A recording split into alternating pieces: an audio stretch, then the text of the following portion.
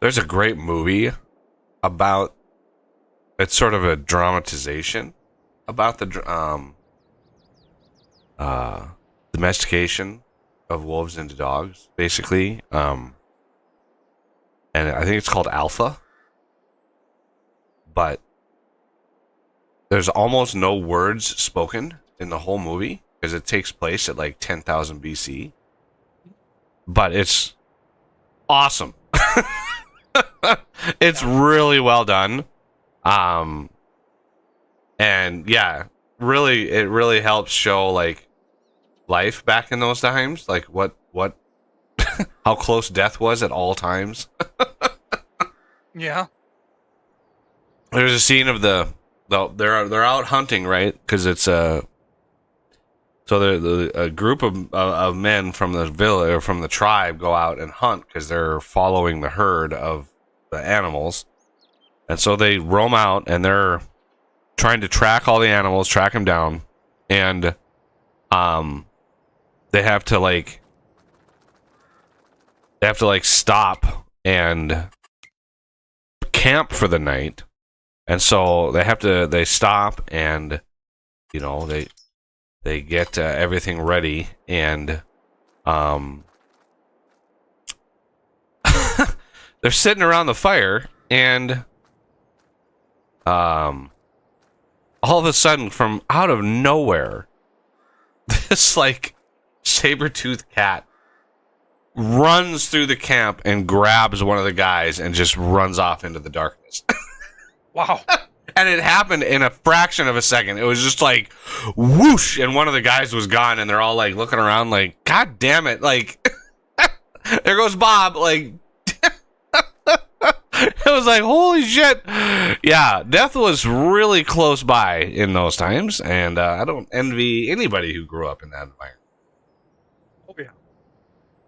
But yeah, it's really well done. And yeah, it's just really a powerful movie. And of course, it's a dramatization because we have no idea the specifics of how dogs were domesticated. We just know that it happened, and this is one of those hey, this could have happened. But anyway, regarding the map here, because I started streaming, I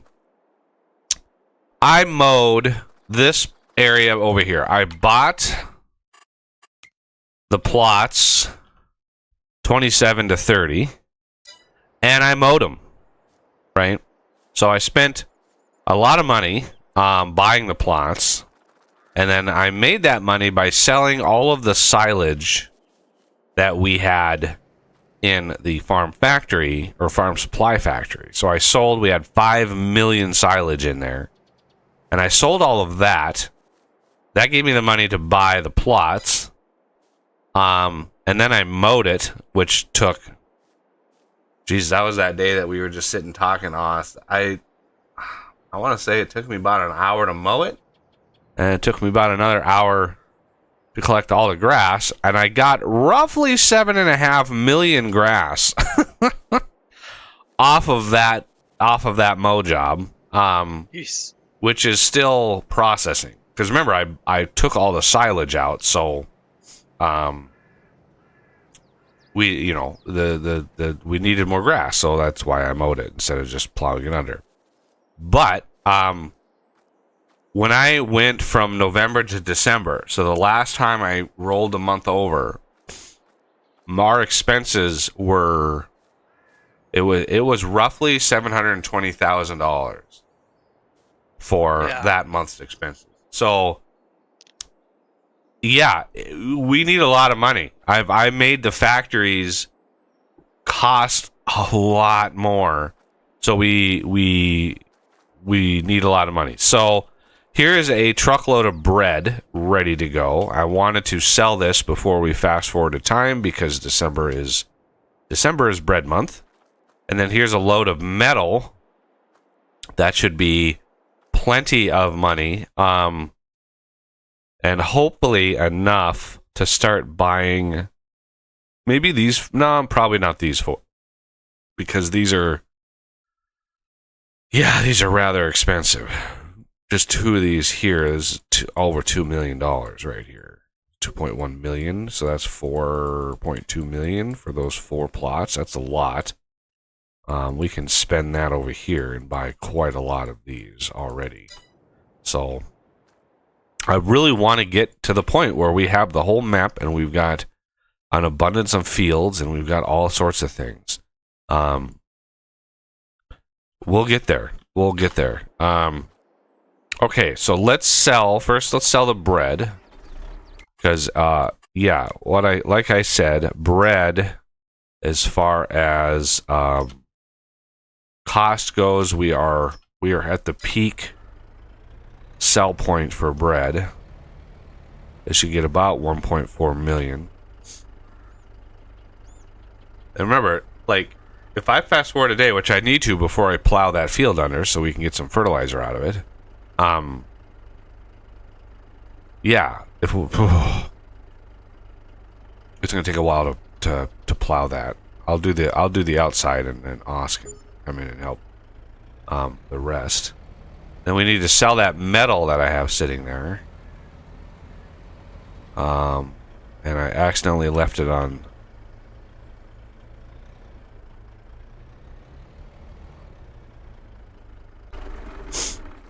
I left it on spawn, so we have. So that was a big oops. 40,000 metal. Metal should sell for quite a bit. The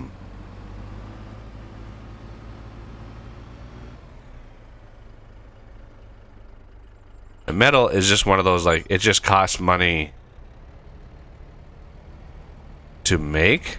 The diesel we've got in droves. And then it's just costs.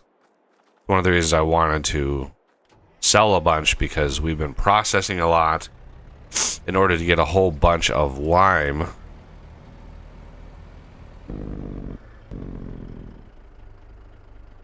Alright, that should be a pretty decent amount of money. So we can sell, or buy, I mean. 38. 39.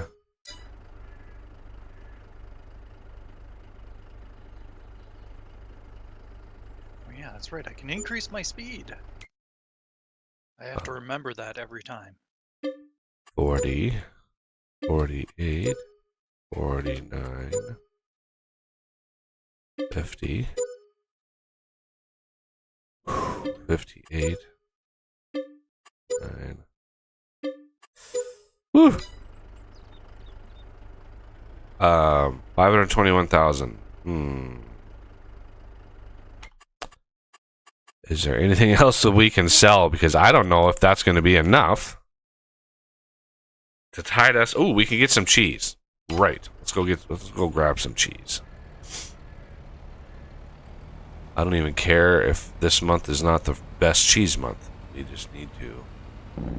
We need to have a really, really, really good amount of money before we fast forward, because yeah, like I said, the last month, the production expenses for last month was over 700,000. All right, so let's pop cheese here. I don't have it being crafted, so let's spawn it in. I don't even know what it looks like when it spawns in.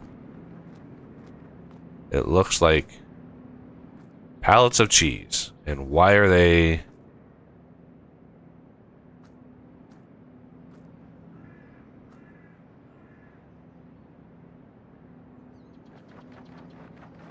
Why did I do that? This is stupid.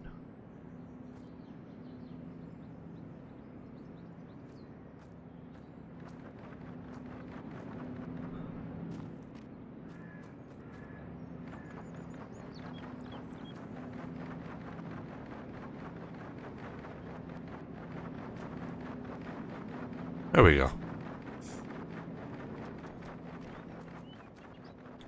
That's a lot of cheese.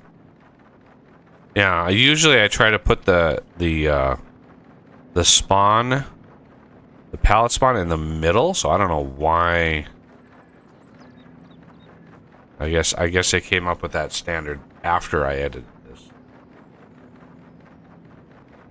If anybody out there wants to know how to edit that kind of stuff, all you need to do is ask, and I can run through how you edit the triggers and stuff of buildings. I mean, I'm sure there's probably some big YouTubers out there that have done tutorials, but one of the things I discovered in for this game at least, it's hard to find tutorials in English as well as without like really thick accents. And I have nothing against like a person who speaks with an accent. It sometimes is very, very difficult to understand them. Wait, I can't sell the cheese? Uh-oh. Oh wait, okay, never mind. I didn't have the trailer highlighted. Oh man, that would have been rough. That would have been rough. If I would have been able to sell that cheese. Like, we gotta eat all that cheese? 1,000,000 liters of cheese? Oof, I may never poo again. Yeah, that would be bad. I need to get a hold of Roto-Rooter. Okay, well, at least that gives us a decent amount to do. Yeah, you can see the expenses here. Production costs. Yeah, production costs high, $1.1 million for that.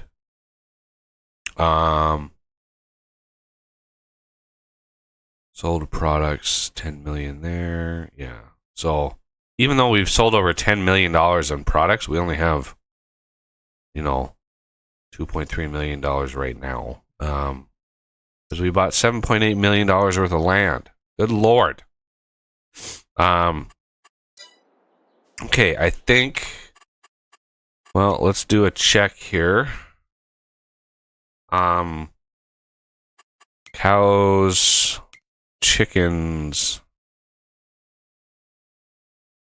I guess I haven't looked at the cows and chickens in a while. What did we plant? I've even forgotten like what we planted. Okay, yeah, cotton I remember. Because I've got the 3 cotton Duvalakis over here, and then this was canola, which is, yeah, this is going to be late spring harvest there. This one back there, this new field that I started, let's call it field 3. So 27 to 30 will be field 3. That I'm thinking we're going to do sugar beets. Because it's a smaller field. Because the yield of sugar beets is insane. And yeah, a large field like number 2 here. I'm basically numbering them in order that we're making them. So the cotton is field 1, the canola is field 2, and this one up here will field 3, and this little one up here with grass is just field grass. It's just grass. That's all that's going to be there. So it doesn't get a number. So yeah, if we did like field 2 of sugar beets, we would be pulling 10 million liters out of this. Like, it would take days to process all of the sugar beets, and we don't need that many. We just don't need that many. But we will need a new harvester, 2 new harvesters, a couple new headers, the beaverator. So yeah, we still need quite a bit of production. Okay, so we want to fast forward a day, so that way when we plow that field, it will give us fertilizer. So let's see how much money that it's going to cost us. there are a couple really expensive production points. Plus, we got to get through sort of the snowiness. Although I do believe I have snow off. So that was only $616,000 in production costs, and we have $12,000 in leasing costs. How is that possible? What have we leased? Uh-oh. Okay, so here's a large tractor that we have leased. 2 large tractors. Okay, so both of the tractors hooked up to the planters. Those are leased. The mower. Yeah, I used that quite a bit, so let's purchase that. The windrower, we didn't really use this. We can pick up, so let's return the Swadro 2000. The FG Swadro 2000, yes. And then the large tractors, these babies are... These would use almost all of our monies. I don't want them to use our money. Okay, let me grab a tractor, and I will do the border of... I'll basically do a route around, do a border of that field, and then Oz can polish it off. And then we gotta decide how we want to handle the new land that we have, because we have an enormous amount of land to then process, and I don't know if we want to mow some of it first, or we don't really need to mow it. Yeah, we do have a grass field already, so we don't really need to. Yeah, and basically, you know, the reason I mowed this plot is because I used all of our silage. Like, I emptied that building out, because I mean it held 5 million silage, so I emptied that building out in order to pay for this field. So I figured, the field can pay for itself.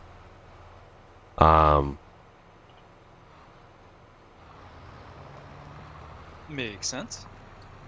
And dollars. Dollars and cents, indeed. I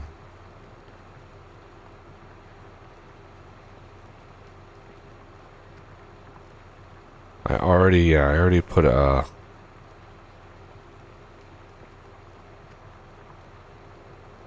Yeah, this plot, I mean, this was a lot of mowing.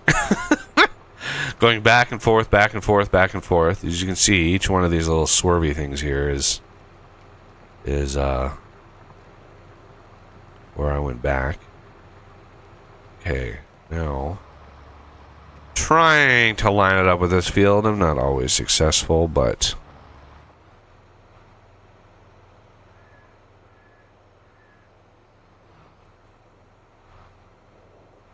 it Doesn't need to be perfect. Yes, it does.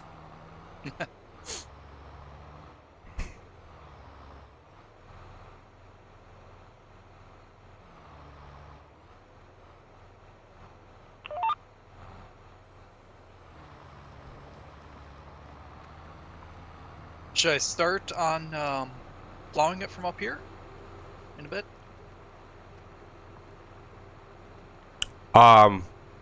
Yeah, as soon as I get about halfway down the field here, because I don't want to be rushed to turn the corner.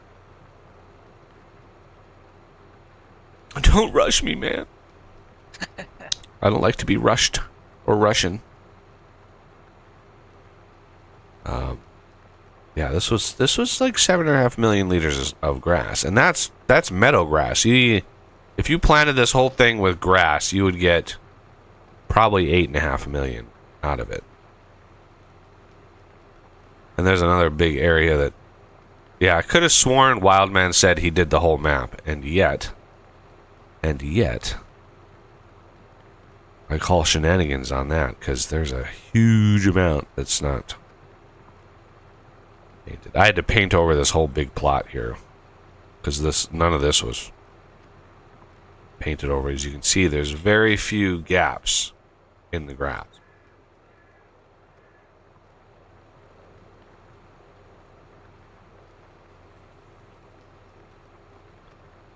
All right.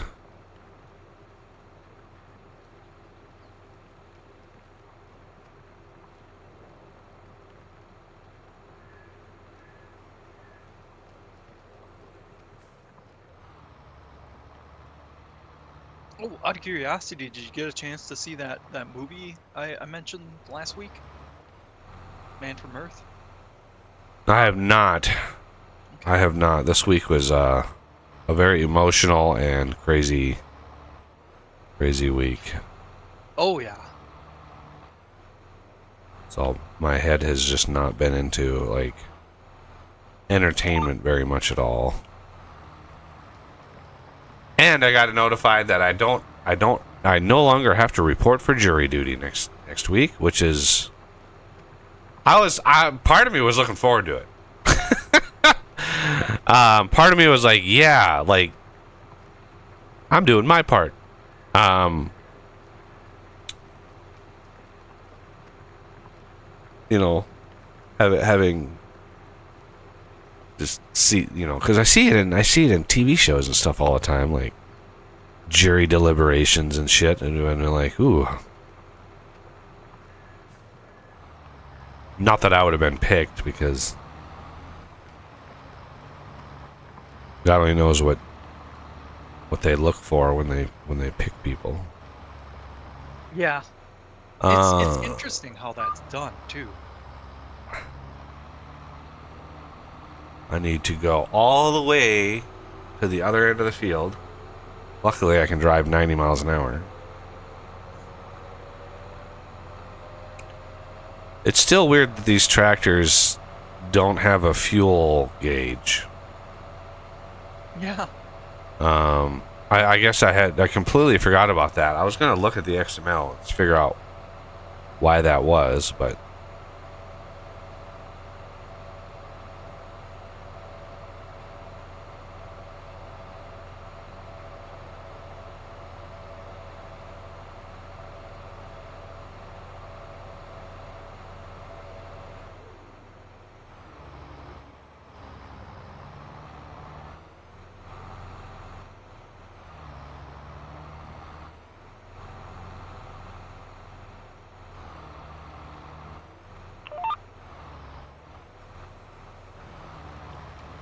there we go.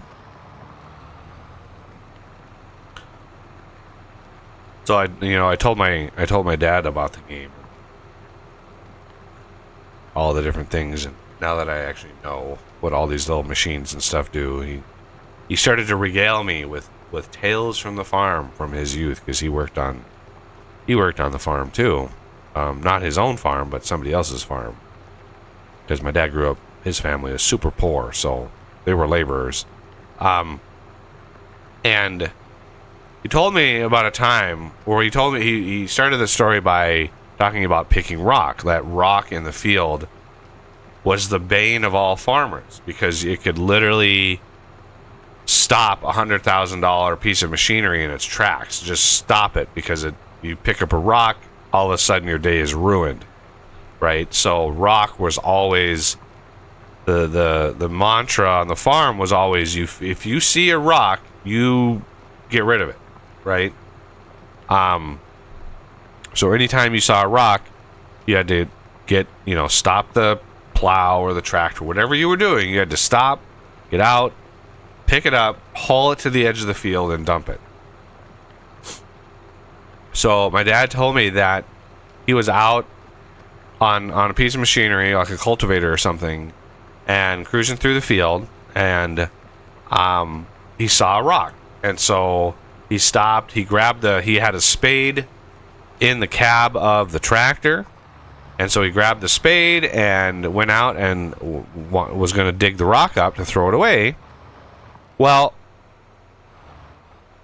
he started digging around the rock, right? So there's this little rock on the surface, and that's what he was digging. And as he was digging, he realized this rock is like bigger than it looks.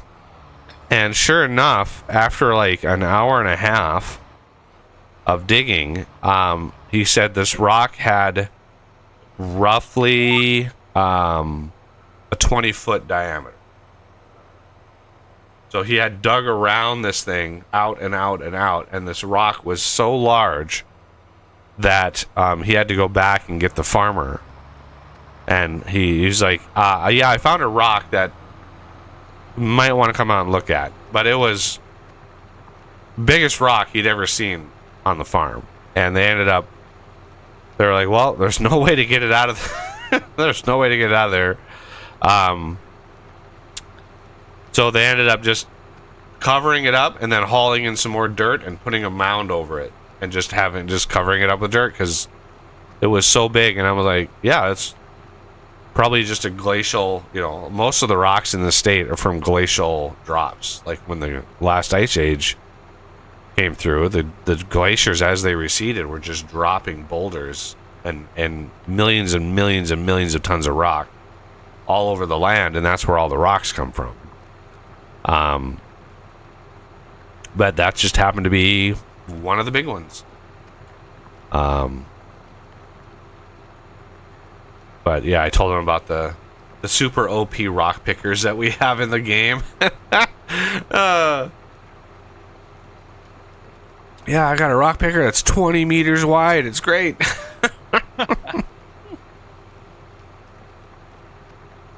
Yeah, the rock problem and many other factors are why when you see a field on a hill, even though it may seem like more efficient for them to just go over top of the hill, they instead will do rings around a hill. Does that make sense? Yeah, so the erosion doesn't take away all the soil. Yep, so it doesn't erode. You get, it doesn't destroy the plants when it erodes. It doesn't reveal new rocks. I was thinking there was another third major factor. Well, going around the hill also helps when you're harvesting. Your header fits a lot more around the hill than if you're going up and over the hill.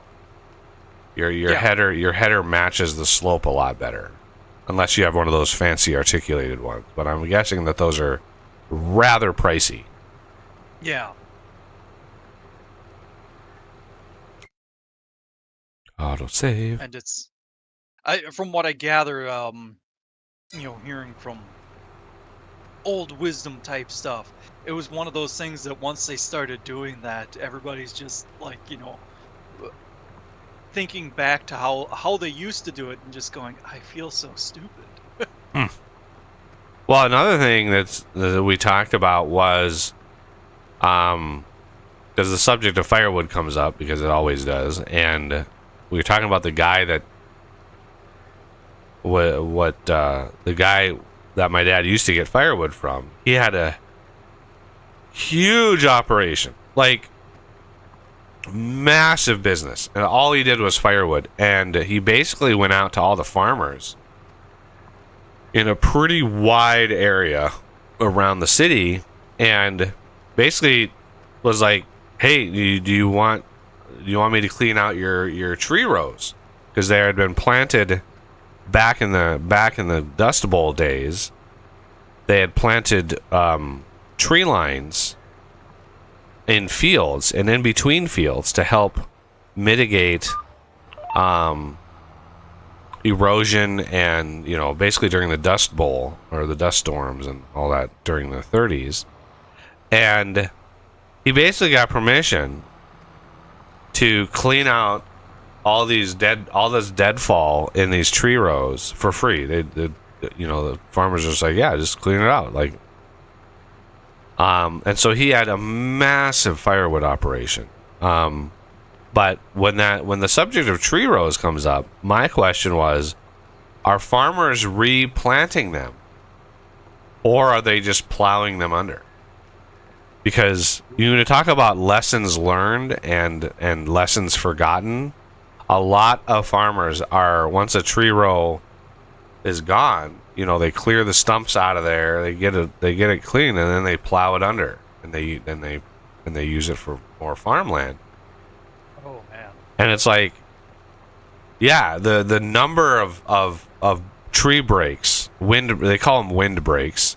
Number of wind breaks has plummeted in this state because they're just plowing them all under.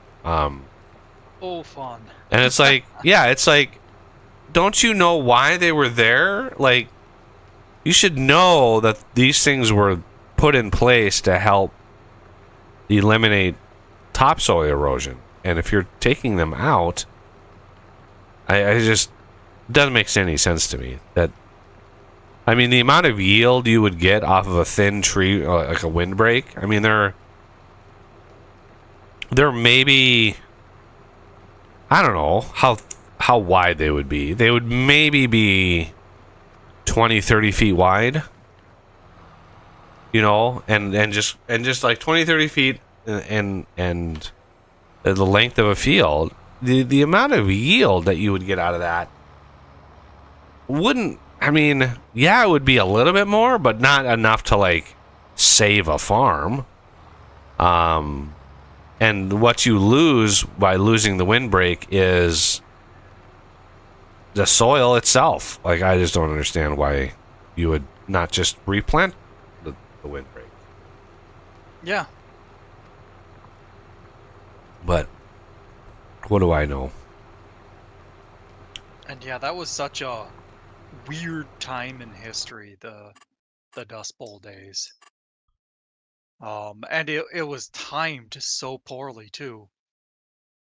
Oh 'Cause man, yeah, it was at the height of the depression. Yep.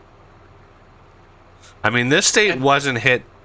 We weren't hit that hard compared to other states. My state was kind of on the fringe of it, so we got, you know, a little bit of it. Nothing like Oklahoma, you know, Nebraska, Kansas. Those states got ravaged during the Dust Bowl. Ravaged.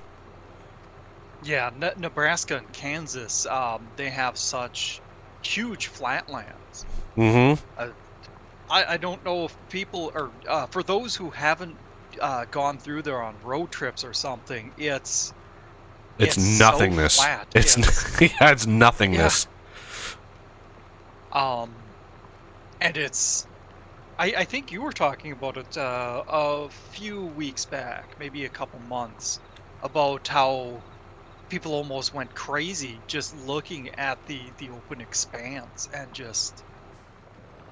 Well, it looks like it never ends. I mean, it's just like this land goes on and on and on, and you're like, what? It's just not. It's like being in the middle of the ocean, not knowing which direction to go. It is that like bland all the way around you in those places. Yep. And if we didn't have like landmarks and GPS, people would get lost all the time because there's nothing out there. It's just mile after mile of flat terrain. Whereas where I'm living, there's actually hills and stuff. Yeah. And you know, the terrain is not perfectly flat, which is nice.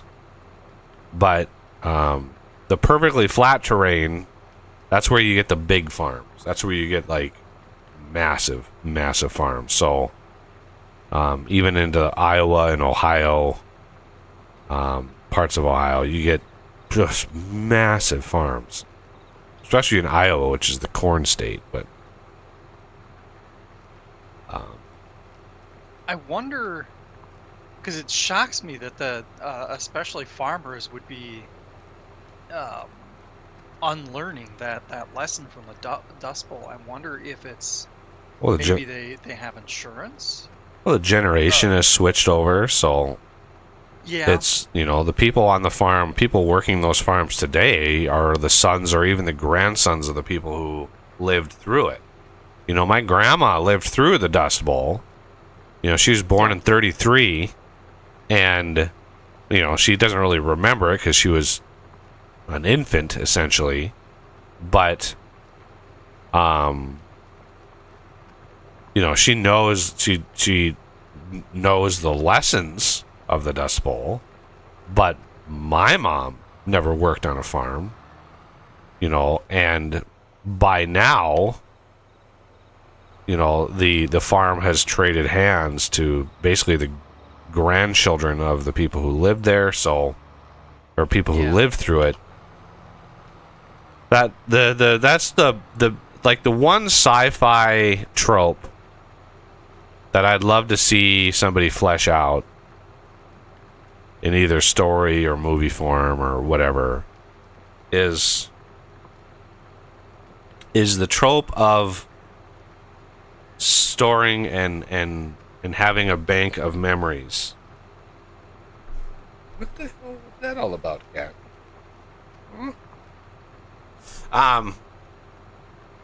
So like all of the lessons your grandparents learned, your great grandparents, you're not born with those lessons. So the human experience is starting from a blank slate and then relearning all of the lessons of the generations past. And I think that is the quintessential gap in human evolution, in our ability to learn from our mistakes and not repeat the past. So even people who know the past still repeat it. It's one of those things that's like, unless you've lived through it and you internalize those lessons, the same mistakes are going to be done again. So I think a good sci-fi trope would be some way of storing and teaching lessons to future generations. So sort of like what they did in The Matrix, where, I know Kung Fu, right? Imagine that sort of system, only instead of that, it's teaching you all the life lessons of previous generations. Your grandparents, your great-grandparents, and that a family would be, the value of the family would be its collection of lessons. So a very wealthy family would have extremely valuable lessons in terms of, imagine the lessons of,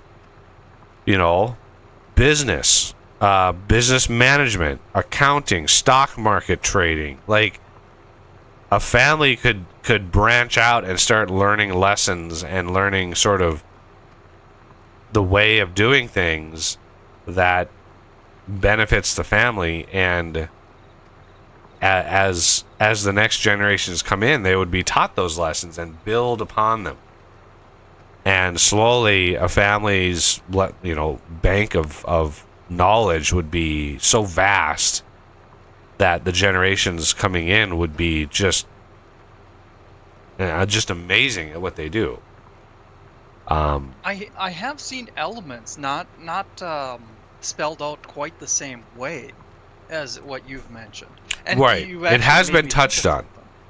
Yeah, it has been touched on a little bit here and there, but not to that extent. If I can add to your little story also, those memories, those or whatever you want to call it, you could actually treat those as a currency. You could. Second currency. It would be hard. It would be hard to know what the exchange rate would be.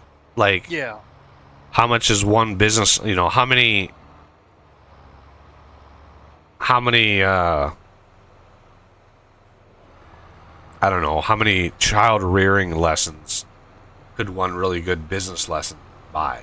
Like, that would be a little bit quirky. And I don't know if it would be like just saved memories, because it could be saved memories. I think.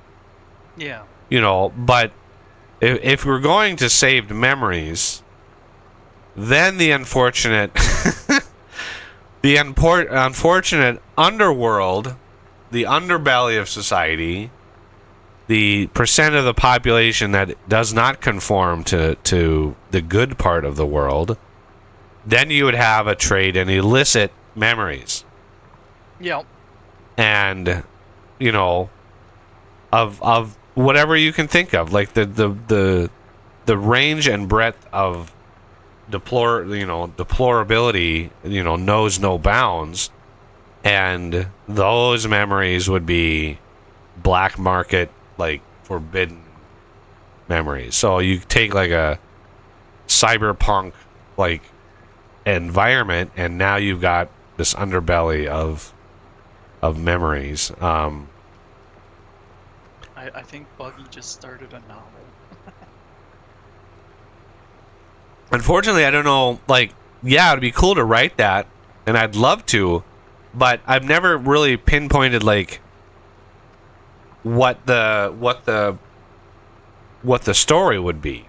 Under what context, right? Which is it's one of the reasons why I love the Netflix show, or the very first season, Altered Carbon, which is based on, I believe, a novel. I believe, if not a novel, then definitely a comic book.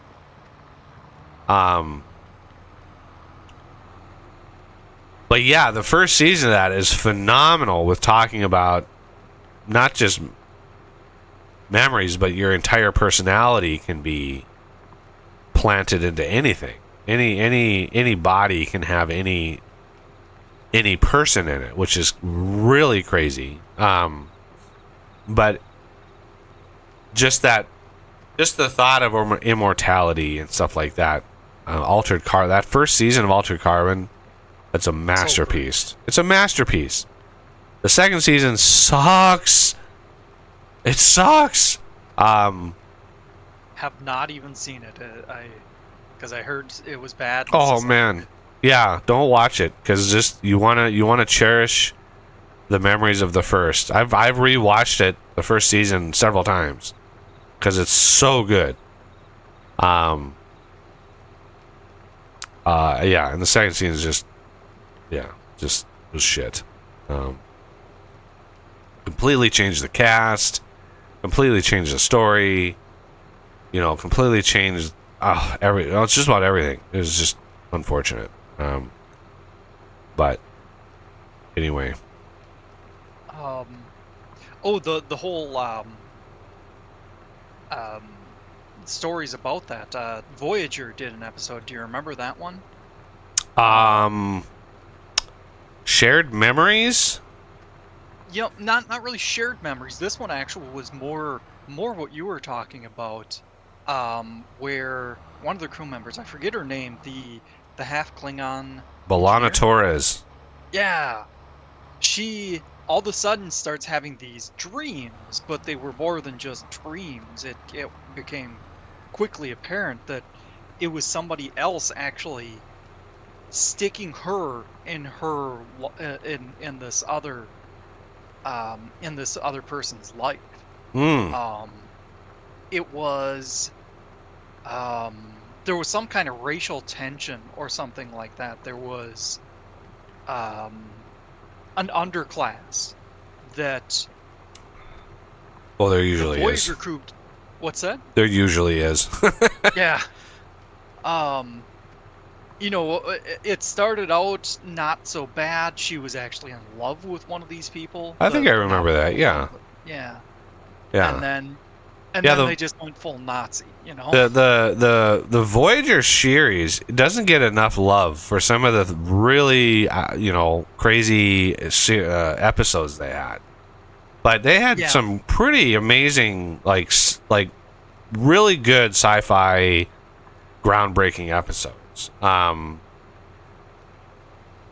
that are just like, oh wow, like that's kind of crazy. And then obviously they had some of their false starts. But yeah, I loved Voyager, and it's been, I came up with that name immediately, but it has been 10 years since I've seen any of those episodes, at least, if not more. But I watched that show. I loved Voyager. But then there was also a movie that dealt with transplanting. This one's more transplanting memories, but also to a degree transplanting personalities. It was a little weird. and they never Well, got into exactly how the tech worked. Go I ahead. mean, the story of Total Recall kind of Yeah. touches on that a little bit, and the original Total Recall with Arnold was good, and it was great for what it was, and the new one with Colin Firth is an okay version of it. I hate that it wasn't on Mars. I hate that it really didn't resemble the original at all in terms of what the original was. Yeah. But They should it have did named it. it something The new else. one did include a woman with 3 boobies, and that everybody who was a fan of the first one was wondering if the new one was going to have a woman with 3 boobies in it, and sure enough, they put it in there, and I was like, yes, now it's complete. It is a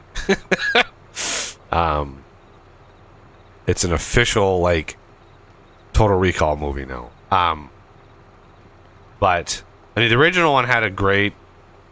It was just really well done. Yeah. But it included like the subtle implanting of memories, implanting of like this is your vacation and this is what you do, and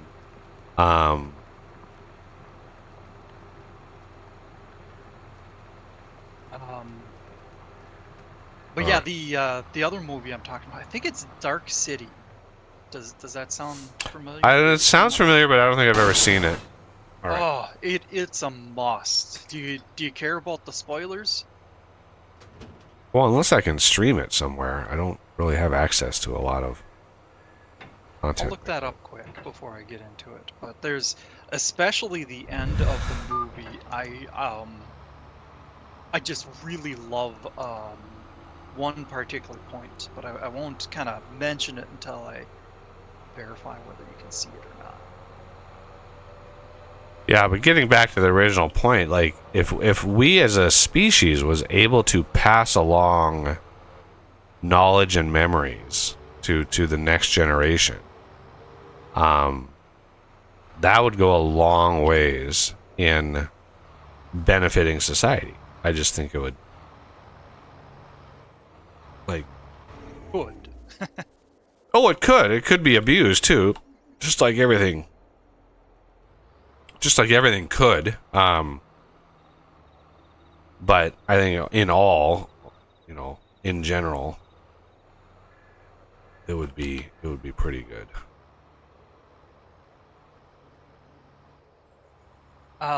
So yeah, I looked it up. Dark City's only on Prime right now.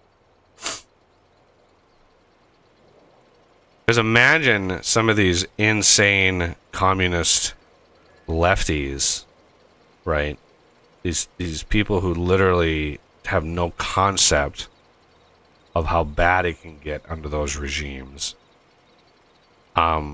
Imagine them implanting memories of the pain and suffering from the Russian front and from Stalingrad and all these like Right. just like insane systems, and anybody who right now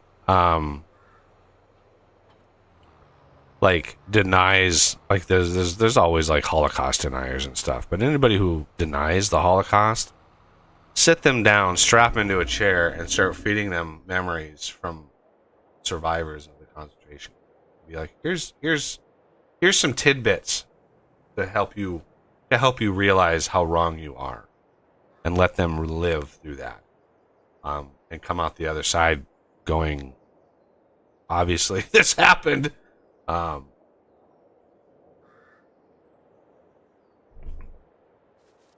Okay.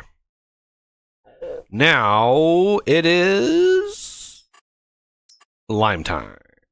Yes, lime time.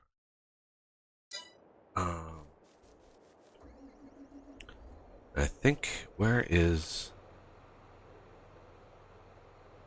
I have my lime in a couple different places. Fortunately.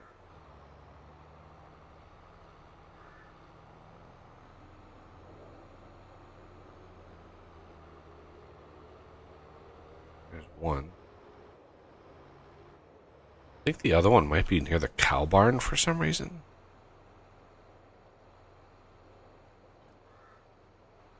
Alright, let's top this off with 500k. Not that we need it, but...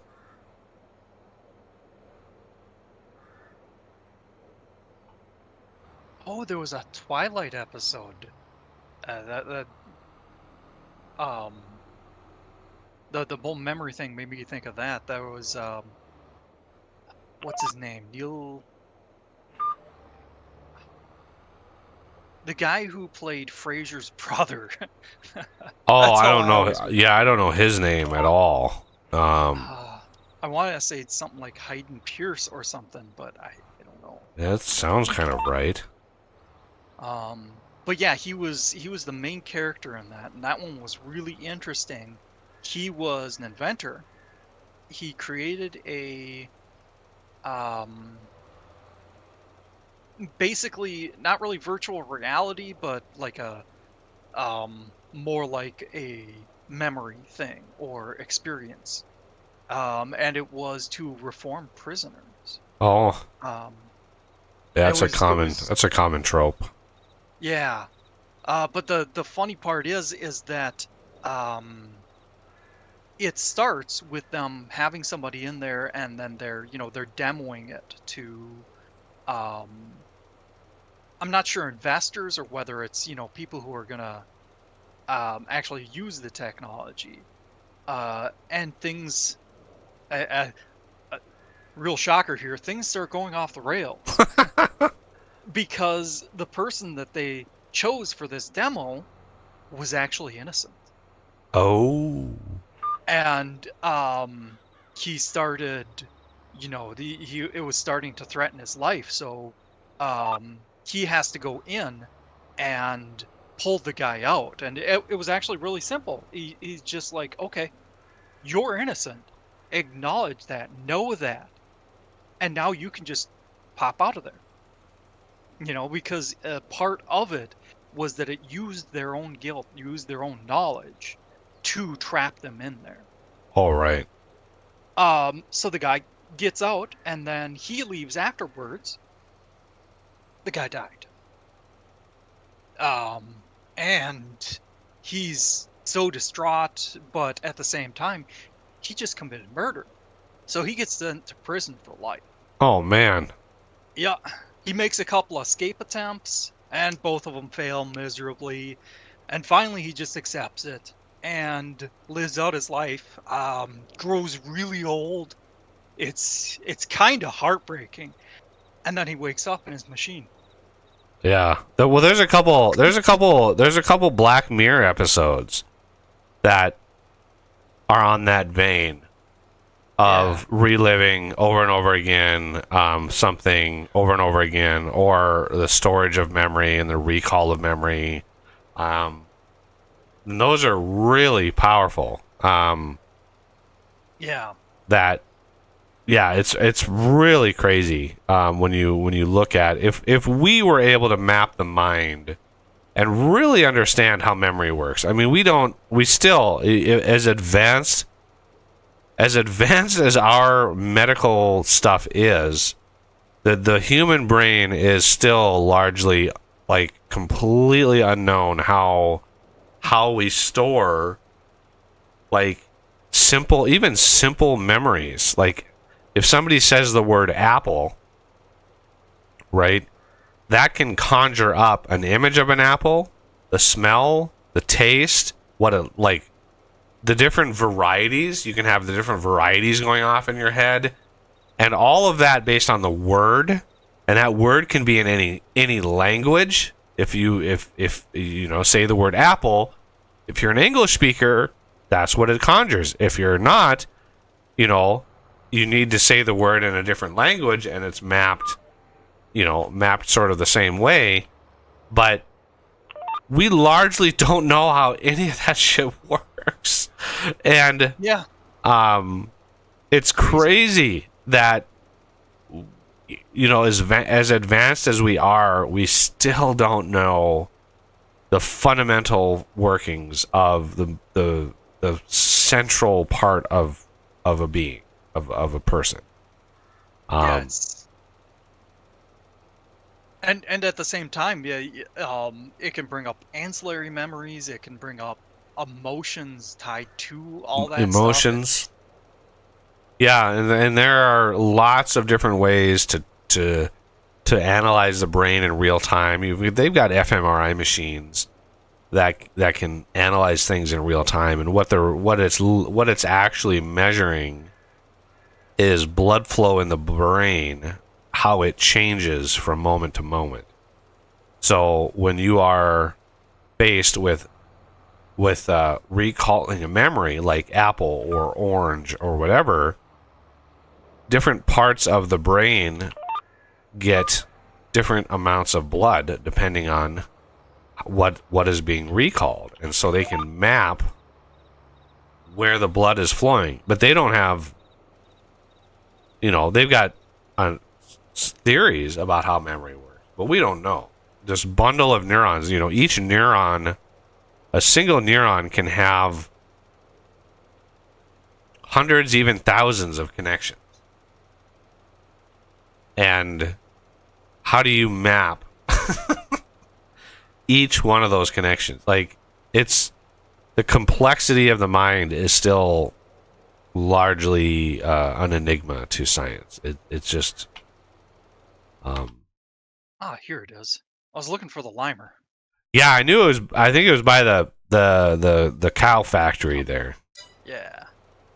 All right, that worker has been hired. I mean, at this point, there's probably not much reason to, but yeah, something to do. There's always reason to. That field is a lot bigger than you think it is. Yeah. Brain control interface has made pretty significant progress, but yeah, there still is a ways to go. Well, they're not. Brain control is based on like just finding pattern matching, right? Thinking the word up over and over and over again and mapping what that means. Yep. Right? They don't actually know how it works. It's just that it does work. It's like, so recording memories digitally is a long ways off. Yeah. Although it could be just a few breakthroughs and boom, it's there. Right. I mean, one of the reasons altered carbon was so cool was, that chick invented the stacks based on some alien tech, and it just was implanted when you were like 1 year old, implanted in the base of the spine, and it became the basically the storage center for everything you knew, everything your entire consciousness sort of part of that. But yeah, I just think that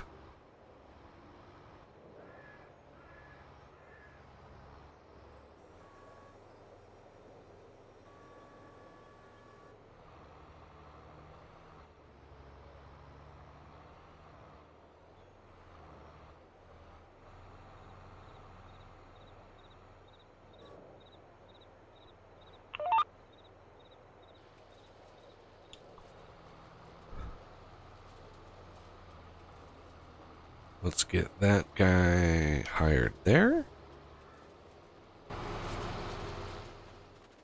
All right, where's that other? Okay, he's got that other one going. So let's get the.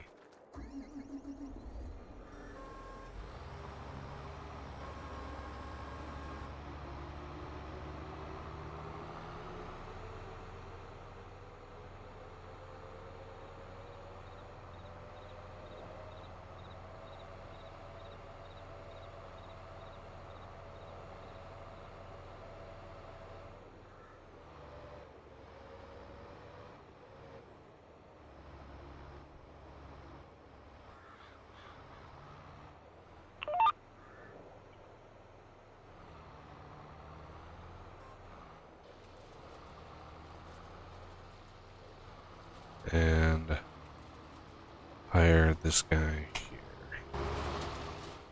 Okay.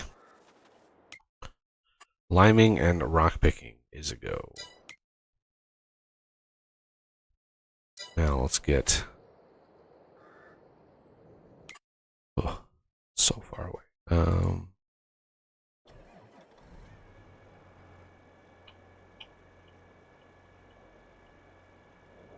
Sugar beets.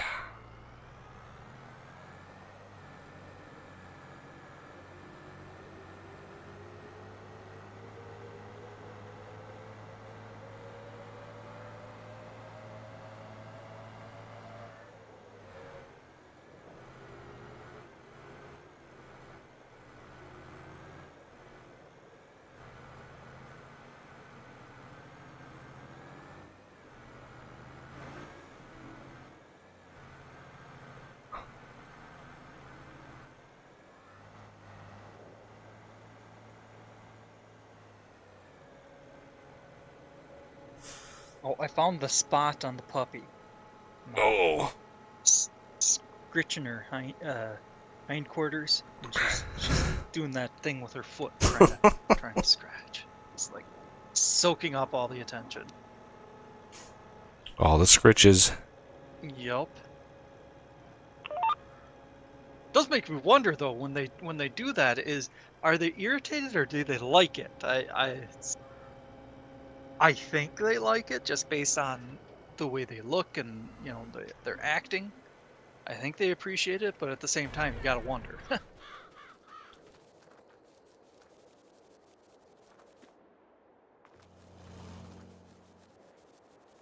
For now, I'm just going to manually watch the lime process. But if you need me to perform some other task, let me know. Well, we gotta.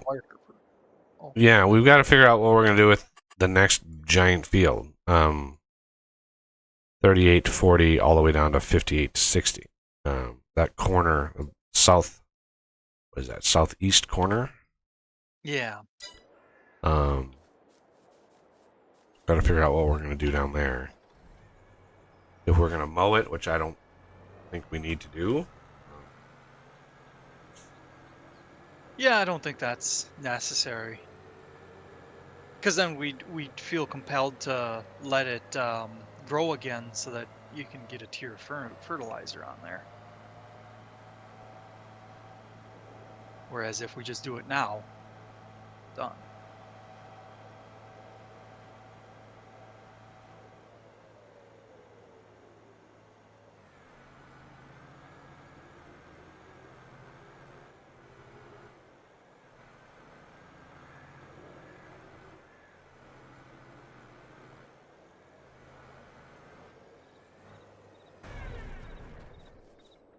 Okay. Feels almost like I'm coming down with something, but it's difficult to tell around this time of year because things are starting to get cold. So it might not be that I'm feverish. It might be that it's just chilly and I'm warming up. Yeah.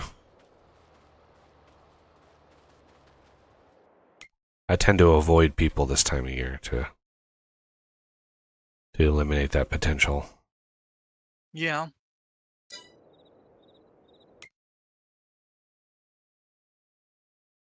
The buggy and the plastic bubble. Well, it's not that. It's just... Oh, yeah. It just popped into my mind. I had to share it. Being sick is no fun. Yep. And I don't have anybody around to take care of me. So... It's been a few years since I've been really sick. The last time I was sick, it was with the beer flu, and it was only a couple days. I lost my sense of smell for a couple days. I was a little stuffed. My sinuses were stuffed for a couple days, and then it disappeared. So it wasn't anything close to what other people have mentioned, and how severe it was. So I don't know if I just got lucky or what, but Yeah. It seems to affect people very differently. Yeah. Did you only contract it the once? Yep. Wow. I think I've had it 3 times. You know how much I get out. Damn. Well, you're with your dad, and your dad gets out, doesn't he? Not much. Hmm. I mean, he's retired. So he does shopping, and beyond that, he doesn't get out a lot. Hmm. See, I'd have to say like one like big grocery trip a month, and then um every week, little supplies here and there, and maybe another trip throughout the week, like uh, calendared. I can't think of the word. Scheduled. Yeah. That's better. Well, it's definitely certain times of the year. So, while yes, you can catch something anytime. Typically, it is, late fall, early spring is when you're most likely. So that's when it's the worst time to be. That's the worst time to go to Walmart and stuff like that. So I'm usually very cognizant, and I sort of developed kind of an obsession with washing my hands anytime I'm out in public. I wash my hands when I get back home right away. I walk in the door, whether it's getting groceries, I bring in all the groceries and immediately scrub my hands. And that, when I started doing that, that really largely impacted how often I got sick. Like it almost eliminated it completely. So yeah, washing your hands after you're out in public is it's a big thing to do. You just got to be careful not to get obsessed with it. It's really easy to become hypochondriac. You don't want to do that. You don't want to go overboard with it. But yeah, just wash your hands after you come home from being out. Just wash your hands with soap and water, and yeah, it's amazing how effective that is at preventing yourself from getting super sick all the time. All right, we got solid fertilizer. This is something we can sell, I believe. I remember seeing wouldn't call it a meme, but it looked almost kind of like a meme, where contactless urinal, contactless soap dispenser, Oh yeah. faucet, dry your hands, all of that contactless, and then it shows the door with a handle. Oh yeah. Yeah, in situations like that, I'm always opening the door with a paper towel. Oh, me too. Or my shirt. Like I put my shirt on and I open the door because it bothers the hell out of me that everything is motion activated except for the fucking door. And it's like, Jesus Christ, you really think everybody is is washing their hands when they leave here? It's like, no. Right. Little kids definitely don't. That, or if they do wash their hands, they quick rub their nose. Oh yeah. And scratch their butt. A lot of times they can't even reach the sink. Like, you get somebody who's 8 in there, they're not gonna sit and wash their hands. I don't care what they're taught at home. It's like, so yeah, the door handle is always the worst possible thing to touch in a situation like that. And it's always like, I'm waiting with bated breath for Star Trek style doors, right? The ones that I know grocery stores and shit have them, but why aren't they everywhere? You know, why aren't they in public bathrooms so you don't have to touch the damn handle all the time? I like bathrooms that have. Oh, cough. I ate some mixed nuts earlier, Oh, so I have little particles that'll every now and then fall down and scratch my throat. he's eating the Um, nuts, everybody. All right, I want some. Where's my? Damn it! Where is my thing? Google. Where? Oh, where?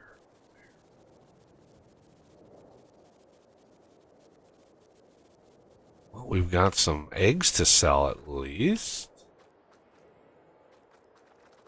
All right, where is my other Unimog with the tank? Dang it! There it is. Found it. Yes.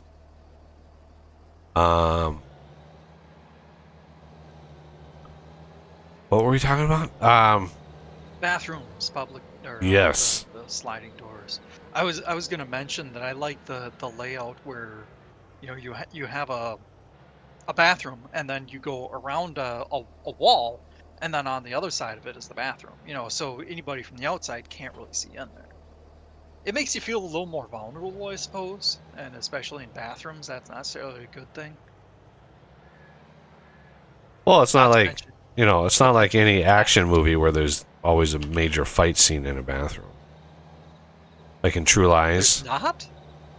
Remember the fight scene in True Lies when they're fighting in the bathroom and there's that poor guy right at the end who's sitting on the toilet. And he's just like, what the fuck just happened? I like the Austin Powers gag. Oh my god, what did you eat? I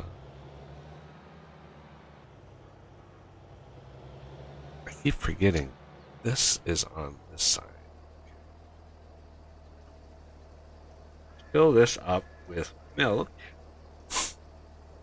What, 300,000 liters of milk? That's not bad. Now, where's my slurry? Damn it.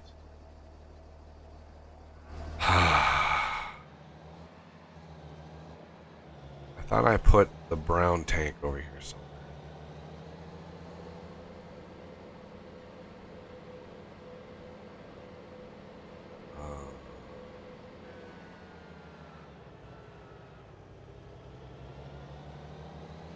No, I was an idiot. Put it over here. That's like the wrong place to put that. Alright. Dairy.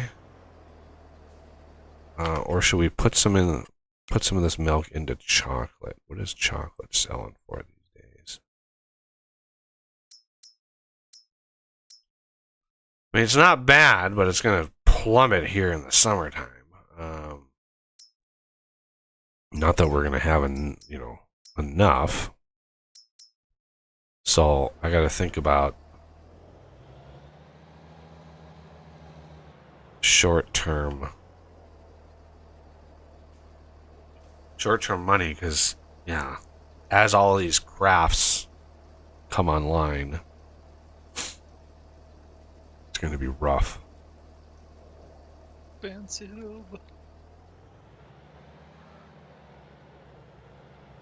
So we'll leave this trailer right by the milk. Should I put this by the cow barn again? No, put it by the lime Okay.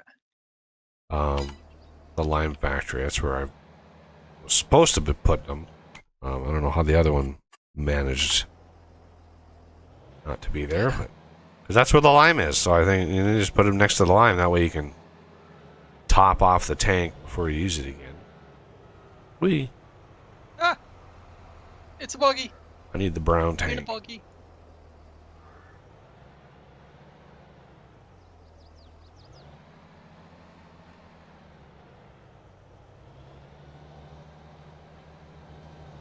So let's go get some liquid poo, which is just disgusting.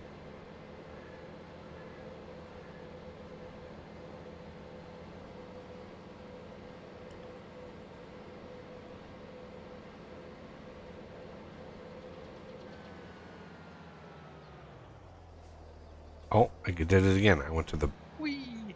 wrong side of the building. Wow. I was even staring right at it, and it was like the wrong side of the building. That was nice. I flipped this thing like 3 times.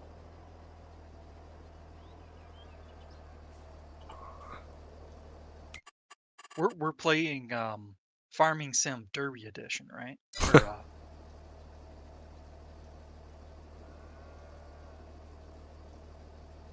This is a lot of pee.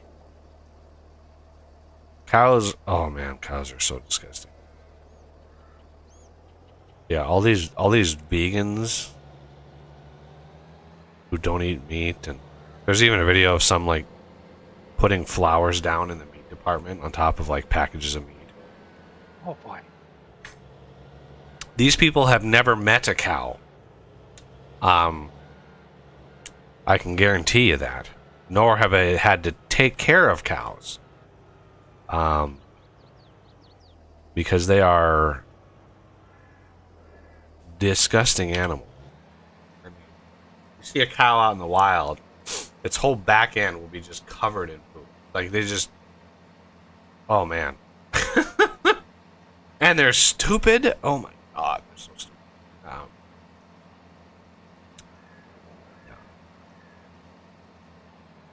Okay. There we go. Now I know why the slurry tank is out here. Oof. Let's put it back. That was 900,000 liters of pee. I'm pretty sure that's what slurry is. And there's a bunch of manure we need to pick up too. So if you want to work on that, grab a forage wagon and either fill it up the slow way, or because what happens with the visual side of things, what's weird is you can bring the forage wagon and pick it up off the ground, but visually there's not 816,000 liters, right? So 816,000 liters, visually there might be 200 300,000 liters here. So you pick it up and then bam, it'll reappear. The whole pile will reappear because there's 800,000 liters that have to be unloaded. So it is a little confusing. Or you can just park it and pick it up with the dump site here. But this is one that I haven't modded. I think this is a vanilla manure or vanilla placement. They still have 264,000 liters of food, over 2 million liters of straw, which is just fine. But their food is amazingly, like, I can maybe pick that up in a little bit, but I'm finishing off the line work. yeah, that's fine. And we're not in a hurry. It's just, Yep. It's going Or through. just let you know. All right, so let's continue with bread. Making of the bread.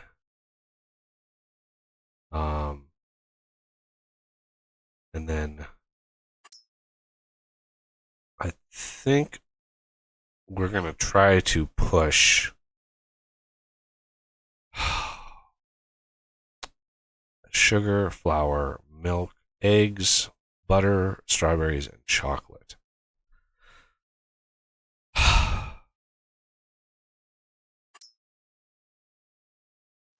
I saw an ad this morning, and yeah, this is popping out of nowhere. For the Blue Man Group, and I can't remember the last time I had even heard of them. Wow, it's some kind of surprise they're still together. Yeah. I thought they had broken up because they had a Vegas show for a long time. They had an ongoing Vegas show. I even have one of their concerts on DVD. I love the Blue Man Group. Interesting. All of their invented the PVC pipe drums that they just sound so cool. Yeah. Really unique. Like There's nothing that sounds like that. And they did such a great job of putting it all together. I mean, not a huge fan of the whole like Blue Man thing. Like, I never understood why that was a thing. I'm guessing it was just a secondary hook. Well, sure, it was. It was just like it is what it is, right? It's not a. I mean,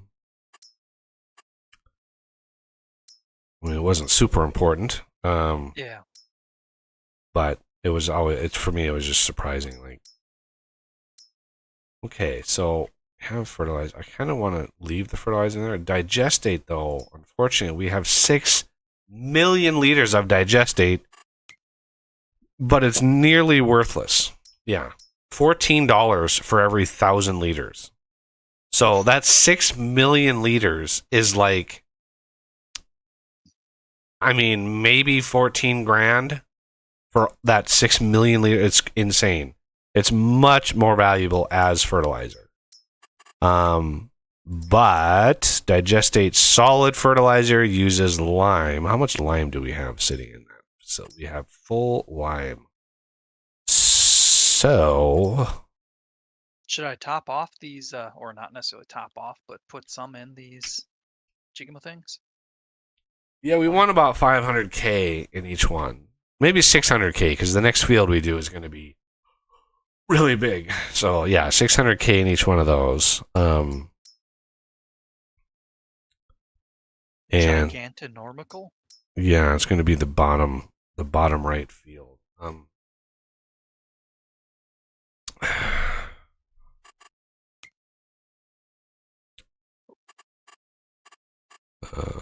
Let's save the game just for reasons. So Raisins. the only problem is a solid fertilizer, it is less than half of the digestate. Whereas the liquid fertilizer gives you twice as much. Right? You get twice as much. So if we look at the difference in price, solid fertilizer $1,600, liquid fertilizer $1,200. Remember, you get twice as much liquid fertilizer. So this would be $2,400. This would stay the same, $1,600. So it is still better to sell the liquid fertilizer. Right. It's just that the tank, right? It's there's only 500,000. So it's going to take a couple. It's going to take a little bit of effort to fill that tank up and process some of that digestate. So we happen to have a tank for that. I'm going to take this, since we don't need a blue tank. I want to customize this. Fertilizer, red? Yeah, how about red?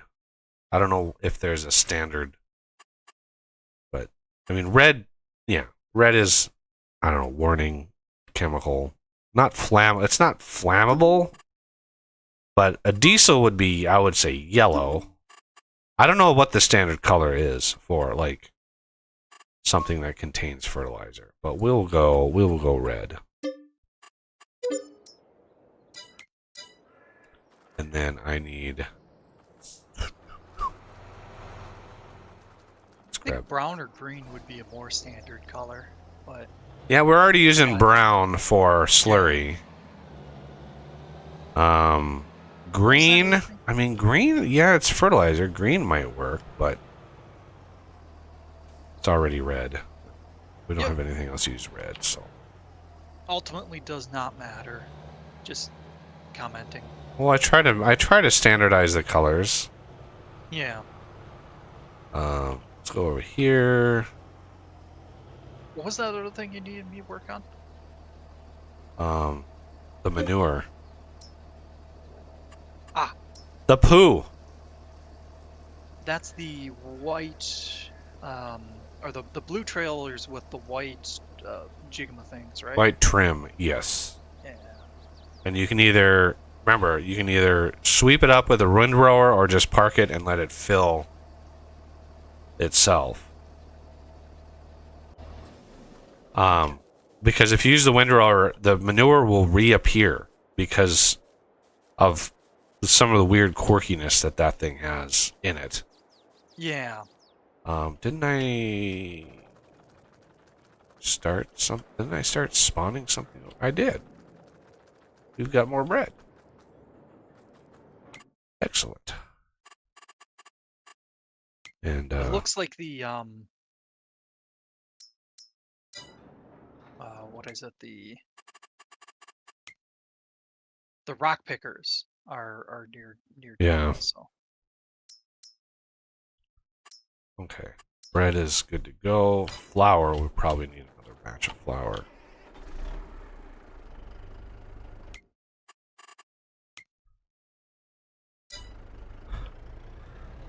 Let's go sell this so we make sure we have enough money for the next month.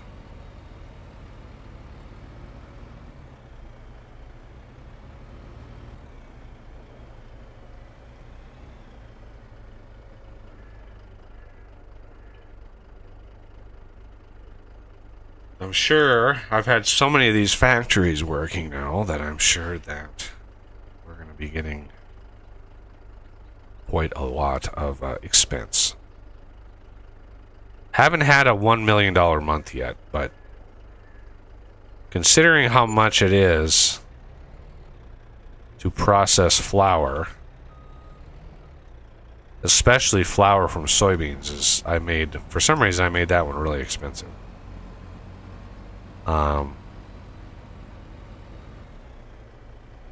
Where do we want the manure to go?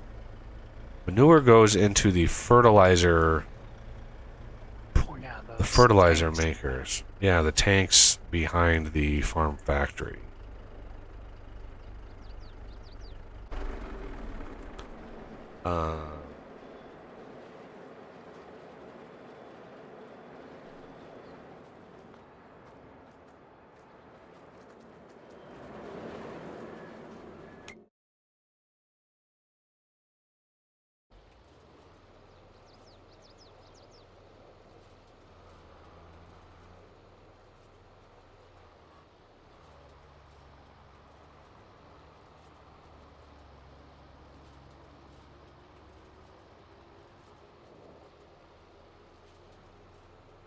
I think I have just enough time to do this, and then I'll take care of the rock pickers. Well, this one's probably going to come down. Yeah. So the J will loop back up. That will end J's career. And then when J's on the other side of the field, on the west side, it can clean up the west end. And then the one I'm in, which I don't know what, I maybe? I think this one's I. Yeah. This one has to go down the field once more. Once he's down on the other side, on the east side, he can go and run down the east side border and clean up that line. Because there's little bits and pieces they miss. And while it's not vitally important that they hit them, it's nice to get it all evened out. So it's the whole thing is nice and clean. Get it all on the same page. Yep. Make it process nicely.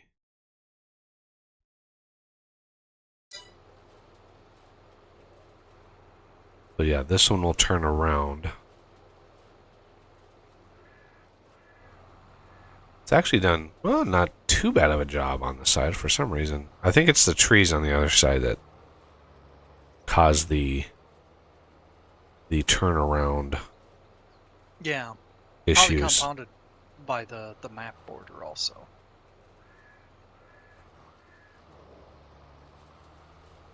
But yeah, luckily these won't hit one another, so they're fine. Play chicken.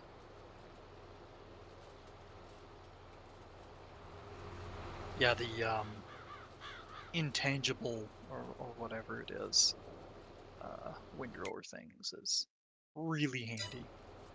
Yeah, both the rock picker and the forge wagon are like that, and it's nice that they don't have collision detection. I mean, it's just a flag in the i3D editor, so pretty easy. Yeah.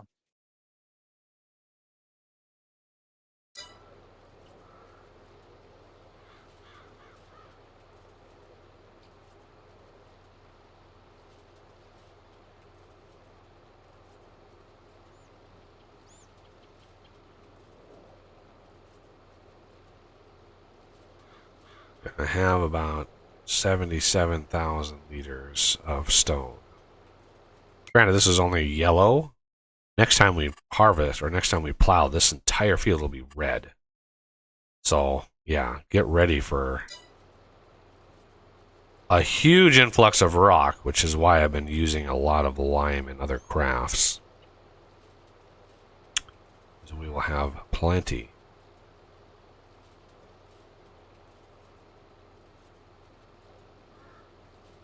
Oh, there it is.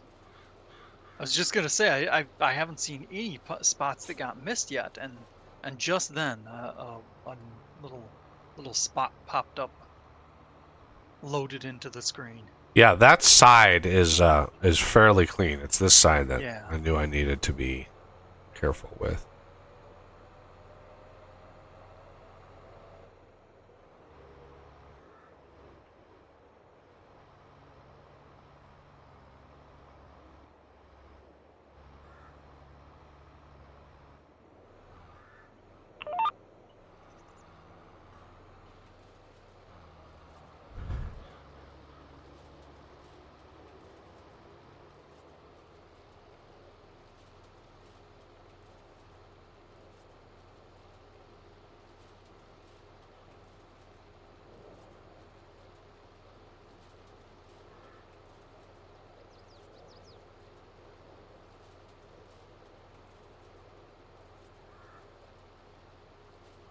Where have we been parking the windrowers? The stone picker. There's already a couple stone pickers out there because we have 4 of them. So this field just wasn't big enough for. Yeah. This giant field wasn't big enough.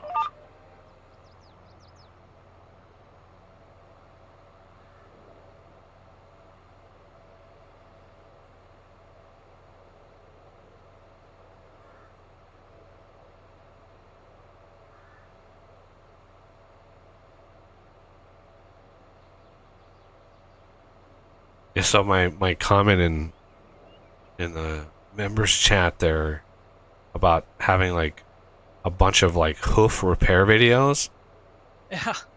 Like, I don't know why these started showing up, but I look in my keyword, you know, because on the top of YouTube you have all your keywords that it's literally filtering and limiting your searches by, you know, past videos that you've watched. And I've literally never watched one of these videos, but for some reason the term horses was in that keyword, and I don't know how to get I don't know how to get rid of those keywords that are in there. It's like I don't want horse videos, please. Can we please like not have those? But I think there's options under your Google account for not necessarily removing specific ones, but for purging all of it.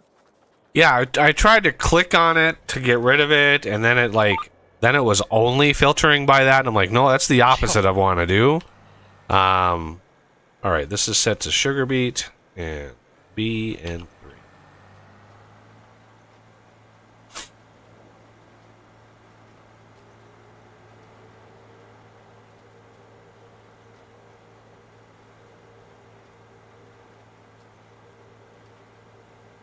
All right, we're gonna need to buy the beaverator.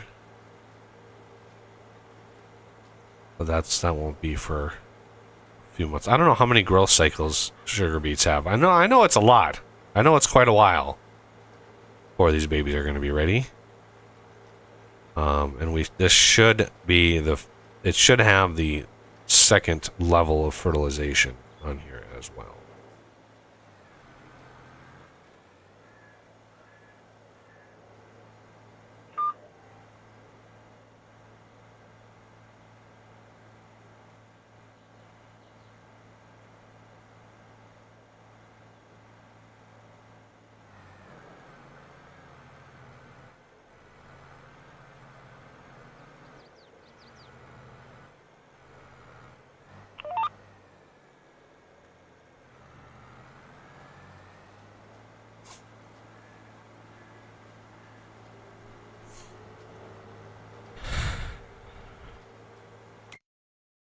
Yep, there's the second level.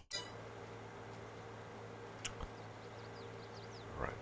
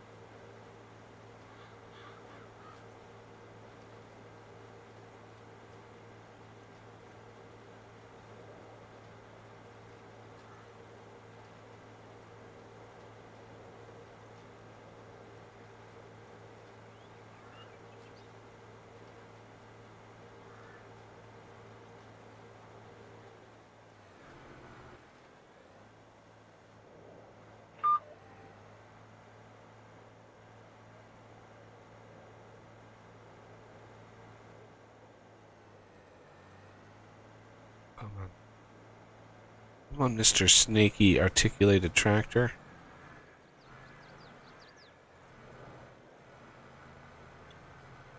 There you go. There you go.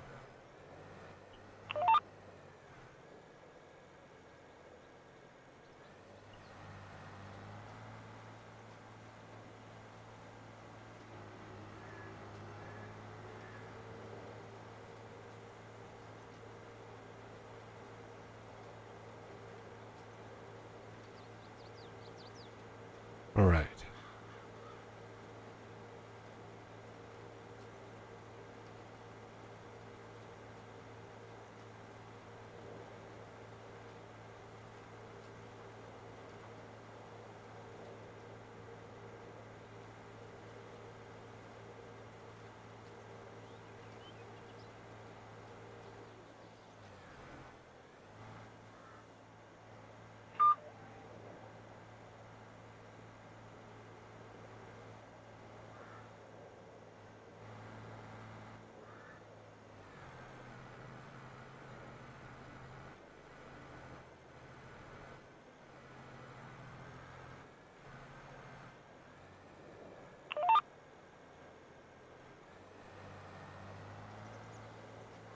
Hire worker.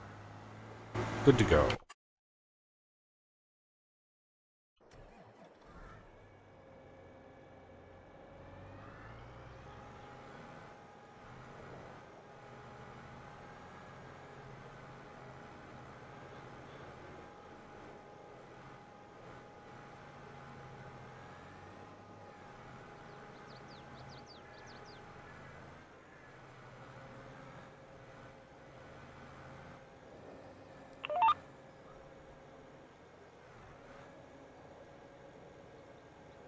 Now these are probably going to finish pretty fast.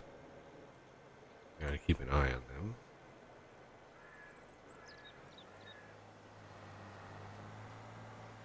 And Hayolaka.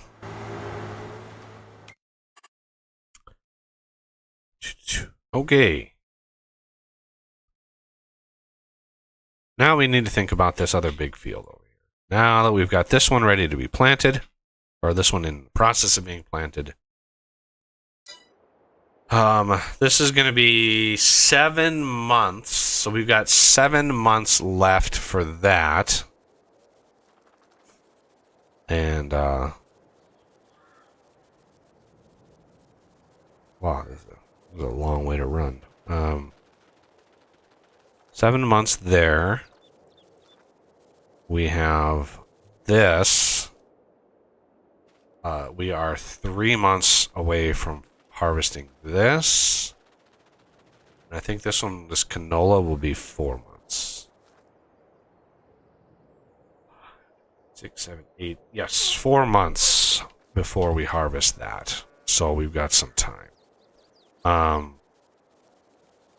Of course, money-wise, I'm hoping we have enough.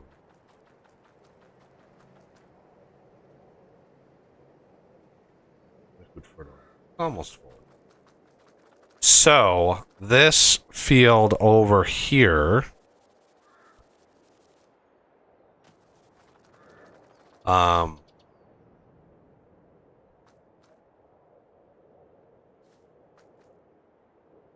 what should we do? How close to the road? Because I want to use this area in here for grapes. So this area up here will be for grapes. However many grapes we have, sure.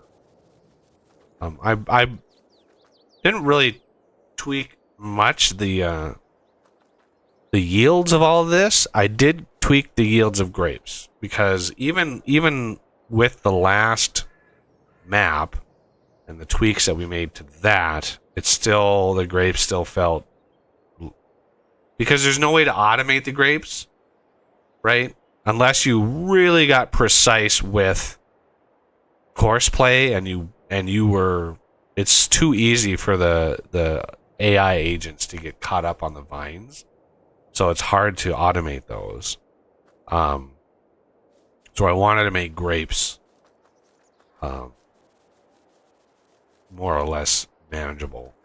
And we have all of this land up here we could use for grapes as well. So maybe instead of using this area down here, maybe we should use this area over here and offset it from our factories a little bit. Yeah, maybe that's what we should do. I would literally start on this border over here, though. I would start on this border and work backwards, that way giving more space. I'd figure it to at least start over there. Not literally. Literally. Okay. So, let's get... I'd love to know how...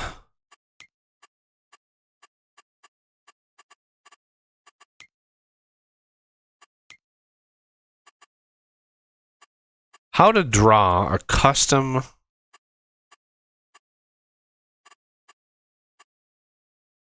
grass field. Create new folder. Field 4. Open course editor. Target location is not a course. Change mode.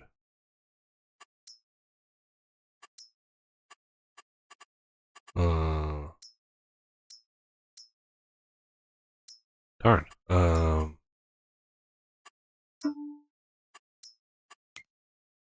How do you draw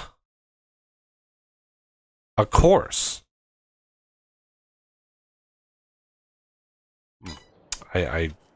I see that Not Farming Guy do it all the time. He could probably have a master class set of tutorials for courseplay, because he uses functions in courseplay I didn't even know existed. Yeah, and he draws all a bunch of custom, he just clicks, click, click, click, and he draws the course, and then he can build the course without actually having the field there. I have no idea how that works. So course play, yeah, I don't know.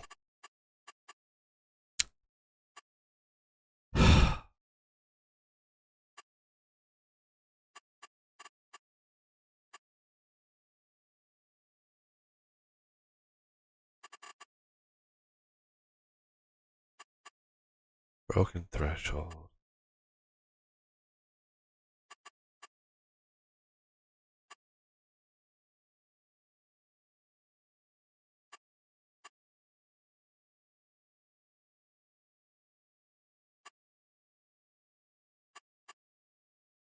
Show courses on the minimap.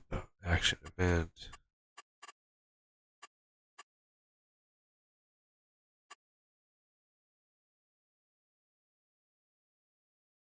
I don't know how to do it.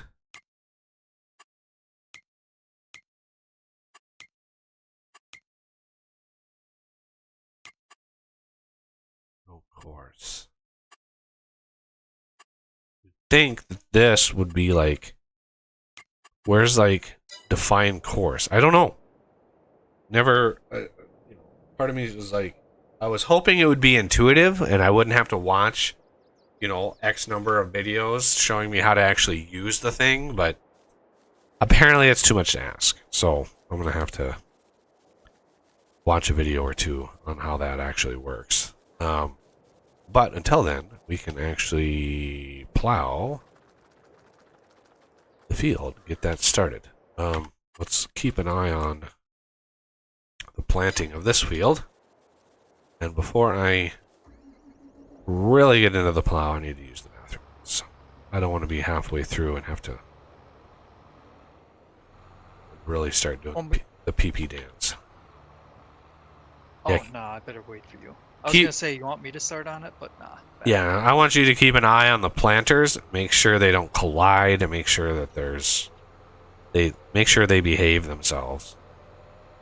Don't collide. Where's the fun in that? Yeah, and if the last remaining strip between them is this thin strip, you can grab the other planter. We have a 1775 planter, 1775 NT.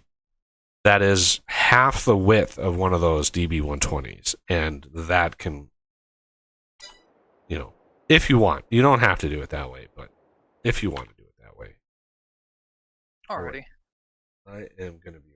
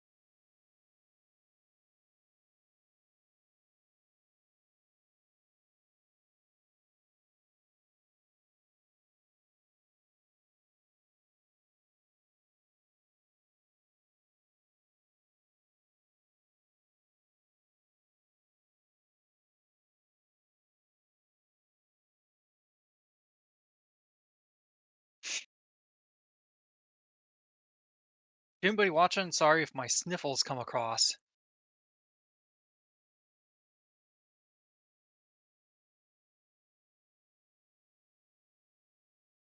Oh, he's back. I gotta stop talking about him. Stop talking about me. Yeah, I can't be saying all these good things in front of you. You might get a big head. Not possible. All right.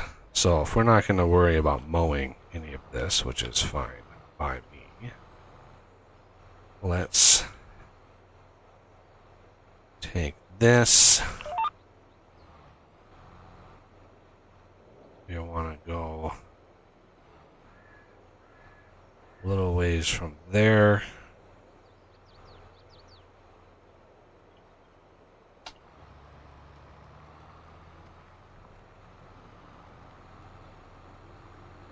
This is going to be a massive field. Truly, oh man. Damn it.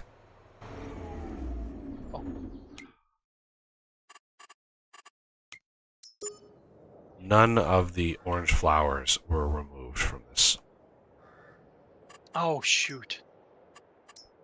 I could have sworn Wildman was like, yeah, I did the whole map. And it's like, I honestly don't know what he actually did, because every time I've gone to, like, every time I've gone to do this, it's like, I'm seeing, there's just literally, like, I think I'm just going to not care, because this is like an hour of me painting grass over this field. So, because this is a unbelievably large field.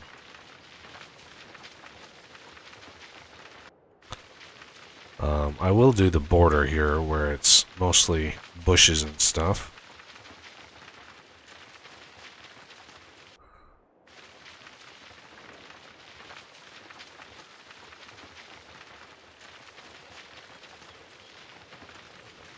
Yeah, I don't honestly know where he actually did it. Maybe he did just the northern. No, that's not true.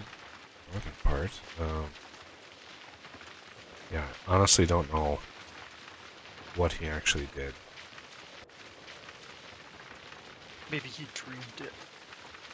Yeah, I honestly don't know.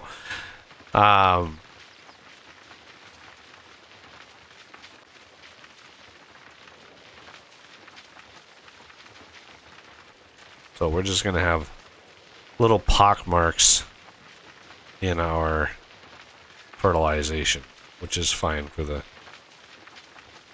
field this size. We're gonna be pulling millions of whatever it is we plant out of there, so it's not like we're gonna be short anything. Why, pray tell, did that not plow? That's weird.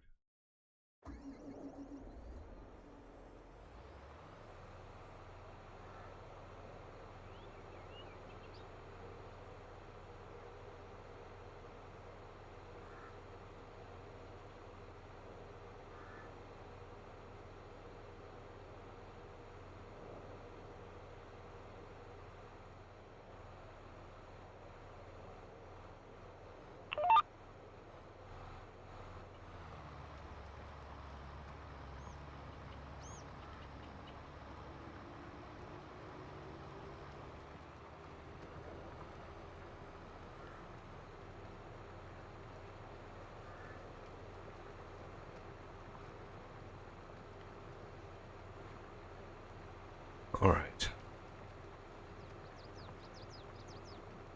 Yeah, so wherever those big tufts of orange flowers are, there's going to be a tiny little square or two of no fertilizer. And it just is what it is, I guess.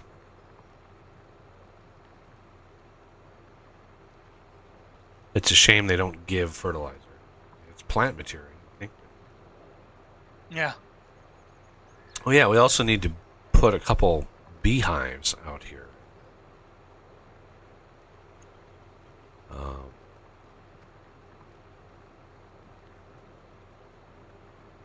The Uber bees. The Uber bees. I felt a tail. A brushing of a tail on my legs. I hope it's your cat. I do too.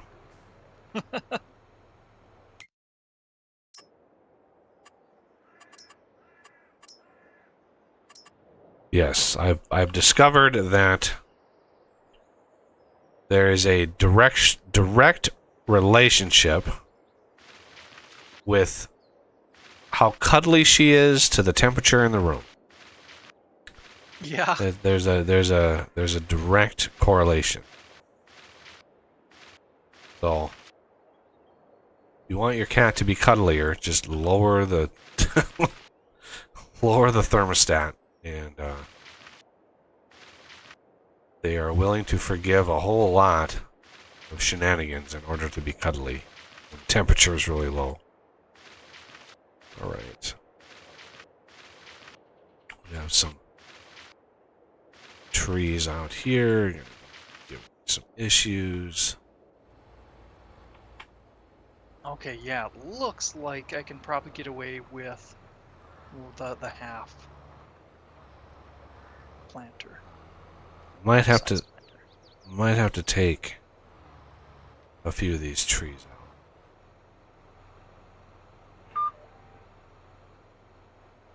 Yeah, I think we're gonna take a few of these trees out.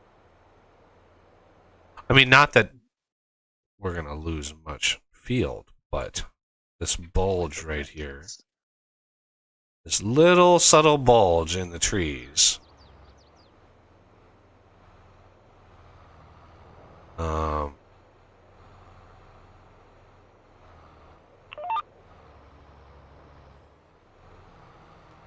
let's go over.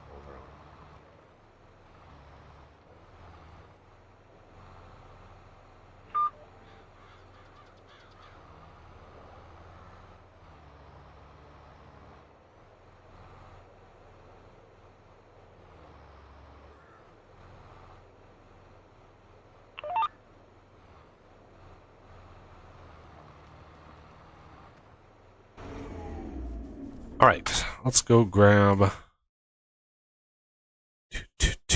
a truck.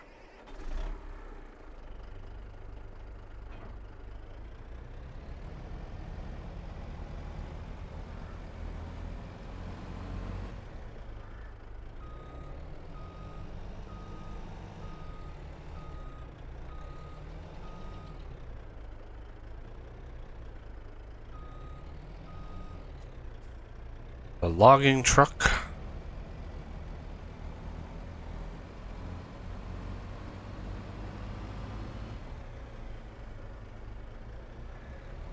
I don't think I need. It's mostly full.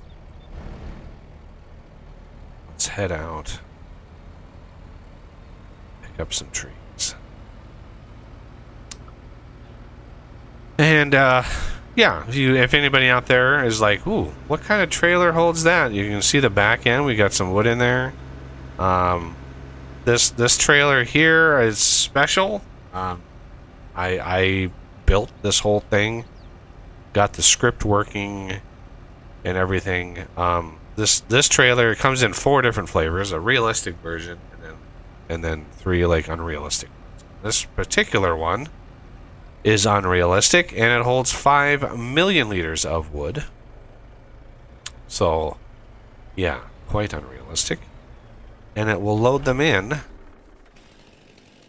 It will load in the wood straight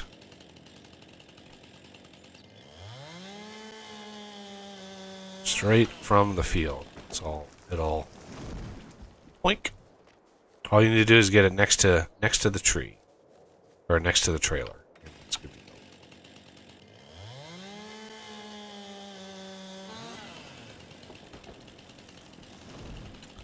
But it's my answer to the craziness that is all of the trees, especially in the last Uber production, when we just had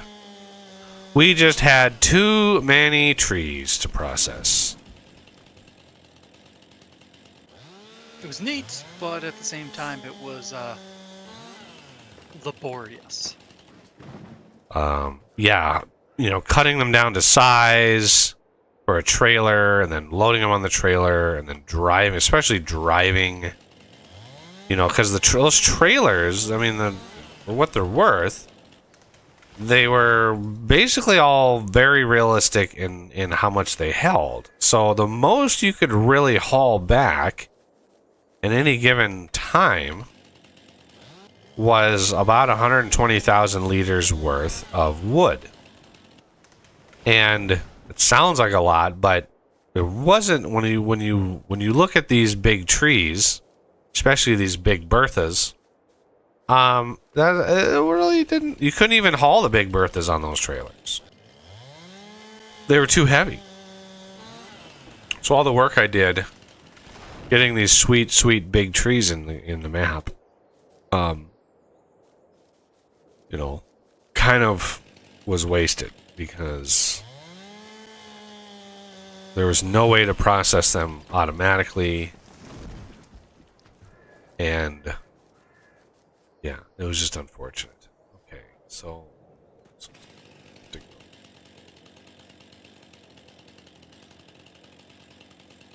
really? You're gonna do me like that, huh? Only if you've been a good boy.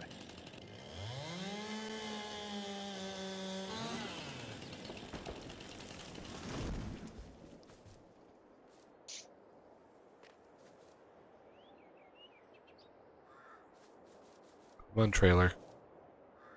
There it goes.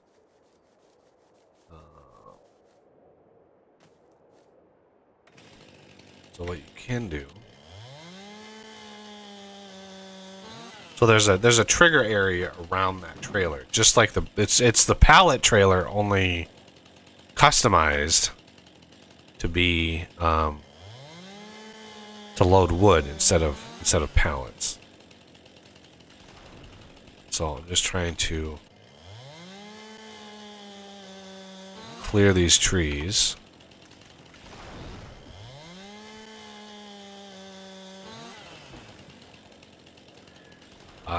Out of the line here. But the other thing I did with this particular version of the map, and I might back stuff it into the Prairie Hills map too. I thought this wasn't Prairie Hills. This is the Prairie Flats. Ah. This is the flat version. So these spruce trees are really the only ones that you want to farm with the harvesters. They're really the ones that are the easiest way. They're easiest to farm. So in the script that I add the split types for these new trees in this map. Which is why you look at this tree and it says type Big Bertha, because that is the split type. I also edited the spruce, the base game split type of 1, which is spruce, to give you more wood. So if you don't want to do the manual cutting of wood, if you actually want to be in a harvester and cut like the spruce and stuff and still not have to do it for so long, you can, the script actually overrides the amount of wood you get from spruce and increases it. So you can save time by still harvesting with the harvester, but you get more wood. And anybody who wants to customize that, I mean, if you look in the script, literally in a directory called scripts, if you open up the script itself, the Lewis script, it's pretty obvious what to edit to actually do what you want. So, I welcome people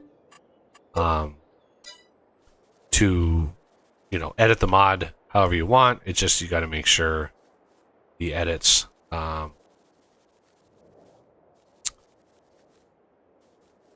everybody who has the map has the same edits.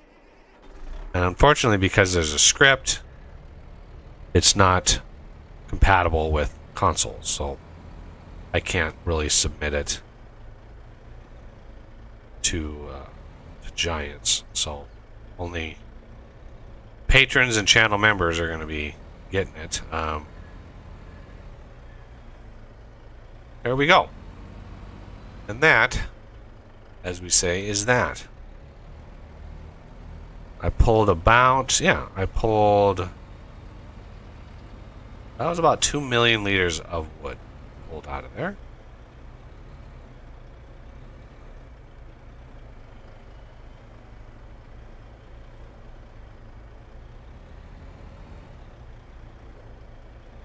But yeah, you can just plant spruce and make, and have no problems at all.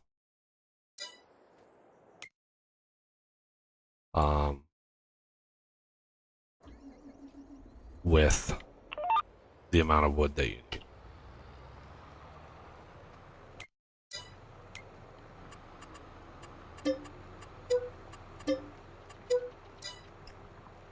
Okay. I misjudged the width remaining, so I'm gonna have to do 2 passes with the small one. Yeah, I was like, yeah. Yeah. It's a learning experience. It just takes practice. I've used those DB120s now so much in this world and all my test worlds that there's another bunch of trees out here that I might... Damn it!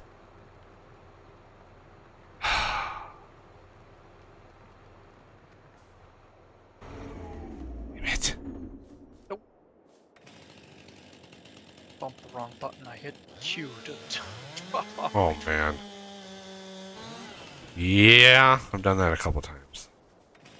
It was at the end of a line, though, so... not a big deal.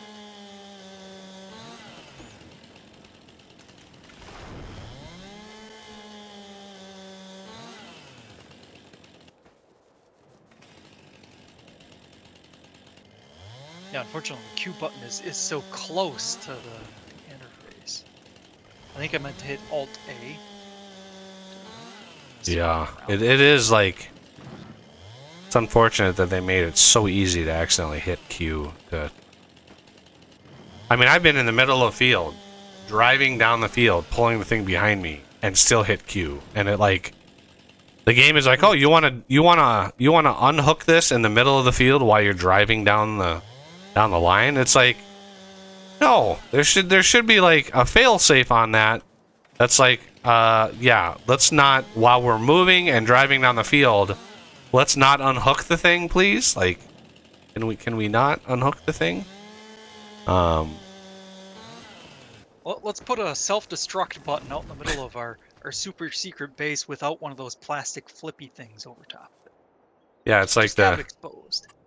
It's like the Far Side cartoon where it shows the cockpit of a plane, and there's a switch that's literally like, wings stay on, wings fall off. And it was like a switch in the cockpit. It was like, yeah, why would you do that? And that's the joke, is you just accidentally hit that one day. It's like, oh, well, that's going to be a problem.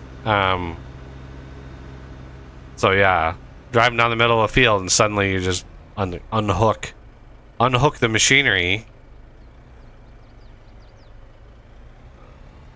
But yeah, the number of logs you see in the back will pile up as it fills.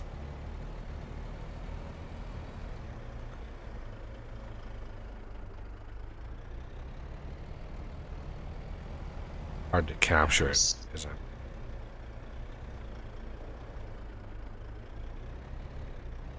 There was so many great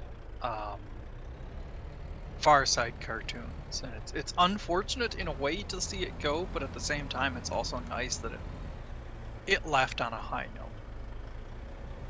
Yeah, and I have his, a few years after he stopped doing, cartoons, they released a total compendium of every single cartoon.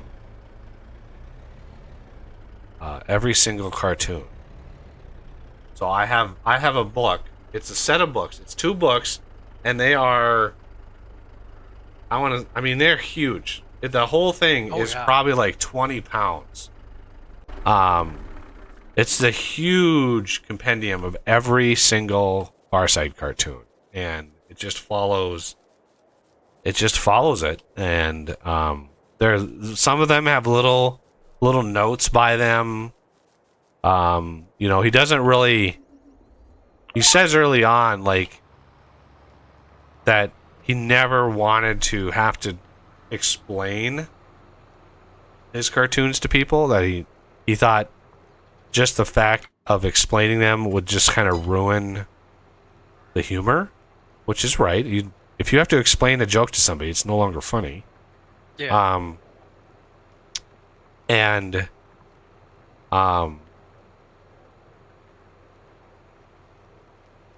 There was one cartoon in there that he had to put in there because he's like, this one generated the absolute most amount of mail and people trying to figure out what the heck was going on in this thing.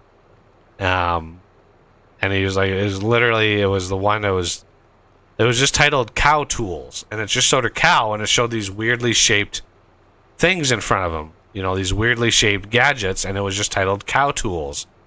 And he's like, yeah, this, for some reason, this one was, like, people were writing in, like, they didn't have any idea, like, what I meant about this. And he's like, there was no reason to read into it any more than these are what cow tools would look like if they invented tools. Like, it was baffling that people were trying to read into it, like, oh, what, why would cows, build tools, and why in this, why? He's like, no, it was just stupid. And there were a couple instances of the same, almost exactly drawn the same, but the same joke separated by several years. And he catches it, and he's like, yeah, I know this looks like the one from like in 1984 or something, and when you draw a daily puzzle for years, you tend to forget all the puzzles you make. So the odds of having a duplicate are pretty high after so many years. But yeah, great. What's interesting, a lot of his most iconic panels were the first, like, in the first 3 or 4 years of his comic. Like, the most iconic, like, the ones that even we talk about in my family to this day. Like, the ones that, remember this comic, and it's like, literally, yeah, first couple years is when all of those were done, and then then he started struggling, which is why he didn't do it for very long. He was just like, yeah, he did what he did, and then he moved on, and everybody wanted more, but he didn't have any more to give, so. He wanted to squeeze more out of the toothpaste, but it's gone. Yeah, he was proud of what he accomplished, and proud that it made such an impact. But yeah, largely he would be unable to do the script, the thing nowadays. People are way too sensitive. Yeah. Which is weird, because so many of them, how could you be sensitive about some of the material? But one thing that we're finding out is that it doesn't matter. People will find a way to be offended by something. Yeah. But like one of his more famous ones, I've even seen printed on shirts, is the is the school for gifted children, and it shows that student like pushing on the door, and the door has pull, a little sign that says pull, and it's the school for gifted children, and it's like, yeah, that's funny because it's true. Um, but nowadays people would just freak out if you try to do something like that these days. And that can be even taken two ways. One that they're not necessarily gifted, but another one, sometimes the smartest people are the dumbest. There Well, was a a, movie a, I watched. Oh, good. a gifted child means they're gifted in a thing, right? Yeah. Math, science, something like that. It doesn't mean that they are the most well-adjusted human beings. It just means they have a gift of some kind. They're a prodigy or something. So even if they're gifted, they can still do that thing with the door. Yep. I know watched some human beings that do that, or some adults, well-adjusted adults that have done that. Go the ahead. other East. I mean, look no further than me sometimes with the whole other East thing. But yeah, I saw a movie recently where, I mean, the guy was literally a genius, but he had to write a note, or just on a piece of paper, he wrote L and R with arrows pointing left and right. Sure, especially dyslexic people. Yeah. That is a big thing with dyslexic, and I'm a little bit like that. Left and right, east and west. My brain just, I don't know. Sometimes it just is like, I don't know, it just says the wrong one. I don't know why. I'm sure you're probably sick of hearing it, but yeah, since I have that problem, part of it is that, I I've had the problem, and then I think, okay, so this is the way it is, but then I second guess myself, and wait, no, is it that one, or am I thinking the wrong one, or am I thinking the right one that it's wrong, and I go cross-eyed.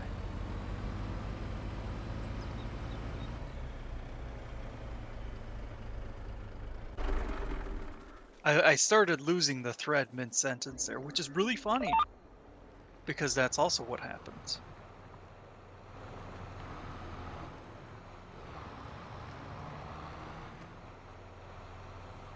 And I think I go potty break. Alrighty. Alright, we get another tractor. The other plow.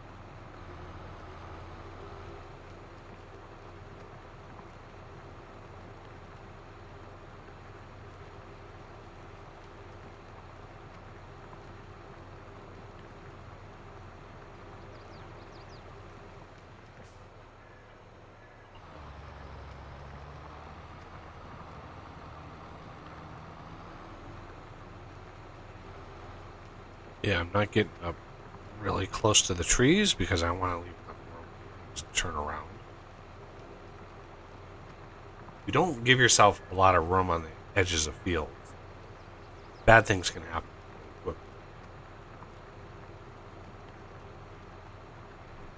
So let's see how close I got. I think I overran it. I got too close to the trees.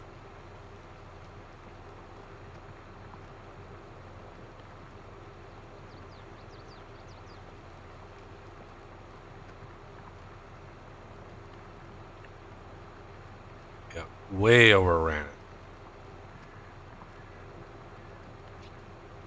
Very, very much so.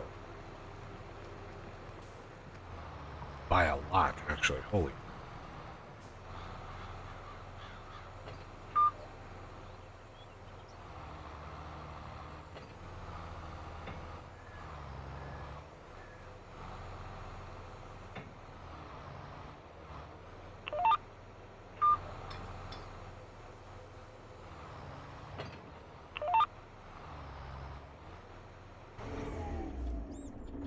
Get out of there.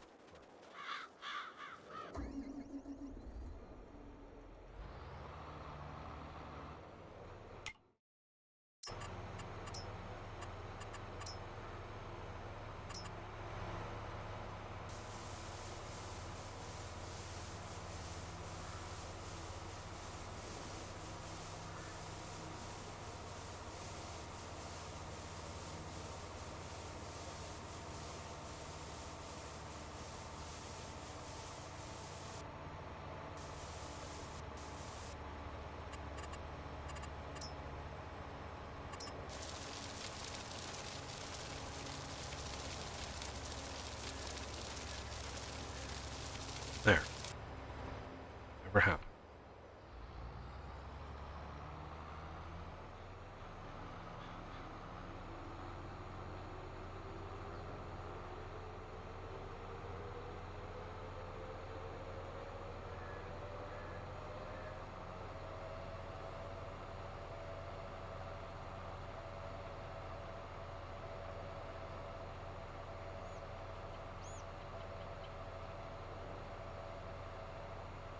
Now, do you think I could define a course for this field and like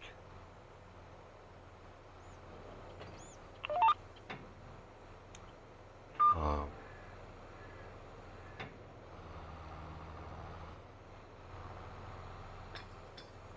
what would happen?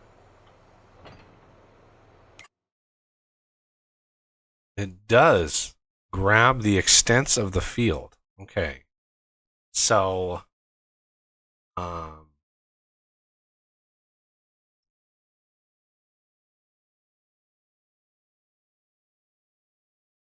what we could do, two tools, 25.6, one headland,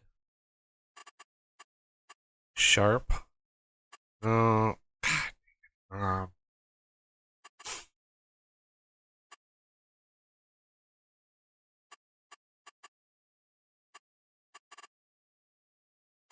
field center up down spiral, base track. I don't know what. I don't know what all those did. Rose land.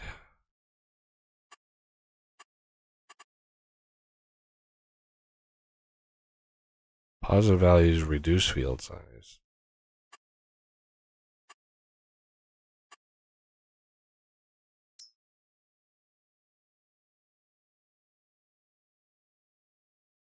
Is it going to generate?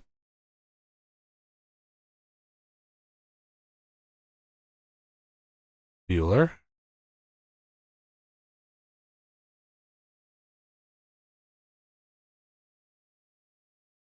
Uh, uh, nothing is responding. Not good. I broke it.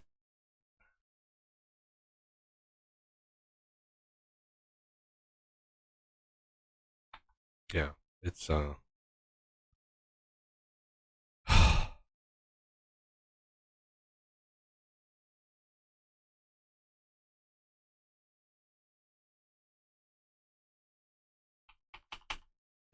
it's not responding to me. I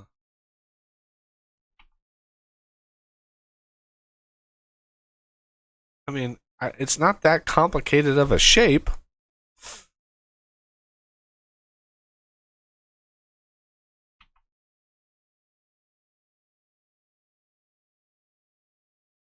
It's not like, damn it. Yeah, menu isn't tracking.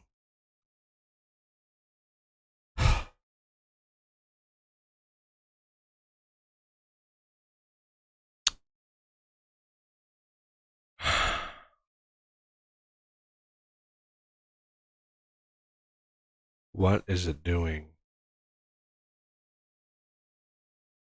Is it just too big of a field?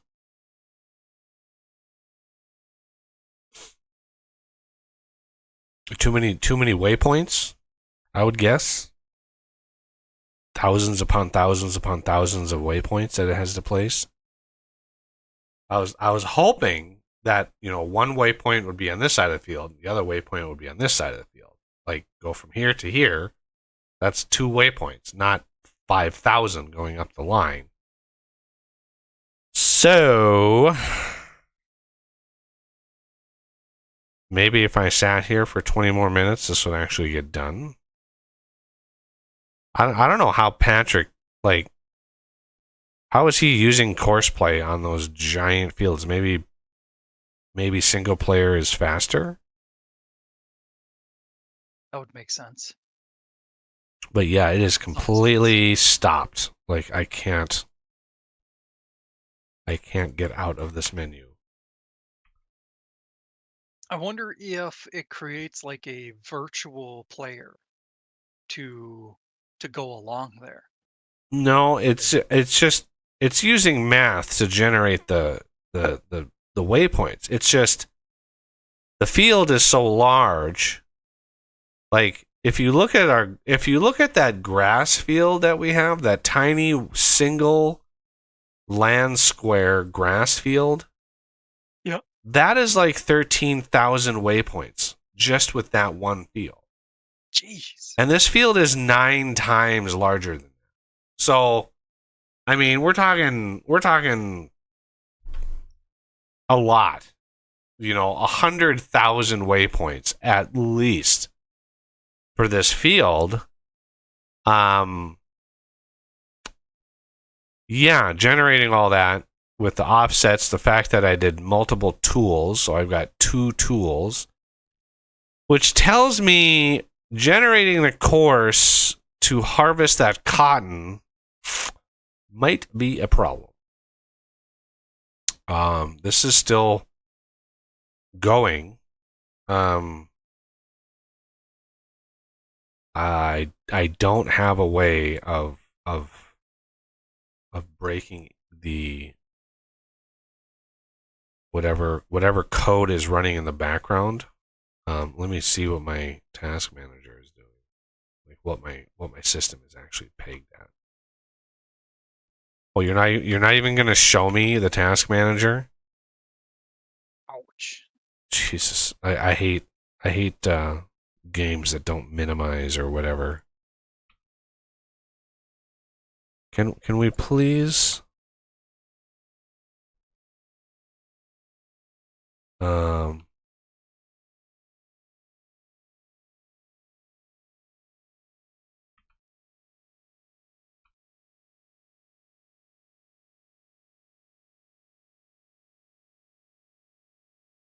Why can't I move to new desktop? There we go. Let's see. Performance. I've got 2 of my CPU cores that are pegged out at 100%. But I've got 20 cores on here. 20 threads. I mean, I think it's 10 cores plus 10, whatever.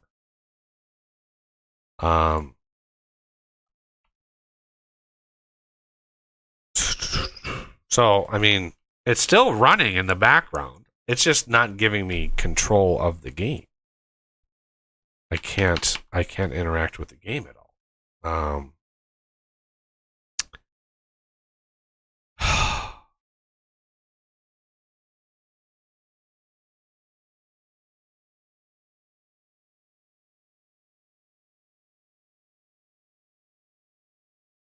Field margin. Maybe I misread what that did, and that's what's screwing me up right now. I don't know, but I'm gonna have to. Are you? What does it look like on your side, Oz? Is it just completely frozen? Let's see. Maybe. Yeah, I'm not able to pick anything up. Where's a vehicle? There's one. Let's see if I can get in it. Yeah, I can't even get into a vehicle. Up till now, I hadn't really tried. Yeah. So now the icon is. Let's close the window.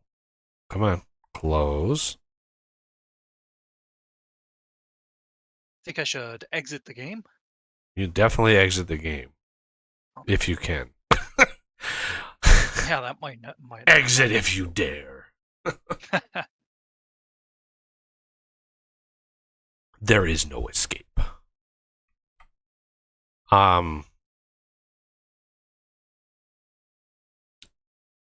Okay. Yeah, it says it's not responding.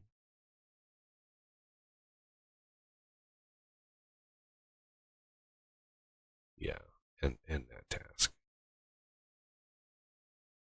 Well, how do you know what it says if it's not responding? Um, I know. Just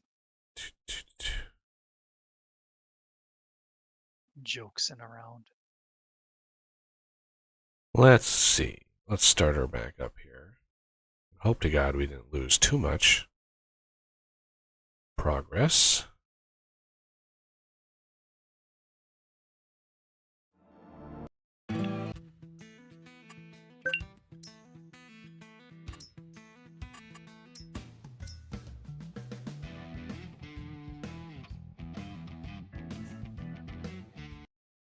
Okay.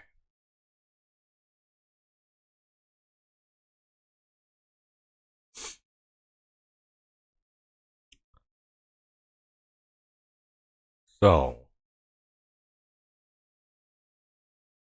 how, pray tell, are we going to generate the course for the cotton field? Because if memory serves, those cotton harvesters get a little wiggly waggly on when they try to turn around. Something about them just does not work very well. Okay, what is the state?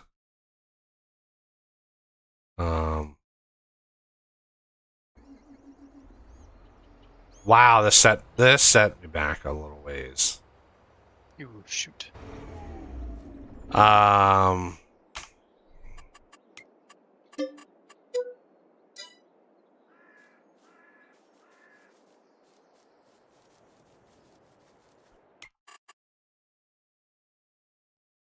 Huh. This time there's, I just have flex in my filter. So there was another server listed that had flex in it. I've seen a couple in there too. Every once in a while, there's a flex in there.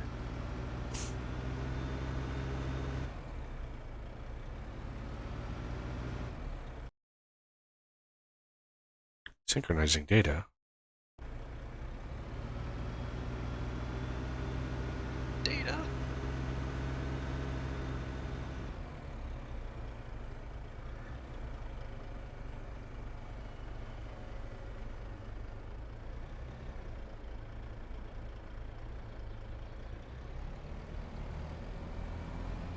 All right. You want to hop in this truck and drive it back home? The semi truck. Semi. Sure. got wood. All right. The sawmill. The sawmill's full, so just drive it home, park it somewhere, drop, unhook the trailer because we're not relying on wood. So Alrighty. I needed to clear some trees, so. Yeah.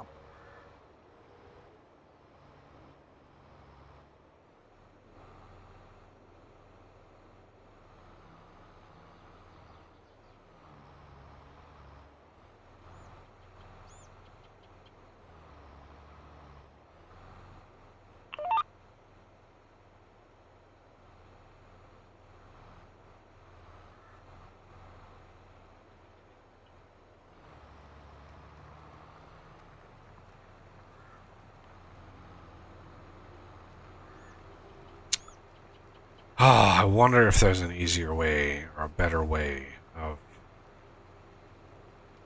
generating a course, or if it's just, it is what it is, and it's just impossible to do big fields. I'd have to ask Patrick, like, how he generates courses for big fields on his 16x maps. Because he's told me that he's played on 16x maps, which are 4 times bigger than this map. So the fields on a map that big must be obscenely large. And he says he only uses course play, so I don't know how he generates. It's almost got to be easier or different in single player or something, if that's the case. Yeah, you'd think that it probably would have to be, but I don't know. The general generation of the course itself should largely ignore multiplayer, because it's not like the field is changing sizes. It's just the sinking.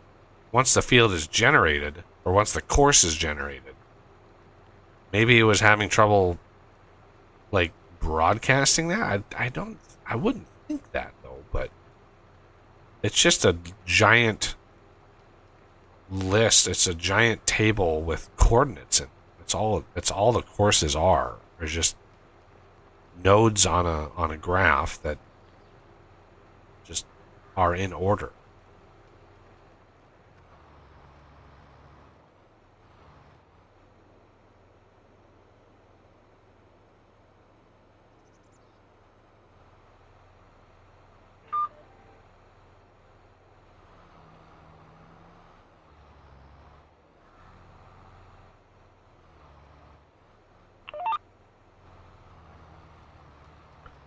Now, at the very least, I won't have to paint over so much of the base.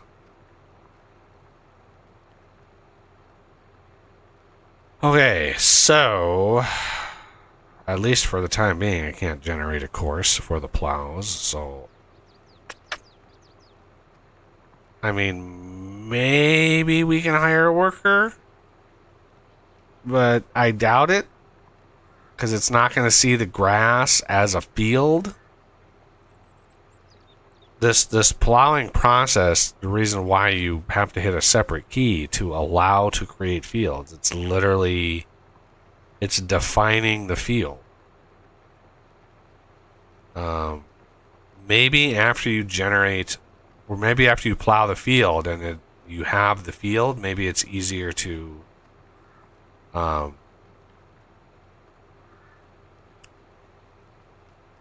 generate a course on it. Yeah, because maybe it's having trouble detecting the boundaries. Well, I mean, it highlighted the boundaries, and when I opened the UI last time, it highlighted the outside. Damn it! I hit the wrong button to slow down. It highlighted the right thing, the right boundaries, but the fact of the inner, the inner boundaries, it may have not like that. But I've seen other people use it that way, so it doesn't make sense that I would have such a huge problem.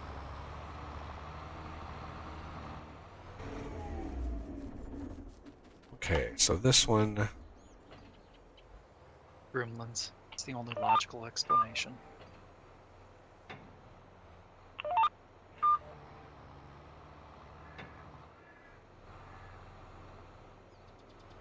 Oh man. I gotta do that sometime. I've gotta do a deep fake video of Leonard Nimoy as Spock and have him say that. You can go ahead and hop in that. I've got that plow all lined up, ready to go. Alright. I'm gonna run to the other side of the field.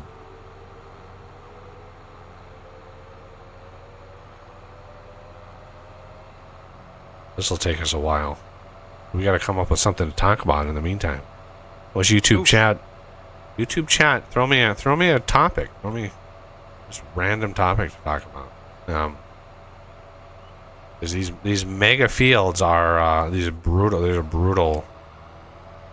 I was going to create this field off camera in between streams. Didn't get around to it because I didn't have the money to buy.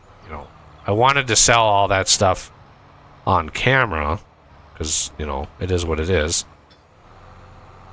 To show how much it costs for production, anyway.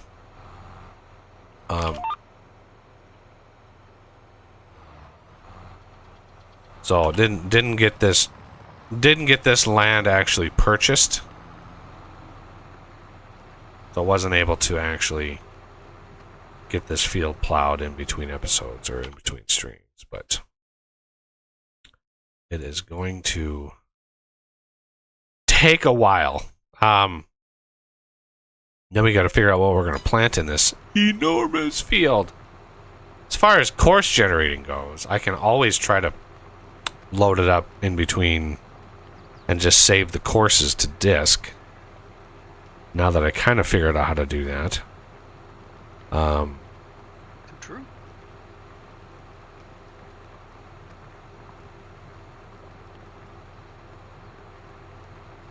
But I don't know if that's broadcast.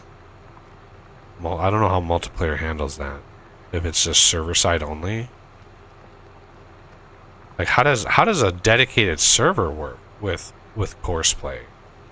I'm assuming Courseplay, anything Courseplay is saved on your local drive. Because each vehicle has its own set of settings. Right? You can hit Control C and bring up, well, that's vehicle control add-on. Escape, Courseplay with the tractor icon. Those are settings per vehicle. Because you can set, speed on the field, speed while you're working, speed to turn for backing up, all the settings for a vehicle. You can tweak and customize.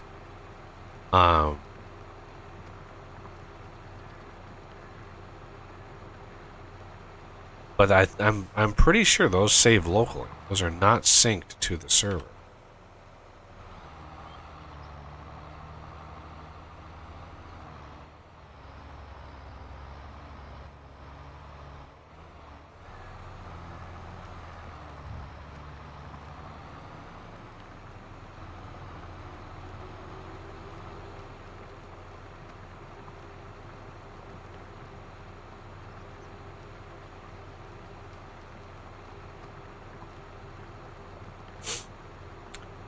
I think we'll plant oats in this field.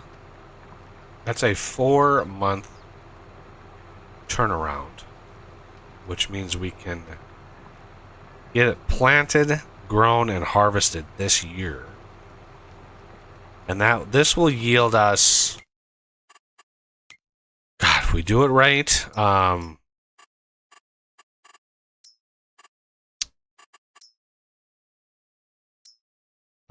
I'm gonna guess something like 8 million liters of oats, maybe less, probably maybe 6. 5. But Do we have 5? but oats we can use for flour. Lots and lots and lots and lots of flour. And that will get us close to cake, because in the meantime, we're going to get those sugar beets. We'll be able to grind those up and make sugar. And I'm trying to get close to making cake. Because we can get cake up and running, that's profitable enough to give us enough buffer. Because the cake recipe itself is rather expensive, but it is profitable. But it takes a lot of ingredients to make. Eggs and butter and chocolate and milk and more milk. And we're gonna be generating milk from the cow farm, but you know, I can always buy some milk if I ever get really desperate.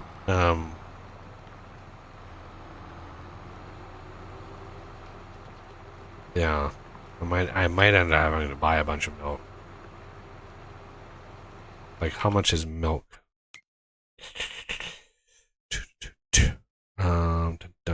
Flour, cake, butter, milk. Where's milk?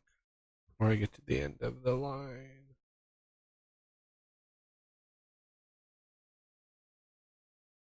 I didn't see it in here. There it is. Yeah, see, milk is 420.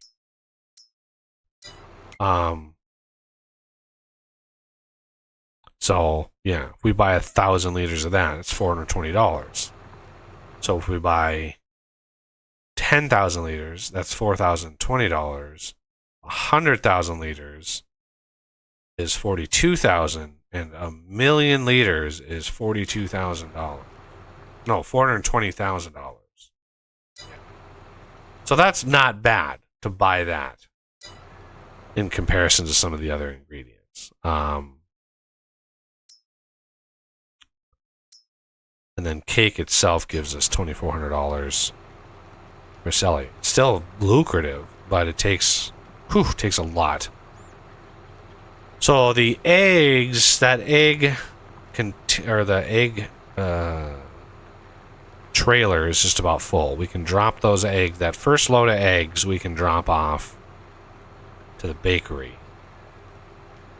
And then whatever eggs we get after that we can sell until the bakery's empty, which should keep us going.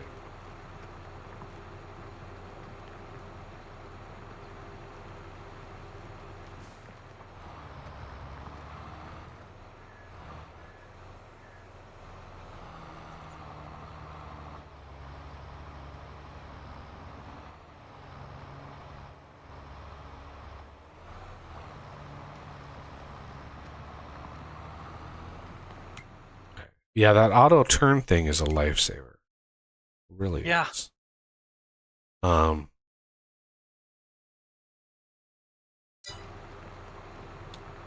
this is going to be using an unholy amount of lime. This is why I had him put about 600k in each of those limers, because it's going to be a lot of lime in this field.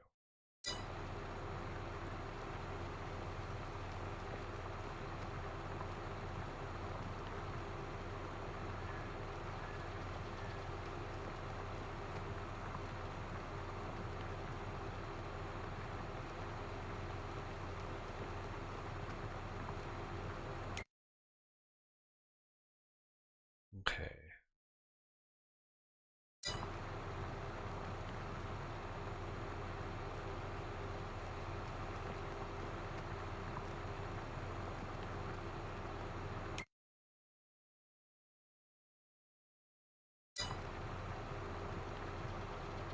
You know, all the machinery and map customization I did for this game, and it really hasn't generated much interest at all in people wanting that stuff. Like, I thought for sure that logging trailer once people started seeing that logging trailer, it was like, oh, I need to get my hands on that. But no, like nobody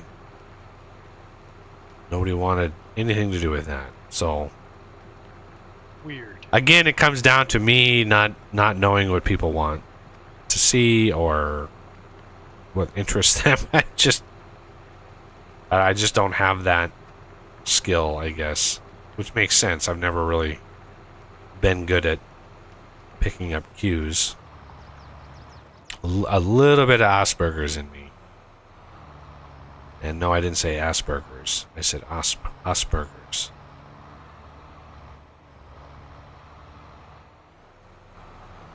I don't know why they had to make something sound like Asperger's, but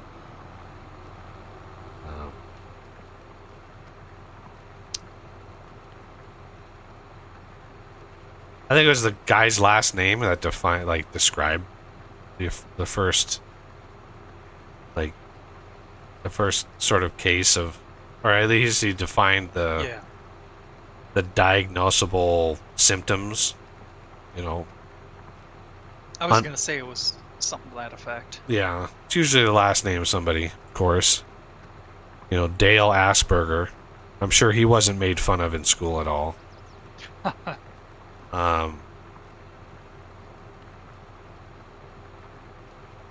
Although, depending on the time, I don't think ass was necessarily... Ass was probably a donkey. Yeah, probably. Which would be partial insult, but not as... It seems like it has more edge to it now. Yeah. But that's also hard for us to say for certain, because we didn't live in those times. Yeah, the evolution of language. You know, I one of the YouTube channels I follow did a video on how far back, if you had a time machine, how far back you could go. Hey, Alex. How far back you could travel in time as a speaker of English and still be able to communicate with people. And believe it or not, the English we speak today is you can't go back very far before you would be completely lost. Yeah. Like Shakespearean times, it would be nearly impossible for you to communicate with anybody from those times. The Old English, the language was so different that you might be able to make out words. Like if you ever hear somebody, like a professor of language, read like if they read an excerpt of Old English, it is insane how like you just can't understand what the hell he's saying, because it's like, what was that? Yeah. And that's only a couple hundred years. Like you only can go back like 250 years or 300 years, and that's it. You are lost after that. So, 1750 or so, like, is about the time when you'd have a rough time. It's compounded too, because not only do you have different words, you also have different dialects, and the dialects were far more regional too. Transportation and long range communication are to blame for the smoothing out of that. But then also accents were so much thicker too. You think that people have accents now. Oof. I mean, yeah, just listen to somebody from like the deep area of Scotland, right? Yeah. Not somebody who's like Americanized, but somebody who's really from there and has lived their entire life there. It's damn near impossible to understand what they're saying, even though they're technically speaking the same language. Language evolution is really fascinating. It is. It's just fascinating how,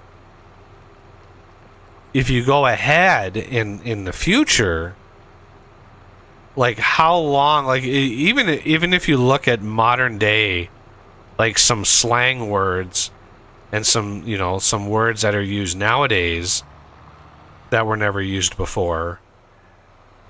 Like, imagine 50 years from now, 100 years from now, what words will exist, or what language will exist where you might not, if you were just plucked from one to the other and not had that nice gradual transition, you would be like, what is this supposed to mean?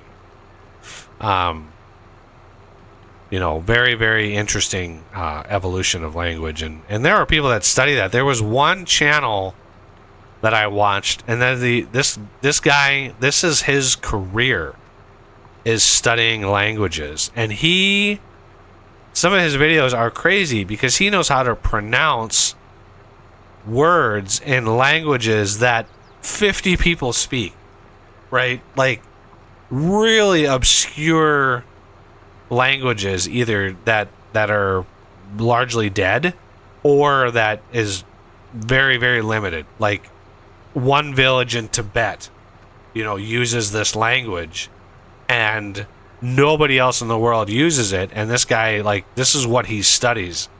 I think the channel's name is Native Lang, like Lang, Native Lang, and his videos are very impressive. His mastery of language. I don't know how many fluent languages he speaks, but I would imagine it's more than one. But yeah, crazy. The first thing that really clued me into that concept, how different languages can be, is the original Stargate movie. Have you seen? Oh yeah, several times. I figured as much, but yeah, I mean, they're speaking a language in front of him, and the whole time he knows it. He knows ancient Egyptian, but he doesn't. It's since it's a dead language, nobody's actually spoken it in years. He just didn't recognize it. So then, once he sat down and pointed at pictographs and stuff like that, and understood how they pronounced it, he was really quickly able to yeah, they did it. They did a good job of, most movies, especially like science fiction, it's like they land on a planet and everybody's already speaking English. You know, that trope of like Star Trek. And so in Stargate, the movie, they did a great job of easing you in to why he was suddenly able to understand them. And he even describes it. He's like, this language hasn't been spoken for 1,000 years, and it was just, I just needed to know how syntactically and how the words evolved. And they did a great job, like, showing the evolution of language in that movie. It was one of the few great things about it. One of the things I hated about the TV series is how they introduced, like, they took this sci-fi like possession that they talked about in the movies, like this alien found humanity, and he basically like was able to possess a human body, and I was like, that's super awesome. Like, the movie was great, but then the TV show came out, and the way that they handled it was like these worm type creatures that like were parasites. Like, I was so disappointed. Yeah, I was so disappointed in how the TV series defined that sort of technology of this alien came down, and like I was so let down. I was so let down. I personally really liked the TV series, but that did take me a while to get over that because it ticked me off. Yeah, and the parasite would like invade somebody's body, and it would cause their eyes to glow for whatever reason. I'm like, that doesn't make any sense. Like, yeah, that makes no sense at all. And I would have been just completely happy with an alien that was able to possess, almost, like some consciousness transfer, blah blah, whatever.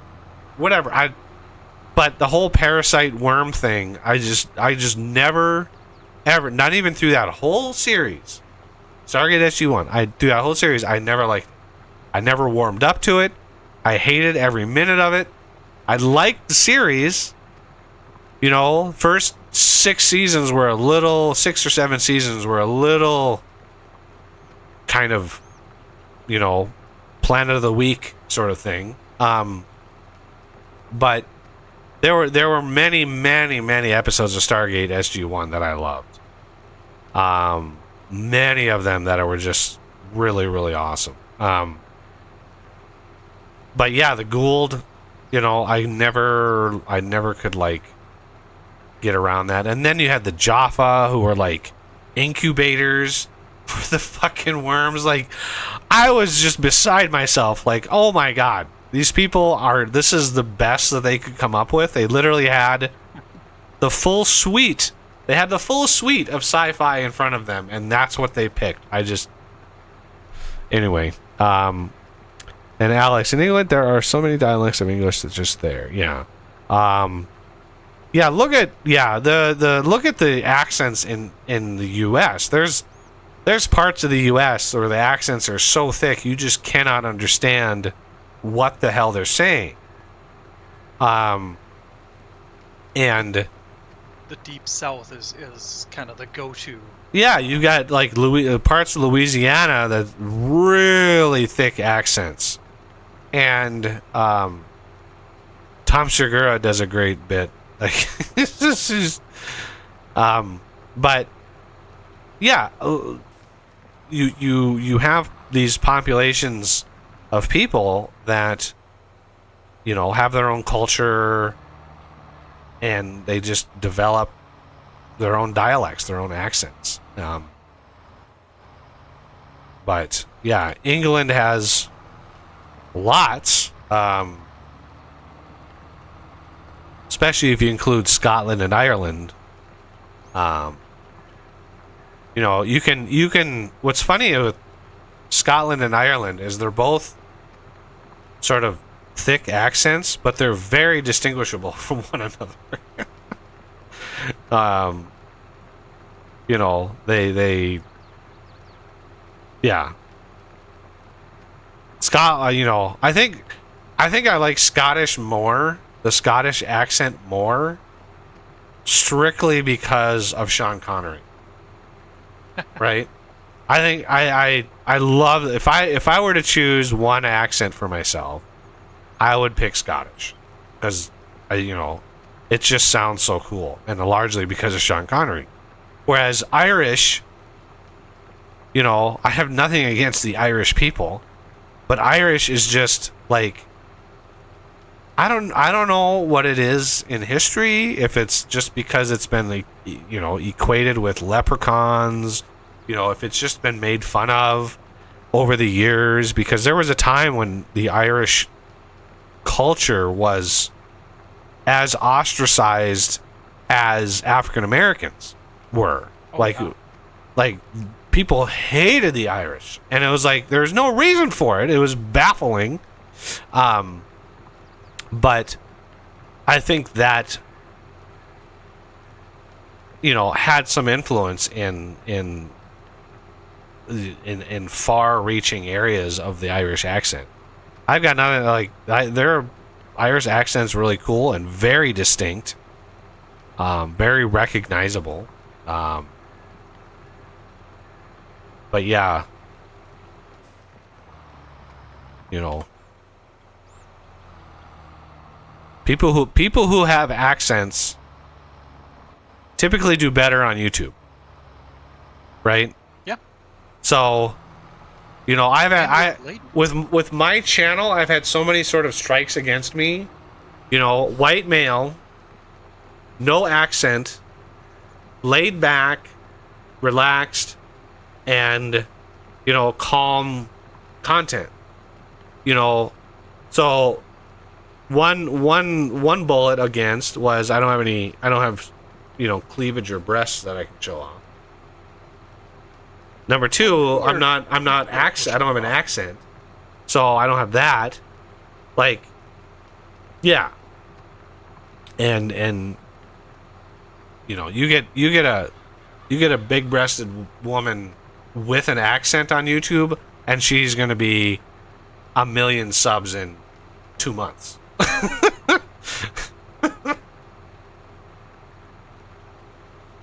Bonuses would be red hair, freckles. Red hair, yeah, red hair or blonde. Blonde would be a big one. I mean, just look at shoe on head, right?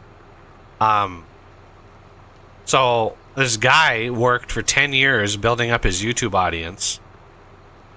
10 years working on his YouTube audience, and built it up, got it to like 8 million subscribers or whatever, and got it successful after 10 years, and then starts dating this girl who's several years younger than him. And while he's dating her, as he's dating her, because she now is connected with somebody who's big on YouTube, she starts her own YouTube channel. In 6 months, her channel had more subscribers than his. It took him 10 years to grow his channel. And here comes a little, a young, like, 25-year-old woman, and bam, more subscribers in 6 months.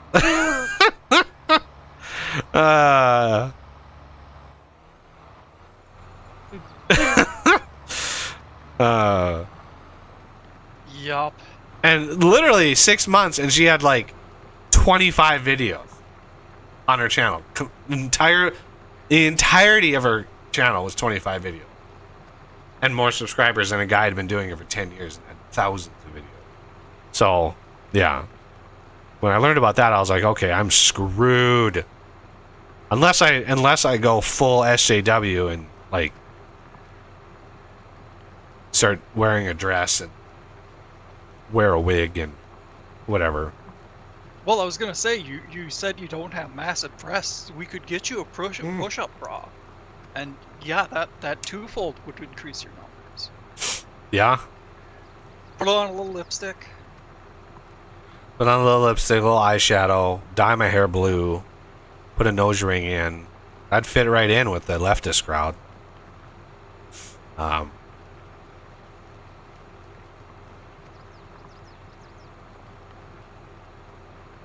I know this is riveting on plowing. Totally.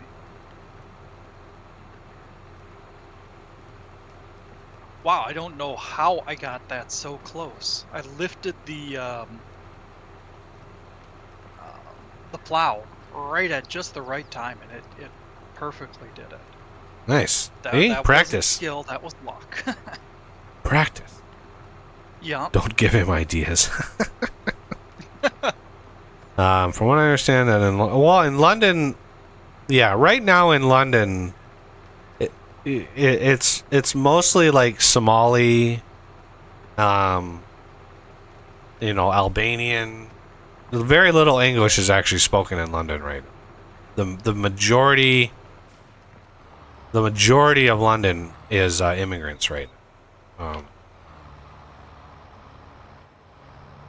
It is not they're what is the word? Diluting. They're diluting English culture as rapidly as they possibly can. I mean, just look up what the mayor of London's name is. I have nothing against like immigration and foreigners, and if you do it legitly, immigration can be good and bring in fresh ideas. But when you bring in so many people, there's no way they're going to get jobs. There's no way they can afford housing, food, all of that. That's a problem. Slow, steady immigration is fine. A complete flood of people is overwhelming to any system, and typically causes more problems, which is what you see in a lot of English countries or a lot of European countries, right? Bursts of immigrants can work, but it has to have an assimilation period afterwards. Well, A cooling off. bursts can work in booming economic times. If there are Yeah. thousands of jobs that are open, that we got look at the like the 20s, the 10s and the 20s, 100 years ago, there were thousands of manufacturing jobs opening up because we were starting to industrialize and we didn't have enough people, which is where you get the Ellis Island, you get the shiploads of people coming in. And New York City absorbed about 80% of all of the immigrants coming in because of the sheer volume of manufacturing jobs that were opening up. That is a case where that type of immigration can work. But it's a very rare case of, a positive economy. And I don't care what the politicians are saying. Our economy right now is not that strong. Yeah, it's super fragile. The inflation is out of control. Everything is, there are, I've been talking with my brother, and he has been neck deep in the stock market for a couple years now, and he talks a lot about how the market right now makes no sense. There's no indication, there's no economic indication that equals what the market is doing. There's no reason for the market to be as high as it is. There's no reason for it, and it has to be being propped up in some way, shape, or form. People are desperate. They're unable to pay their basic expenses. There's no reason for the market to be so high. So it's a very frightening situation for when whatever is propping the market up artificially, whenever that disappears. Because 80% of the market is traded by computers digitally. And they're all programmed to read the market data. And if there starts to be a sell-off, it will happen so fast that the reaction time of like the Fed will have to be very, very fast. But the sell-off will be, and it could just happen in a matter of minutes, where the stock market would just completely collapse, and market High frequency trading. Not even high frequency, but you have like computer systems that are they hold the reins of millions of shares of companies, and they trigger when certain things are met. They will start to sell if their profits are being threatened, and that system will trigger another. It's just a domino system. Once the selling starts, it's just a runaway train, and you have to come in and basically suspend trading to get them to reset. It's already happened a couple times in the last like 25 years, where the selling just it gets out of hand. There's like a little mini crash because there's no real, maybe one company, one big like Dow level company comes in with bad earnings, which causes some selling, and then some more selling, and some more selling, and then it's just like that hits another sector and hits another sector, and it just starts snowballing. That's when basically the White House has to come in and say suspend trading for the next hour to let basically people who manage those computer systems come in and say, let's put some brakes on this, because there's no reason for it. That's the little fail safes that people have put in there over the years. But yeah, there's no reason. Like Disney, look at Disney. Disney's like floating around $80 a share. This company has lost billions of dollars. None of the content they make anybody is interested in watching. Every show and movie they've made in the last 2-3 years has flopped terribly. They're bleeding Disney Plus members. They're losing billions of dollars, and yet the stock has largely, like, in the last 6 months, largely remained unchanged. And my brother looked up the company itself. So Disney, in their last quarterly report, they reported they have $11 billion in cash, but they have something like $54 billion in debt. Oof. Right? So $54 billion in debt, $11 billion in cash. You're looking at $43 billion debt in the red. $43 billion. And then, 2 weeks ago, they announced a $60 billion investment and expansion of their parks. Where the hell is that money coming from? Who, looking at their books, thought this is because this obviously has to come out of a bank. What bank in their right mind would give a company that's that far in debt another $60 billion? That doesn't make any sense to me. So what is propping Disney up? What is propping this company up when they are hemorrhaging money right, left, and center? It doesn't make any sense. There's something artificial propping that company up.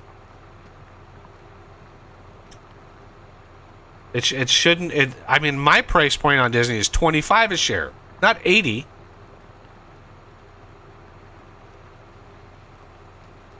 So to me, it's just a crazy situation. It doesn't make any sense.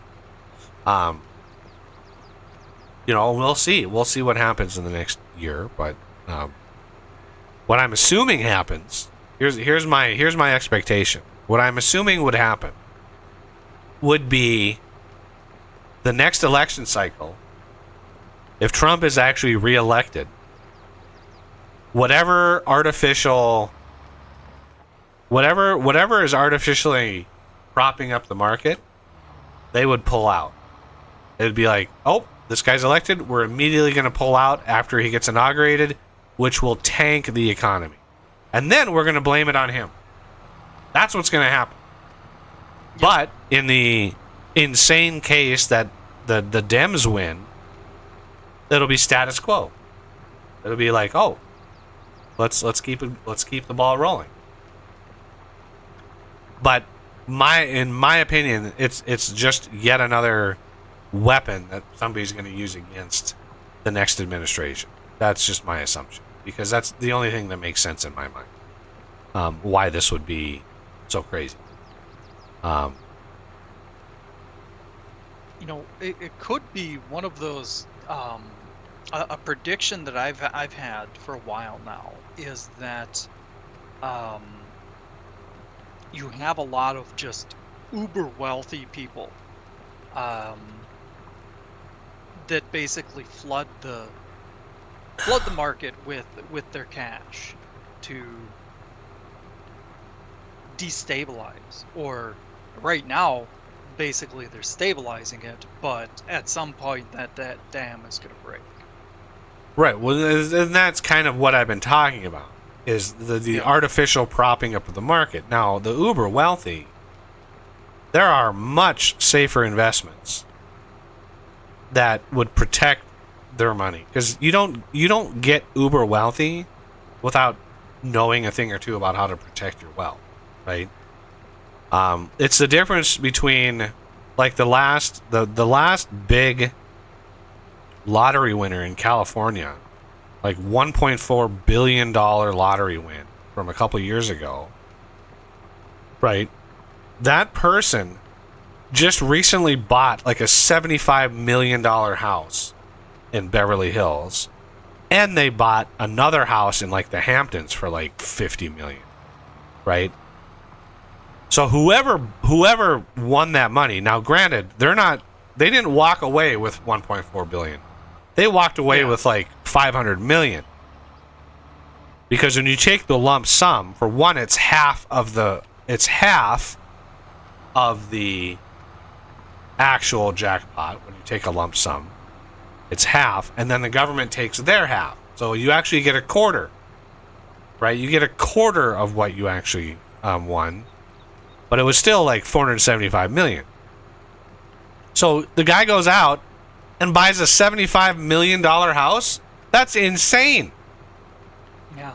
That's an insane, like, amount of what they just won, when they could have, they could have dumped a ton of money into really, like, really good investments. That, you know, there are investments out there that damn near guarantee you between 5 and 9% return on your money, right? And so, if you're making 5% on $400 million, 5% on $400 million, let's see, 5% of 100 million is 5 million. So 5% of $400 million is 20 million. So you put $400 million in a 5% interest bearing setup where you're making 5%. Now you can live off 20 million a year and not even touch the money that you want. You're just able to spend 20 million a year. I could live off that shit. I don't even need a really big house. I could live off that. So there are ways to use money, and that's what the wealthy, when you're raised, it's one of the things of generational wealth. When you're raised in an environment with that money out there and available, you are taught from a young age, you are taught how money works. And you just know when you grow up and you're in your adult life how to manage money better. Whereas your average blue collar worker, they get a windfall like that, and it's, you know, the average lottery winner is bankrupt within 7 years. Some are even dead because they don't know how to manage it. They don't know what to do with it. It's this huge windfall, and oh my god, and it's like, yeah, it's crazy because there's a lottery. The Powerball is up to $1.4 billion again, and the drawing is today, and somebody out there is going to win it. They just sold way too many tickets. They sold way too many tickets in the last 3 days to not have somebody win that lottery this time around. So yeah, somebody's going to be hit. Somebody's going to hit it, and if it's me, none of y'all will know that it's going to be me. But I did tell myself, right? I did tell myself if I ever did win the lottery, that I would get the contact information of any of my patrons, and I would send each one of them a $10,000 check as a thank you for supporting me, up till now. But I don't really need it anymore. But yeah, that's something I told myself years ago. Mighty generous. But yeah, you know, pay it forward, sort of thing. It's sad how little they teach about finances nowadays. Your sister actually told me that when she was in high school, they did not even teach how to balance a checkbook. Now, well, to be fair, she never did her own homework either. So, well, true, but that's something that's kind of easy to.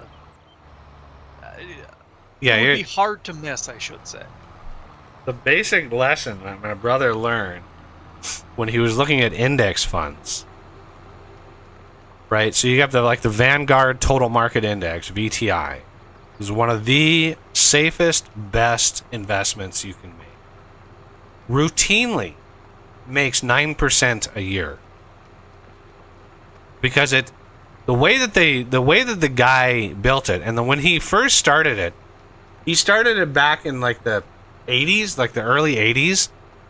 And for the first like 6 years, it performed like shit because it was a largely, maybe it was the 70s. It was largely a time of recession, right? And so, at first it really didn't gain much traction, but in normal average market conditions, it performed very, very well. And how he set it up was so simple but so genius that it's almost automated. And so their fees that they charge are minuscule, right? They're minuscule fees because it's all automated. And what he did is the fund, it's basically like a mutual fund, right? It's an index fund. So the percent of a company owned by the fund equals the percent of that company compared to the total market cap of the market, right? So let me explain that. Look at Apple. The market cap of Apple is in the trillions of dollars. And the market cap, if anybody out there doesn't know how the market works, the market cap is you take the stock price times how many shares are available in the stock. So Apple has billions of shares that can be bought and sold. Right, there are companies like BlackRock and stuff that own over 1 billion shares, so they have billions of shares. Well, Apple is like 130 million or $130 a share. It's just simple multiplication that gives you their market cap, and then you take the market cap of every publicly traded company and you add it all up, right? So you take every company. You add up all of the market caps, all of the value, and then you look at each individual company and what their market cap is compared to the total. And so if Apple, let's say, is 6% of the value of the entire market, if that's what they represent, the fund, the index fund, 6% of the fund is Apple. Right, and every quarter they adjust the number of shares, and everything is calculated automatically with all of the publicly traded companies. Add up all of their market caps, and whatever percent a company comes in, that's what they adjust their percentages to.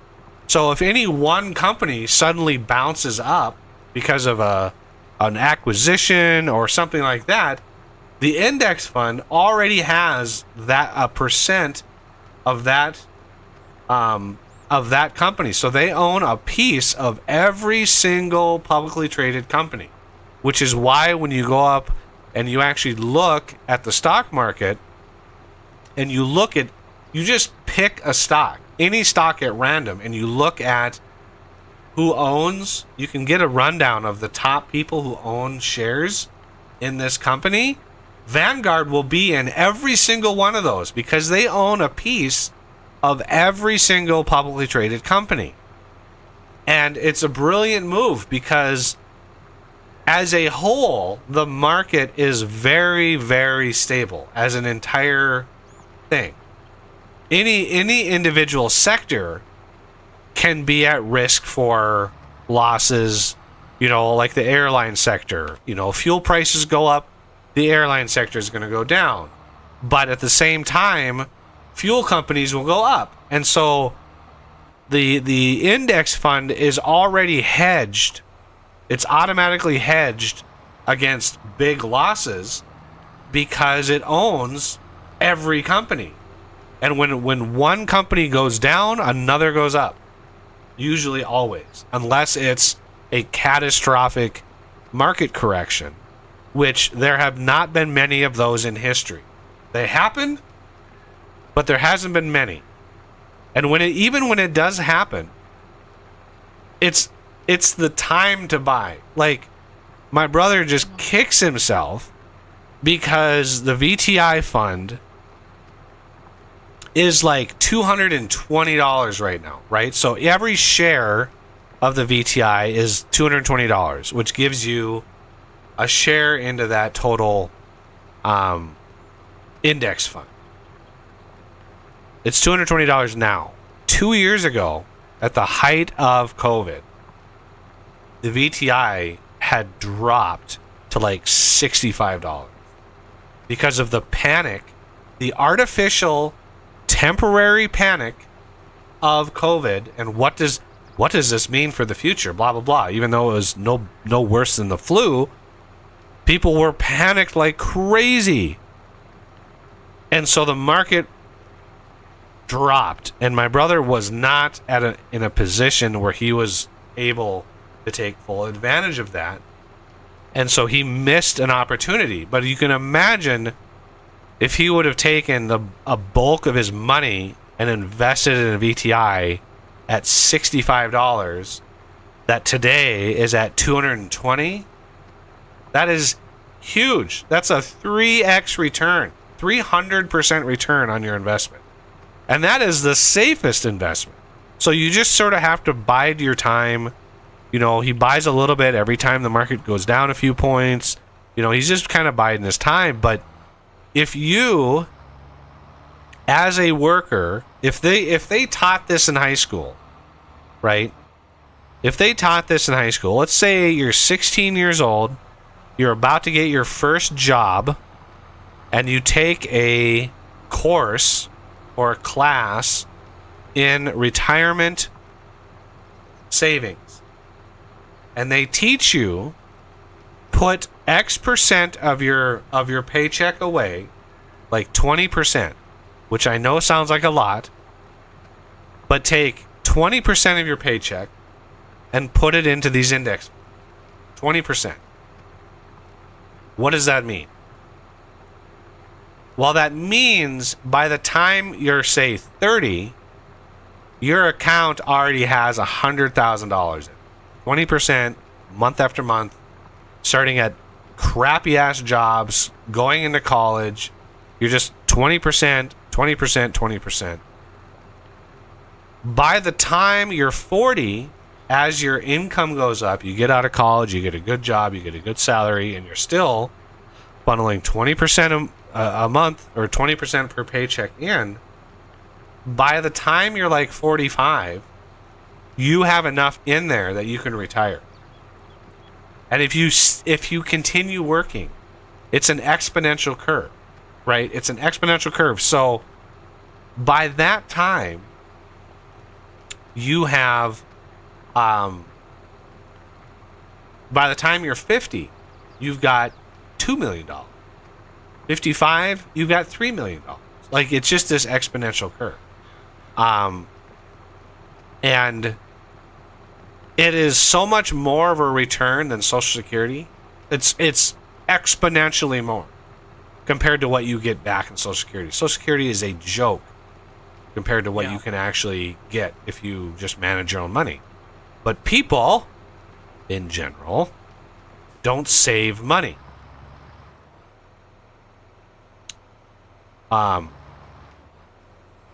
Right? They don't save. We're actually incentivized not to. Yeah. I mean, look at what credit card debt is. Credit card debt in this country is like $6 trillion right now. $6 trillion. Credit card debt. And it's insane to think that. But in general, people don't like saving money, and that's where Social Security comes in. But if you look at, like, if anybody, regardless of how old you are, if you go to a financial site like E-Trade or whatever, pick a financial site, and you look at it historically, even something like the S&P 500, and you go back to the year that you turned 16. Just go back, whatever year that is, the year you turned 16, and you look at what the S&P 500 cost. Or VTI. Look at VTI, the Vanguard Total Market Index. You look at the VTI when you turned 16. and then you compare that to today, how much more it was, how much more it is. It's insane. It works. It just works. My brother has actually, in his research, what's funny, in all of his research, he downloaded the historical market numbers since 1929. The daily market numbers. And he put them all in his system, and he was able to generate simulations and randomize the years, right? So you take good years, you take bad years, and then he looked at like what historically was the worst year, what historically was the best year, and does the he calls it the machine, does the machine still spit out favorable results? And with very few exceptions, it works. It always works. Because once you have that retirement account, you can, at the time of retirement, take out 4% of the value of that investment. Let's say you have $3 million in your account when you turn 50. You have $3 million. What's 4% of $3 million? I don't even know what 4% of a million is 40,000. 120,000 maybe. 40,000 is 1% of a no. 4% of a million is 40,000. So it'd be 40, So, yeah, 80, 120,000. So at your time of retirement, at 4% a year, you can take out $120,000 a year, right? Year after year after year, $120,000 a year. Now, can you live off $120,000 a year? I think most people will say, yeah, I could probably live off of that. Now, also remember the fact that on average, you're getting 9% a year in returns. The 4% rule is merely to protect the majority of the principal. 4% rule, right? So just in case you have a really bad year, you can still take out 4% and not crush your thing.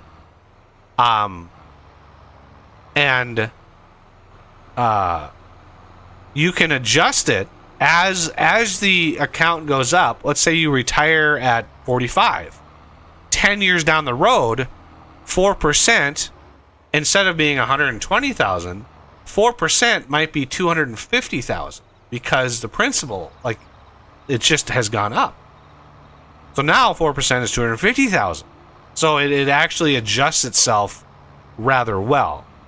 And it just works. There are very few examples where it is borderline. I think 1934 was one of the ones he said really didn't work very well. Yeah, you're gonna have to go around. That's not gonna fit through here. All right. Let's let you through and then I'll. So like 1934 was one, and I think there was one other one. I think there was one other one in the 80s that was either the 70s or 80s the only difference between the two was you had to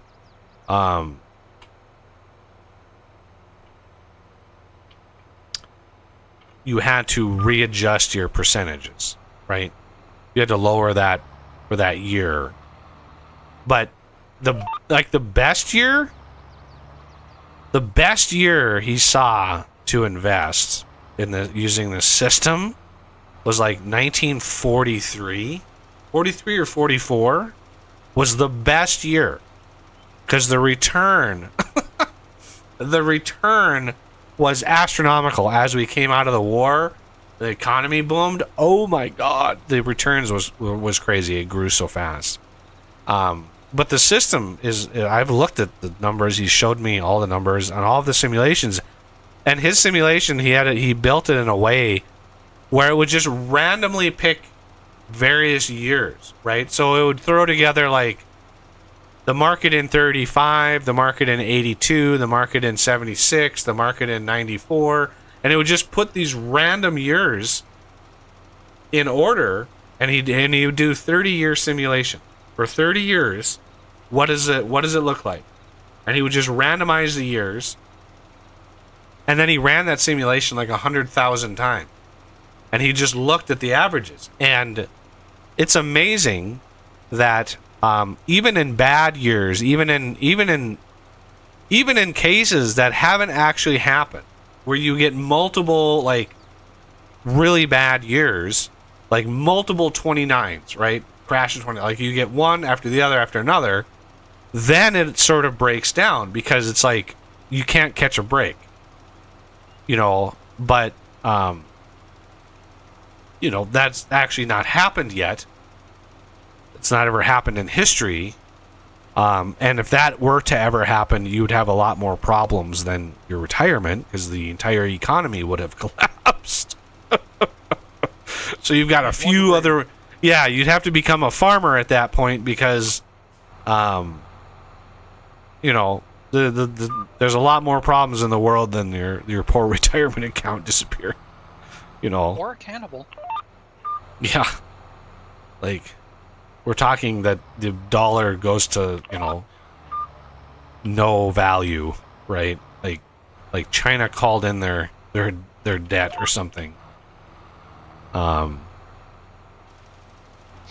But yeah, it's one of those, like, if you would have taught that in high school and you would have had every high school kid start saving that way, for one, it would make the market even healthier because now you've got tens of thousands of people putting money into the market, right? So it's just gonna make it like more robust, and it's gonna build up a lot of cushion for troubling market years.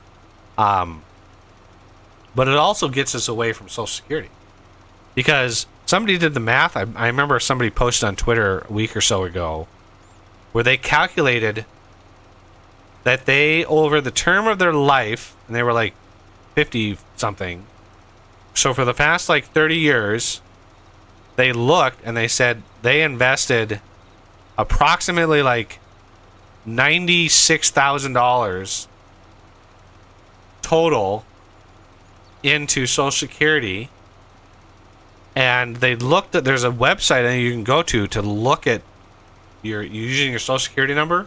You can actually look at what your Social Security payment will be and what your benefits will be. And when he looked, his benefits totaled like $32,000. So he paid in $90,000, but he's only going to get $30,000 back. Figure that one out. And it's just a joke. You can't live on what Social Security pays in. It's just impossible. The cost of living has gone through the roof. The prices of houses are obscene.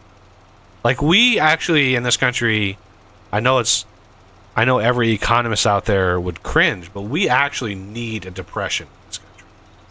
I know it would be devastating, but prices have gotten out of goddamn hand. It is insane. There are people who post pictures of rundown houses in like LA, in not good neighborhoods, you know, and they're like, my father bought this house for $54,000 in like 1965, and it is a 1 bedroom or 2 bedroom, 1 bath, tiny house listed for $800,000. It's insane. Nobody can afford that shit.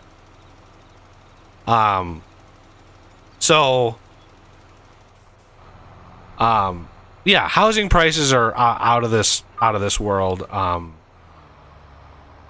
It's you know, all the prices, and largely driven because, unfortunately, because most labor unions, for some reason, they don't equate wage to price of goods. I don't know why.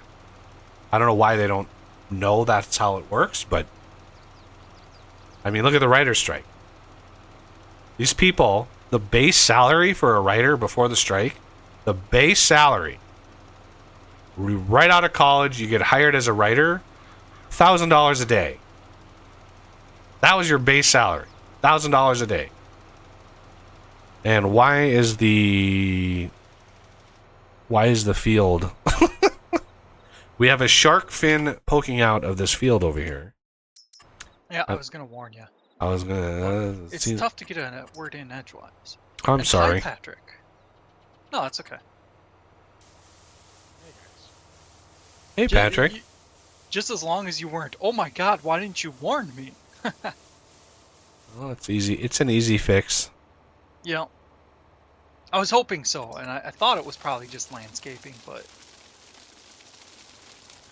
yeah. My keyboard only accepts, I think, 3 simultaneous inputs. And when I was doing that one in particular, I can't remember why, but I was hitting like 4 keys, and well, that suppressed the V key. Hmm. Oh, Patrick, I didn't know that. I don't know. At one point you came in, but so I tried to generate. You said you used Courseplay on like a 16x map with enormous fields. Is that right? Yeah. Okay. I tried to generate a course to plow this enormous field, because this is a big ass field. And it hung my game to the point where I had to end task in Task Manager. So it just wouldn't generate the course. Now, how did you generate on a course on a field this on a 16x map? Like, is it just faster in single player? Well, it is. I mean, everything's faster in single player. The other thing that I do is I don't use the one that I download from Giants. I also basically download the developer's edition. So they usually have fixes in there. Oh, really? Ah. Yeah, That is something. There's a GitHub for Courseplay. Oh. Okay. Yeah, I was hoping, because we need to generate a course for this cotton field right next to us. Because for some reason, well, I have three harvesters that I want to chain into the field to harvest the cotton, because it's gonna be a while.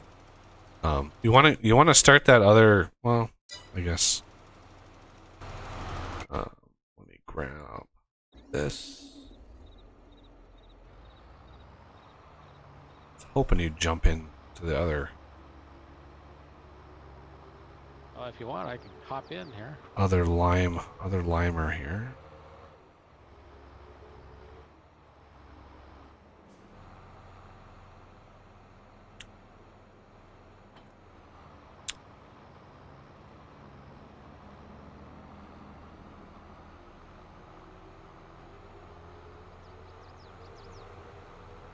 After that is fertilizer. After this, yeah, we want to get rock picker going. Oh, the rock. This. Okay.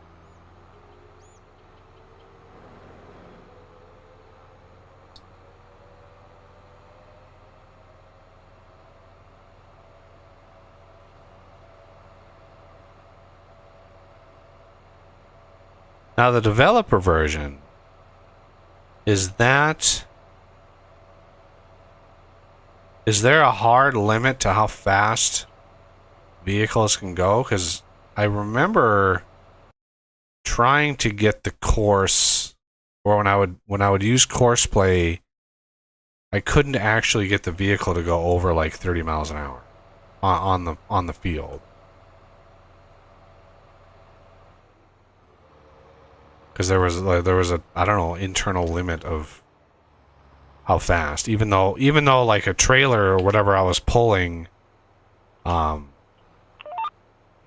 could go like 50, I still couldn't go any faster than like 31 or something. I don't know if that's because of the cruise control. I think as cruise control is to like 30, it might only go that fast. You might want to check to see if that if you have that set. I don't know, it wasn't cruise control because all my cruise controls were way higher. And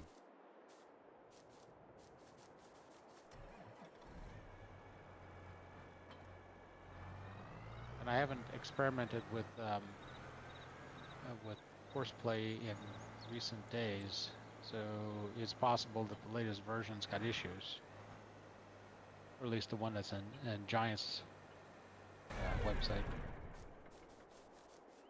Well, yeah, there hasn't been an update of it in a while. Not that I've seen, anyway.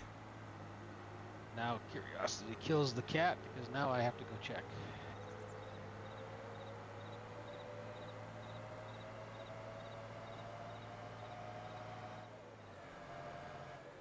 That poor cat.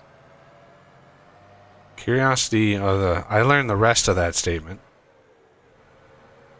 Curiosity killed the cat, but the satisfaction of knowing brought it back. It's fair. It's got 9 lives.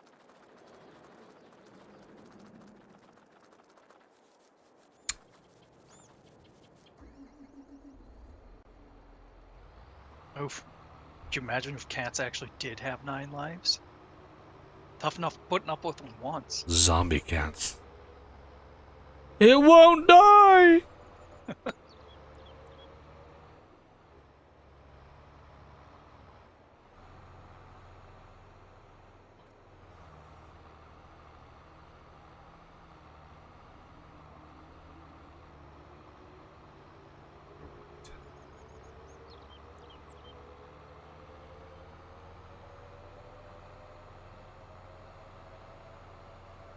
Probably noticed, but sometimes I have trouble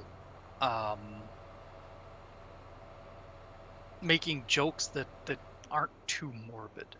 I don't know if I've run into that one yet or not.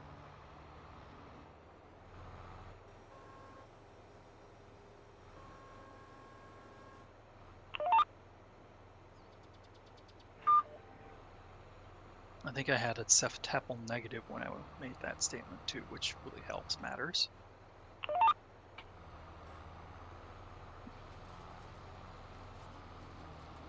And higher? Good. Okay. Are you gonna start that rock picker? Sure, I wasn't sure if we... Yeah, this field's big enough. We need to... They go about the same speed. The rock picker and the limers, so they go almost the same speed. And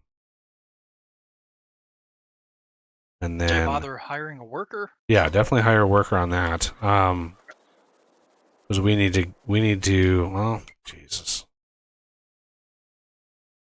A wise man would start more lime in the middle of the field to get this going faster. Purchase. Them around. Yeah.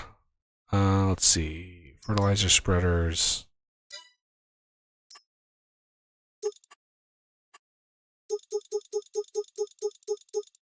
24.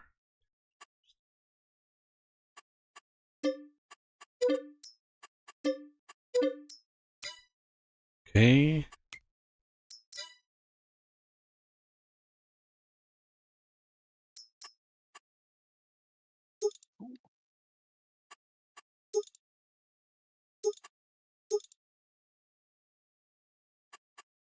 There's a tractor. Nope. There.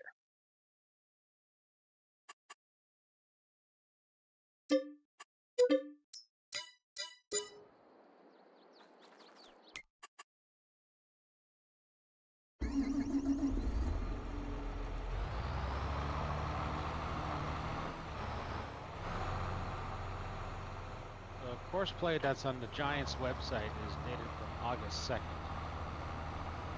And it looks like they've done almost, I was guesstimate, over 200 commits since then. Oof.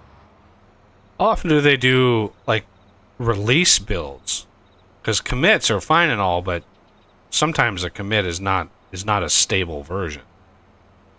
Well, they've done numerous hot fixes. Right now, so the one on Giants is 7.3, and the current version that they say that they're currently that they've actually tagged. Wait, I just had it here.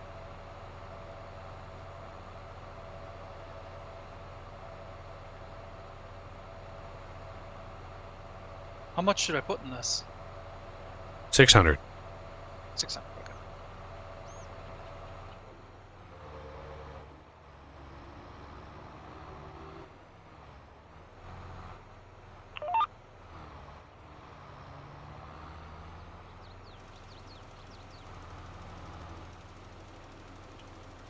So it looks like 7312 is the latest one, and that was from 2 weeks ago.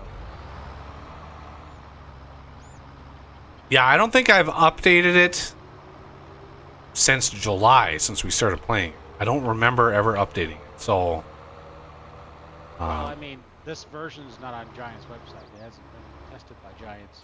well, you said that the latest on the Giants was from August, right? Right. Yeah, so I don't think I've updated Courseplay since July. At least I don't remember downloading it again. If it even has given me the option to. I don't know if I customized it.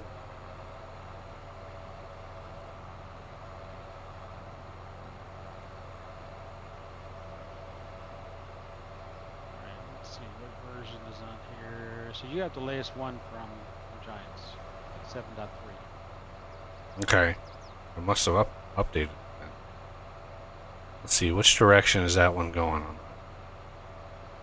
I'm assuming that the script what? Oh, you're lining it up. Okay. Yep. Where are you going? Oh, I'm gonna start. No, you start. On... You see which direction, right? So when number A or letter A gets all the way to the end of the field, you see which direction they go. My guess is they're going to go west, because I think something in the script looks that direction first, and if it says, "Oh, I can go this direction," then it will go that direction. So then you want to go on the east side and run down right next to the other one on the east side, right? And that way, when it gets to the other end, it will only see the east side as unfinished. So it should, hopefully, fingers crossed, go east. You But- and your infernal logic. Yeah, I'm hoping that's how it works. Because, yeah, we got a rock picker that I want to start in the middle of the field as well. I've actually got another one over there. We can get two of them, but rock picker might have to manually do the other one, because the rock picker really sucks in terms of automation. All right, which direction is it going to go? And sure enough, it's going west. So you want to go... All right, go on the east side. Yeah. Toward the tree line. Yep. Okay. I was gonna pause and just make sure I was easting right.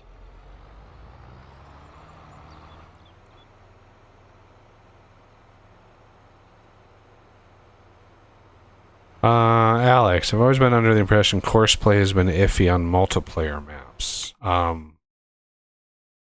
Well, any map, almost any map, can be played in multiplayer. So there's not a specific type of map that is multiplayer.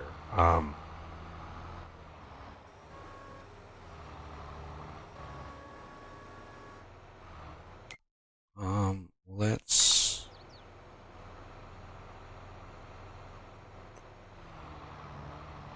And it says right here in their website that it's got multiplayer support. Oh yeah, Courseplay is definitely supported. We use it on our. I use it for mowing the grass on our grass, little itty bitty grass.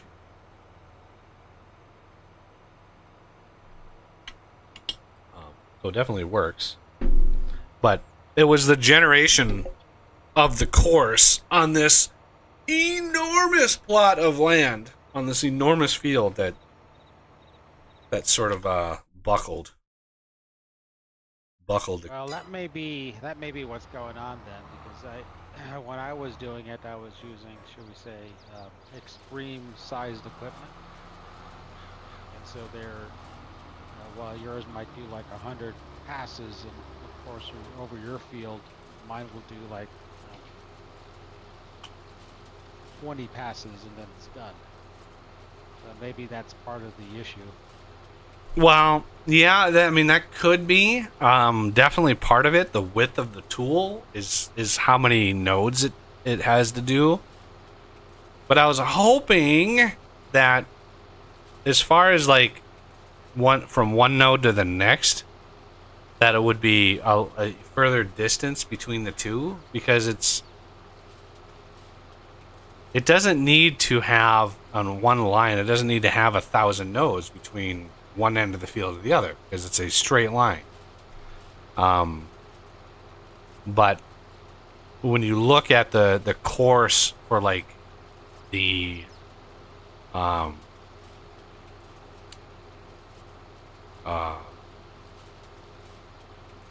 grass field, there's like 13,000 nodes on that tiny little field, and this field here is 9 times larger. So, you know, generating 100,000 nodes, you know, that is pretty intensive as far as that goes, because Lua is not the fastest language in the world. No, and that's always been the problem, is that they're using Lua.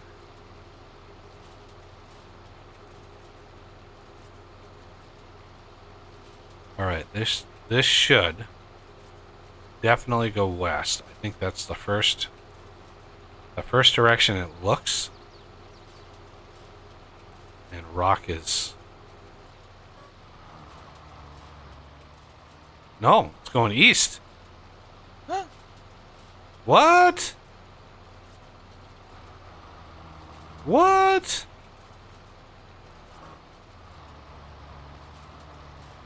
That's weird. That was very unexpected.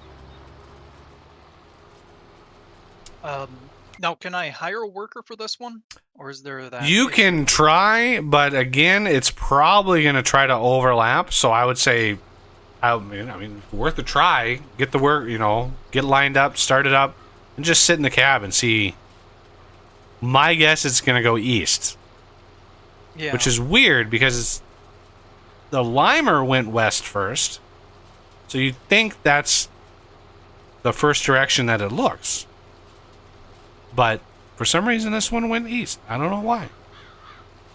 I mean, if I could mod this script at all, I would actually make the rock picking script look at the cultivation map, because this would really tell you where it is. But because I always plow and I don't cultivate, this map probably wouldn't be used with somebody who just uses cultivators, because then the whole field would already be cultivated, and yeah, there'd be very little savings. Well, if you do your one strip, and then you orient yourself either to the east or the west, and then hire a worker, then they will guarantee it to go either way. For what? It'll know For cultivating? for cultivating, rock picking, whatever. I've never been able to control the rock pickers. Because I don't know what, I don't think the rock pickers actually use a map. Like, you can't do headlands. I've never gotten a rock picker to use headlands.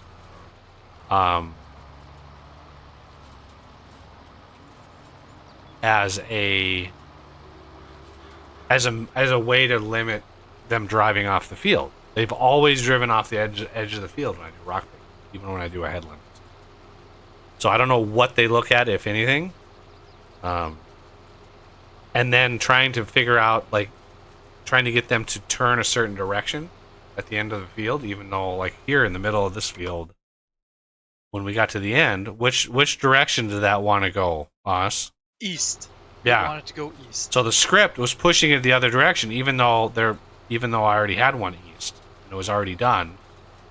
The next one down still wanted to go that direction because I'm assuming that's the first place it looks, and it says, "Oh, there's a field over there. I'm gonna go that direction."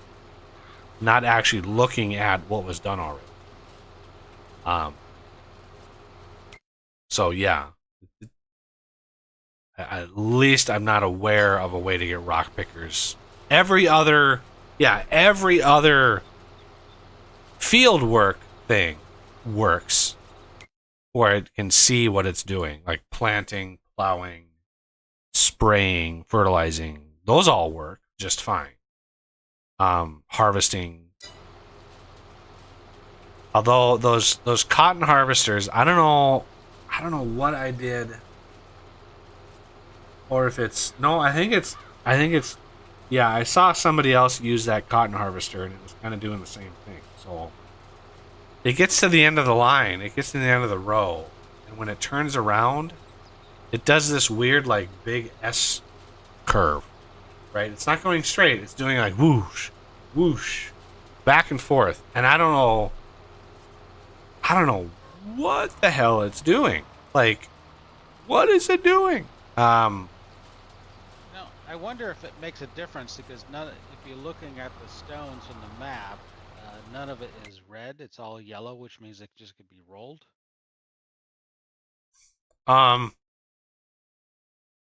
but it's not solid, and that's why I think the rock pickers are unique. Because even when it's red, the behavior is the same. Everything that I've seen. We have 1, 2, 3, 4, 5, 6, 7 freaking workers on this field right now. That is crazy. That's a crazy number of workers. And then an Os. He's worker number 8. Yeah, I may as well just consider me a bot too. It's all good. He's even better because our income isn't dropping because of the OS bot isn't taking a chunk out of our income.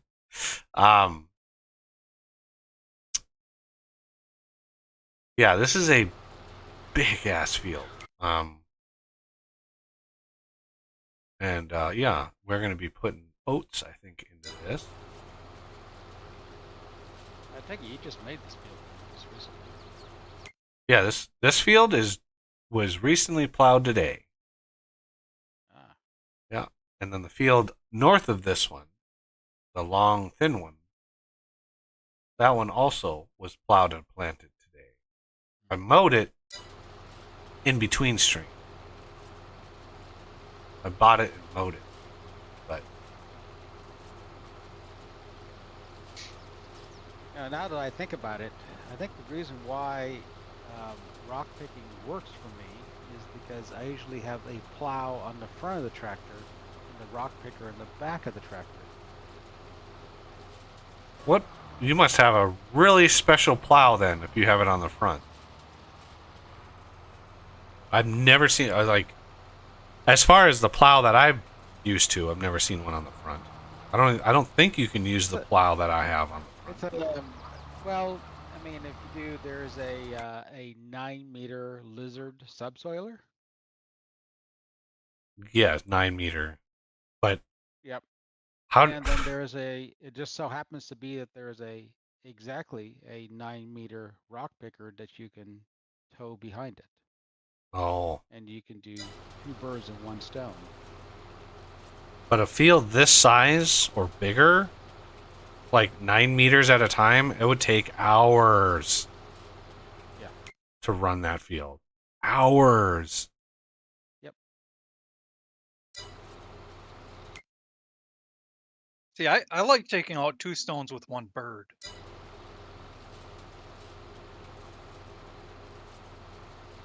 That's because you missed the first time? No, I That's- just used 1 bird to take out 2 stones. That's because he's stoned himself. Yes. I mean, what? All right. The limers are close. We got to keep an eye on them.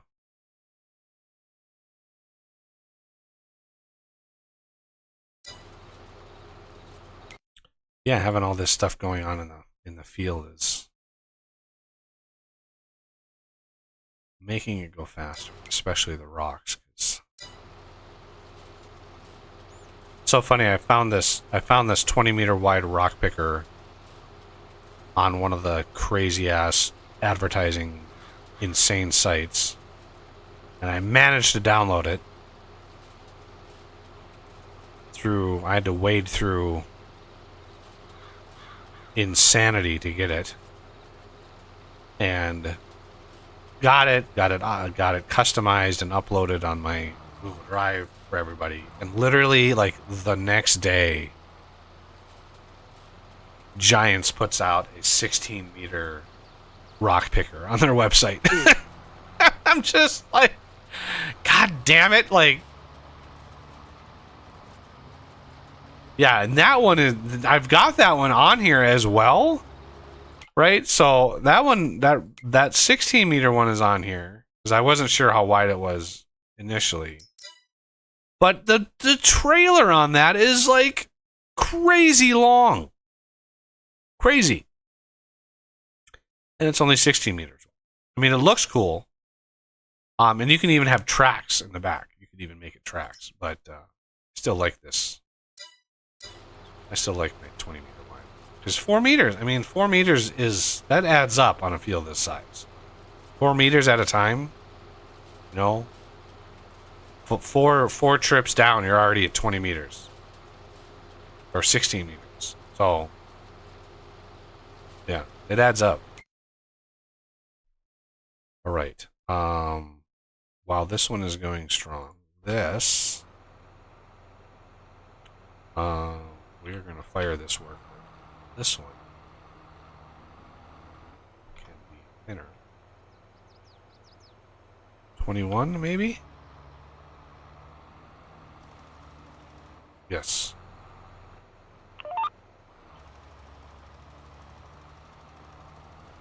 Oh. Forgot. Stupid.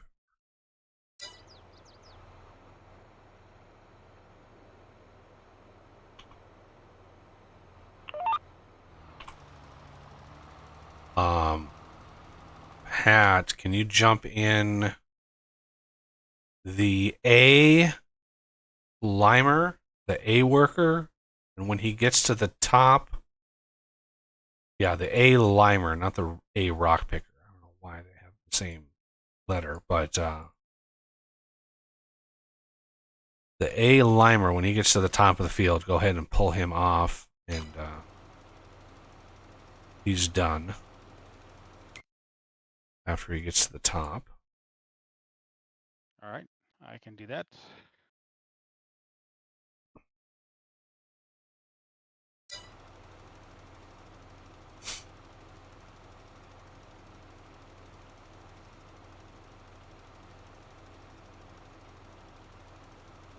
Yeah, I asked my dad, like, when he was telling me stories of the life on the farm, and I asked him, like, had he ever heard of silage?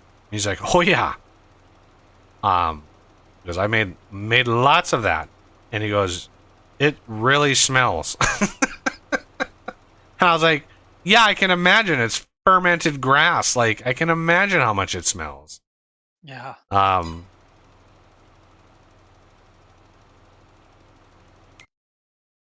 Okay, so F also, quickly pull F off the field. You don't have to drive them all the way back. Just pull them off the field, grab and hop into F really quick, and shut that down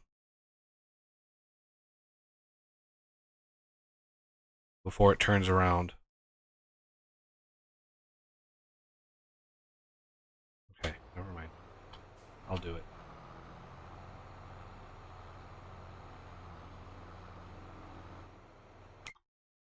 And then I. No, don't hit Q, you stupid.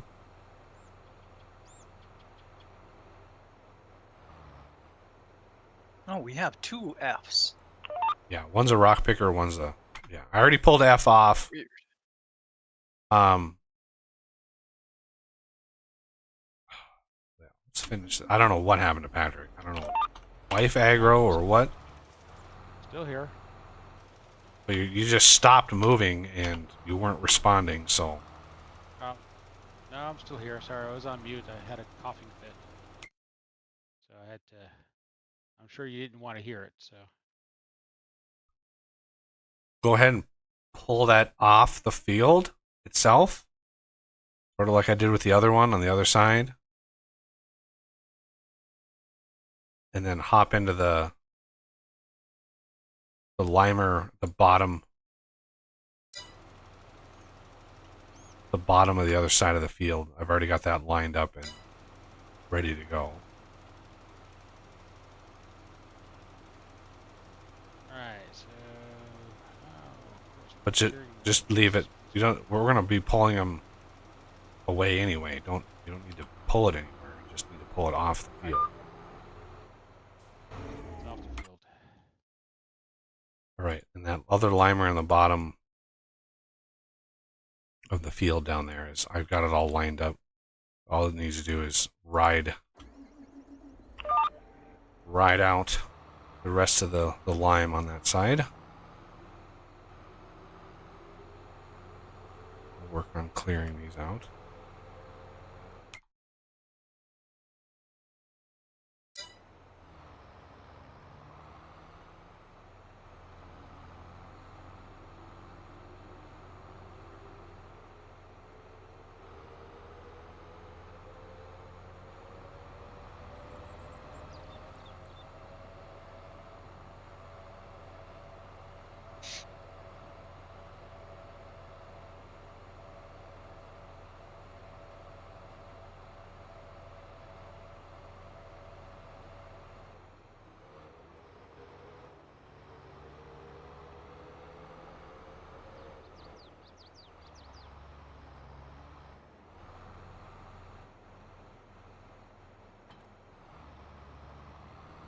Figures I reinstalled my steering wheel. I was sicker than a dog. And of course it reset all of my settings in Farming Simulator. Most unfortunate.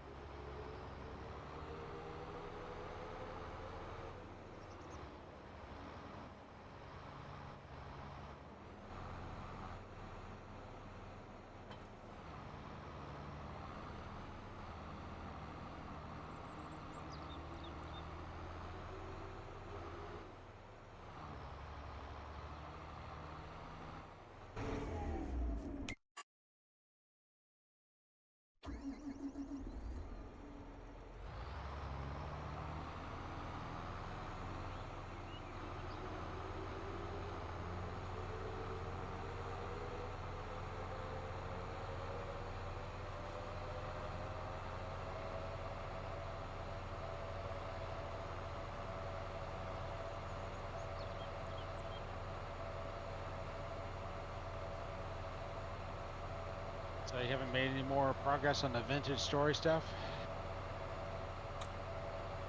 Little bits here and there. It's hard. I was talking with Oz the other day. It's hard to focus on that when I've got so much other stuff going on.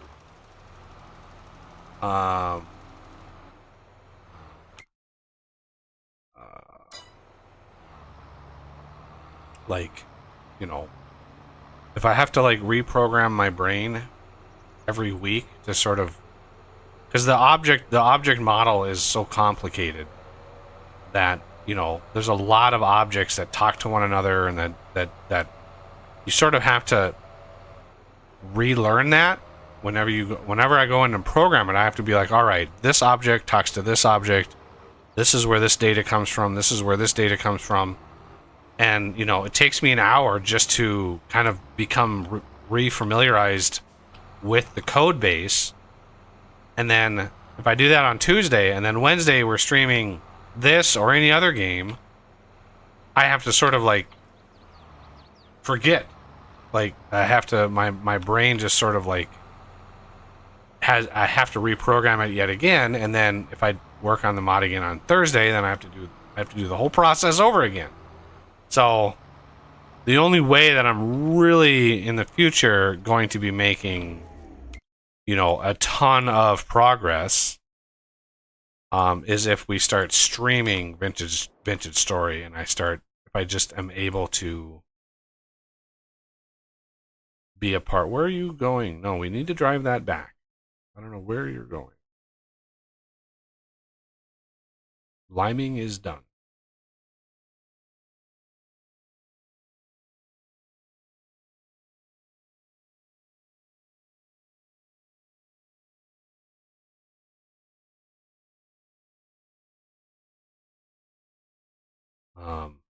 But yeah, it's not like, I don't want to say it's complicated. It is actually fundamentally rather simple, but it's pulling data from so many different places, and I have to sort of like realize where this data is coming from, how it's organized, what it means, in order to progress and get to the next stage. And there's a lot of code that is still like to do. If you look at the procedures and functions, it's like to do this entire function, right? So I did do the stream a couple weeks ago, and it was a 5-hour stream. It just did one function on a 5-hour stream. Granted, it was a very, very important function, vital to the process. But I mean, the Tuesday before, I worked on the mod for like 7 hours to get it ready for the 5-hour stream. So yeah, it's a lot of work. It's so much work, and because I've been sort of bashing my head against it now. You can drop the limer off over here at the lime factory. I've got a line of them ready to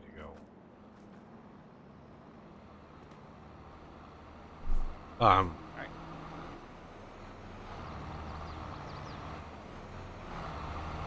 Steering is not working the best. Uh-oh. Alright, yeah, I see it.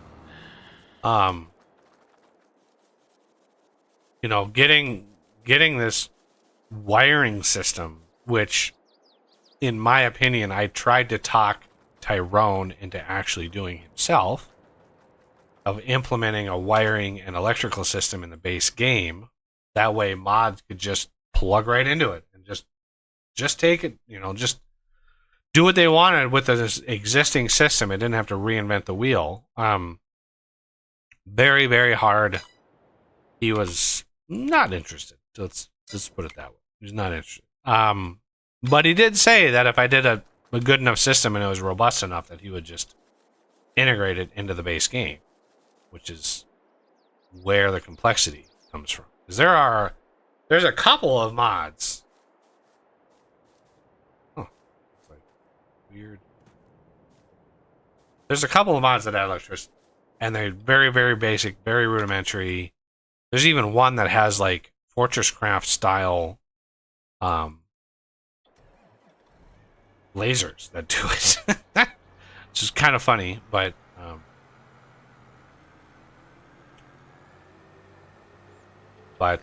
yeah, I wanted something that other people could use and plug into, and that I didn't have to think about anything. Because the mod itself, when I look at like the base mod outside of the what's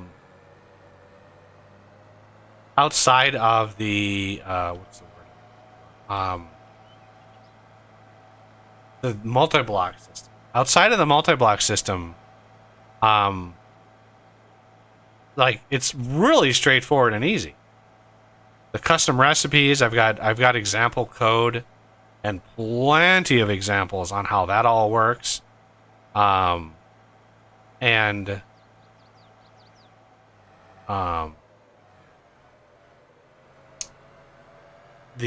objects themselves, the machines and generators, largely are easy. I've already got a test machine and a test generator ready to go.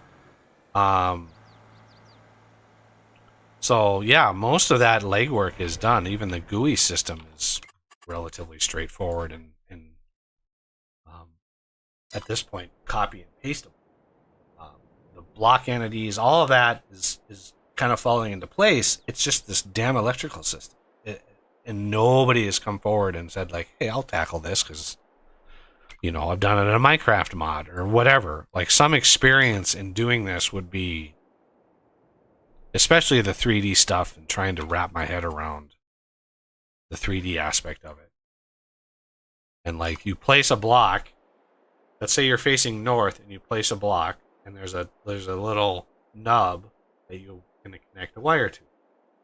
Well, what happens when you're facing east and you place that block? The block is rotated, right? There are things in the XML that can automatically rotate selection boxes based on the facing of the block, right? Northeast, southwest. But I don't know how any of that works. Like my brain just blue screens when I see that stuff. Unfortunately. Well,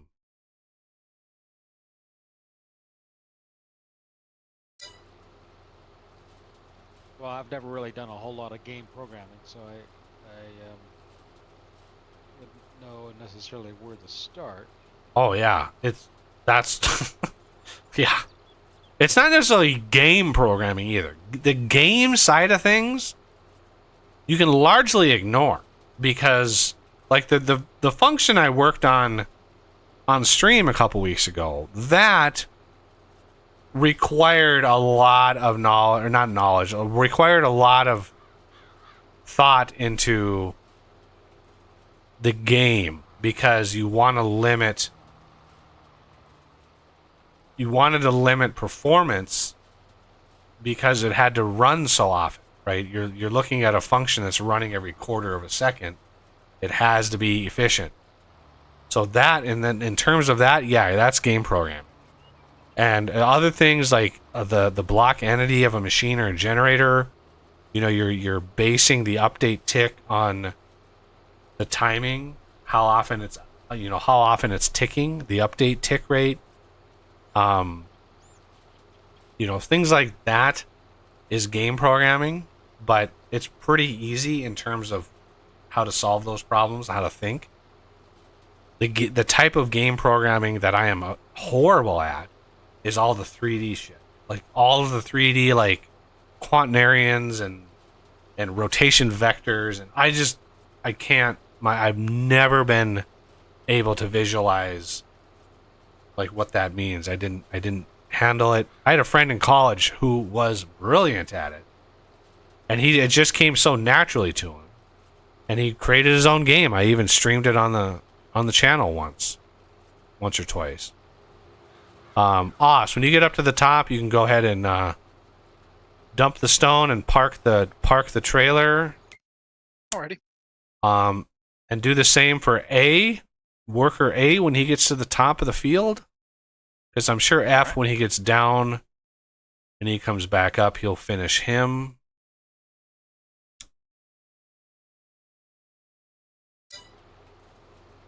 And then this guy, well, actually, this guy will hopefully go back up. Then he will be done there.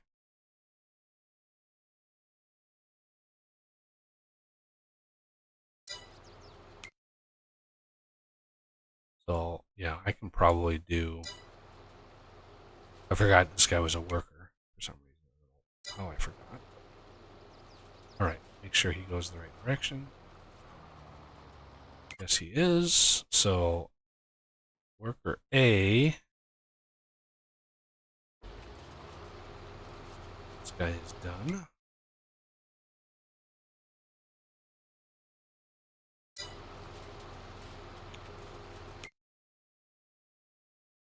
All right, you're working on A. Good. Yeah.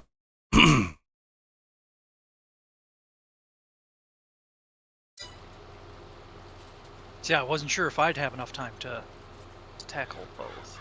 I could, stop this one midway and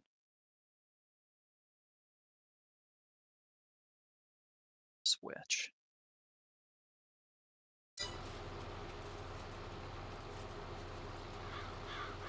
I got hold of West Side F.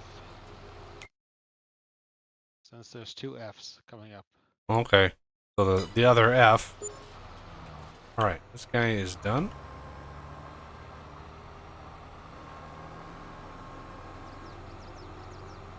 Let's get him dumped out.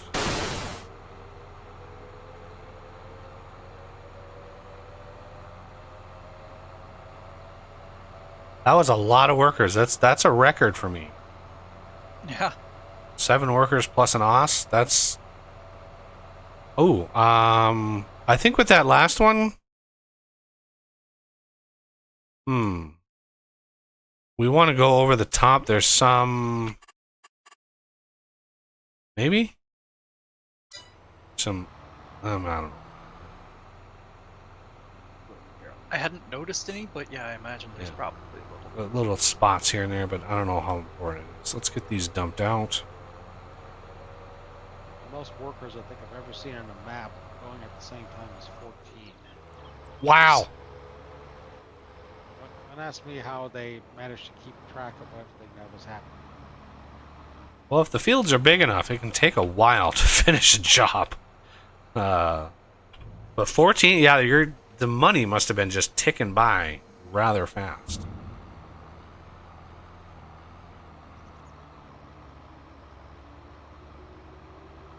And the rock we pick off of that is... replaces all the damn... Limestone? Yeah, all the limestone. We just... That was a lot, by the way, that was a lot of freaking limestone that we just dumped on that. That was many hundreds of thousands of limestone. What side do you want me to cover? Top or bottom? Either one. I mean, if you really wanted to, go over the top, and then, like, go down to the bottom and go through the bottom, or whatever. That's not super important, but... All right. I will start planting... Let's see if I can jackknife this, get it to turn around. Whee! Yeah, good enough.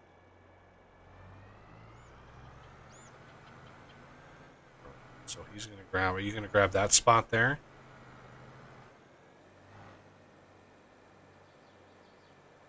Excellent.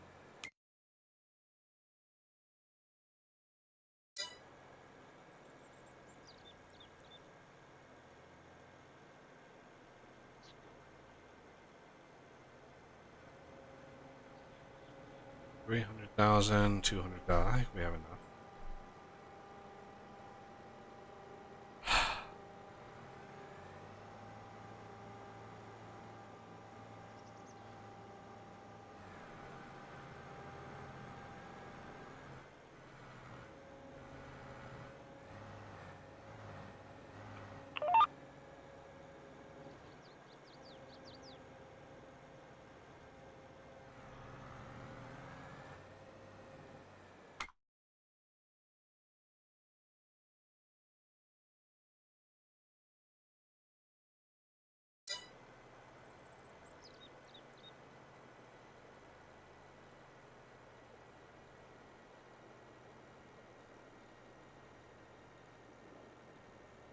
Yeah, you're good there. No, there's nothing left on here, so Alrighty.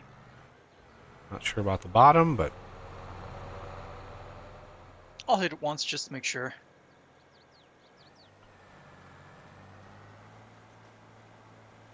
hit it. You want the stones in the lime factory? Yep, stones can get dropped off. I know one of those stone pickers had over 100,000 stones on it. Glorious. This has 168,000 when I'm in. Oof. Yeah, but there was, I think that was the one that I hadn't emptied before, so there was like 50,000 in there already or something like that. This one's at 94,000. That's good. I think that one was empty when it started. I think there was only one Nice. that wasn't.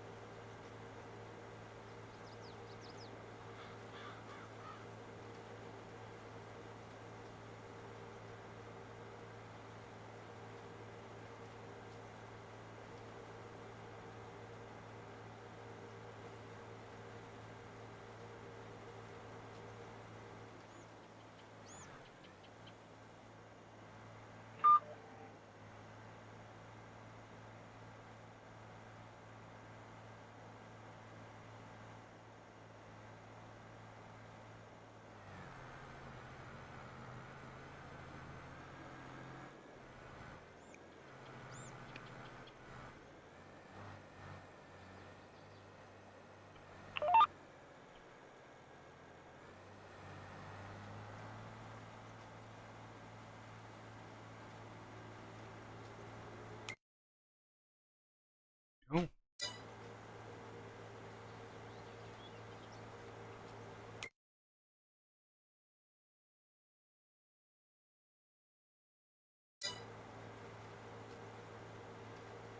Okay, yeah, from the looks of it, I didn't get a single rock from the south side. I didn't pay attention to the north side.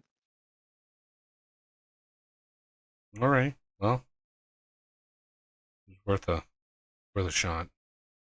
Yep. But We're sure. if anything, it just cultivates the ground. That way, the second layer of fertilizer it takes, and it's good to go. So. Yeah.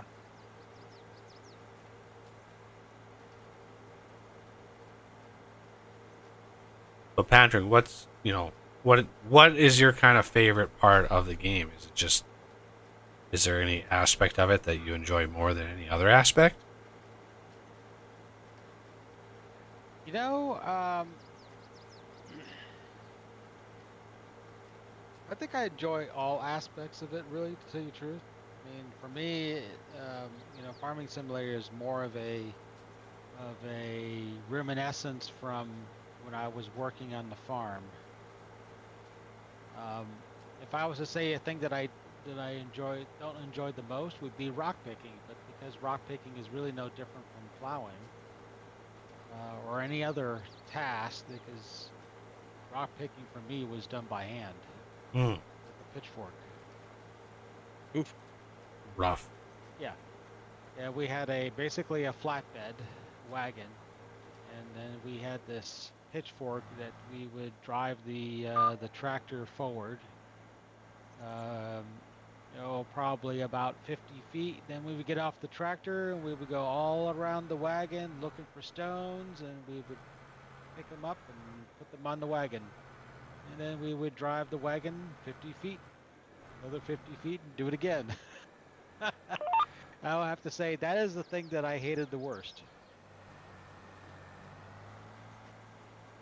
But since rock picking here is automated, it's really no different than a combine operation or any other operation, right? Right.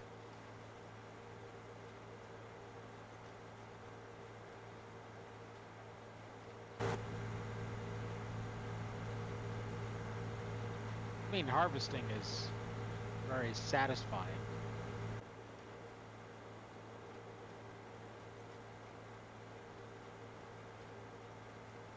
Yeah, because that's the culmination of the product, just or the process. Oh, yeah. I mean, when I was working on the farm, harvesting basically was meant baling. That's all that we did on our farm. We didn't have a combine or anything like that. So I'm gonna AFK a little bit here. Oh.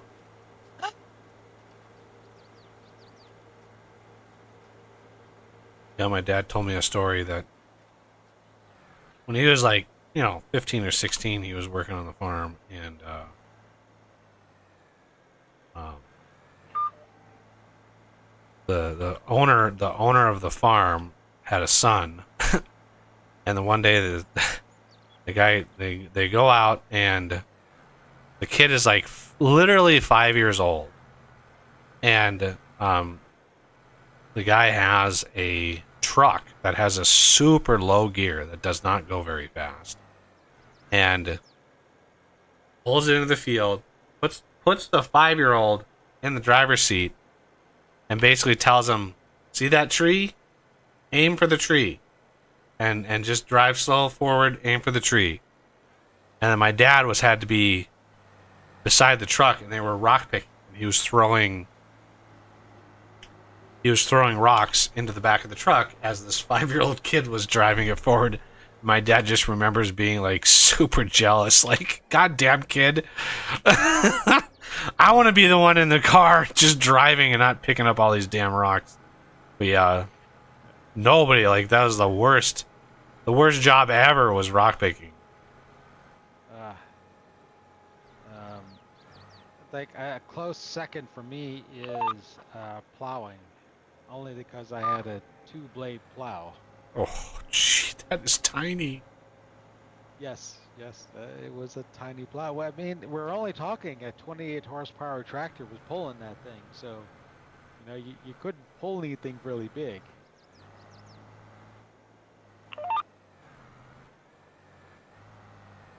So you can imagine just how long it took to plow, Oh, a few acres. oh, no kidding.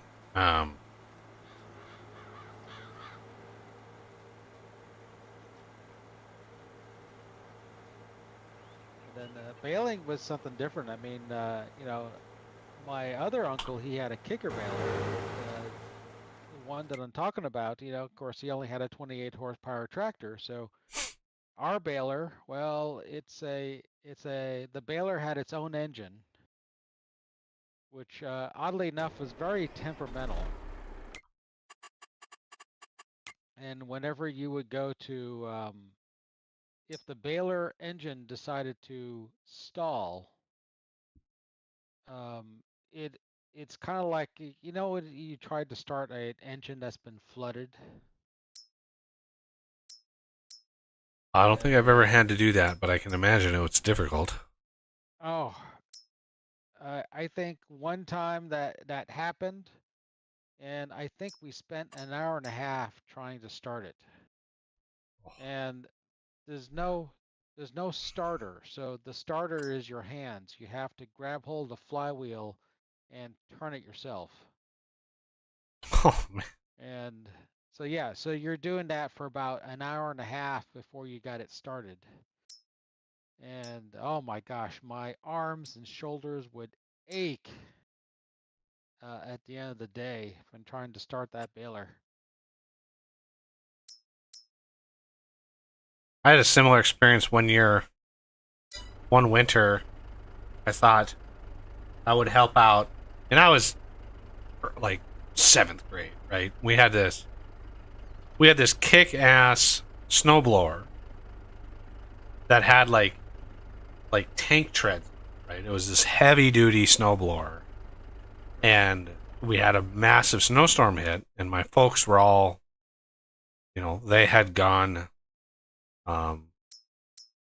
to work, so they were at work, and I was like, I'm gonna help out. I'm gonna get the snowblower, and because it was, 6 inches, 8 inches of snow on the ground, plenty for a snowblower.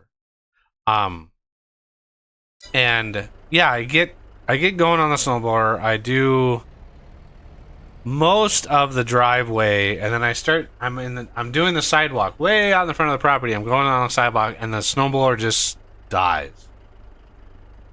It just stops. The engine dies. It just stops, and I'm like, what the hell? And I kid you not, I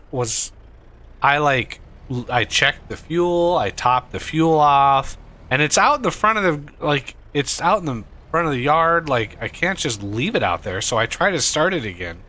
And it's one of those pull chain, Yeah. Oh yeah. And so I am pulling on this thing, and it won't even turn over. It just won't turn over. And at least 15 minutes just yanking on that thing, which sounds kind of funny, but out of context.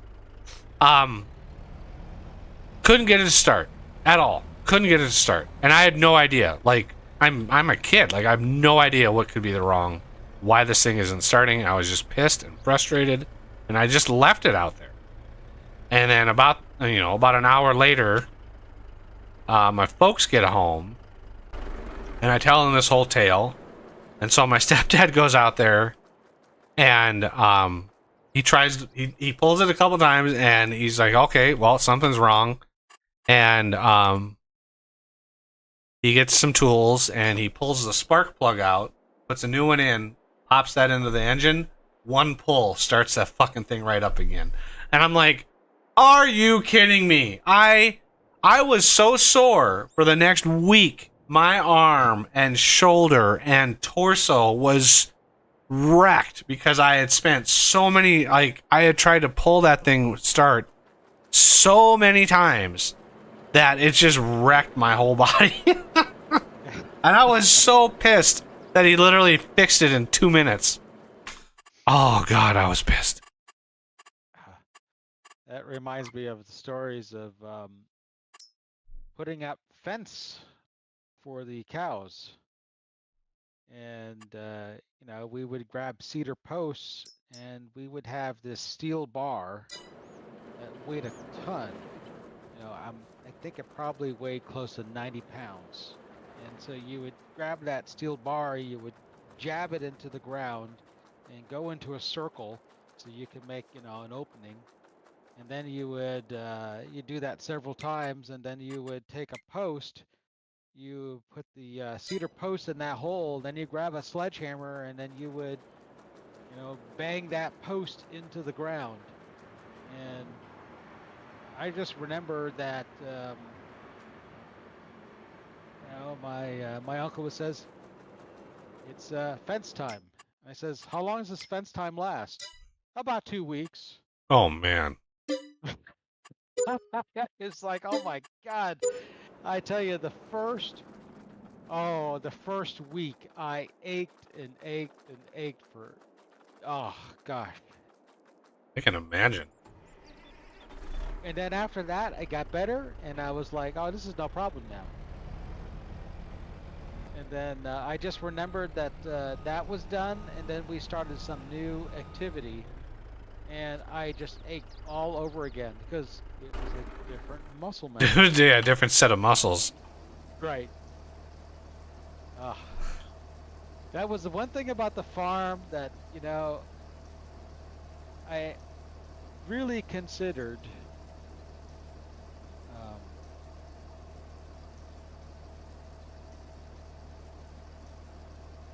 actually exercising in the morning before I started working on the farm, which sounds like a complete oxymoron in some respects,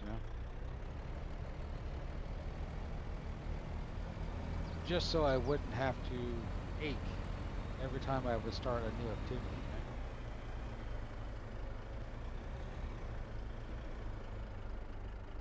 Yeah, ever since I read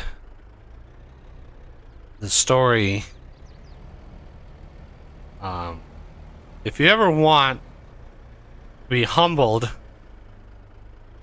and figure like maybe you don't have it so bad, read Can't Hurt Me by David Goggins. and absorb what his life and what what he put himself through, and yeah, never again will I complain about like being sore or whatever. I mean, the guy ran a marathon on broken legs. Oh, jeez. It's just crazy. Like, he found a way to basically turn pain into his fuel, and yeah, he went through. He's a Navy SEAL. He did 20 years in Navy SEAL, and he went through Navy SEAL training twice. Or he started it 3 times. The first time he got double pneumonia, and they had to put him out for a while. The second time he made it through Hell Week, which is roughly 6 days, no sleep, constant pain. 6 days of that. He went through that twice. The first time he got through it, got it out the other side. And then in the next set of training, he basically broke his kneecap, and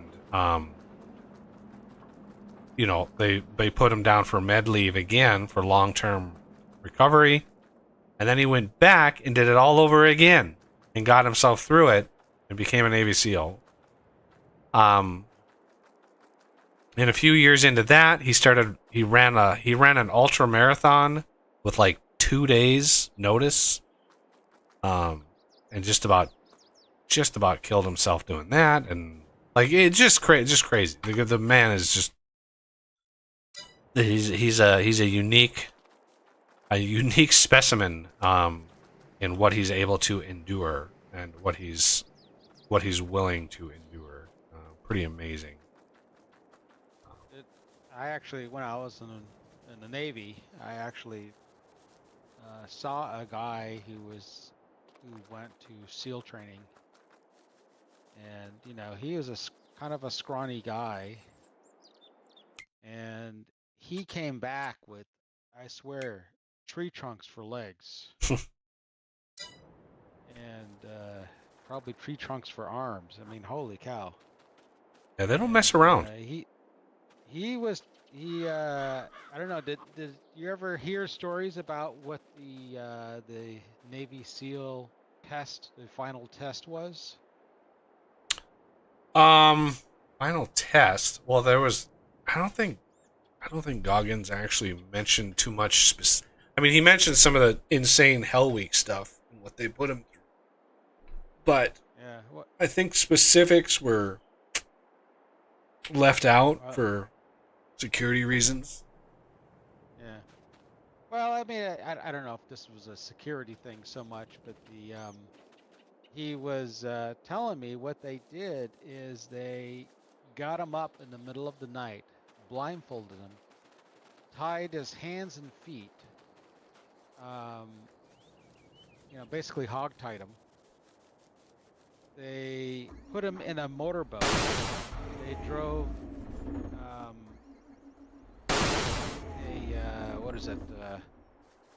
a mile out to sea and dumped him overboard and drove off. Well, yeah, So gotta. his job is to pass was to get himself untied and swim back to shore. Yeah. I was thinking, oh man, that's just a nasty test.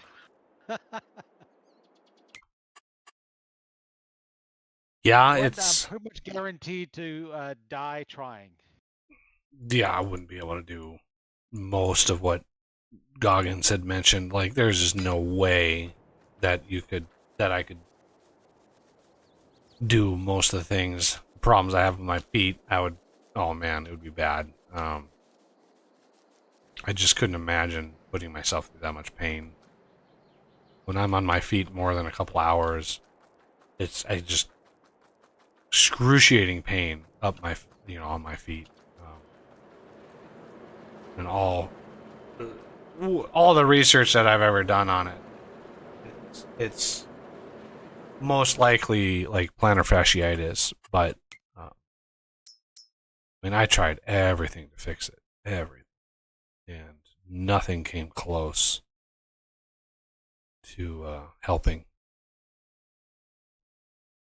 My wife had a plantar fasciitis problem, and she actually got some sole inserts.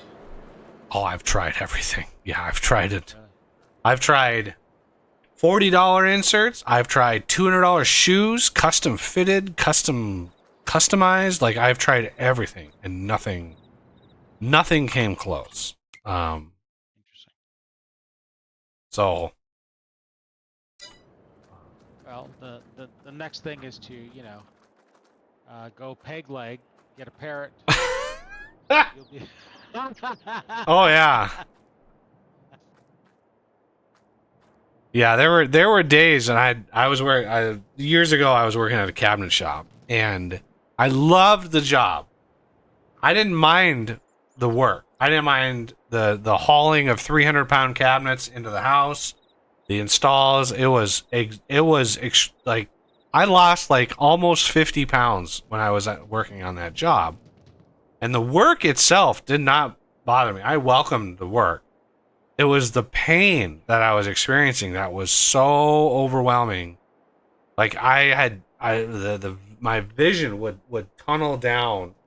I would have so much pain that it was like I had blinders on because I couldn't process my full range of vision because so much of my mental energy was trying to not block the pain but sort of deflect it in a way that was like I was able to deal with it. But it got to be so bad. You know, even though we worked like only 4 days a week, I usually had Fridays off, Friday, Saturday, Sundays off. By Friday, I would be in so much pain because it would just get worse and worse and worse that I would be driving home and I would be using cruise control on like the 25-mile-an-hour zones throughout the city because just pressing the gas pedal caused pain to shoot up my body, and it was just overwhelming. Several times I collapsed on the floor trying to get to the bathroom after laying in bed. Getting home, I'd lay in bed. I'd just be like, I'd just not move. And then I had to get up to go to the bathroom, and I would try to stand up, and I would just crumple onto the floor. It was just so much pain. So yeah, you know, going through all of that, you know, I just don't know. I mean, I have a pretty damn high tolerance for pain, but it just got to be too much, and I had to quit the job. But the work itself was great. It was a fun job, and I got along with, you know, it was just me and the owner, so we got along great, and giving each other shit all the time. It was, yeah.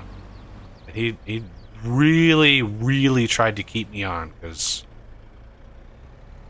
he actually offered me a massive raise to stay on, and I'm just like, as much as I would love that amount of money, I was like, the amount of pain is just not, because it was getting to the point where I was screwing up the job.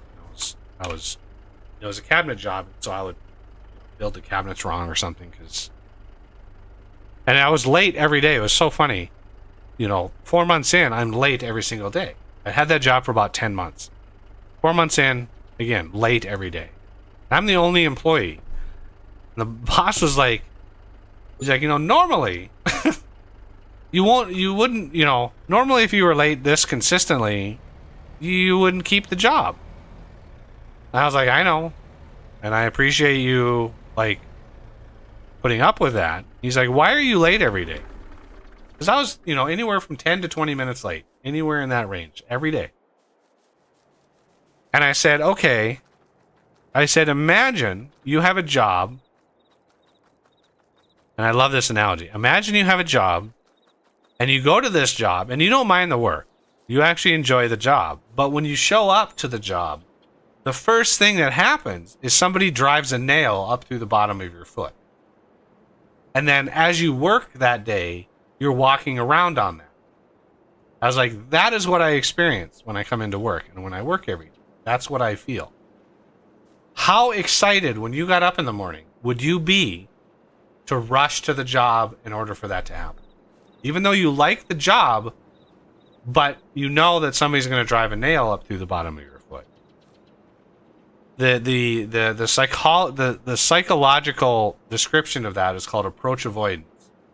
You want to approach it, but you know there's going to be some sort of punishment when you do, both a punishment and a reward.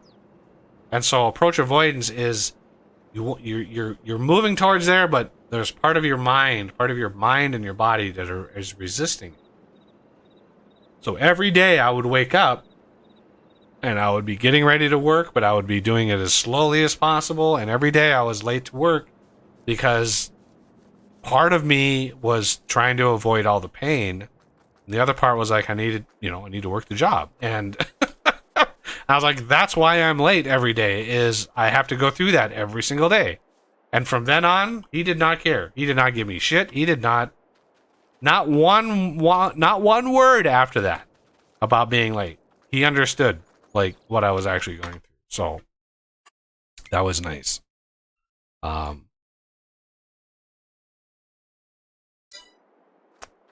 What are the odds that we're going to need a little strip through there?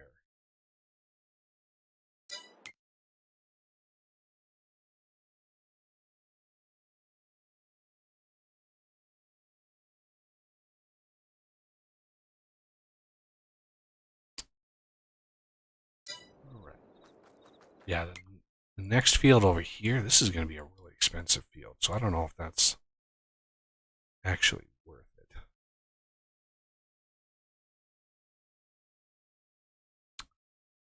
But oats, having oats on here will give us more potential for flour. Canola will get us oil, which will get us butter eventually. I'm trying to build up towards a finished product. And oats can go towards both flour and cereal. That takes care of that. So that huge field of oats should get us enough oats to last a little while at least. Then what are we're missing corn, I think, for cereal, but we're also missing raisins. So I don't know.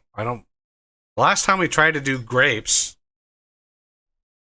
we messed up somehow, and the vines kind of withered before we were able to harvest, which I don't know what the hell we did wrong. I need to go really quick and have a bathroom. Be right back. Go already.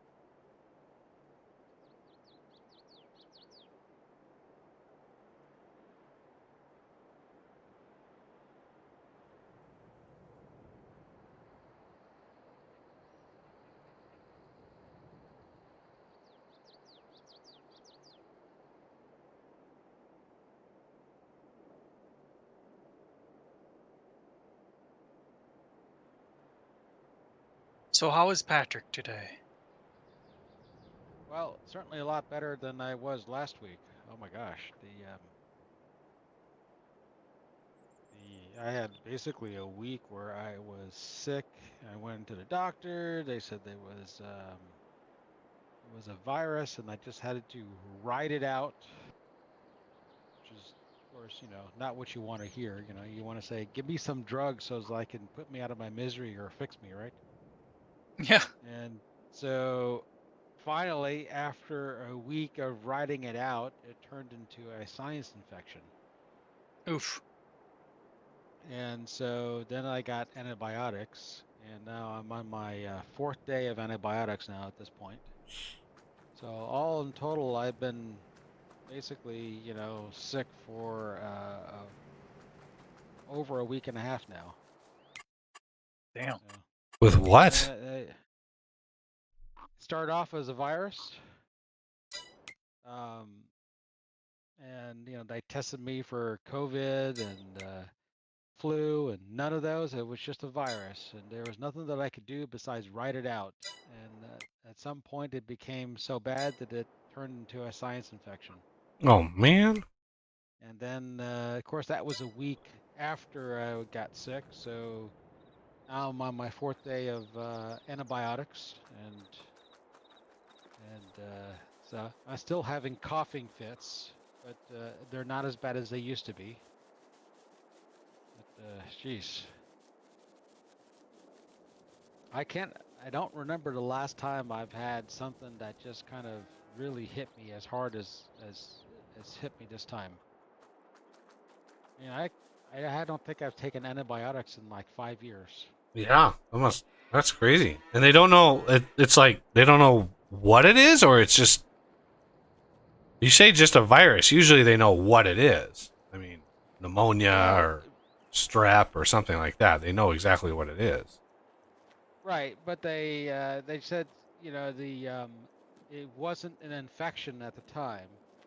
So it is some particular virus that is going around, you know, people are getting it.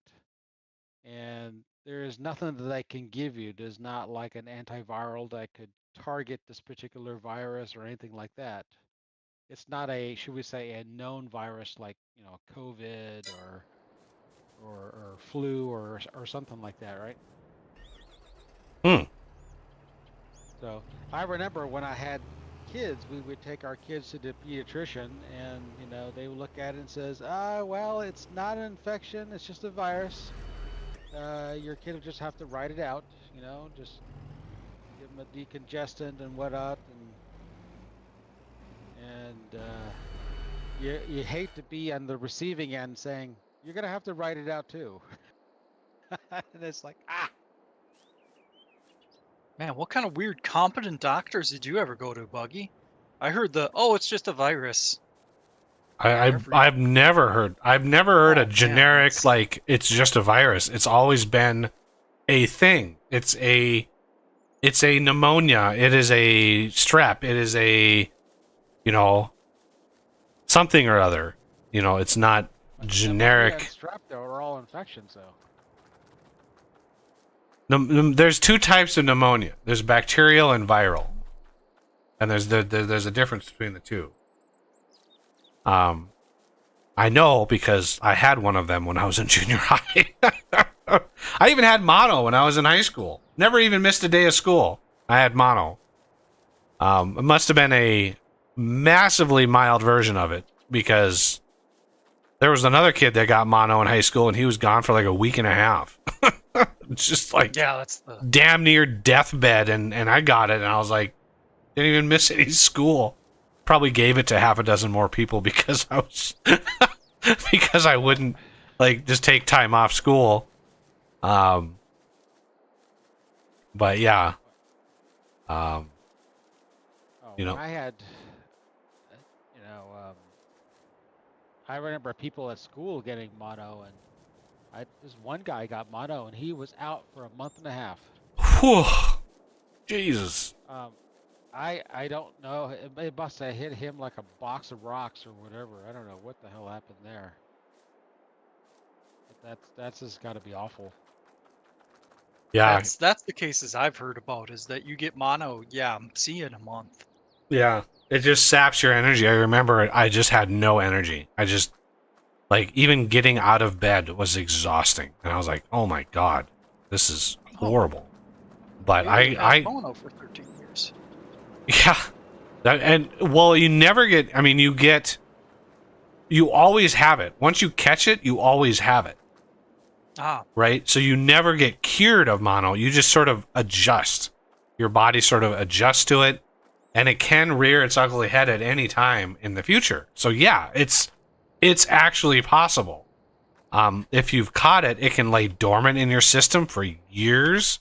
Like, it's one of those weird ones. You never really truly get rid of it. Kind of like chicken pox, in a way. Yeah, like chicken pox or even COVID. I mean, COVID's the same way too. But yeah, it's one of those. It's one of those weird ones that you kind of always carry it. And yeah, it just is, I guess. So Yeah, I got it. I was tired. Like, I was more tired, but I still had enough energy to go to school. And God knows, like, how many. If I passed it on, like, I have no idea. Yeah. Well, yeah, I was going to put down purchase. I was going to put down some more beehives. I can definitely see the unique corn. The unique what? Corn. The horn. Looking at the farm supply factory there, it says you have 1 liter of corn. I'm thinking you need more corn. Oh, yeah, because I was making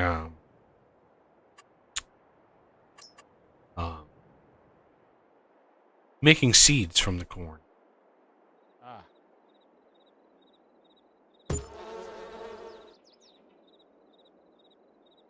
And that is definitely not a corny statement. Nope.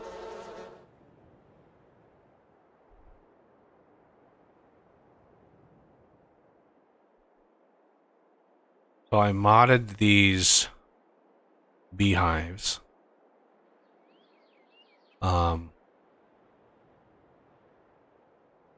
So let me guess, they're killer bees now. They're Uber bees, and the range. See, the range of the default beehive, even the top end Langstrom hive.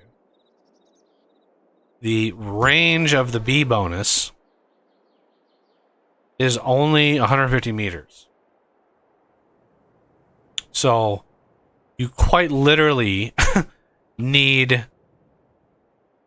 you would need to wrap these beehives around a field quite a bit. So it's a bee fence. And so I'm like, I don't, these giant fields on a 4X map, I don't want to have to put so many beehives around. But I also gave bee bonuses to most crops. By default in XML, having gone through it, the bee bonus is only on like 4 crops. Even though the help says that it's like it gives a small boost to crops, it's only like 3 crops that it actually boosts. And it's like as low as like 3%, something like that. So I on this map made the bee bonus bigger and on almost all the plants. Almost all the things. I don't know what the exceptions are, but almost all the things have the bee bonus. And it's like 15%. So I just wanted to try it out. Like, let's make it actually worth it. And that's why the Uber bees, it's $50,000 to build one of those. But it's worth it. It's worthwhile.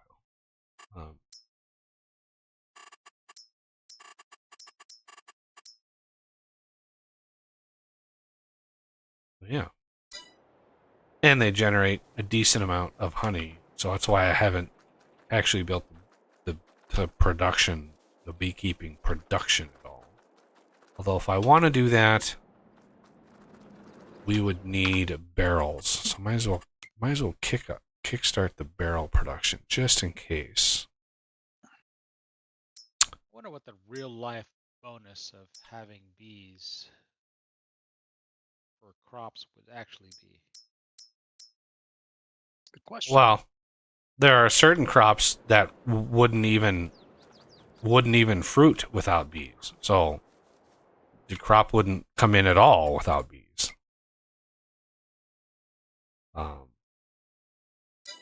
Because bees are the only pollinator, and you wouldn't grow any fruit, whether that's potatoes or whatever, without them. Which is why England went over to, like, I don't know if it was Norway or Sweden. Yeah, for some, like, this is several years ago, they like sent, I don't know what you would call, like, covert people over there, and they stole like 100 honeybee queens from like Sweden and brought them back to England because they literally ran out of bees. Needless to say, Sweden was not, or whatever country they went to, was not happy. Yeah.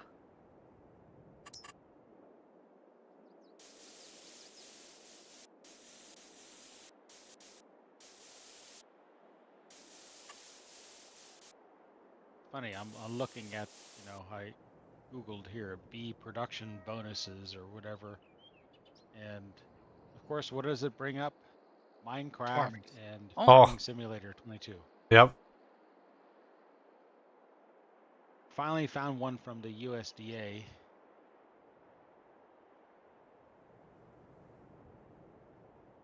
A star.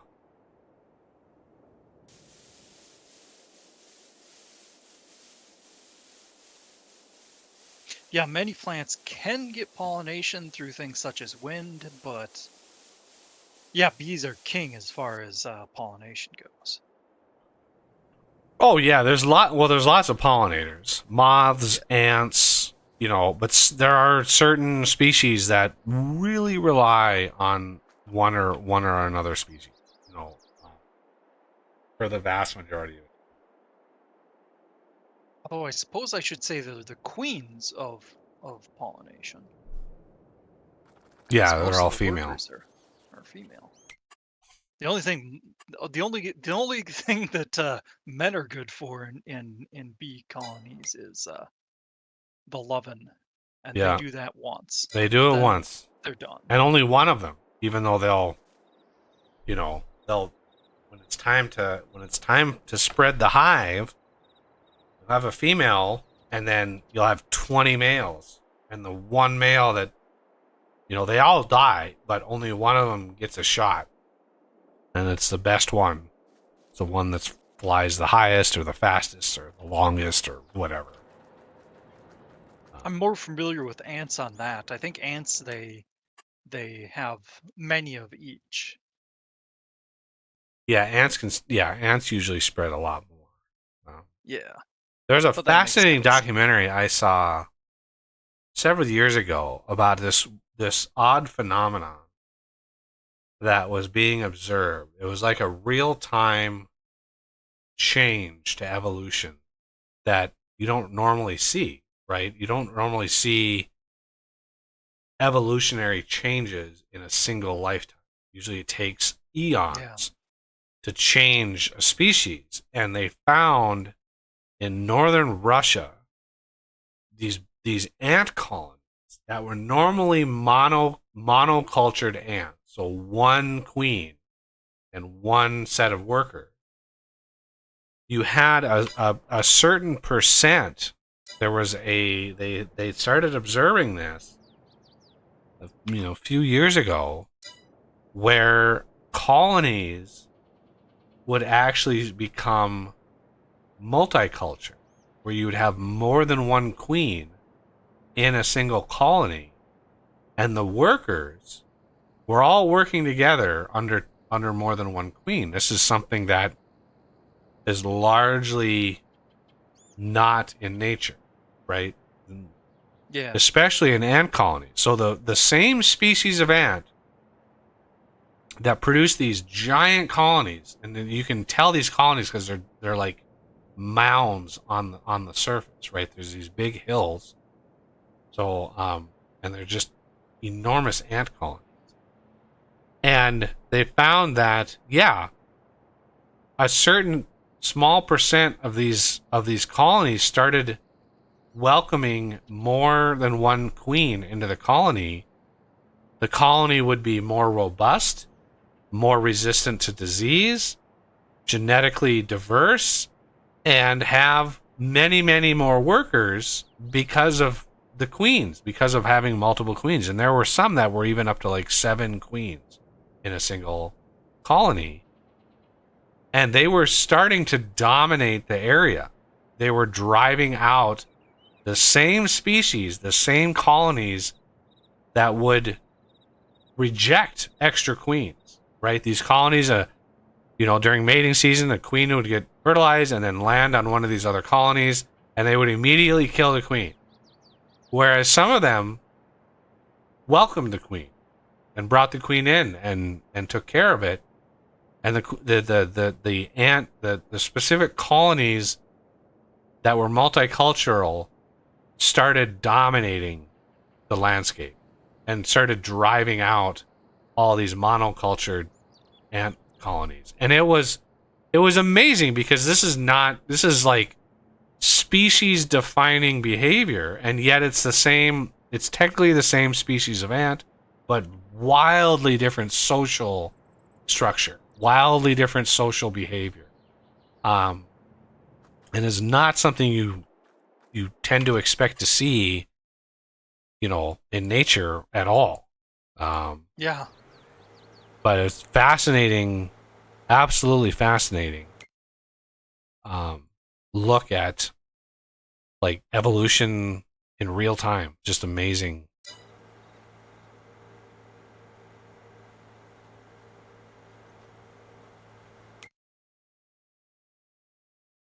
Okay. That does speak, yeah. This When what? well, it does speak to the advantages of diversity. I don't think humans see it quite as much as that, but yeah. You need diverse genetics. Well, not just diverse genetics, you need diverse social structures. Yeah. Because if everybody is thinking the same thing, that doesn't lead to much to innovation, experimenting new ideas. Yeah, it's been shown over and over and over again that a diverse way of thinking is far more beneficial.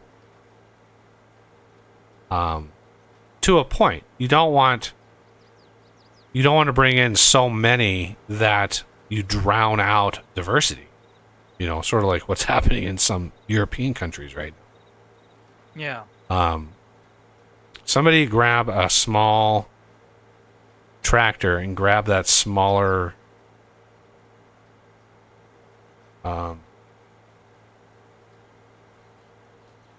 planter.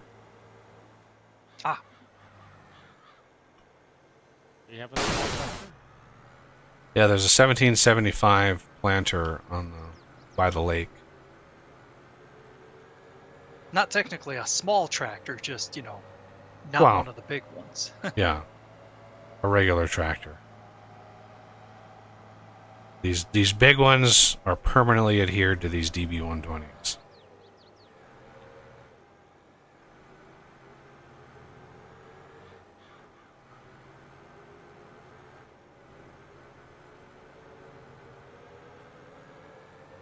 What are we planting again? Oats. Oats.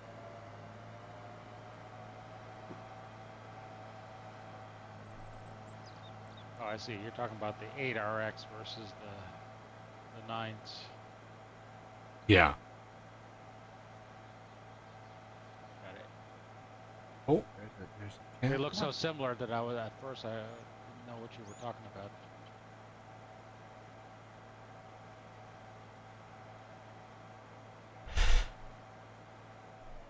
Past it.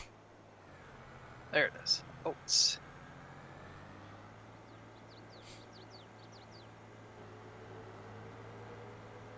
Looks like a weird dried up branchy thing. I know it says it in the top too. I just want to make sure that it's... Yeah. Okay. You're dried up branchy. Yep. 100%. And if you hit the F1 menu there, it actually tells you the actual name of it. Yep. Yeah. That's what he It's just mentioned. usually Dang when it. you... Nobody jumped into this one and stopped it. Oh, shoot. You can see the stripe. You can see the strip that's left over. So, Okay. Most of those menus, it tells what you're gonna switch to, not what is currently there. So I just wanted to verify that I was looking through the right thingy, so to speak. yeah, that's definitely one of the weird exceptions. Where it says select seed oat, that's actually what you're on. Yeah, I understand. Whereas- Understand the confusion. Yeah.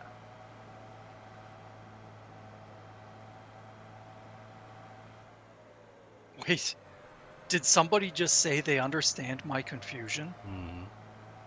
Oh, you poor bastard.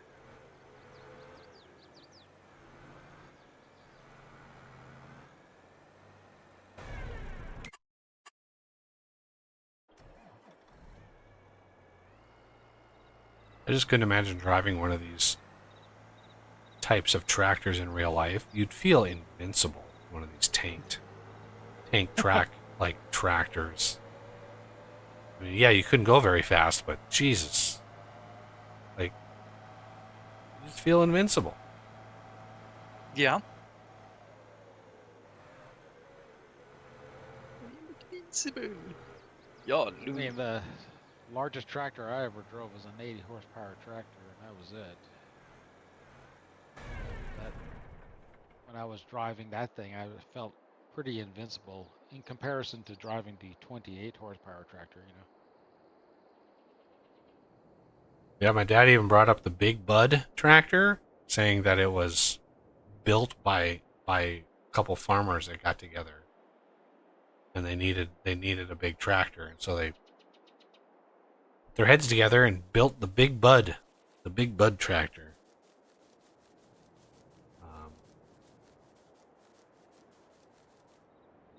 It's kind of crazy to think about. Well, there was I don't know if I'm trying to think of the name of the equipment, but it's this modular tractor and plow. The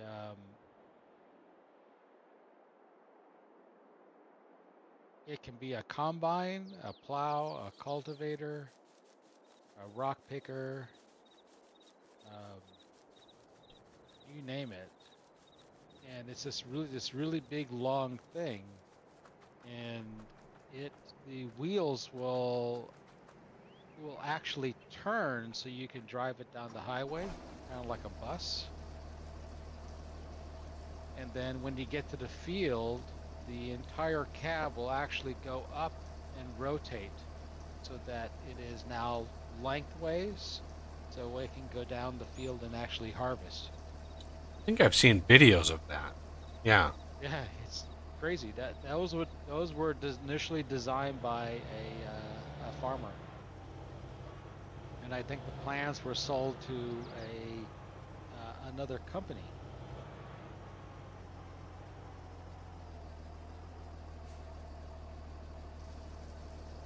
Yeah, farmers are um some farmers are just absolute geniuses. It's interesting. But at the same time, you also kind of have to not be so surprised at it because you look back at history and you know at one point the majority of people were farmers and a lot of invasion occurred. Well, I know that my uncle, he designed and built a wood splitter that would hook off the 3-point hitch of a tractor. Yeah, I know somebody And in my area and that did that too. yeah, he cut the metal, he welded it up, he hooked up the hydraulics and all thing, and up until my uncle, um,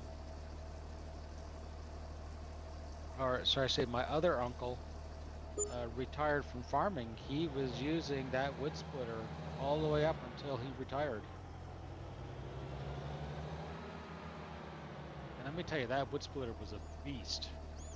You could you could stick just about anything. Of course, he'd always hook up the wood splitter to the 80 horsepower tractor, and that thing would there wasn't a piece of wood you couldn't split with it. Yeah. And I've seen some pretty crazy things. I remember, my uncle and I struggling to roll up. Oh, it must be a 4-foot round log, and we would struggle to roll. It was about probably about a foot and a half, length, and we would struggle to roll this thing up, and this thing would split that right in half, and then we would take the two halves and then struggle to get it up so we could get it into quarters, and it became more manageable afterwards. But it was just amazing to me, to see this thing just do it, and they would just have absolutely no problems doing it. Yeah. I suppose it makes sense too that they're used to throughout their day seeing a tractor attached to all kinds of different things and using sometimes using the motor even though it's stationary to perform an operation, augers and conveyors. We had a generator. If we lost power, Oh man. we'd hook up a generator back to the tractor, and he would drive up to the electric pole, and he would just plug the generator into it, and he would power the entire barn, house, everything with Nice. just the tractor. I mean, and it used a lot of power. We would do everything from run the manure system to you name it, everything. And, All right, let's sleep. He would tell me stories See how of much this is going to cost here. he would tell me stories of in the middle of winter the ice would take down the power lines, and he had to use the tractor with the generator for like a week and a half straight. Jeez. $664,000. Okay, let's check. It's snowing at the moment. This should be grown. Yep. It's really weird to think of areas that would go without power for that long. 7 out of 8. That happened in Canada. My relatives in Canada were telling me that they had an ice storm, and the ice would gather onto all of the electric wires, and it was so heavy that it would actually break the telephone poles. Yeah. And Yeah. in some places in Canada, they didn't have power for a month and a half. You know what's interesting? You know what they do nowadays? Is really, really interesting. So the northern climates and the areas that, oh no, we ran out of space at the chicken ranch. Oh no.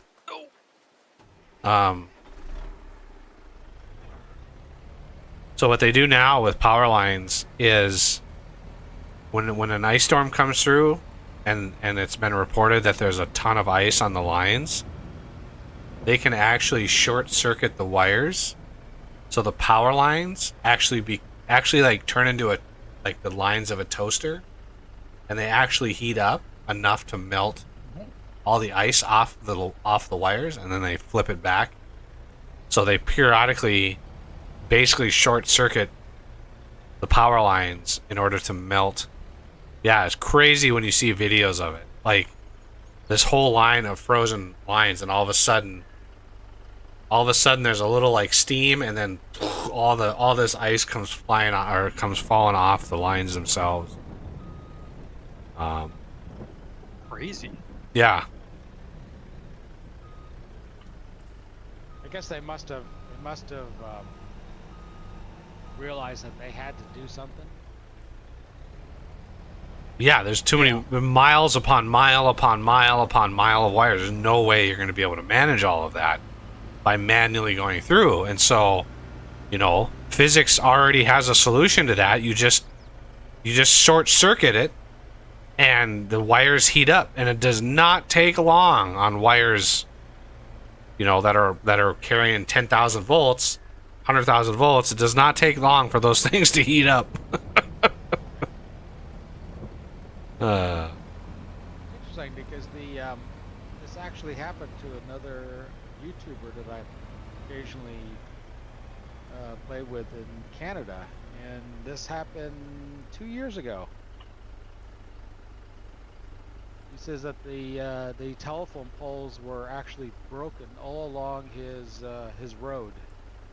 He couldn't actually get out of his house because there was down wires and telephone poles everywhere. Wow. Probably Jeez.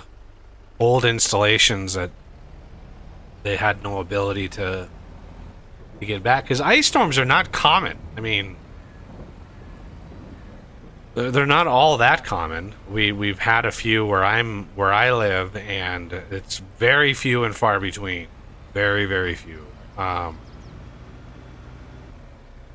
We had Understand one. because that happened so quickly that my guess is it probably took them by surprise, and they didn't get a chance to heat up the wires. Or it was just an old enough installation they didn't have that capability yet. Because it takes, special hardware to force the circuits to cross. Well, I mean, his power was down for 2 weeks. That's rough. Yeah, this is in the middle of winter, and he didn't have a wood stove. And he says was the coldest 2 weeks he had ever experienced in his entire life. Yeah, I'd probably burn through my entire supply of wood in that time. But I would definitely send a bill to the power company if that ever happened. They would be screwed if they tried to do that.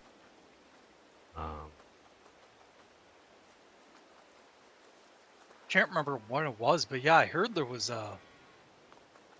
Canada had that happen. Must have been a few decades ago, to just a crazy degree, and lots of people died across the country because people just weren't prepared for prolonged periods of time without electricity or other forms of support that started falling apart, regardless, or other things that started falling apart because that did.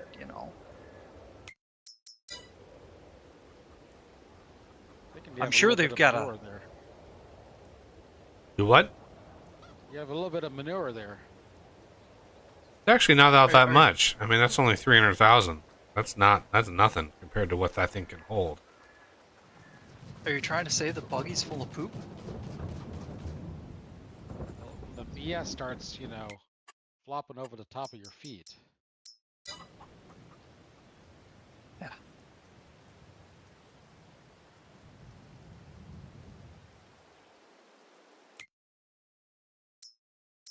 How much manure can that thing hold? 4 million.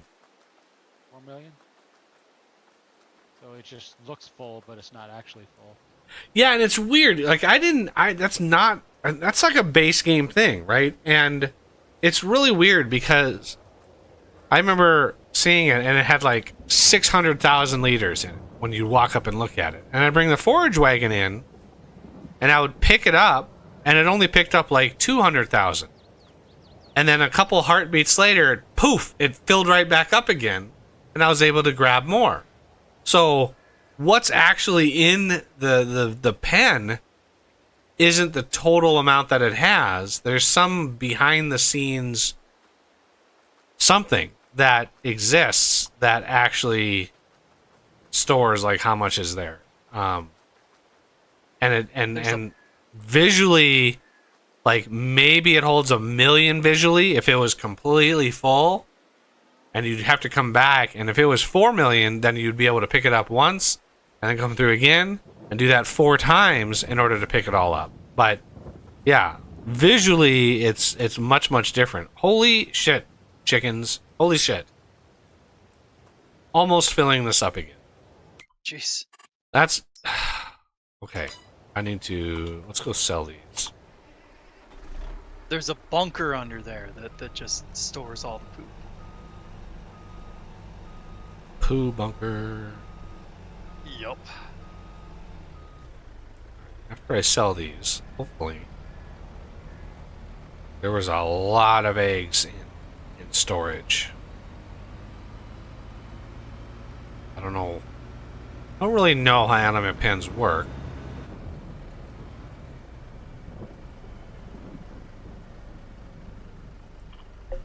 mean, if I look at animals' eggs, yeah, it still says there's 159,000 liters of eggs in the pen.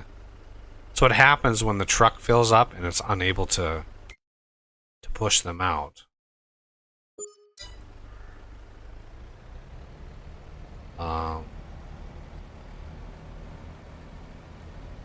It's funny, a million liter storage is not enough. Wasn't enough. Although the eggs were pretty full before. I didn't even think about how full it was before I fast forwarded time. Speaking of which, I found out something I didn't know before. Ooh. It was one of those things I didn't know existed. Made sense once I heard it, but decoy eggs. Decoy eggs. Yep, it's fake eggs, obviously just in the shape of eggs, same coloration, etc. But you put them there so that the chickens know where they're supposed to lay stuff. Oh. That's interesting. Wouldn't they also just be covered in rooster jizz? Like, the rooster doesn't know any different. He's like, ooh. Well, technically, the roosters don't fertilize eggs. They do it like we do. It's just rather than it fertilizing a single cell, it fertilizes like the precursor to the egg before it's formed. Because yeah, there's a difference between fertilized and unfertilized eggs, and both of them pop out of the chicken.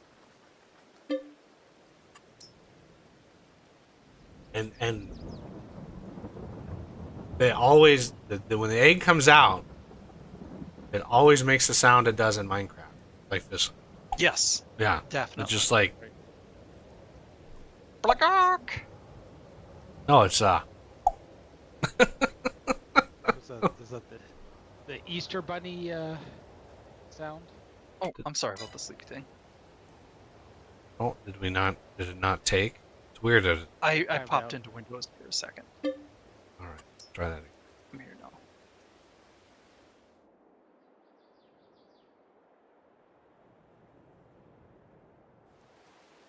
Oh my god, it was just rain. Stop raining.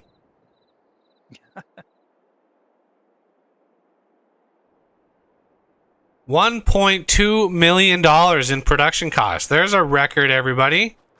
$1.2 million in production. That is, boy, I'm glad I sold those eggs when I did, because damn. That is insane amounts of money. But that's fine. That's why I did it. Can somebody grab a truck with a logistics trailer and like take out all the prefab wall out of the master carpenter and sell that? Where, I mean, we're decently close. When is it? April? 53. We're at 40. Yeah, that's fine. Just sell it. Because that amount of money, we want to make sure we want to make sure we're not going bankrupt here. Your cotton is ready to harvest too. My what? Cotton is ready to harvest. It is. I thought we had another month to go. Oh, it definitely is. It definitely is ready to harvest. I believe the grass over here is also ready to harvest. So, how about you, Mr. Mower? There it is. Took me a minute to find the spot for the walls. First waypoint, grass mow job. You are good. You go forth.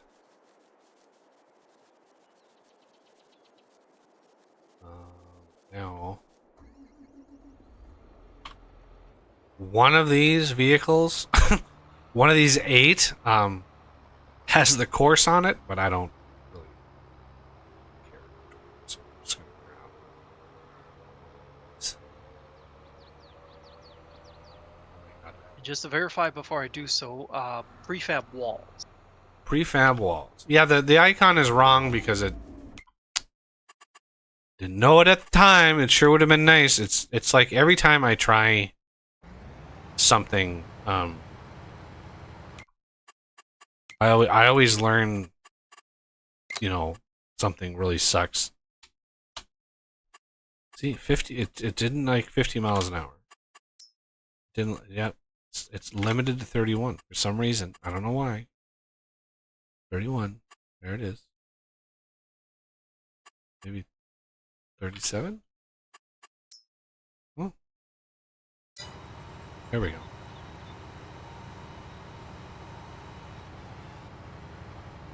Come on, turn around. Oh, you're gonna back up. Okay, well that's fine.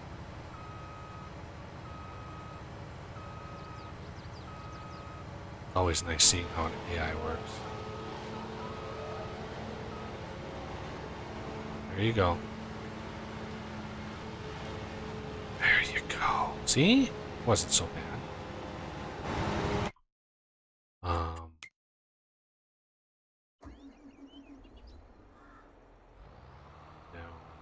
we have to wait for a while before we can get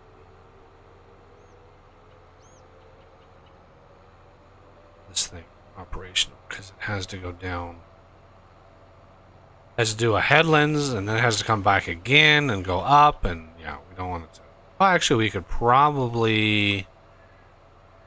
No, I don't want to. I don't want to risk it running into itself.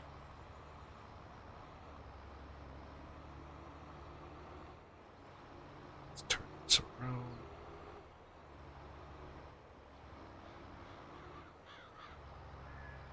Well, I think I'm gonna take off here. My dinner is ready here.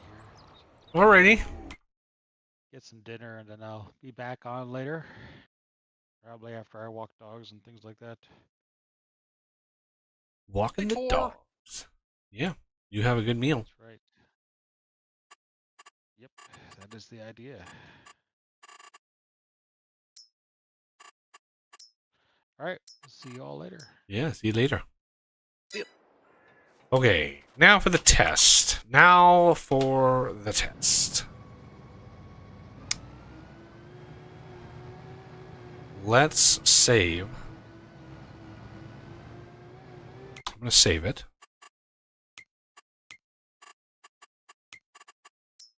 Because I need to generate a course.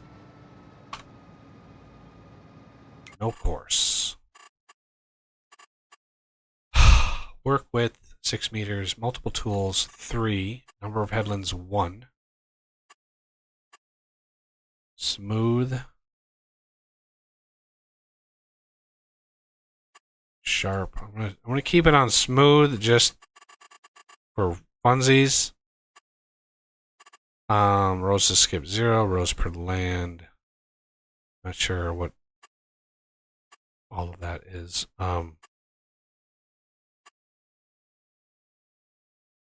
There's no islands, so don't need to worry about that. I've already got this at 3. Fingers crossed. Generate fieldwork course.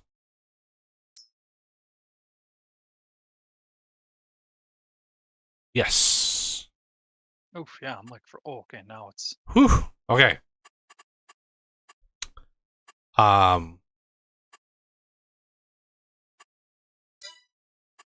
So sell the prefab walls at this grate thingy near the start of the town. Yeah, the sell everything point. Yeah. Okay. This is going to be the center. How do I save this course? There it is. This is field 1, actually. Create new folder. Field 1. Okay. Save course. This is going to be cotton 3x. Okay. Back. Nearest waypoint. Center. First waypoint, cotton 3x. Copied. I want to unfold.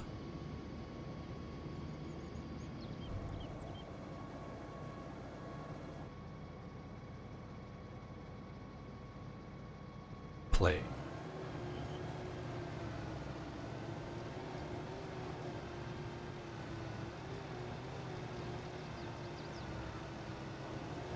Okay, he's a little drunk. Not sure what he's doing.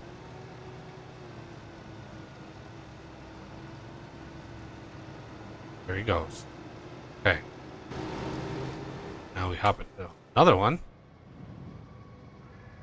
Unfold.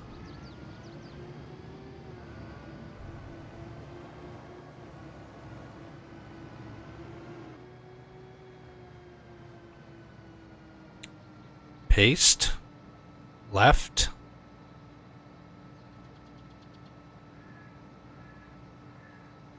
Go.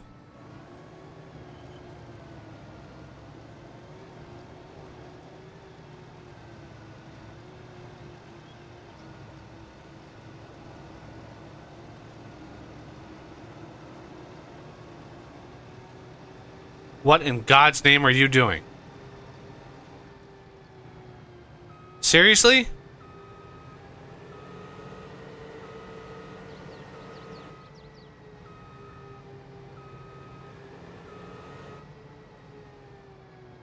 First waypoint. I don't know what the hell that was all about.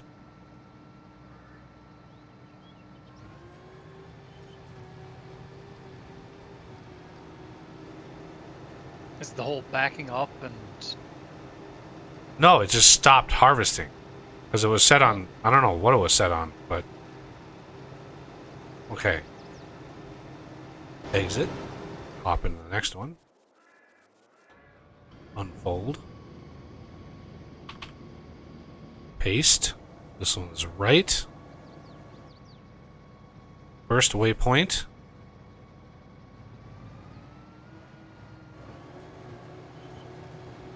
Let's clean starting a little bit.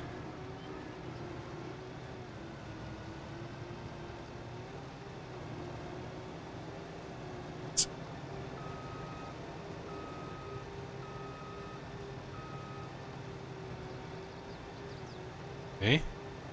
Right. First waypoint, right. Good to go there, and go.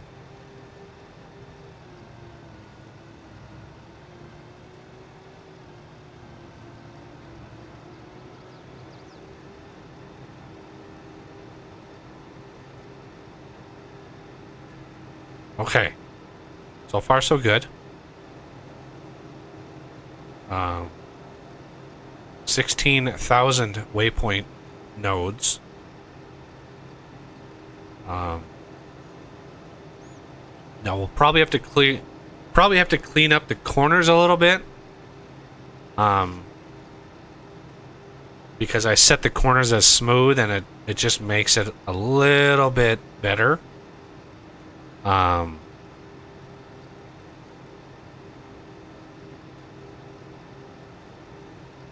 But yeah, look at the yields are gonna be pretty good. Now we're gonna need a few wagons to pick up the bales so we don't run into them. Should actually be running into the first batch of bales at any moment here. Yep, there they are. You can see I'm literally gonna line this up. Now watch how fast it unloads. This is gonna be great. Check this out. Go a little further in. And whoop, and spit and load it back up.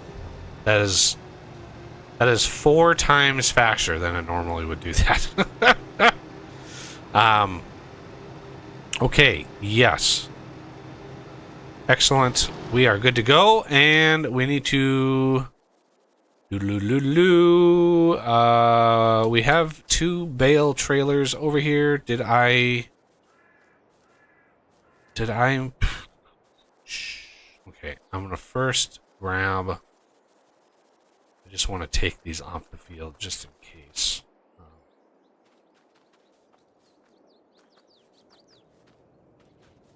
Just because. Yeah. I might need to customize the trailer. Let me buy trailers. Bale. Auto load bales. Wheels. BKT, doesn't matter that.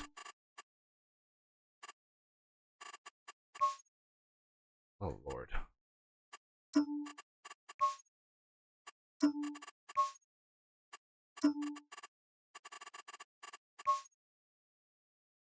Okay. Add rear hitch, yes. Rear hitch ball. Buy.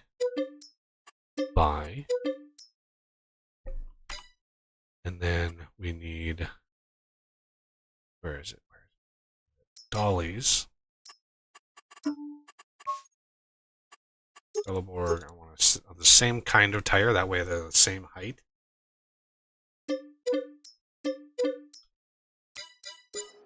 Okay. Now, where's the semi? Where's the semi? I struggled to find one too. I know there's one over by the eggs. Go check the eggs. All right. See how full that trailer is. If it's full enough, Looks we like can. it's got a few more slots. How much is in there? Roast. Oh, yeah. 74996. Weird.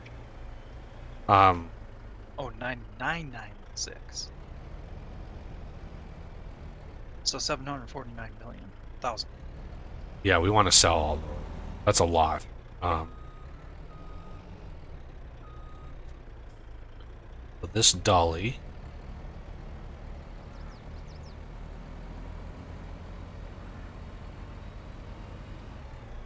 Go on.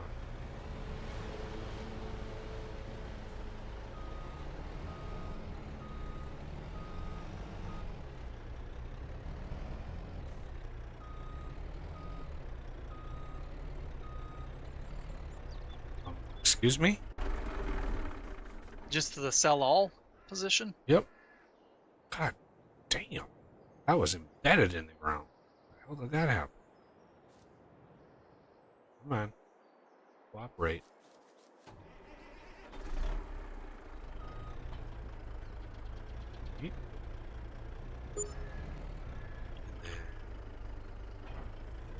Let's get that.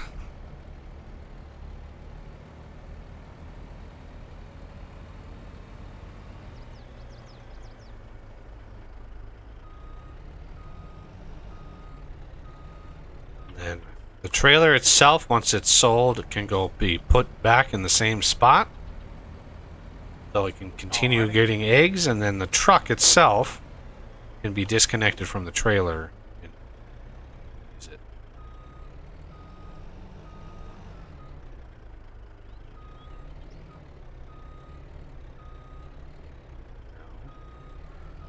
There we go.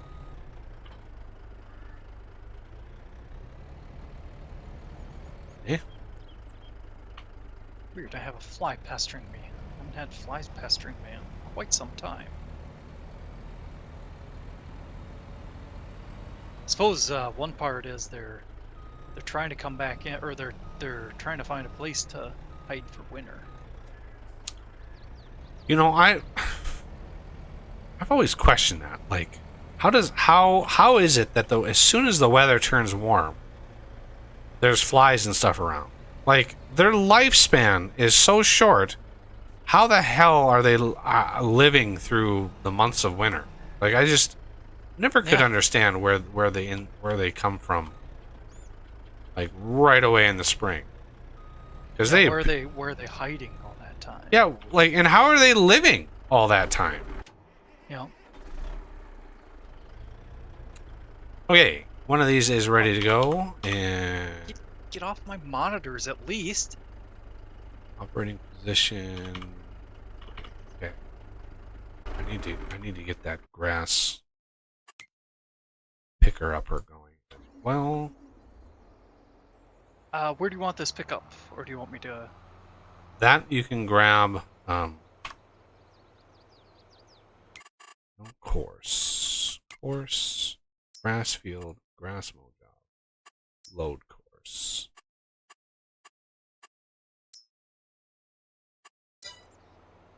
Grass mow job, first waypoint.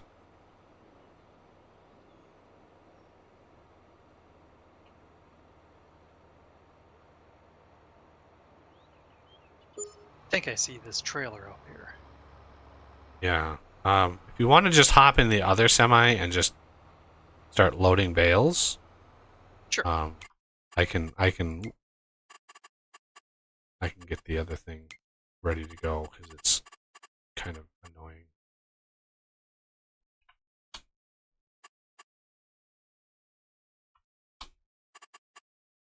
There we go. And we are good to go. Oh, it's so nice being able to load the course from. Oh, God, that's so nice. Now, here's the semi. Get around, pick this trailer up.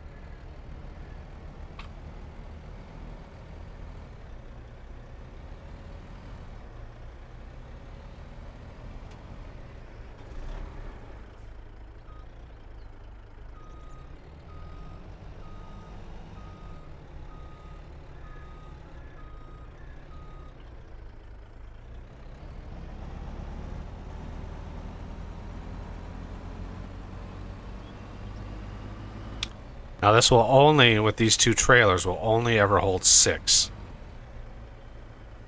bales. Wow.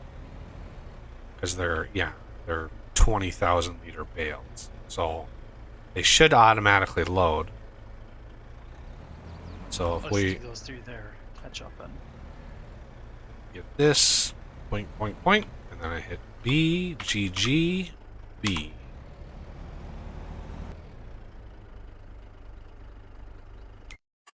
Now, there was a way to see, like, bale positions. Who knows?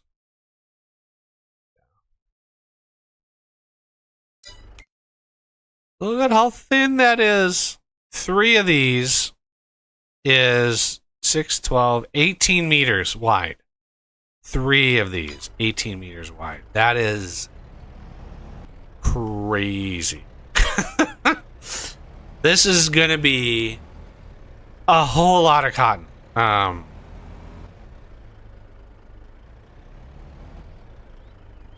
of interesting to know how far apart the bales are. But considering the first set of bales is basically like right here, and that is that far in from the start, yeah, it's going to be about 400 meters. Roughly every 500 and some meters will be a set of bales, which is crazy.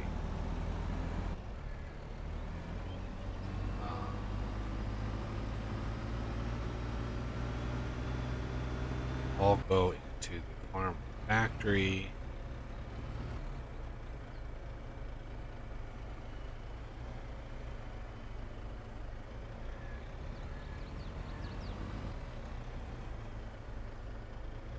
Which should be able to load them. Yep, right off. Sure, we're about turning them off every. I suppose I need to unload them. You mean turning it into transporting position? Is that what you mean? Yeah. You don't really have to worry about that unless we start stacking them on the ground, then you kind of have to worry about that a little bit.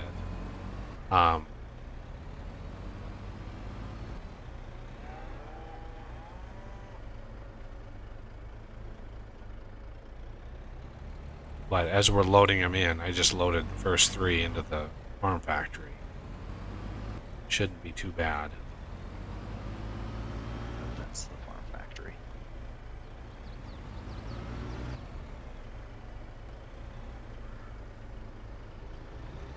And unload them the same way. Why? Yeah, they should unload them right off the trailer because the trailers are low enough that it should. Might take a second or two because they're 20,000 liters, so it's not gonna. They're not gonna load instantly like they did like some of the bales load, but they should. I just unloaded the set of 3 right off the trailer, so they should work.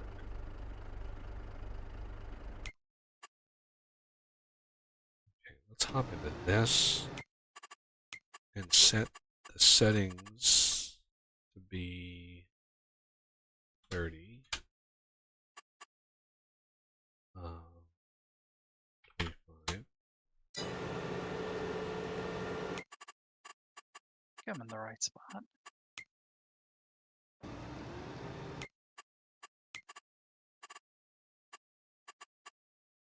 $30.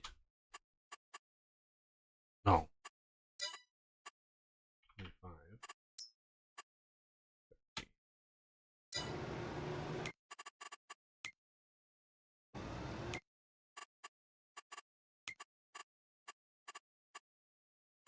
Yep, that's right.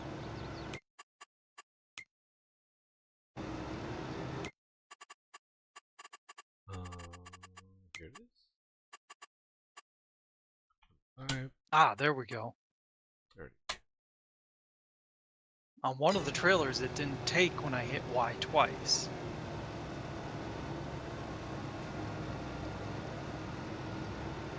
I was so confused.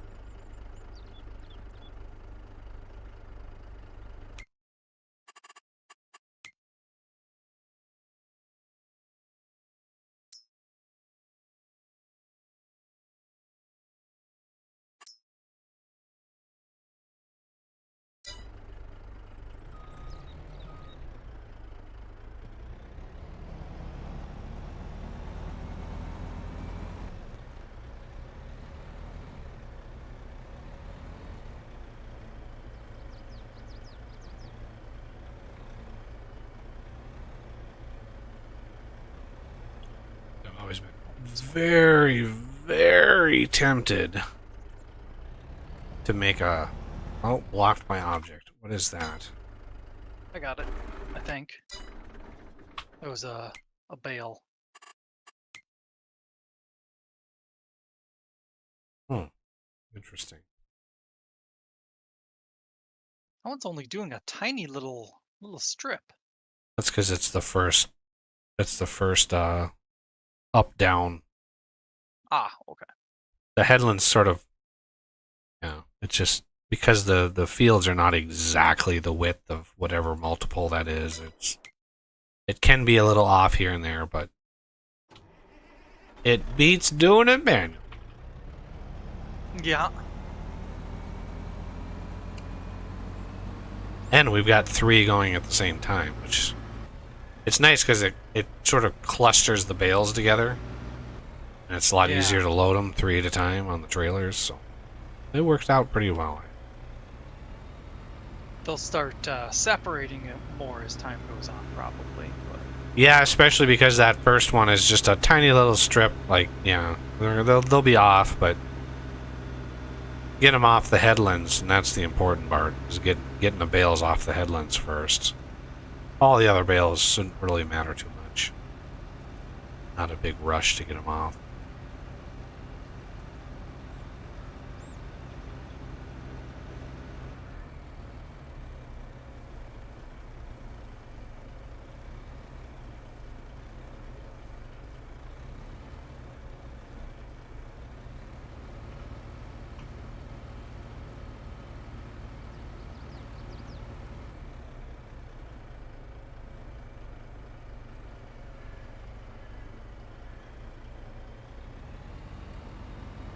Oh, what the hell is that all about? That was me. I hit H instead of G.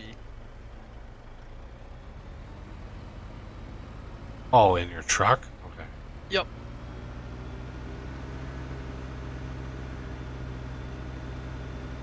Yeah, sorry, I'm starting to struggle a bit here, so I'm going to be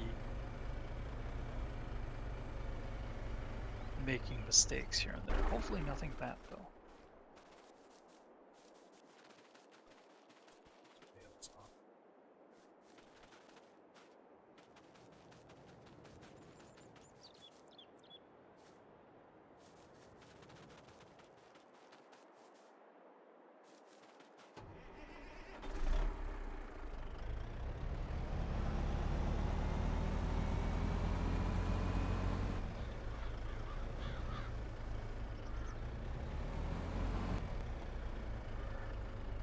If only you could stack these, that would be so nice. Those bales? Yeah. You could stack them like too high or something. Oh, yeah. Been very tempted. I was very tempted to make a trailer that has a bale loader. So sort of like the logging trailer. Yeah. Where it can load logs. You could do exactly the same thing, only have it load bales instead. Ah.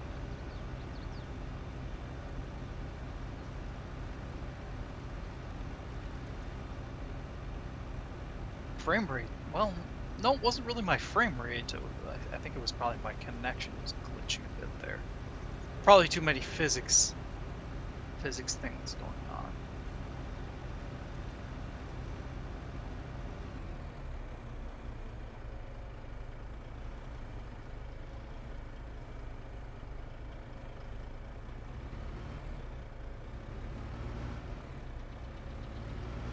Apparently I forgot how to count.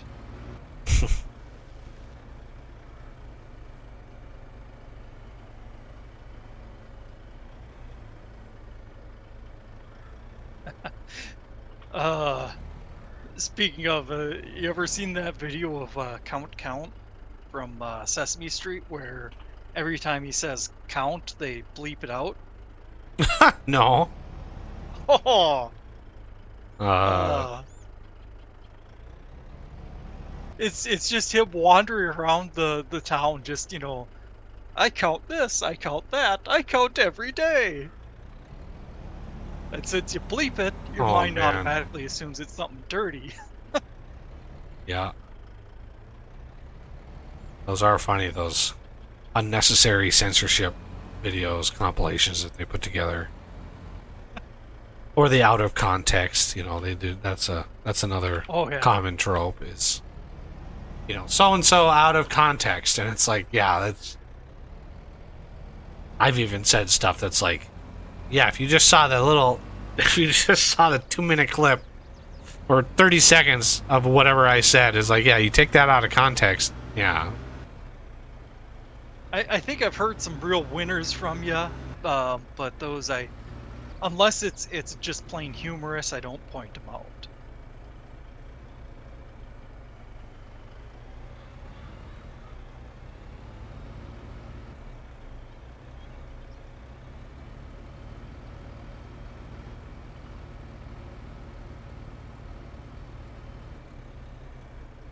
Okay, apparently I did something wrong because one of them's not unloading. You can't hit Y really fast. You have to hit Y and then Y. You can't hit Y because that won't work. Yeah. Damn it, now I'm hitting G also. Just hitting all the... Maybe I should just... Yeah. Maybe I should just bash my head on the keyboard until something works. Because what could go wrong, right?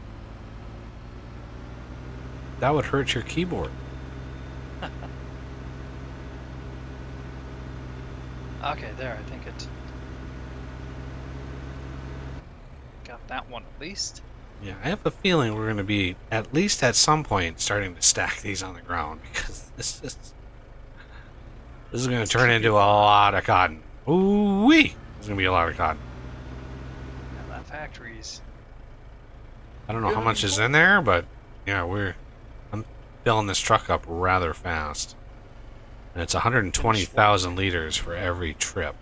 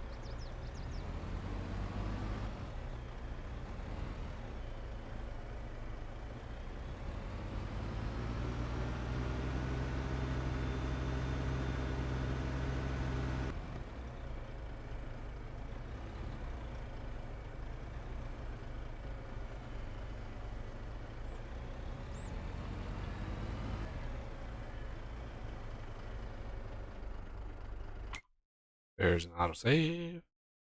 Wah! And I flipped my truck.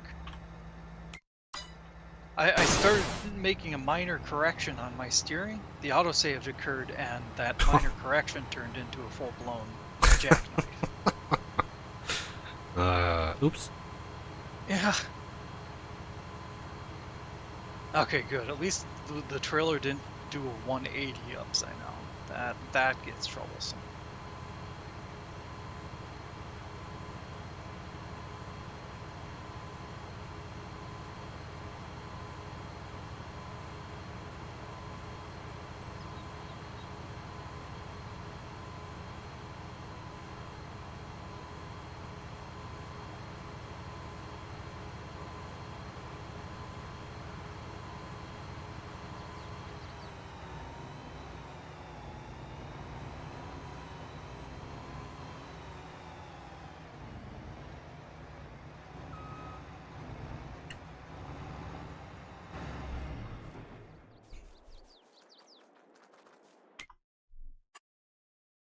Remember if this is the set of bales I'm supposed to pick up or if they're further down, but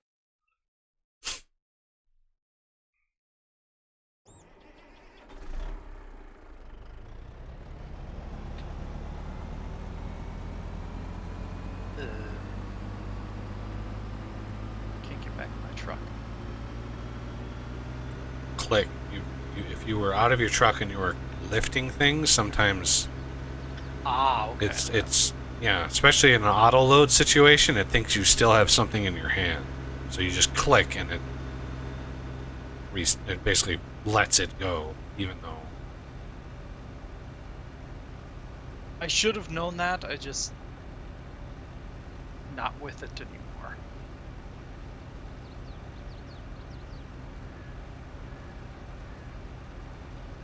Oh, it's triggering my OCD seeing these little patches of cotton that are unharvested. I can always buy another harvester and you just go around and pick them all up, just little bits. Although, then you'd have to harvest enough to spit a bale out. Yeah. Or just hold on to it for a few years until you get another crop of them. Oh, could you imagine one of these other big fields of cotton? Like how much cotton that would be? Oh my god. Jeez. That would be so much cotton.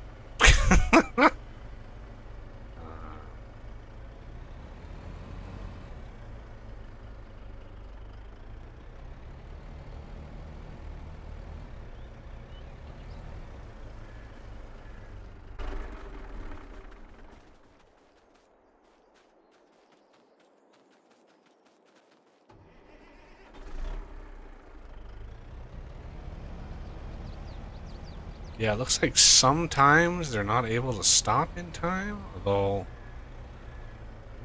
it looks like it's just like one of them that is off. Because they're not... They all are, all three of them. Maybe I should slow it down a little bit. I have them set to 24 miles or 25 miles an hour. So what I could do...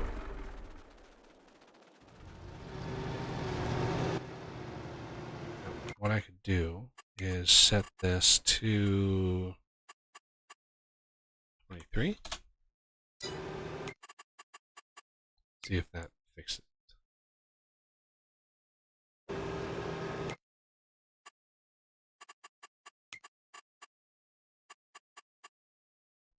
3.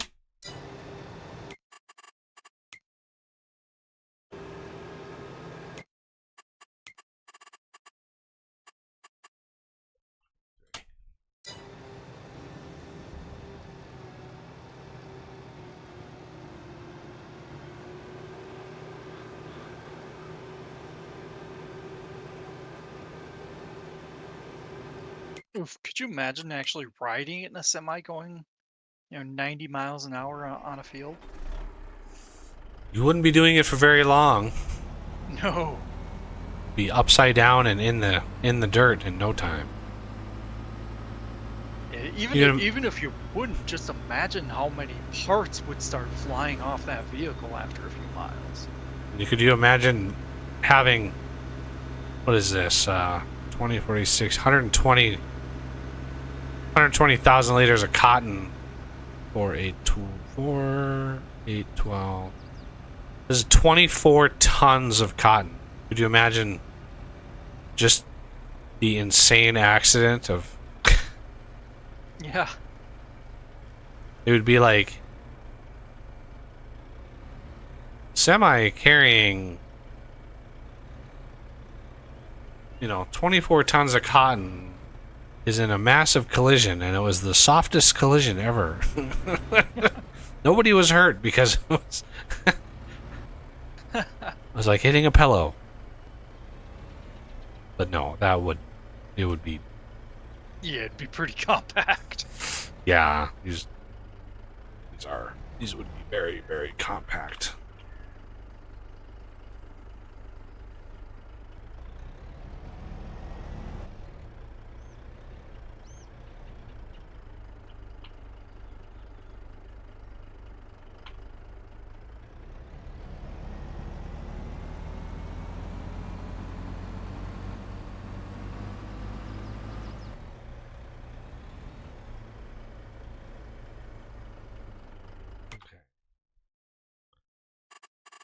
How much cotton are we up to? We're only up to 700,000 liters. This thing will hold 3 million, so... it is what it is. Does this actually tell me how much is the estimated You know, in single player, when you look at a field ready to harvest, it will actually tell you the estimated yield, and it doesn't do that in multiplayer, and it sucks because I want to know. Maybe it has to account for the malicious players that go out and sneak into the field and steal some.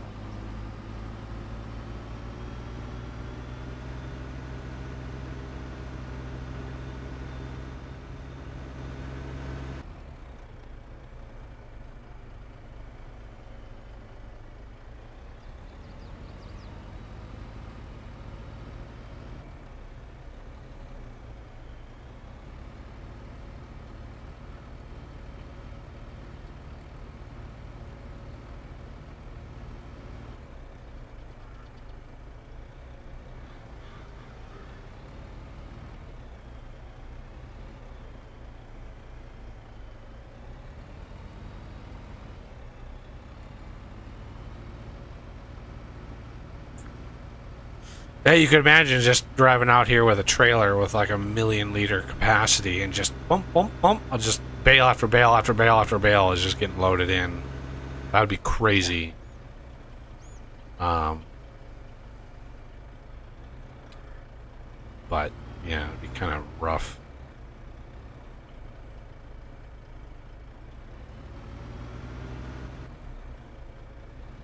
And we're definitely going to get, I would say, how much have we harvested already? Not even half. So we're not even at a quarter of the field. And we're almost at 1,000,000. So we're going to get 4.5 million cotton off this field. Oof.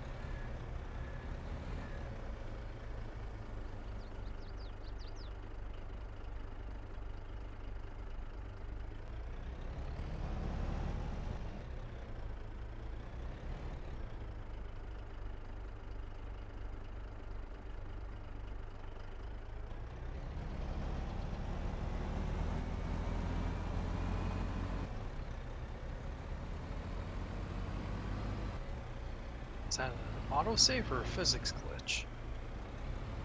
No, it wasn't on my end. Huh.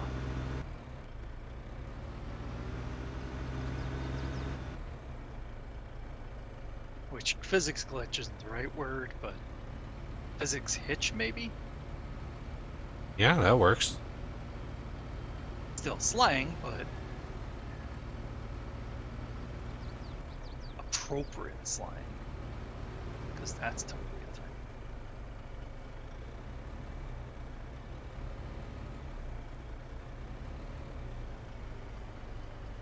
Oh. Wow, look at all these bales. This is crazy. Yeah.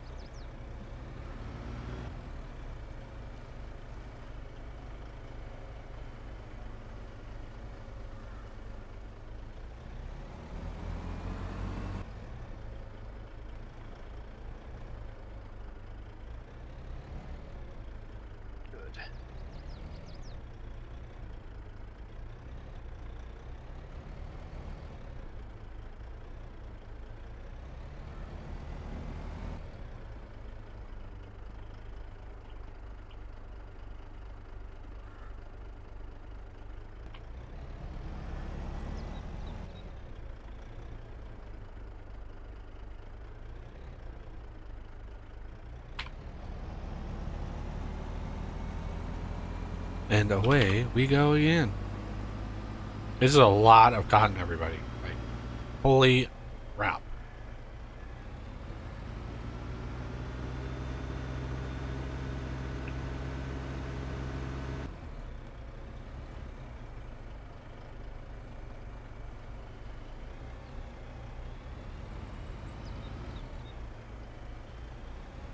I wonder how much production rates have changed throughout the years.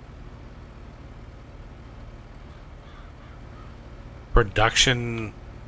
Like crop expectation per acre or something. However, I'm trying Oh, to it's prove that. it's gone up quite a bit. Well, I don't know, like recently. I mean, GMO crops. That's a sort of different monster altogether. Really? Yeah, there's certain aspects of that suck.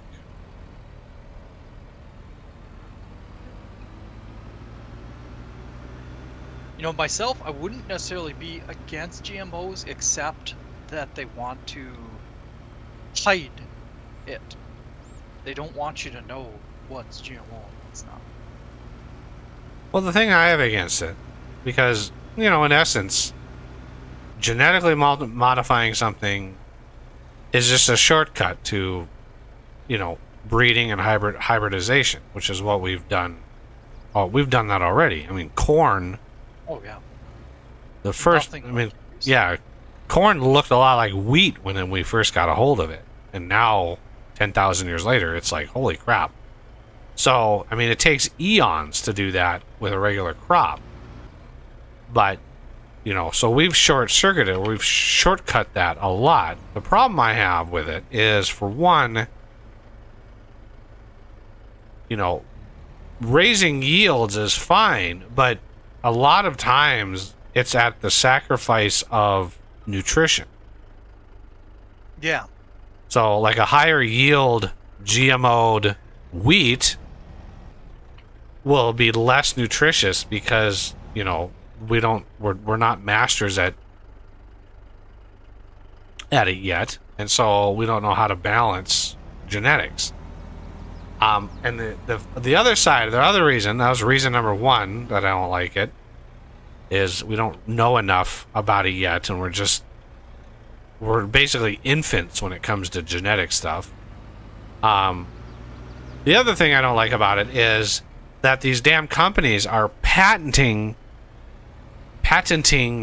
these seeds and not allowing farmers to replant with the seeds they have, and basically charging farmers again and again and again if they reuse the seeds, or if they buy all these GMO'd seeds, plant them, and then when they harvest, they usually set aside X amount of the grain for the next season. Well, they can't do that now because the companies come in and say, well, you're still using our GMO'd seed, you have to pay us again.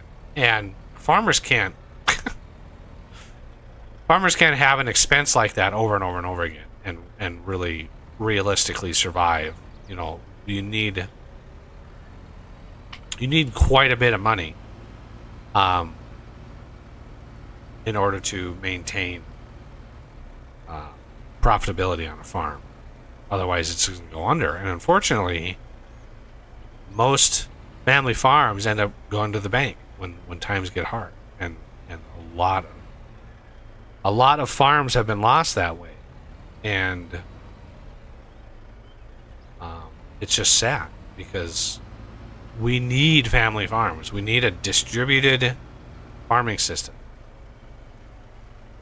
Because these big factory farms where everything is a big monoculture it's bad. It's really, really bad. There's no benefit to it.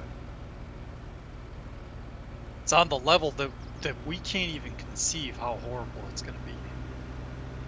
You know, like things like you were talking about the Dust Bowl earlier. We know the consequences of taking away wind blocks and stuff like that. We know it's going to happen eventually, but yeah, we can't even predict what's going to happen when these big farms start having problems. Well, yeah, you mix in climate change into the thing, and it's like, oh, yeah, you get a 10-year drought, and that's all it takes, and everything's dried up, nothing grows. Now you have a dust bowl on your hands, and it's just Yeah. it just gets amplified at that point. So, yeah, unfortunately, we just don't. Lessons we've learned are forgotten, and not much we can do about it other than hope the next generation, learns the lesson early enough to prevent disaster. But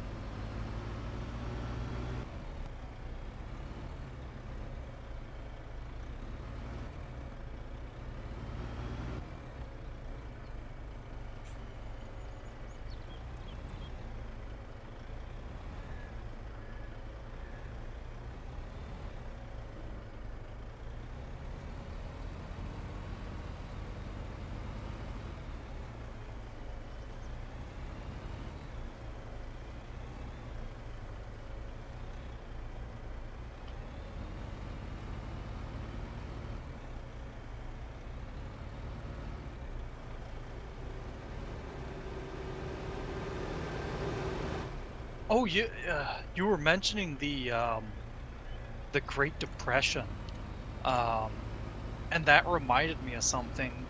My mother, she didn't live through the Great Depression, obviously, but um, her father and mother did. My grandfather and great and grandmother, um, and she remembers at one point, um, her her dad taking her and the other siblings into the bathroom, taking off 2 pieces of toilet paper and showing them the proper way to use those 2 pieces of toilet paper. ooh,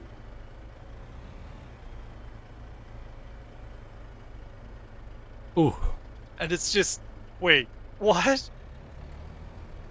I mean, I don't like take an entire roll, but that'd be limiting rough. yourself to 2. Two little That's, squares of toilet paper. yeah. Well, wouldn't be able to eat fast food ever again.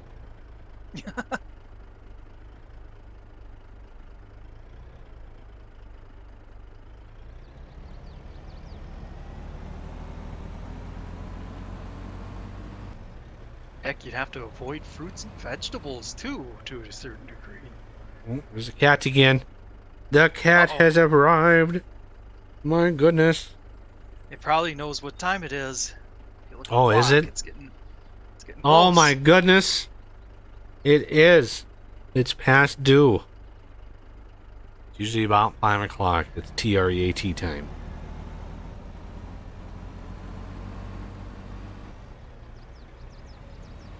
Whoa, whoa. That was a weird turn. Why did you do that?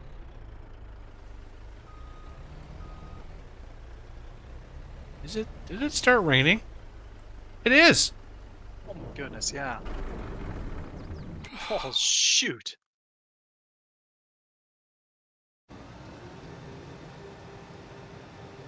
Is it worth it to shut down the We have to. harvesting? Oh.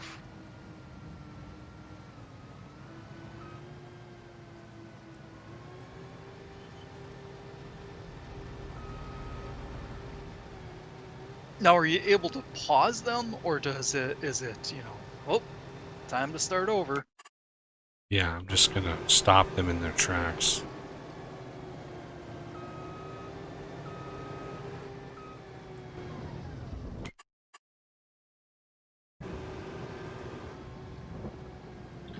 Damn it.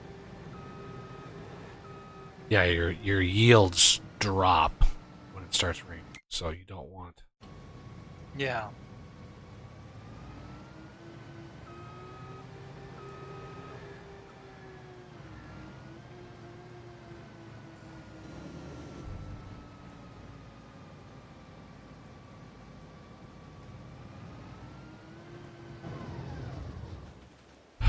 well, let's grab the bales that are out here.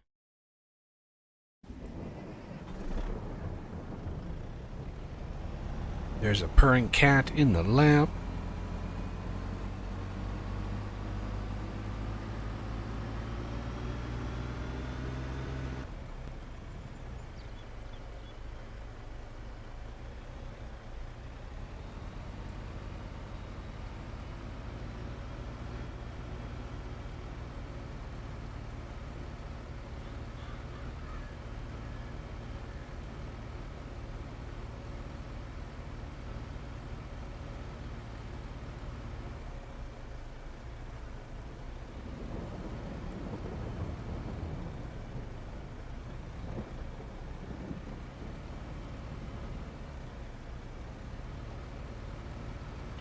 Alright, any more out?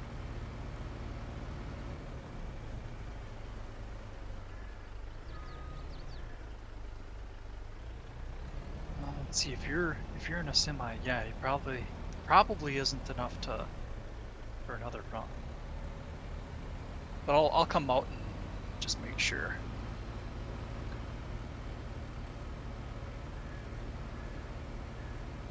And reset them to operating position.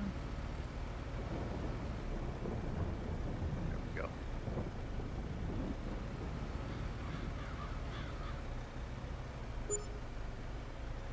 $5,000 wage payment.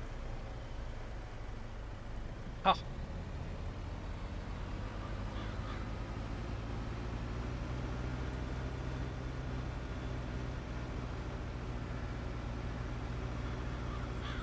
Those harvesters were supposed to stop whenever it started raining. Oh. Maybe I misread that.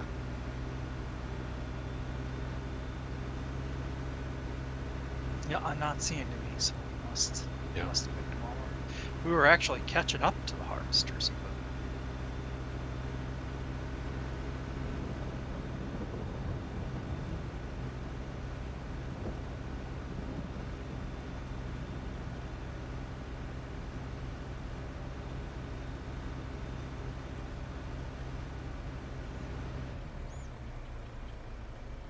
that fly is starting to fly around my monitors again.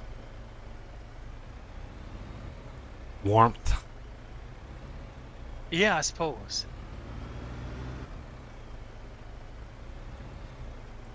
Oh, the grass thing is almost done picking up all the grass. I actually hadn't thought of it till recently. Flies haven't been bugging me as much as they used to the past couple of years. You know, as opposed to the past 10 years. You're too bitter. I can't think of the last time that I've had a fly buzzing in the room when I'm trying to sleep. I'm sure everybody can sympathize with that one. Well, the cat usually takes care of those. Ah, handy. Yeah, pretty much all summer, I wake up in the morning, come out, and there's new bugs on the ground. She's a huntress, and she hunts at night. She doesn't just eat them. No, she doesn't. She 100% does not eat them. Weird. She plays with them and kills them, and then just leaves them. Yeah.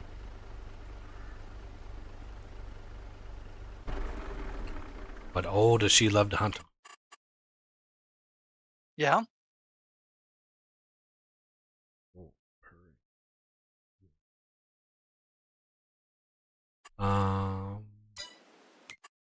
How full did it get from that run? 1.7 million. We filled it over halfway full as it was actually using it. So we can probably kickstart close. But close, the production cost per month of close is 120,000. So, yeah. Close for sale is April is the biggest month, but yeah, I guess you'd want month is it? April.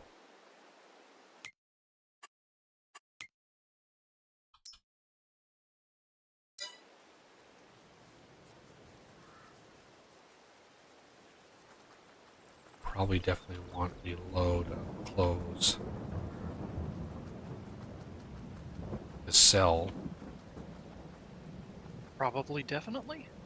Yeah, just because of how expensive it is. This is a very, very expensive process. We need it to be not raining, so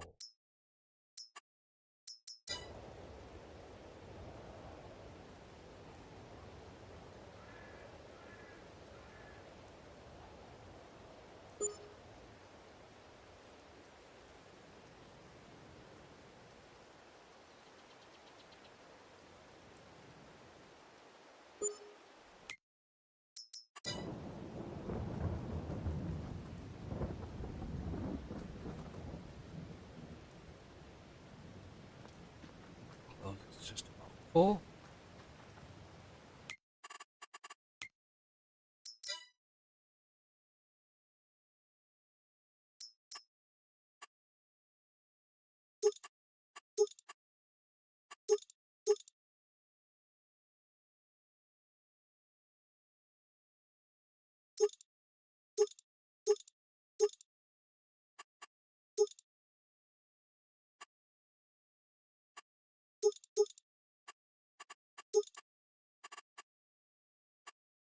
Oh, good.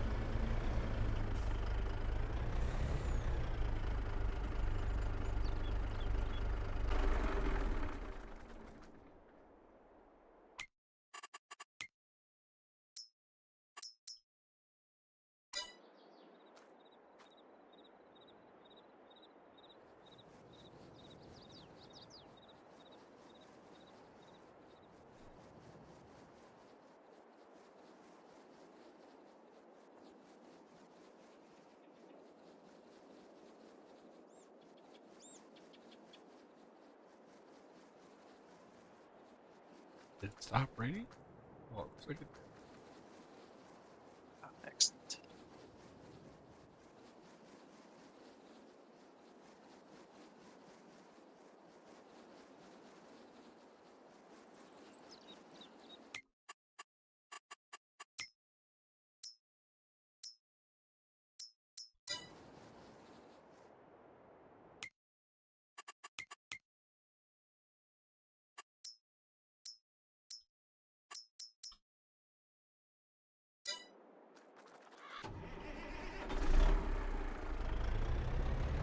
The first 1,000,000 liters of clothes. Nice.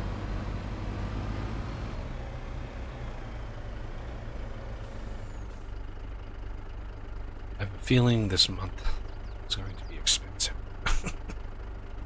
Yeah.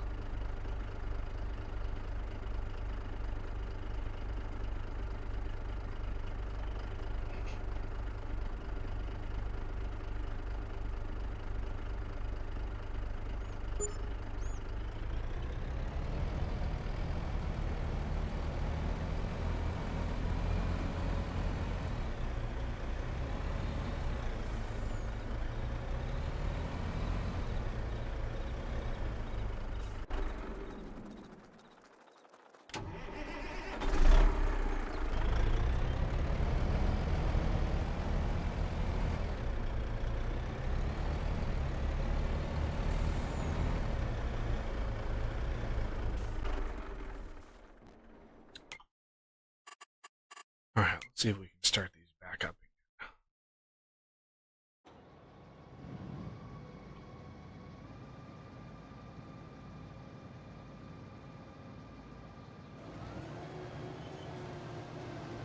Yes.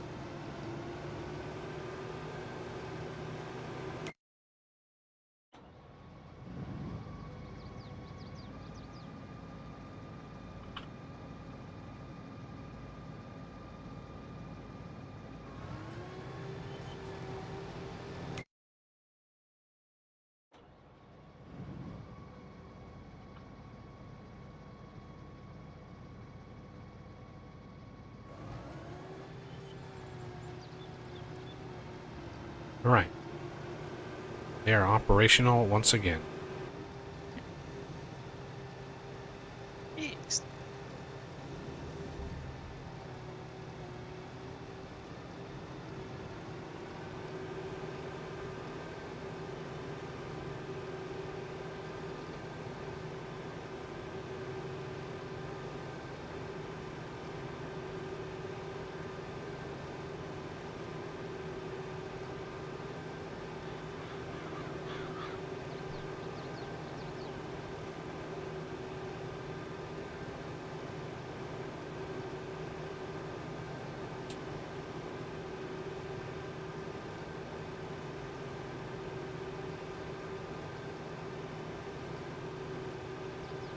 You look at me expectantly.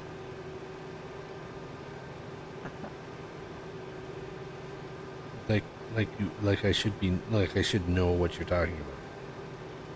Or what you, Mr. Mrs. Kitty. All right.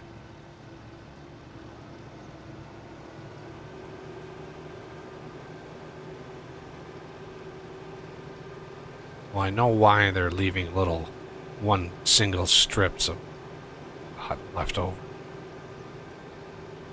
Oh, The why's that? the bale ejects out the back so fast that it pushes it forward a little bit, and that's the Oh. line that it's missing.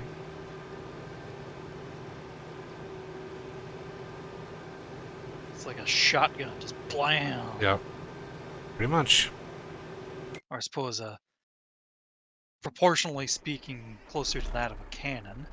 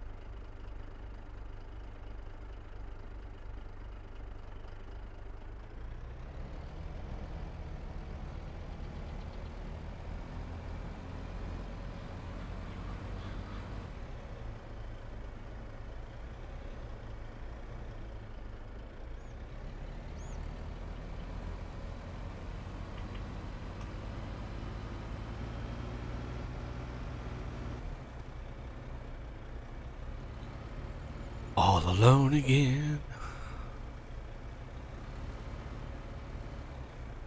Yeah, sorry, in the middle of something here. But I'll play catch up if there's a bunch of bales out there.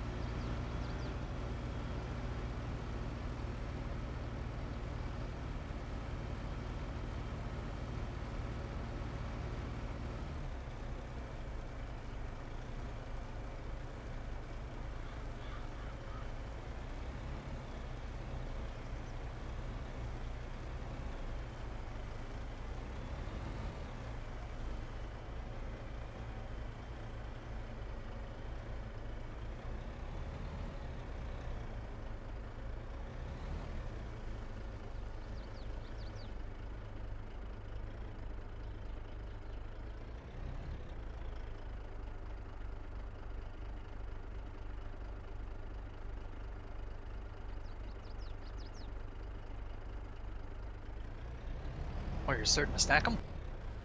Yeah. Gotcha.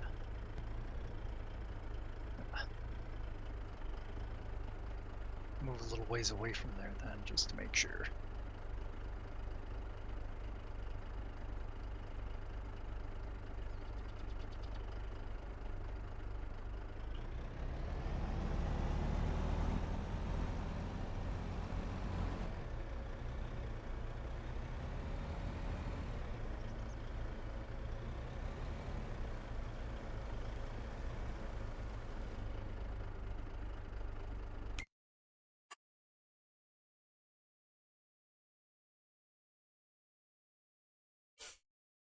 And remember, you can have up to 5 machines.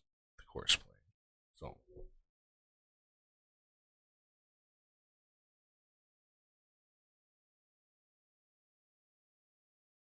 Very nice.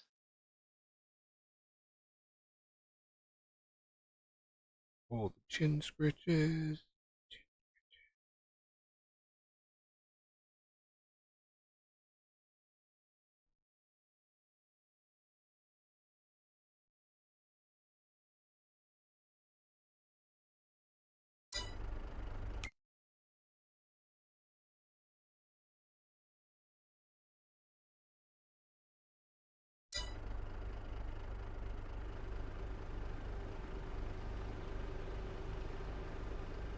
Should I unload mine there too, or Yeah. bring them to the factory? Either one. You could Okay. practice stacking them. I'll probably Or- just take them to the factory just so I don't screw anything up. Finished work. Was that the grass field? Yeah, it's the grass guy. Grab that.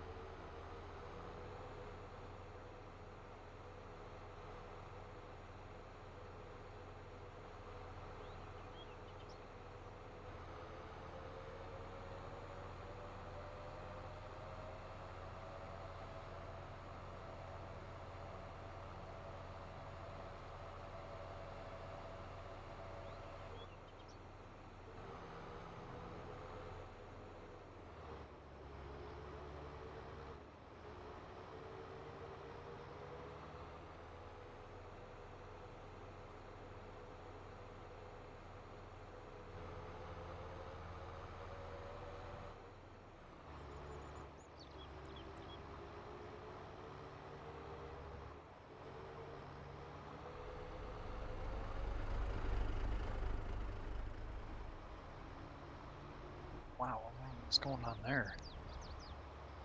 You were kind of freeze framing and hopping along, teleporting. I mean, obviously you weren't. It just Packet lost. yeah.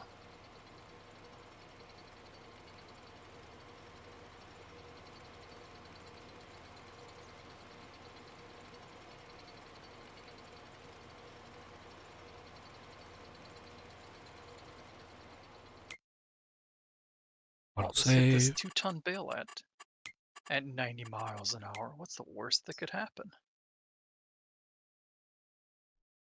Cows are out of food.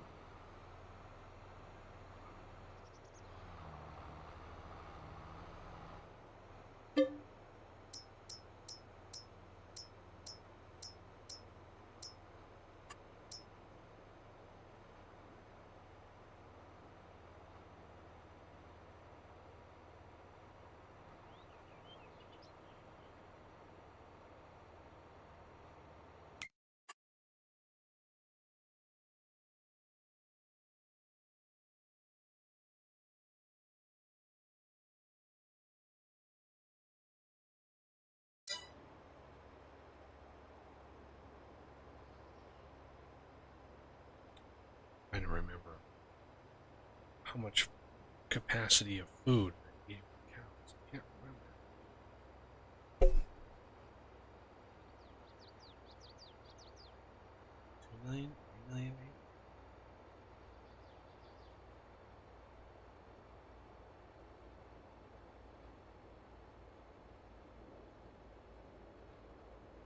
Earning is still going. Laying it on a little thick, are we today?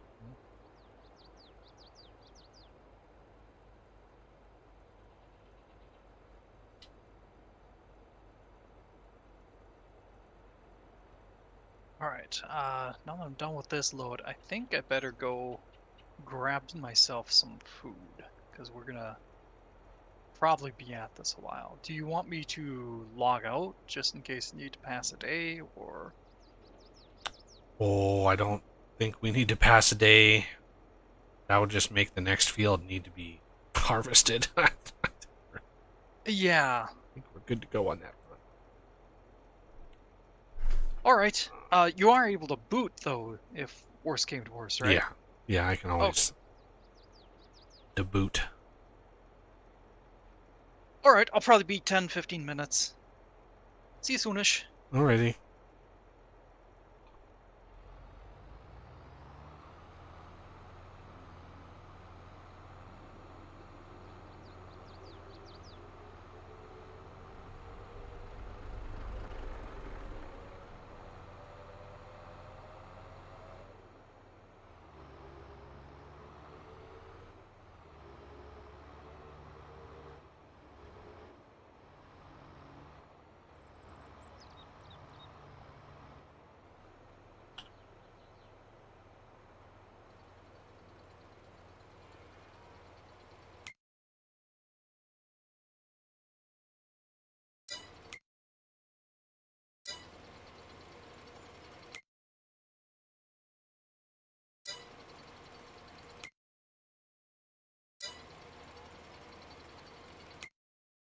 Yeah, my guess is it's 3 million.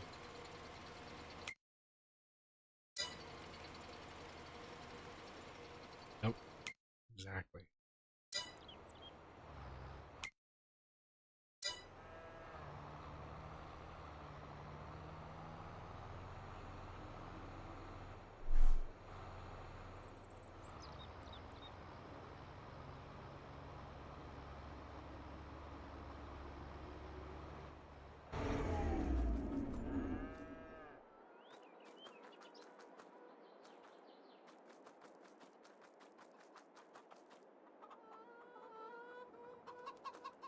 Chickens do not eat all that much.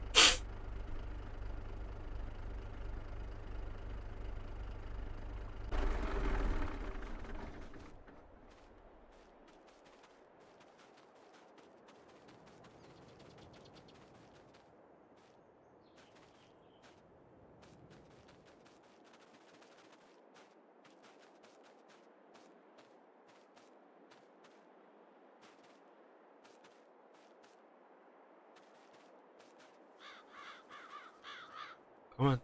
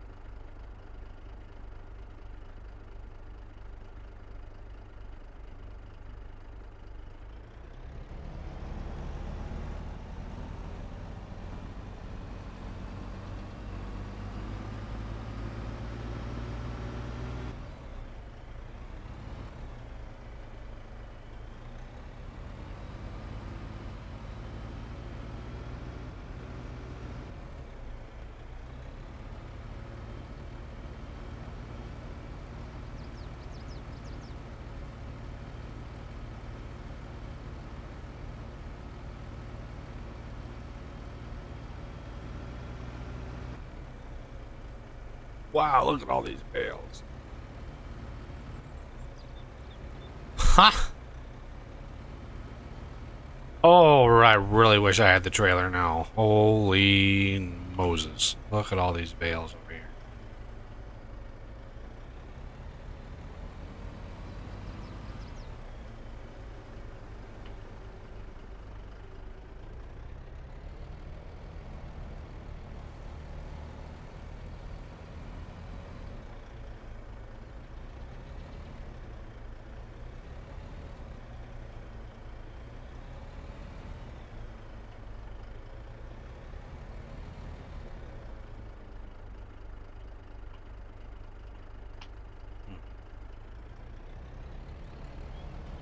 Tension belts can't go over bales, I guess?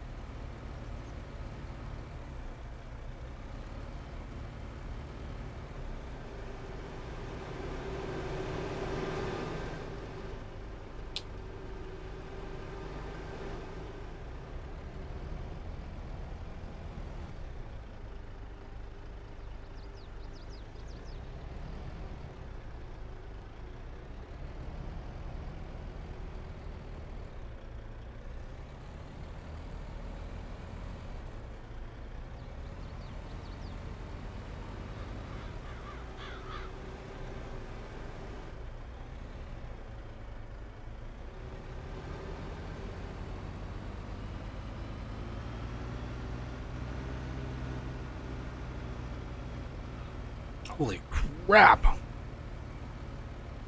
don't know. It's times like this that we need more people. The number of bales these are spitting out, I just can't keep up with them. It's just crazy how many there are.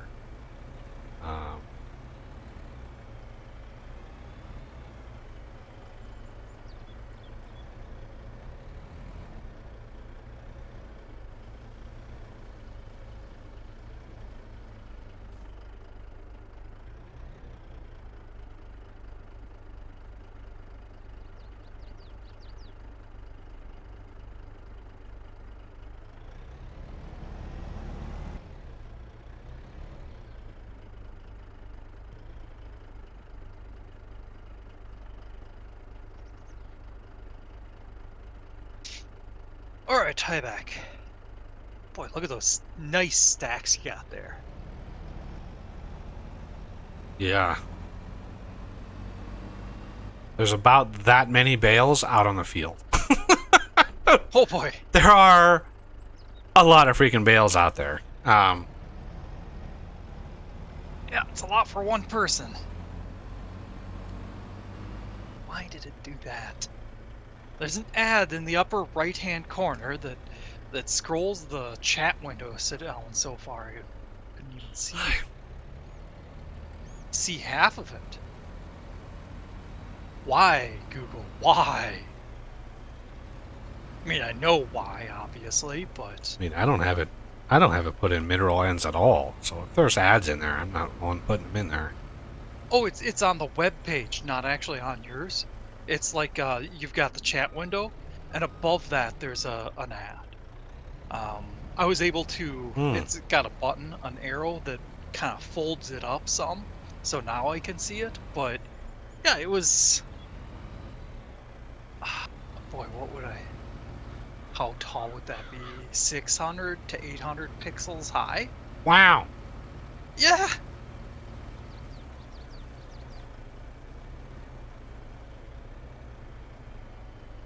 Google sucks.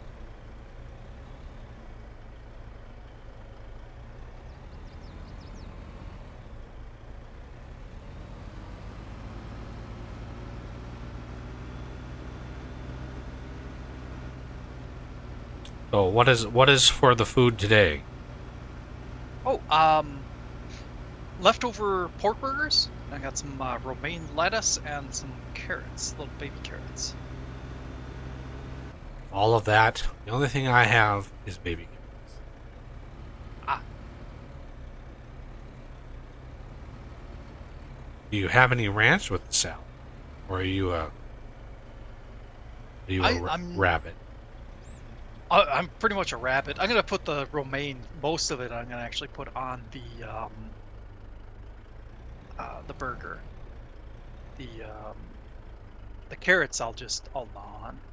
But yeah, I'm basically a rabbit as far as that goes. I could take not even just the romaine lettuce.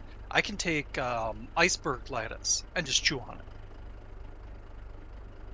I've always been that way.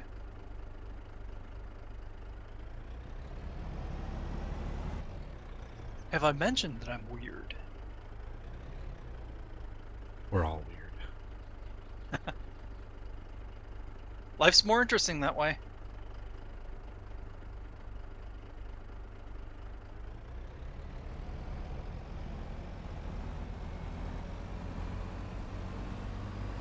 How many freaking bales is that already put on this pile? 1, 2, 12, 36. 36 bales right there. I was trying to see, but at least there was probably a stream delay. When I was looking at it, you were panning around and cutting it off, and I couldn't see. I'm like, damn it, stop moving. Yeah, 36 bales at 20,000 liters apiece. So 36, so 72, that's 7, is that? 720,000? Yeah, it has to be 720.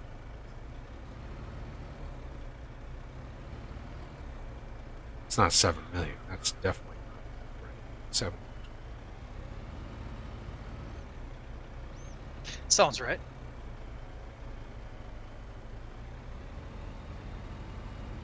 Two times 36. 36 is definitely 72. I didn't keep track of all the zeros. Look at all the bales over. Oh my god. And we're almost at the halfway point. Yeah. You know, I understand like the not farming guy. You know, when he makes fields, he usually has tiny little fields because he jumps around. If you ever watch any of his videos, it's how I would imagine somebody with ADD playing the game. Because he's jumping in to machines halfway through processing of something else. So he's like, he'll be in the middle of plowing a field. He'll jump out of the not hire a worker. He'll jump out of that and into a lawnmower and mow grass for a minute, and jump out of that, hop into a baler, bale some grass for a minute, and hop back into the plow a little bit more, and then hop into a harvester and harvest a little bit, and hop back into the plow, and then back into the baler, and then back, and he just jumps. In one episode, he is constantly jumping from one thing to the next, and whoa, man, it's a fast pace, in part because it's all fast forwarded, but the guy, I really want to comment on his channel, on one of his videos, and ask him, hey, can you please Google the term motion sickness and read it, because it is, I mean, it's constant bouncing up and down and running, and it's all in fast forward, so it just exacerbates the problem. But yeah, it's definitely somebody with ADHD, and how they would farm.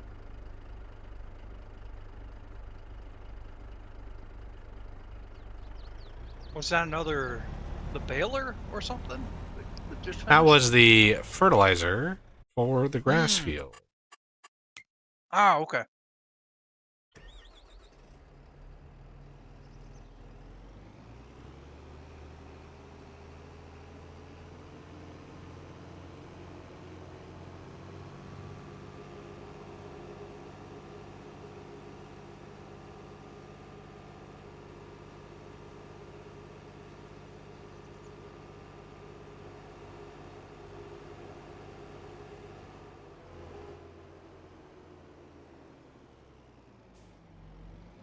Cows are happy again. They were out of food, so I had to fill her up.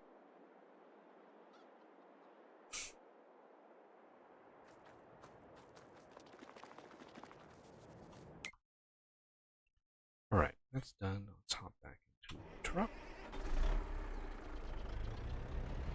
A funny story about myself.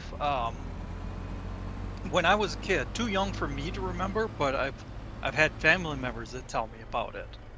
I was strange in a lot of regards, but this one in particular, they had to mention to me because it was just so odd. They would be getting treats for the kids, and they'd say, "Hey Dan, do you want a candy bar?" And I'd say, "Nah. Can I have a carrot?" Oh wow. Yeah. That is weird.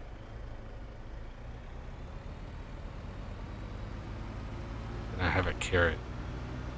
I wish I Did your- kept up with that more, but The real ironic thing is your parents would be like, "No, you can't have a carrot. Get a Snickers bar." that'd be apparent nowadays. Yeah. How 'Cause those dare things you are turn expensive. away? How dare you turn away the good food on the table when it's all fried and Yeah.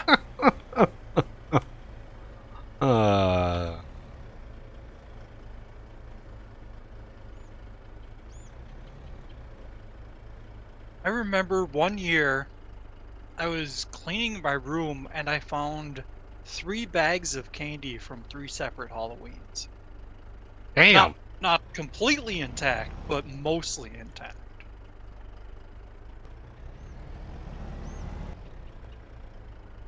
Oh, come to think of it, I think the further I dug, I came across a fourth bag. That one, some of the candy bars started to have little white spots on them. Jesus. You know, while you eat right, you obviously weren't taught lessons of cleanliness.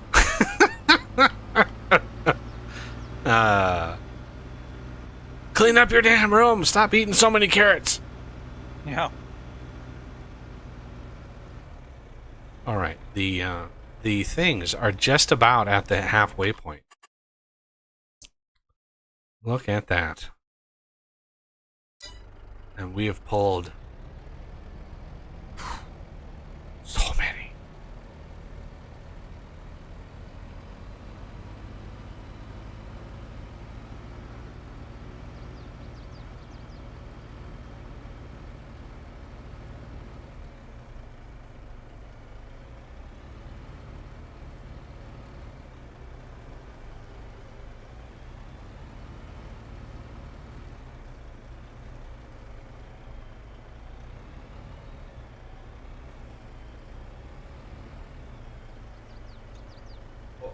Start stick.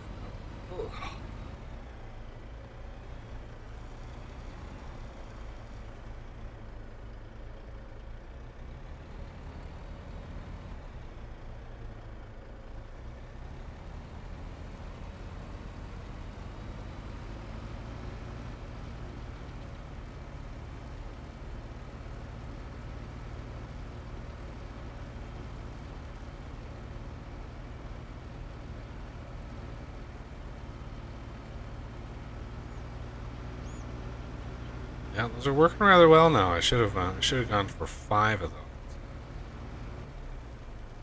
Let's see. The harvesters? Yeah, 5 wide. Ah. Yeah. Oof. Imagine the trouble we'd have keeping up with them, though.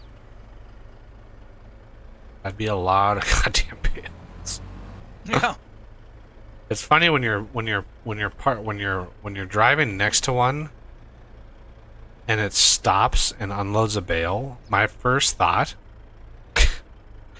was this is like when you're out in nature looking at like buffalo and one of the buffaloes poops.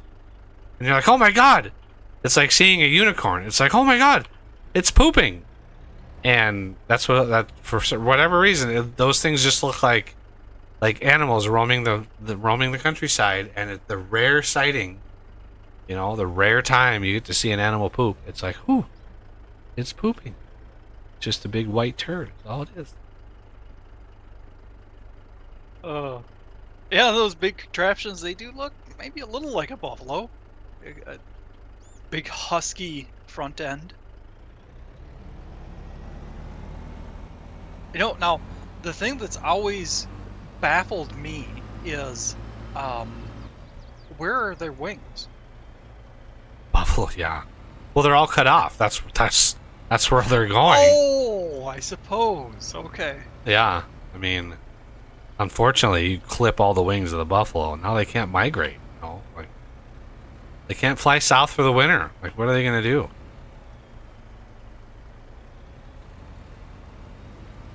Yup. We're bastards.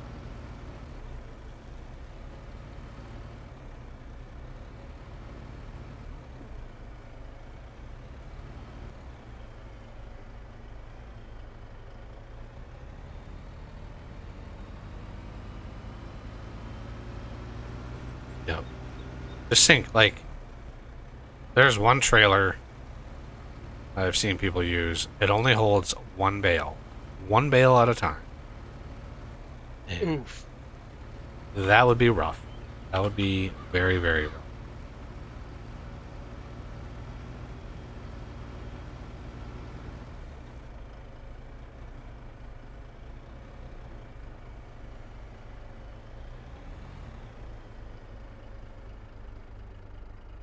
One, two. It's 5. It's 10.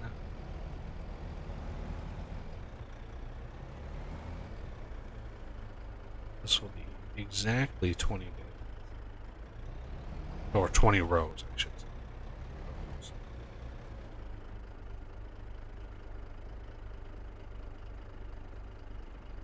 Yeah, if we were to do the whole one bale per trailer thing, I think it'd be, all right, us, it's time to start harvesting these, and I'd be like, oh, I have a prior engagement. Yeah. Later. Yeah. Have fun, buggy. I just assume that shit is what always happens. Locked by object. That's not good. Oh. Let's see if we can track that down. It was a bale. Right Oh, at the yeah. end. Right at the end of the line, it was a bale.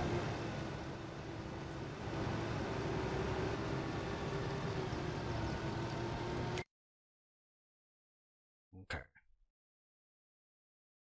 Interesting pattern. If you look at the pattern of missed spots on the field, it almost looks like a double helix, like DNA strand. Oh, yeah. Like it just has that look to it. It's kind of interesting. My initial thought was punch cards.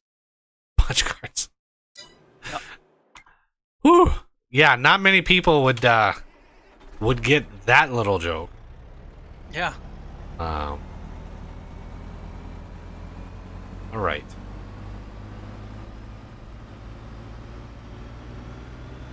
How much?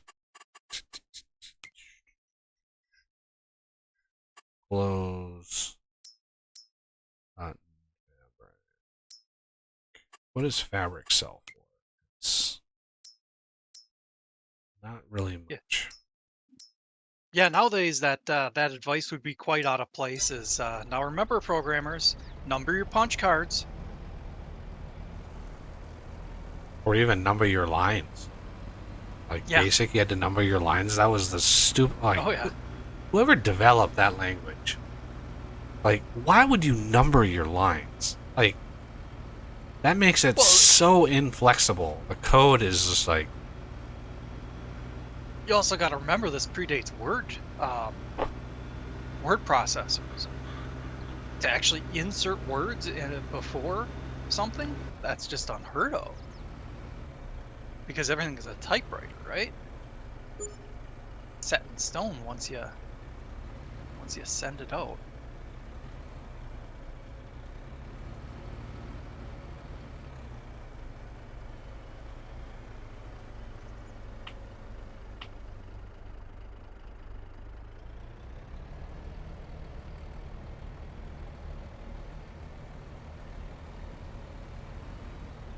The evolution of computers is a funny subject.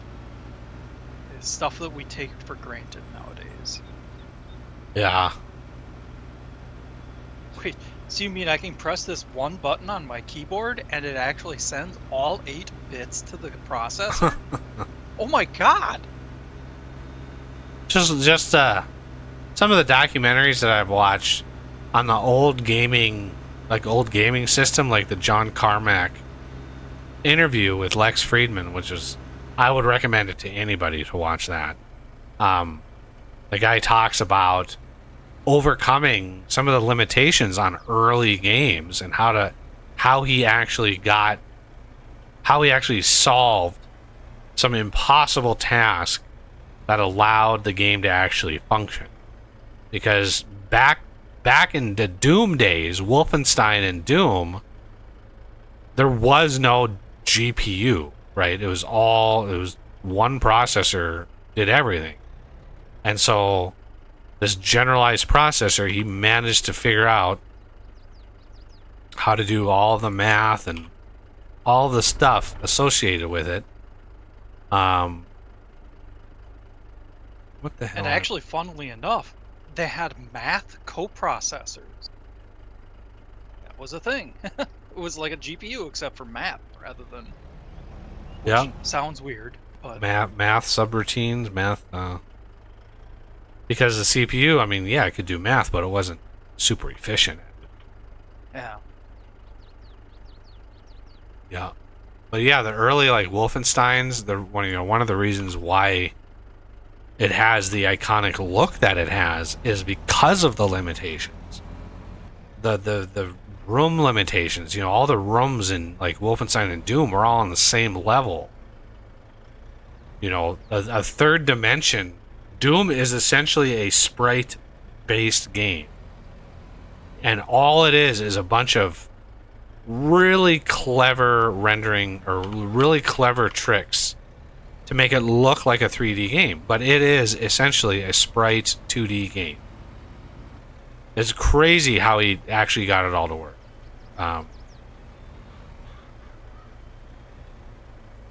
Yep. Yeah, I remember at one point I was gonna jump across. It had a lot of the platform puzzles, jump from one place to another, and I charged and went to jump onto the next platform, and I got stopped right at the edge because there was what was it, an imp? I think that's what they were called. The guys that scratch you and throw fireballs. Mm-hmm. Yeah, there was an imp at the bottom. And when I got there, I was kind of stunned for a second, and then he scratched me from 200 feet away because he was at the bottom of the pit.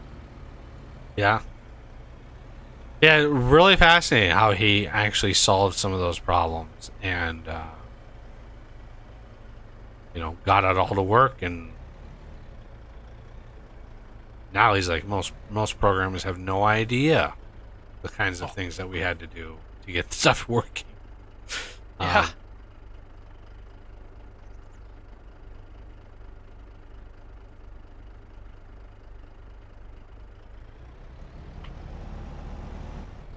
Another noteworthy one is Duke Nukem 3D. That one was mostly two-dimensional.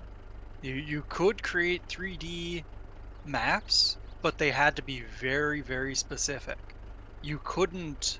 You had to design it so that any any like floor or wall couldn't be visible from both layers. Right. So yeah, my that's brother and why- I both made maps for that, like deathmatch maps. Ah. We played the crap out of Duke Nukem 3D. Like, we loved some like the shrink gun. I had a map. I made a map so long ago, but it was called DTA. I made a map for Duke Nukem, and what's funny is you make those maps and then you upload them to a forum or whatever, and you're like, here's a map that I just put together. For years, I got the random email of like, hey, I just tried your map. It's really cool. Did you make any other ones? And it's like, Oh, weird. years go by, because nothing has ever gone from the internet. And yeah, crazy. Yeah, we played the heck out of that game.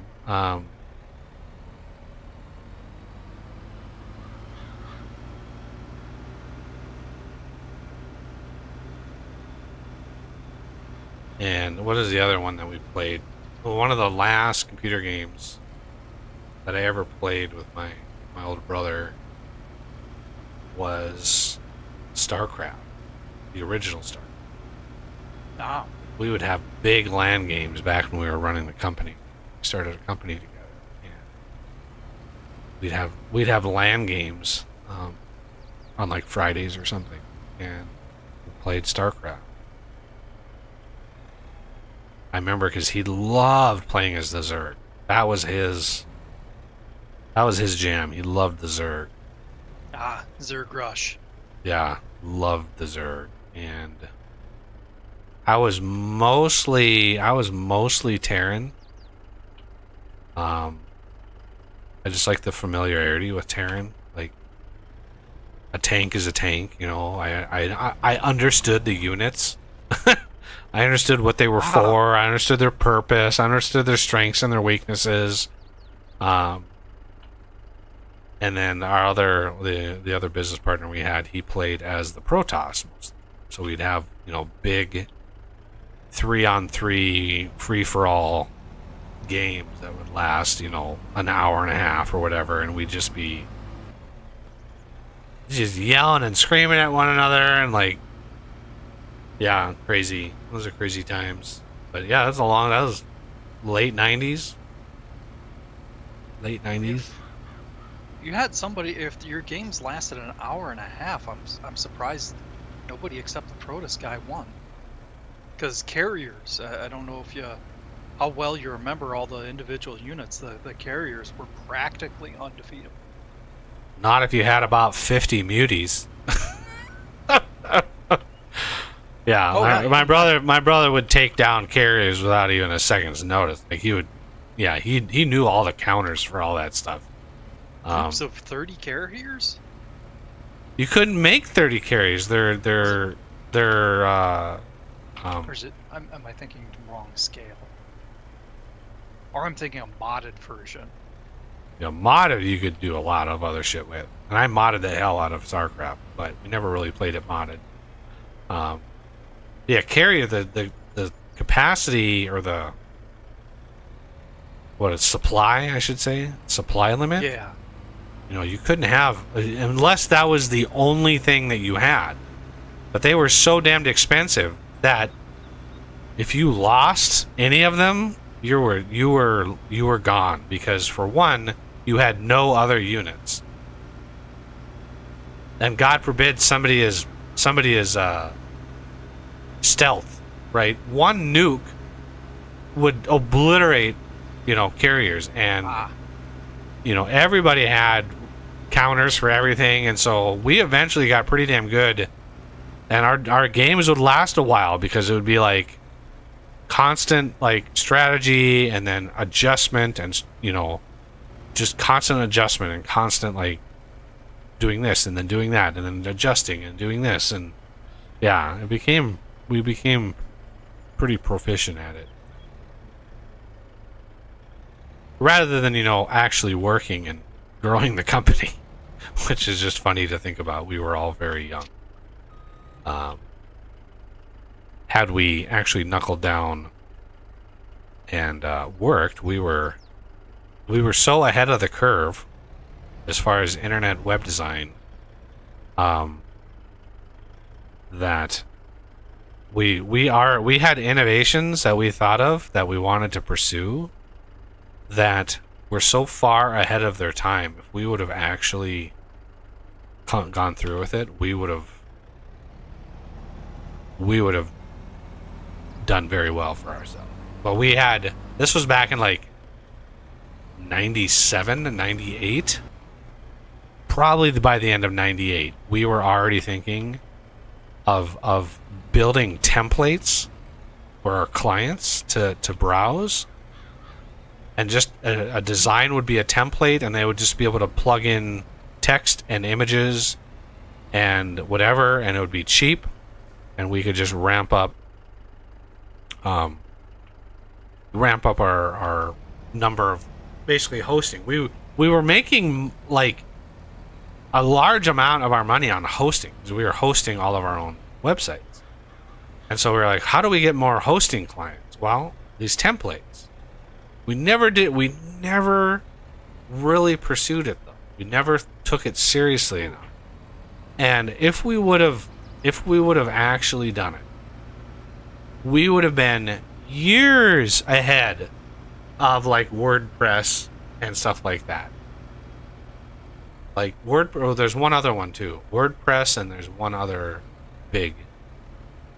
I know there's something called Wix. Is that Wix? Well, yeah, that's one. I don't know what subsystem they have.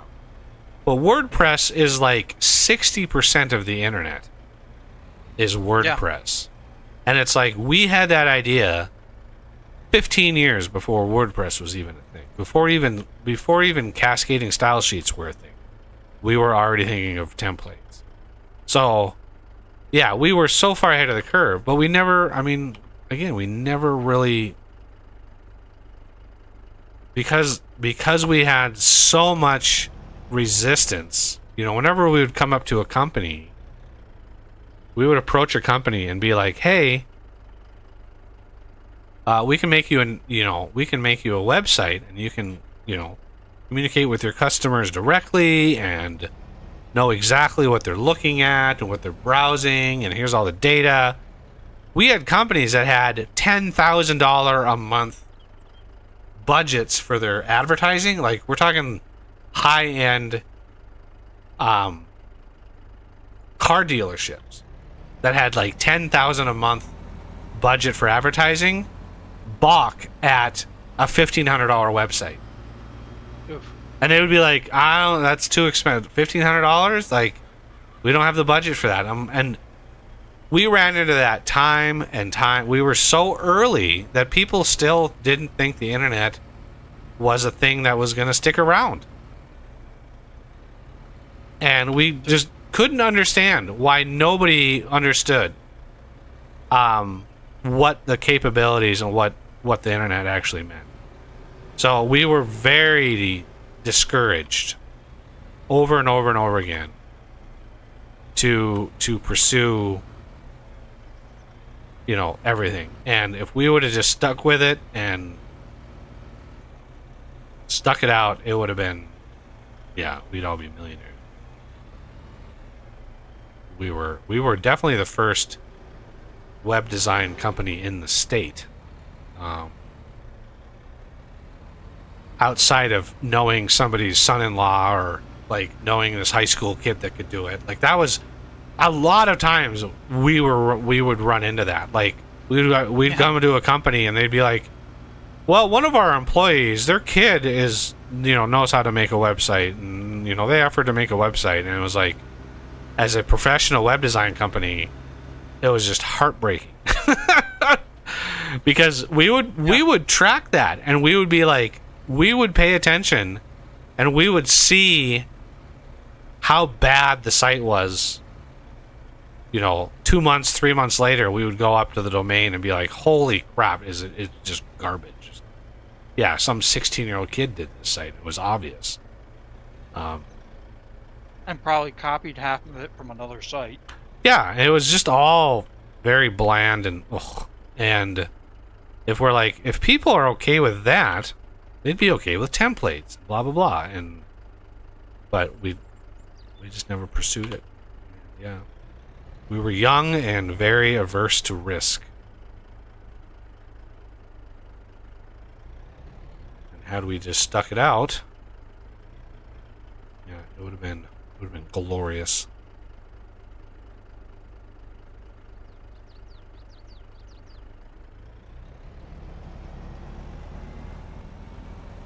It was funny though, all the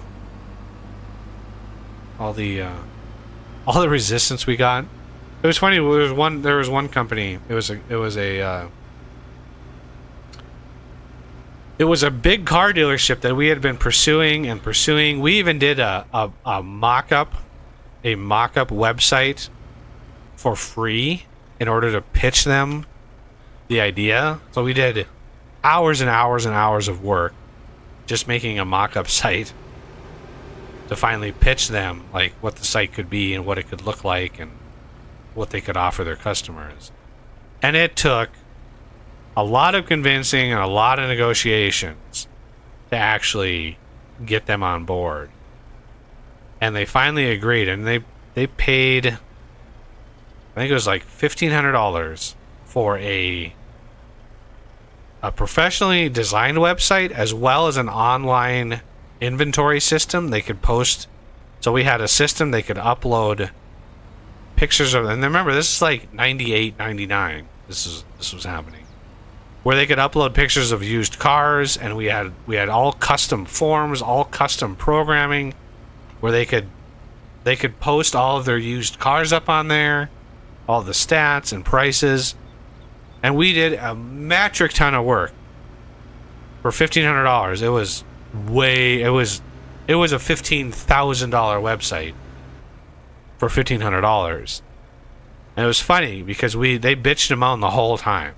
Like the whole time. It was just constant. We finally get the site done, we turn it live. The company on the other budget they have, radio, television, they start blasting the website address. Within like the first week of the website going live, they had somebody walk in off the street from out of town with a printout of one of their used cars, and they said, I want to buy this car. And they sold a car on the spot, sight unseen. Ah, And the profit from that car paid for the website. nice. And it was like, yeah, the $1,500 they spent immediately and paid for itself. And it was just like, yeah, that's what we were trying to sell them on. Yeah. And that was the first week. You can imagine, like, yeah, it was just painful. It was so painful trying to sell people on this. What the hell? To quote a wise man, what the F is the internet? Oh man, there's a great clip. There's such a great clip from, I think it's from the Today Show back when like Matt Lauer was on it. Matt Lauer and God only knows who else was on there. But they're literally standing around. This is like 93, 94 maybe. They're sitting around talking, and there's such a great clip because they're like talking about the internet, and obviously these people have no idea what they're talking about. But they're just like, have you heard of this internet thing? Yeah, this new fad. And they're talking about like, this is never going to catch on. It's too complicated. And it's just like, you just watch that and you just shake your head like, these people have no idea what they're talking about. And they still don't. Nothing has changed. Fair. All right. This is just a little bit of cotton. Just a little bit. Of course, if you ask them, they'll say, oh man, I always knew it was going to be such a big thing, and I was such a strong supporter. It's too bad I didn't have more, wasn't able to convince more people. Yeah. That's one of the reasons why the internet is so great, because everything lives on the internet. Nothing ever disappears. And so now nobody can like claim, oh, I never said that, because there's always evidence of contrary. And it's like yeah, I mean, you can, obviously you can say it, just like Biden. Biden, one of his speeches like a week or so ago, he's in Pennsylvania, and he's like, one of the things he said was, yeah, when I taught a semester at UPenn, and yeah, it's great people, everybody's fantastic, and it's literally he's never taught a class in that college, and yet he's up there talking like, when I taught here, it's like he was never there. So it's just amusing that the fact checking and people can call bullshit so readily, so quickly nowadays. And it's also sad how infrequently it happens. Or how one-sided those kind of call-outs are.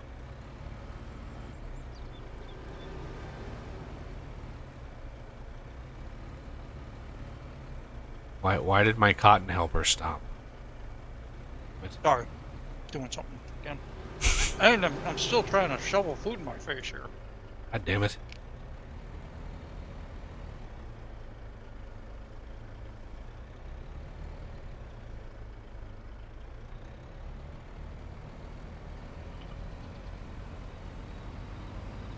Yeah.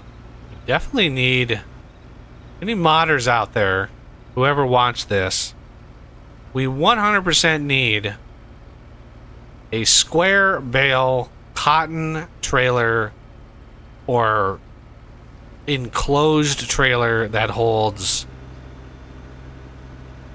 more than a handful of bale. We need one that is crazy. Either that or I just need to make a bale version of my trailer. Although the hard part about that trailer is if you try to unload them, like what does it actually unload? I don't think you can unload wood, like as pallets or anything.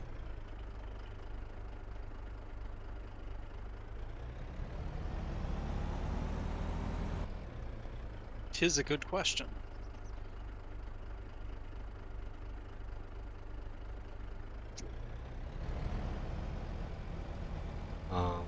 Check to see how much clothes are in there.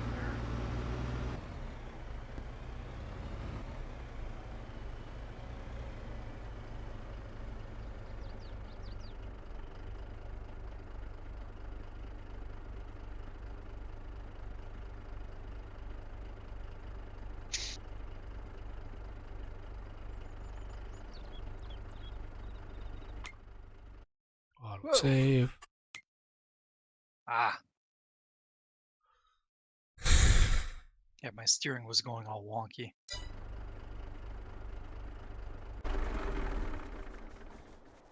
Wonky, technical term. Is.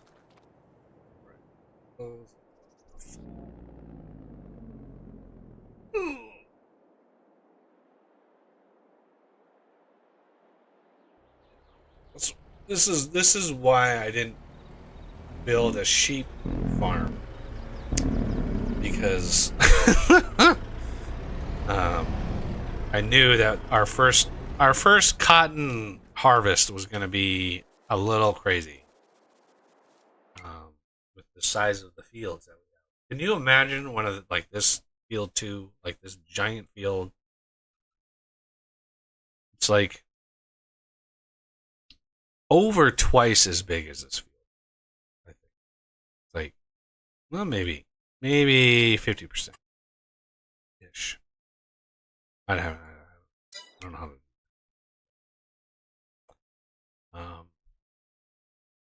These are getting close.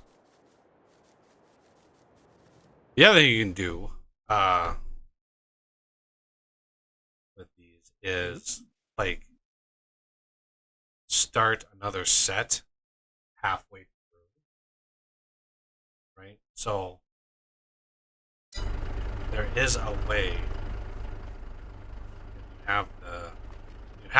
When you have the course made, you copy and paste it to as many vehicles as you want, and then you can pick the node, the driving node that they're using.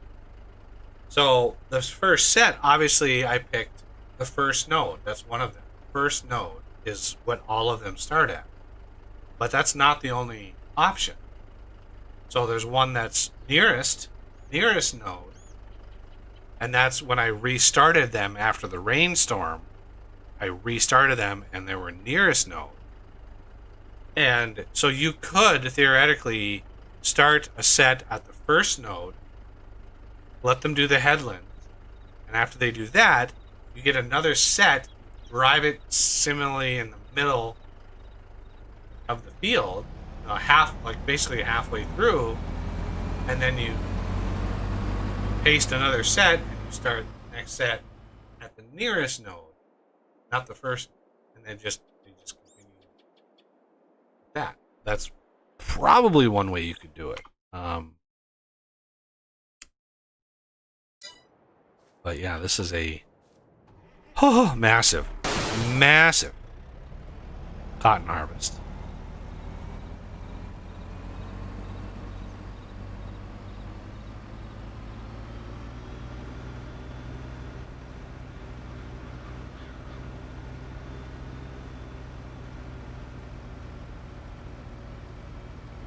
Yeah, in regards to the internet, it is interesting to not only have been born before it came about, but to be young when it started gaining traction. I mean, how many points in history can you say that people lived through something of that magnitude? Well, yeah, there's the only I think the only thing you could compare it to theoretically would be the development of the printing press. But Yeah. even that pales in comparison to what the internet is. Because even though the printing press was invented in whatever time it was, 1450 or 1500, whatever, I don't know. I don't know the exact date, but it took decades for it to spread and actually have a market impact on society. It took decades for books to actually start being printed en masse around the world, right? Just because it was still labor intensive. It still used paper. It used the typeset, the little metal. Those had to be forged, so you needed blacksmiths to make the little metal letters that you would use. So that took a long freaking time to do. So yeah, the printing press, while really revolutionizing the world, was kind of it took a while. It took a long time for it to have that impact. Whereas the internet was within a couple years. You know, the internet started small, of course. It started minimally, but it did not take long once it became commercialized to really take off.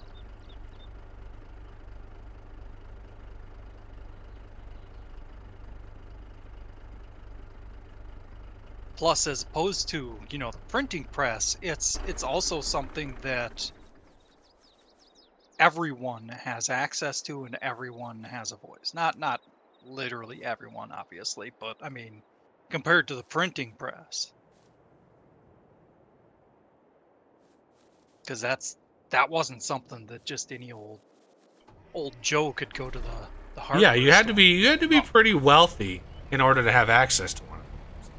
Yeah. At first, obviously, and then the iterations, the amount of invention and tweaking and innovations around the printing press itself. Because at first, I mean, what is it, Gutenberg, the Gutenberg printing press, the one he invented was very, very rudimentary and basic. It did not take many years for it to be innovated enough, iterated on, and for it to be much, much faster and much improved. And yeah, you can't even compare the typewriter to the printing press. You know, that individualized things more. But it's, you know, nobody's going to print 30,000 of the same exact page.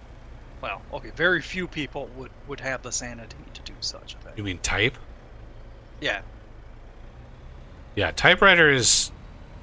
Yeah. Typewriter isn't compared to the printing press at all. Yeah. Because of its... Printing press was good because it was immediate, printing an entire pages at a time, which is unheard of. And mass production. Once it got to that point. But yeah, it took a long time for the printing press to have a major impact. I mean, even the first run of Gutenberg Bibles are still largely embellished with art, and while they printed the page and the text, he still, like, in the first run of his Bibles, in order to generate money for his idea, so he printed the first iteration of those.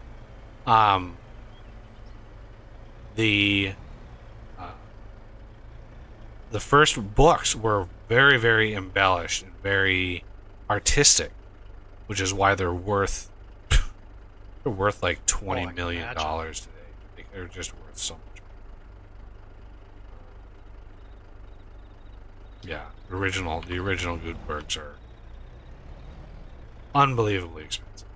They used not to be. I mean, back in the 80s, a Gutenberg Bible was I saw a documentary on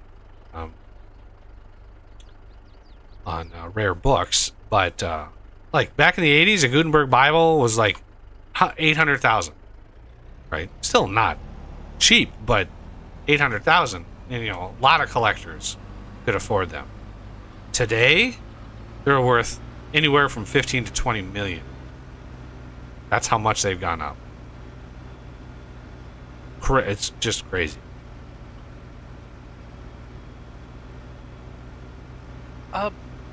So before the printing press came about, how was what was the big? I think I know one source, but what was the big way where people would duplicate books? Monasteries. Okay, that's what I was thinking. Monasteries were where books, they would take whatever the rattiest, you know, somebody new would come in, and they would take the rattiest book in their library, and the guy would spend years replicating.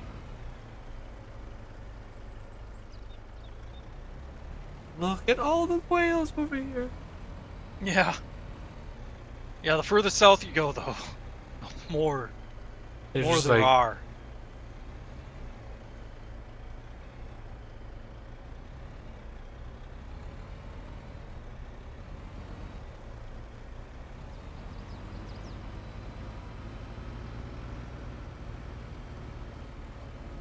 yeah, monasteries.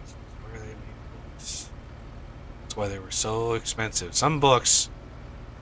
There were some books that were so lavish that a single monk would spend 20 years making. Like his life's work was one book. Oh my god. Oh yeah, I crazy. didn't know it was that bad. It's crazy. Some of those old like medieval books, because they didn't have anything fucking else to do. Like, Yeah. and so yeah, the artwork and the stenciling and the color and all of that was all, and it took years to make those. Some of the most expensive books today are old, like manuscripts and stuff that were done in monasteries. And then there's the mysterious one. There's one that's nobody really knows why the person made it, but the drawings in it are not of anything on Earth. There's nothing on Earth that resembles what's in this book. It's supposed to be like flora and fauna, but it's nothing that has ever existed on Earth, and the text is in a language nobody has been able to crack. Nobody has figured out. And this book was written by somebody, and there's a little bit known by the person, about the person, but no one knows what this book says or what it's depicting. It is completely alien. And it's, you know, obviously conspiracy theorists are like, well, obviously this person was an alien or whatever. But yeah, it's just, a book, and there's weird drawings in it, just crazy looking plants and whatever. And all of the text is written in a code or a language that nobody knows anything about. I forgot the name of the book, but yeah, it's a crazy story. Yeah. Nobody, I mean, they don't know if it's a joke, if it's, you know, if the person was just insane. I mean, that's always a possibility. But yeah, it's bizarre.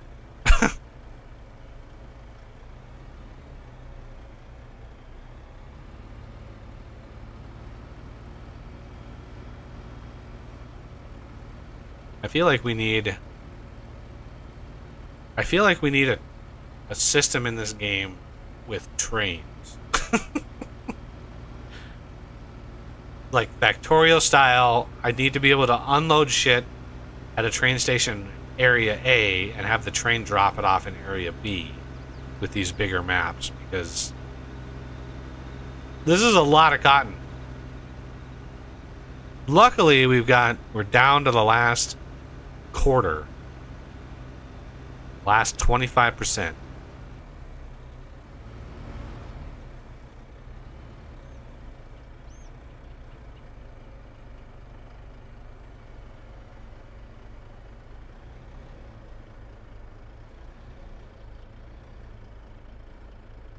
I knew it was going to be a big harvest. Take a while.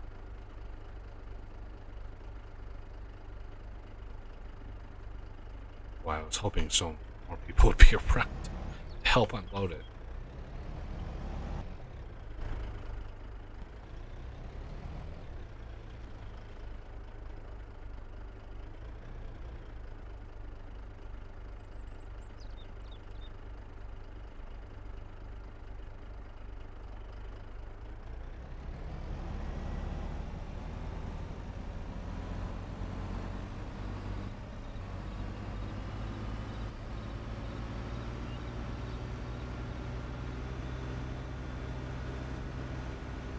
Yeah, I've used about a half a tank of gas in this truck so far.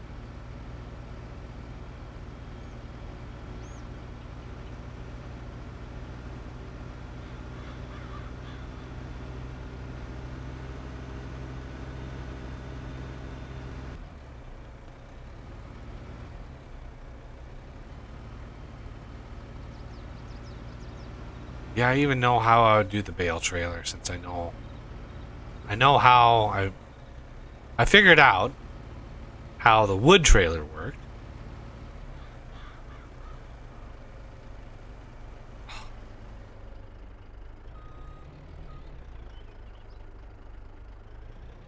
So it'd just be a matter of essentially copying the original code for the bale loader.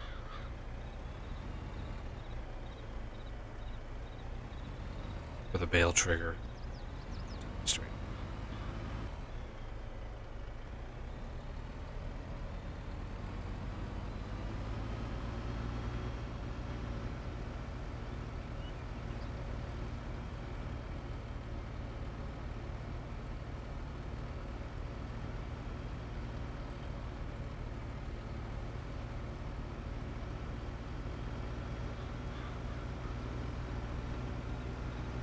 Thank God for auto load, though.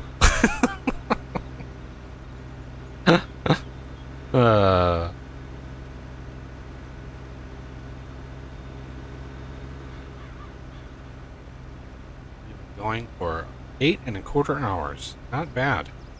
Not bad at all.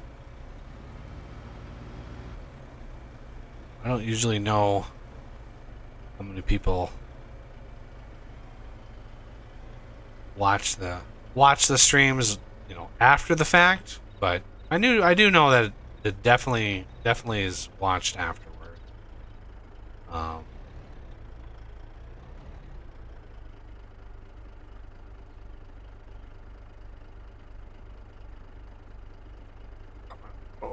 Over, right there.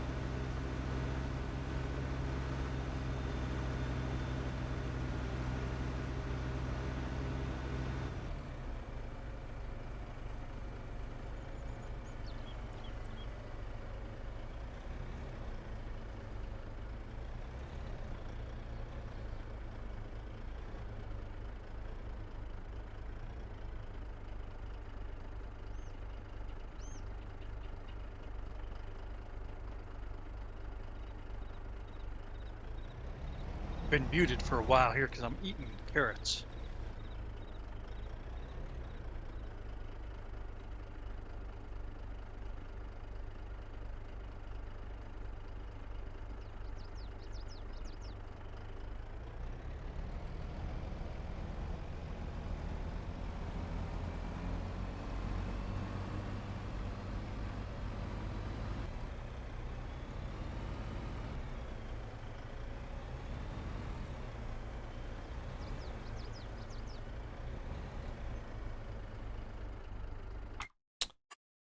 Oh, there's an autosave.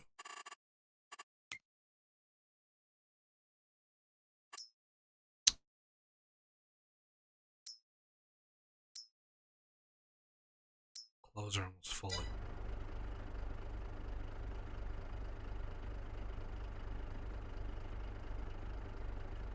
Oh, this damn chair.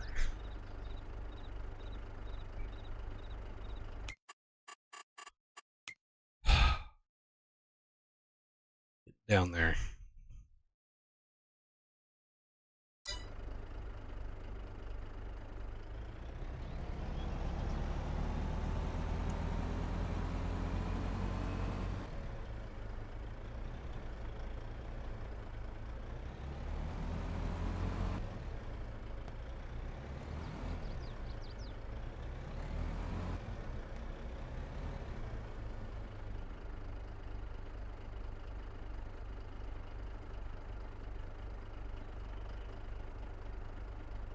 Poop one out? Not yet.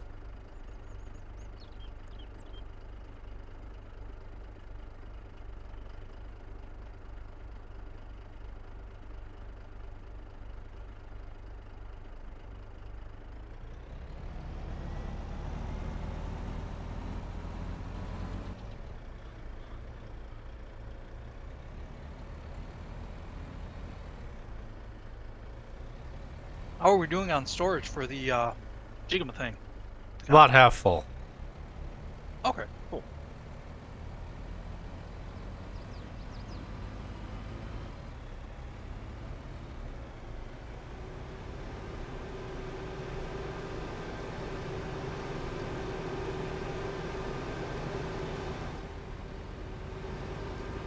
Oh, you mentioned earlier, but yeah, you're at half diesel. Me too. And it's funny how much expense there is in even just picking all this stuff up. It's crazy. Yeah, and Not I that made the diesel. diesels- You know, when I made the fill types, when I edited the fill types for this map, getting it ready for the series, I was Googling the prices of things. And I made diesel really expensive. Yeah. So just filling up diesel at the pump. Because remember, a lot of these vehicles take, sometimes hundreds of liters of fuel. And so, yeah, I made it. I base it off like how much per gallon it is in the U.S. because I figured in Europe it's probably way more. So I figured I think it was like 480 or something like that per liter is what I set it at. So yeah, diesel is it's actually pretty lucrative if you want to sell it. Just incentivize people to make their own. Yep.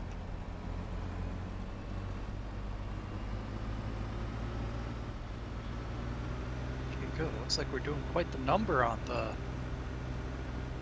the bales. South Yeah. side looks like it's pretty well clear.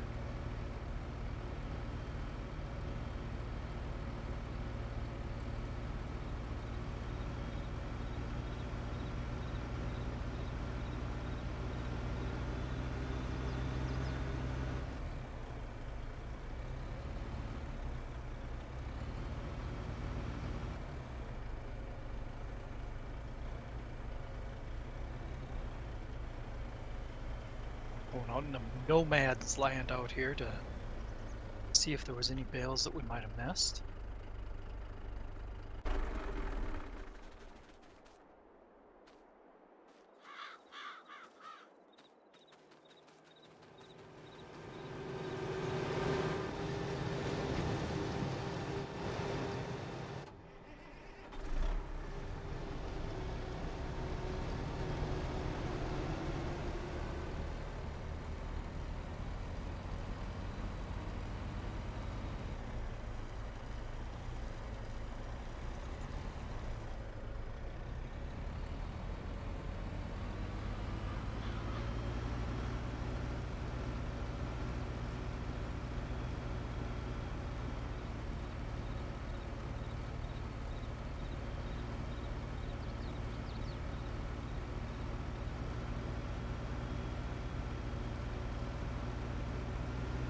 Almost done with the harvest. Oh my god.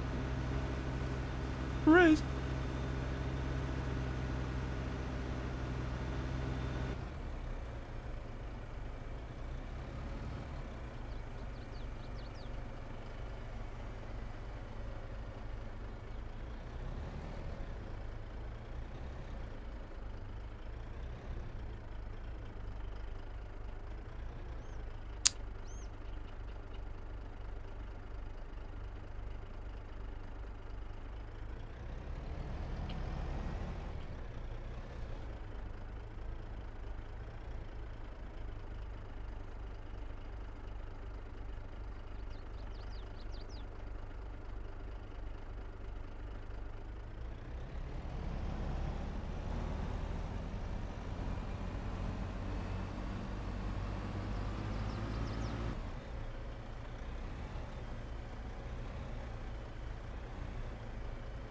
Yeah, that other John Deere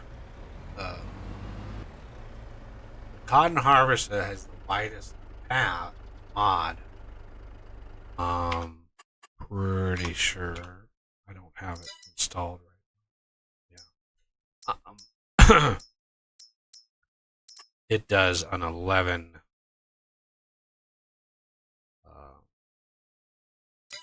Well, roughly 11 meter wide, but it produces the round bale, which hold half as much as the square bales, so you produce twice as many.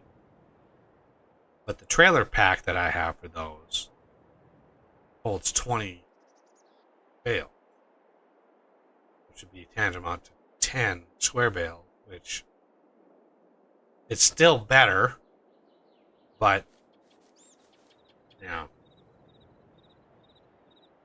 a lot harder to unload those bales off the trailer.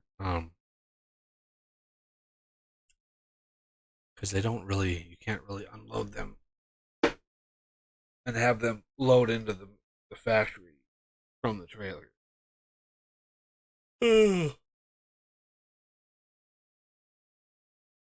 Wow. Cotton harvest is a full day. Not only that, but man, we plowed and planted this field. We plowed, planted this field, and now we're harvesting this field. Insane amount of farming today. Crazy amount of farming. How is this doing? And yeah, we have sugar beets, which let's just look at what we're gonna get here. Yeah.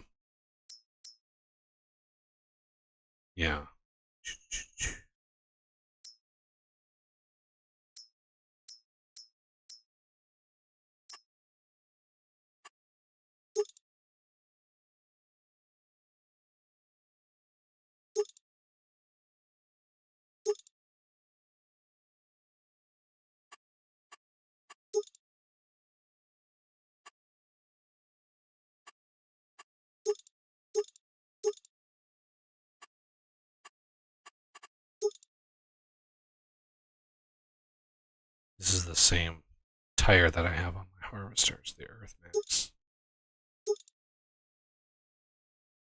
Not that it matters.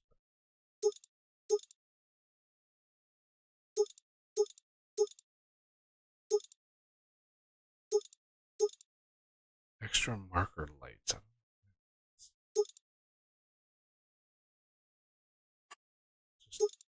Oh, sure. Neon lights. What? I mean, that could be cool. Well, yeah, let's do that. See what that looks like.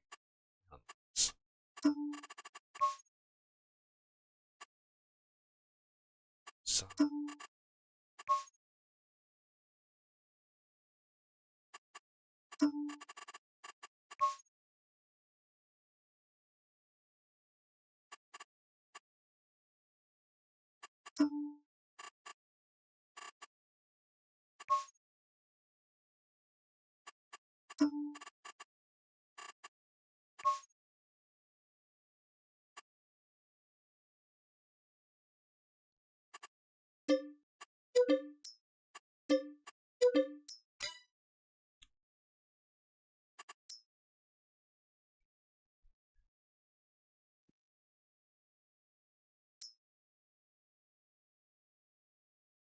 Wait.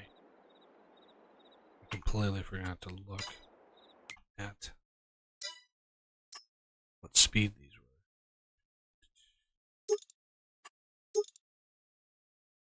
46, okay. We need a sugar beet header, unrealistic.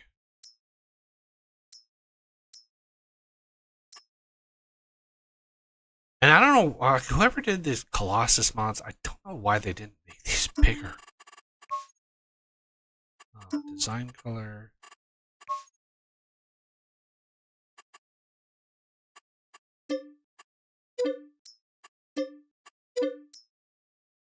Okay. And then so we got those.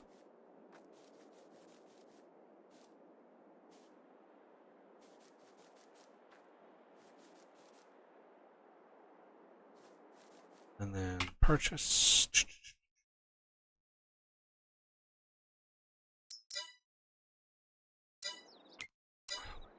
Purchase.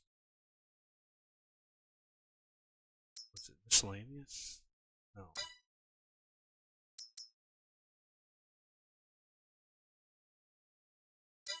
Ugh, what category?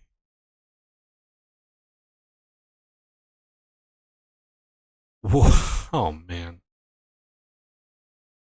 What category would the beaverator be in? Oh, I'll help you look, cause Potato technology? No. Beet?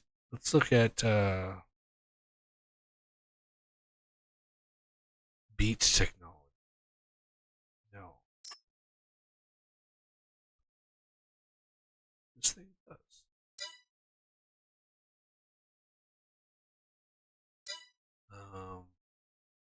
there it is. Forestry. Unless Forestry sure. trailer? Forestry machines. Forestry machines. Yep. Oh, yeah. Beaverator. I always thought it was a trailer. It is a trailer. No. Yes, it is a trailer. Good lord. Let's change that color. It's just ugly.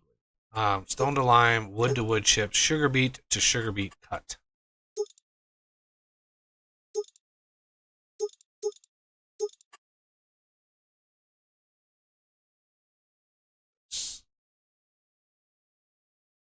Are we gonna harvest the sugar beets too before end of stream, or are you just getting things? Just buying some shit, you know. Okay.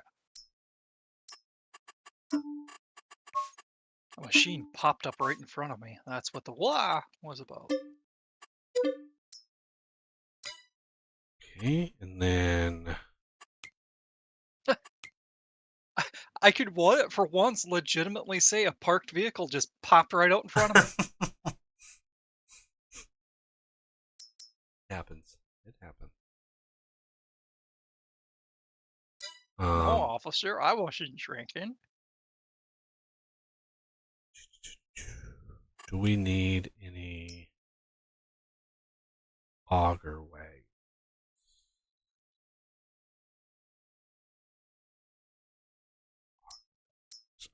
Any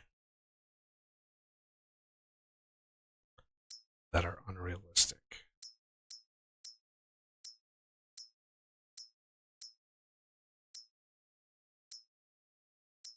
Or not. Okay.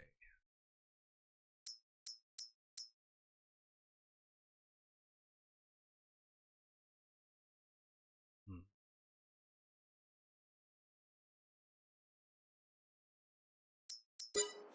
Problem is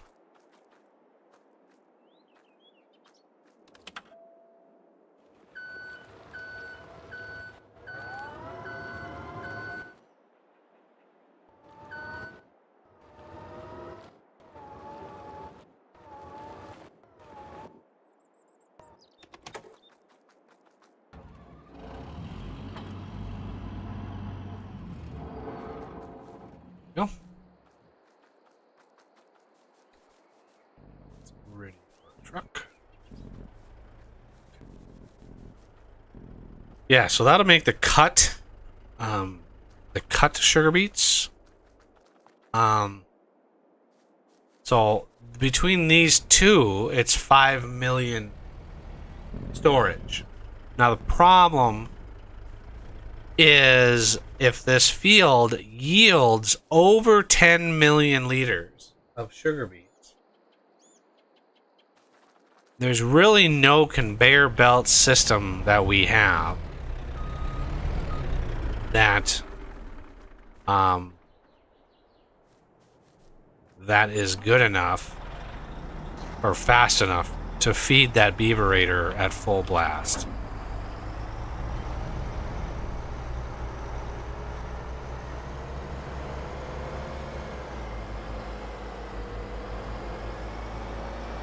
I love how crazy specialized this machine is.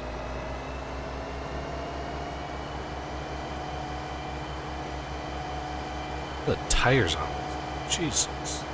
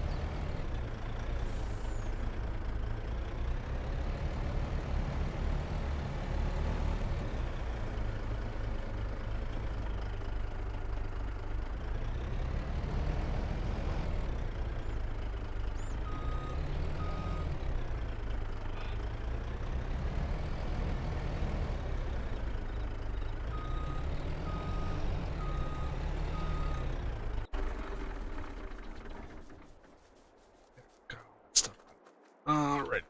Yeah, we have these TARDIS wagons. Pretty much 2 million each. So, but emptying those, oh man, just getting it fast. Keep it going. Kind of hard. If you're emptying a trailer, into a conveyor belt, it can be a complete nightmare. But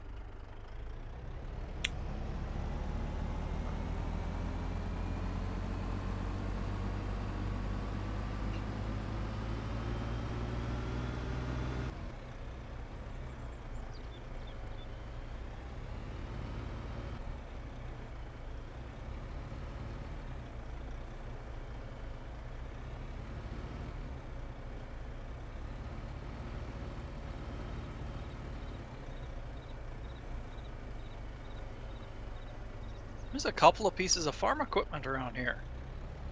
yeah, it's actually turning into something.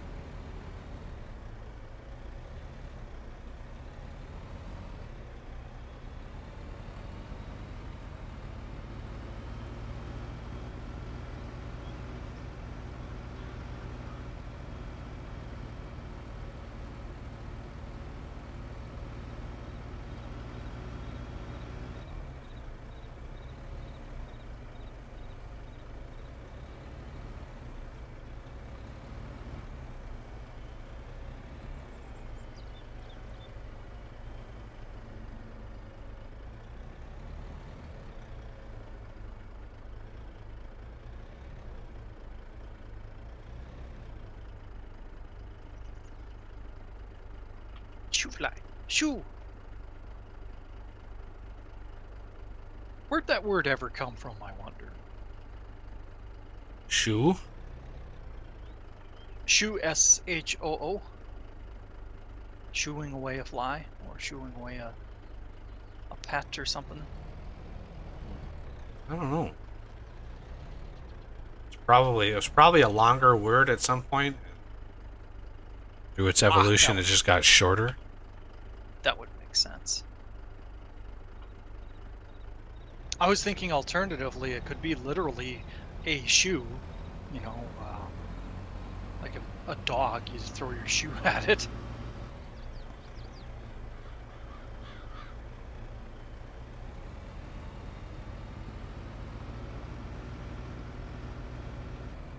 And viewers, I'm not endorsing such actions. I'm looking at the history of the word.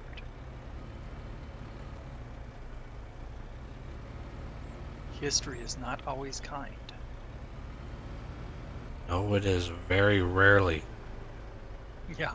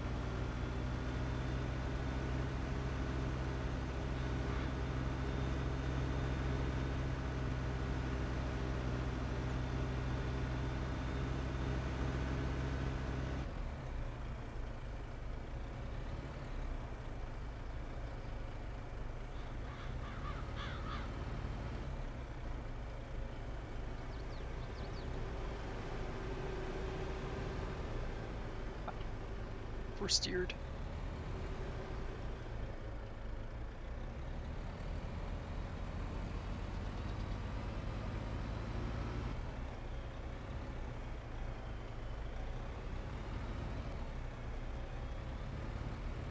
Any other topics you can think of for the last little stretch here?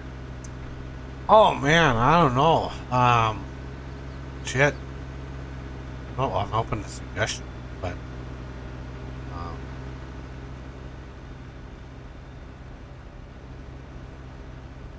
as we move into another winter, I'm I sort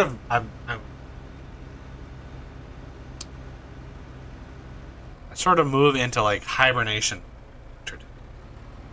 Yeah. where I do not like to go out at all. I go out as little as possible. And unfortunately, since my grandma was moved into assisted living place, she's always like, "Come and visit." It's 20 below zero, so I told her this was last winter. I told her flat out, I was like, because we had a standing appointment every Sunday to go, I'd go eat dinner with her, and it got to be the point where it was just like I started dreading it because it was so, it gets so cold outside, and I am not one to venture out when it's that cold. And so I told her, I was like, if it's below zero, yeah, there's no way I want to leave the warmth of my place to drive across town for a hamburger, whatever, like. So yeah, I just do not like going outside at all in the winter.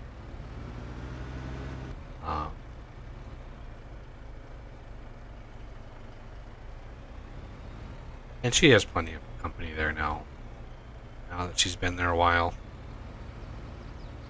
Yeah. Although, it can be pretty morbid. Last week was our last family dinner because my folks now are in Arizona. And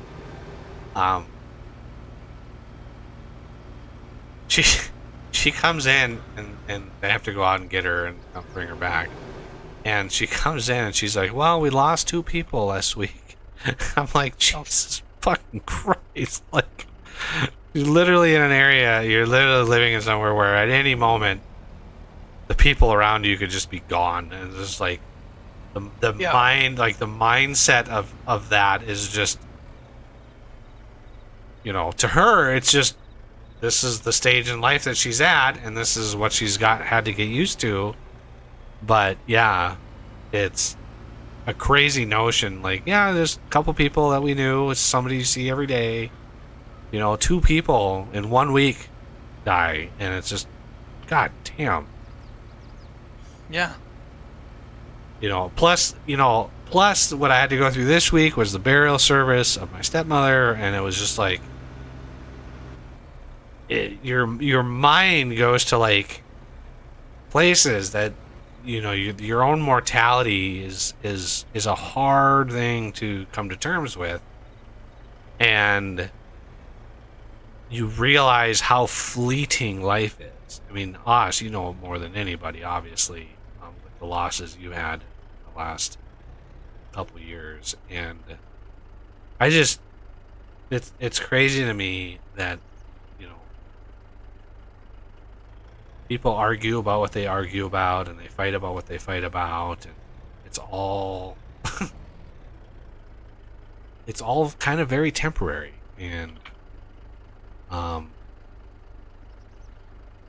fortunately,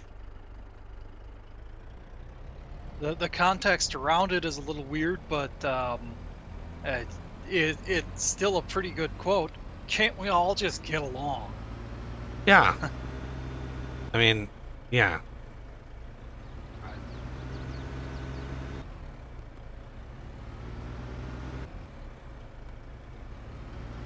All right, the last run.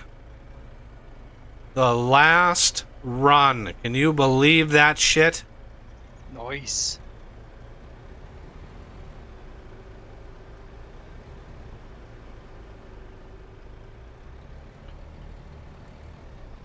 Oh, the buffalo's pooping.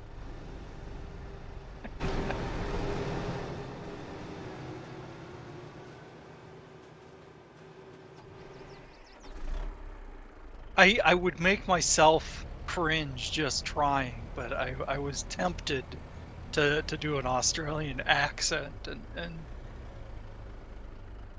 oh, we see the buffalo here, squatting down. Cracky! Yeah. Look at the size of that turd. It's so weird the way he died, because Oh yeah. I had never heard of people getting killed by stingray, and like within a 1 year period, I heard of him dying that way, and another person. Not anyone spectacularly famous or nothing, but it goes from unheard of to twice within 1 year. Well, I'm sure it's a lot more than that. Those are just the ones publicized. Oh yeah, I didn't mean to say it never happens. Just I think never hear about it. I think the craziest animal story from this year was from a couple months ago. The craziest story, the craziest effing story I've ever heard. Some kid who's like 4 or 5 years old, swallowed by a hippo. Oh. And within a couple seconds, the hippo threw him up alive and unharmed. Now, oh, wow. okay, now, what fascinates me about that shit is the perspective and experience of that little kid. Living with that, like 5 years old is just old enough where you can remember just enough, right? If something is crazy enough, you remember it from that young. So that kid could very well grow up to know what the inside of a hippo looks like. Yep. It's crazy. He was probably thrown back up because he was kicking like a lot, right? He was kicking a lot, and the buffalo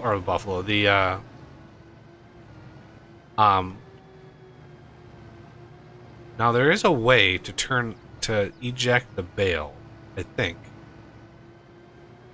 What is it? I? Control I? Z? Unload finished, yes. Unload unfinished. It's a mystery. So this is 162 bales. Oh, close the back. Do that. So 162.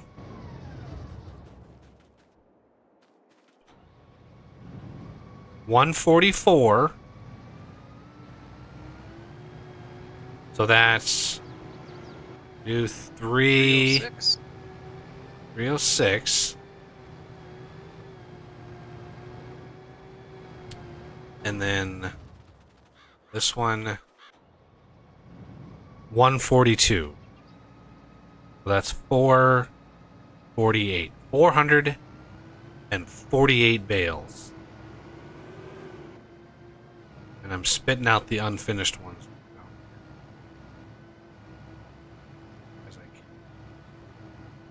Z, oh, Y.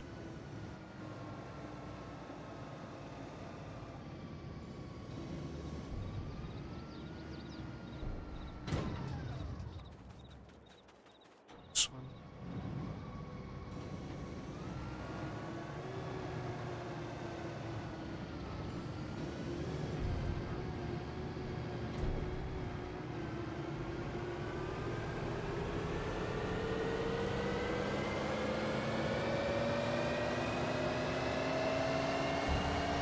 This guy back home. Yes. One thing I always, or Go ahead. one thing I thought was weird when I found out is that hippos aren't gentle creatures. I don't know why, but when I was younger, I always had an impression that they were gentle, because they were always portrayed from a distance, and just the looks of them, they look like, for lack of better phrasing, happy creatures. Well, yeah, usually they're like just floating in water, just like minding their own business and just like chilling. Clipping their ears. Right. You know, that's kind of standard.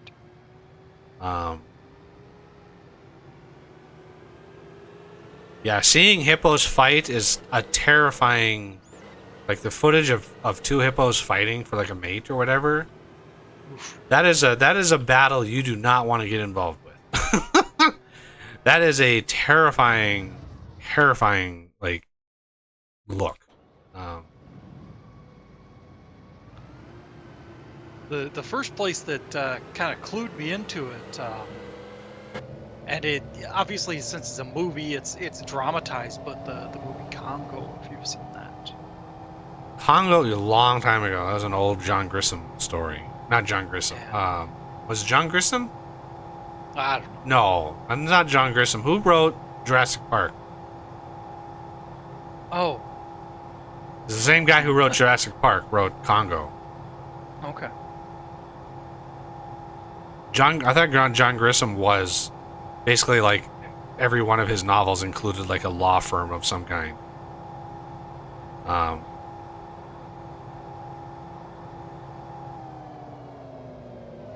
It had a very or fairly brief appearance by one of my favorite actors, Bruce Campbell. Really, I don't remember him. It's been so long since I've seen that movie. I don't remember it very well. But He was the fiance. He was the person that she was going to save. oh, And it's really hard to tell because it's on a tiny little screen, and they're looking at, or the camera is pointed at this screen, and it's choppy because it's poor connection and all that. But yep. And then of course you see his it's obviously not him, but the corpse of the character at the end. I just remember those giant like diamonds, and I just was heartbroken when they all disappeared. And I was just like, no, Oh yeah. no. But why?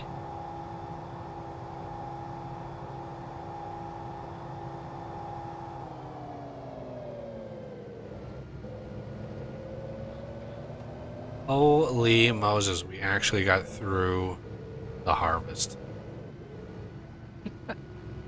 2.8 hours on these machines. Almost 3 hours it took to harvest that.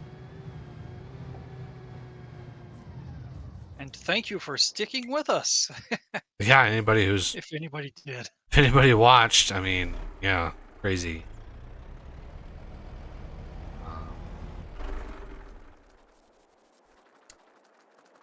Right. We can't go while having a field that isn't that it's just sitting, or can we?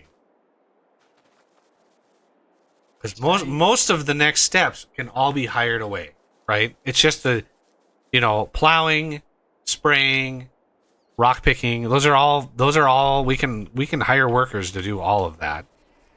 And just sit around and kind of just shoot the shit for a little while.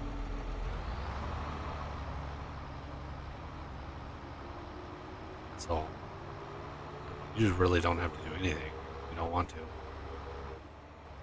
There are 2 bales left, and our factory's full. How many clothes does it have? Is the clothing full? I'll check. Hang on.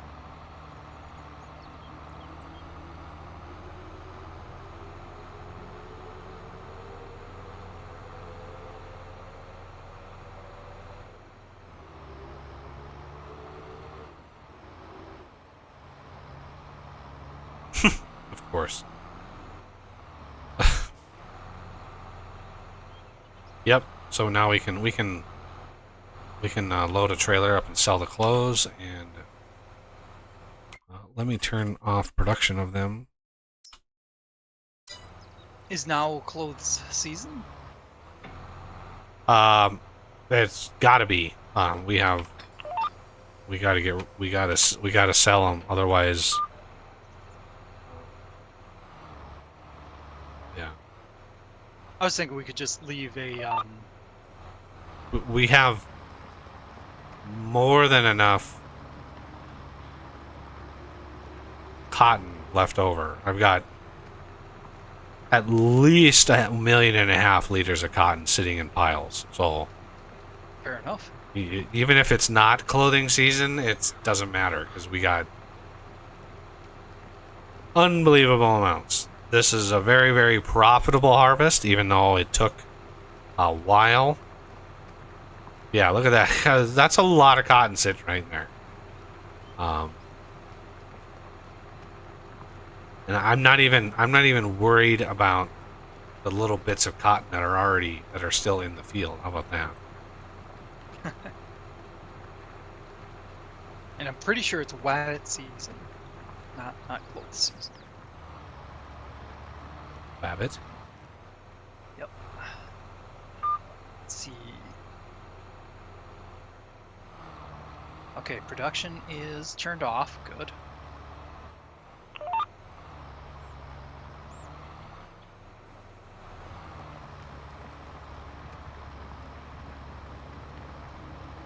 And you don't have to turn off production. With the farm factory, you should be able to put out constantly, so you can actually go to the wrench icon, choose close, and then choose the number of pallets to equal 1 million liters, and just let it spawn. And it will craft them in the background while it's spawning them, but the trailer should just load them because it shouldn't stop.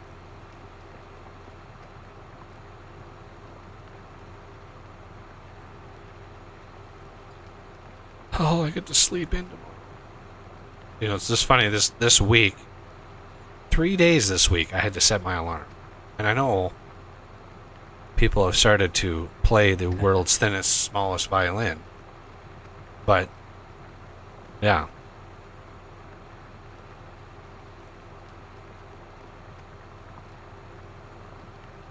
You spend years setting a schedule. You have a bunch of days in a row that you have to get up early. It has an impact. Yeah. Normally I would spray it first, spray fertilizer first, and then come through, but we're gonna have to wait a second. Why are these not red stones? Every other time we've harvested and then plowed, it's been red stones. Huh. Except this time, of course. $2 million.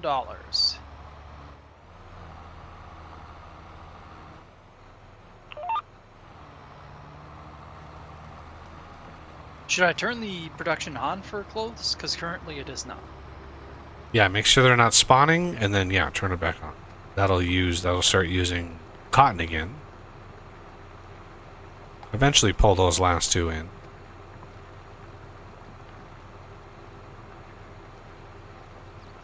So if it's just yellow rock, unfortunately, I don't have a cultivator or a roller that's really wide. I just didn't think to look for them.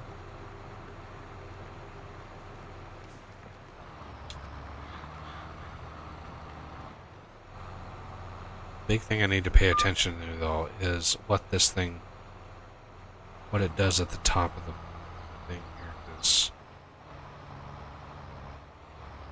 don't want a repeat of last time when the planter literally overrode the entire field. That was not good. If you want to grab another a tractor and the other plow and start to work around the other side of the field, that would be good. The war thing.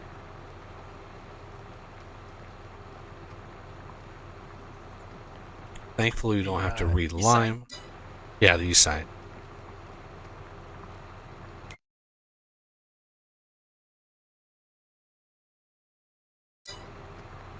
So if we spray it, plant it, I don't think we would have the second. Even though it would use the fertilizer from the planter, I don't think it would actually double fertilize. I don't think we would have a second tier. Because it'd be fertilizer on top of fertilizer. I don't exactly know which one calculates first. If it plants and changes the ground and then fertilizes, or if it fertilizes and then changes the ground. Because if it does the latter, it wouldn't take, which is why I do the rock picking step in between.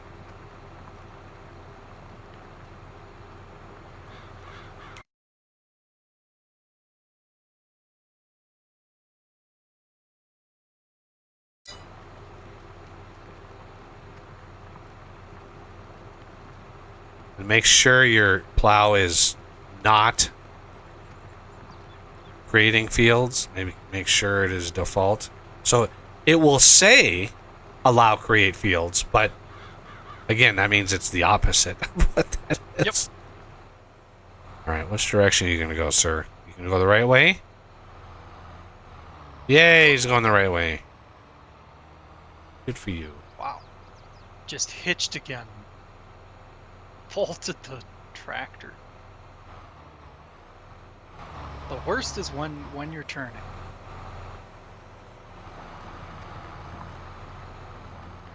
Okay.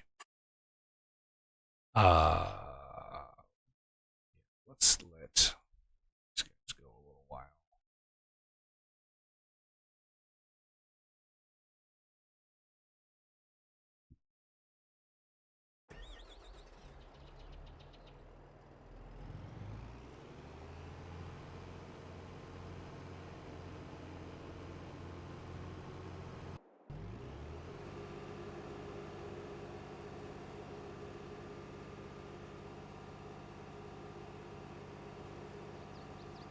What? Hired a worker? Yeah, you're there. Yep. Get her done. Oh, all right. Do you want me to fertilize from the other side too, or? Yeah, we gotta wait on the fertilizer because these things have a much wider coverage. Ah, true.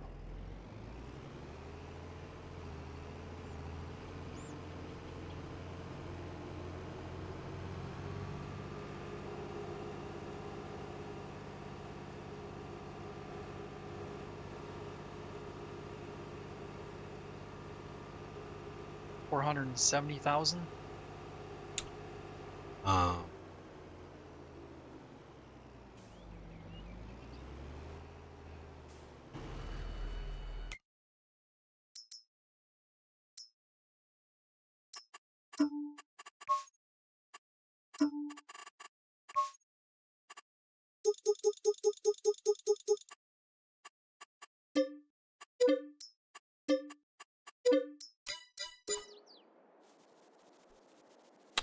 couple new plows.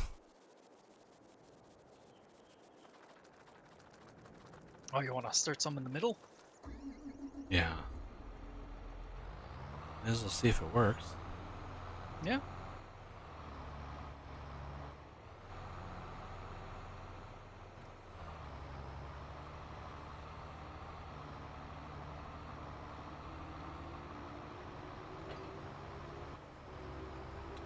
Can't really start.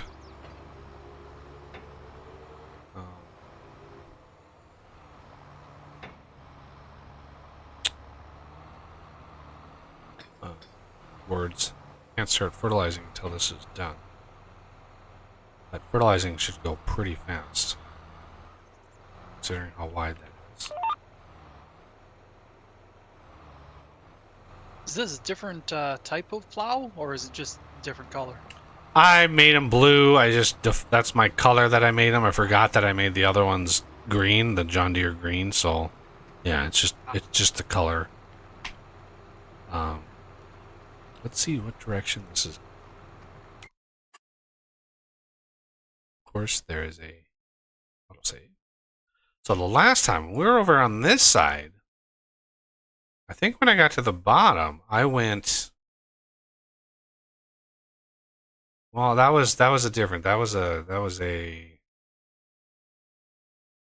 rock picker that went east first. So this one could be interesting.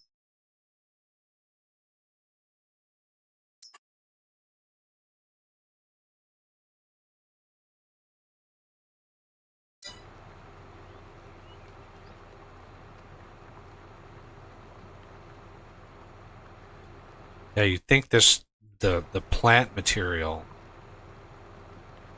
of the cotton would give you the first fertilization level automatic, but maybe there's a mod. I know Patrick mentioned that there's a mod for the straw. You distribute the straw swath, it'll give you the first tier of fertilizer.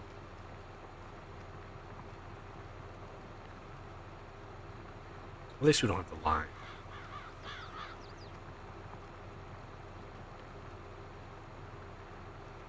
Remember the old ways, the old time we would stream. Yeah. Do you remember which games we did that with? Was like most commonly it would be 7 days. 7 days, yeah. All right, so I went to the west. Okay, shoot. I happened to luck out though, and I had it like perfectly aligned. So now, when I go to the other side, it should still be. Like just right. Oh, how'd that happen? It's a little off. Oh, I suppose probably is still right on. It's just Usually there is a tiny bit of overlap. There's a small percent of overlap. But a lot of that comes down to the rounding, because while the world and the plants and the farm fields, everything there is set on a grid, very strict grid of 1 meter like pixels. The vehicles and the implements they're carrying are not on that grid, and so they can be fractional in a grid or out, right? So you can be 0.3% in a grid, and because of the way the game works, that's why, depending on your look, that's why, like, even beyond the implement, the bushes are disappearing. Like, it's actually affecting something, not even touching the implement, because of that it's centering. It's basically shifting, depending on where your vehicle is. It's shifting the implement over in order to be in line with it. So it's kind of interesting the way the game is coded, the way they made some things work. Yes. 44, 42. mine plummeted too. What the hell?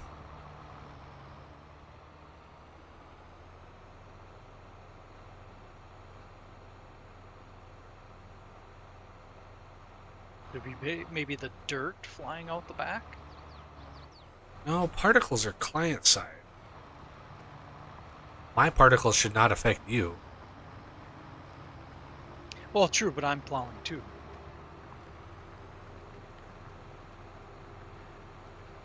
Particles are pretty easy to remember. They're usually just billboards that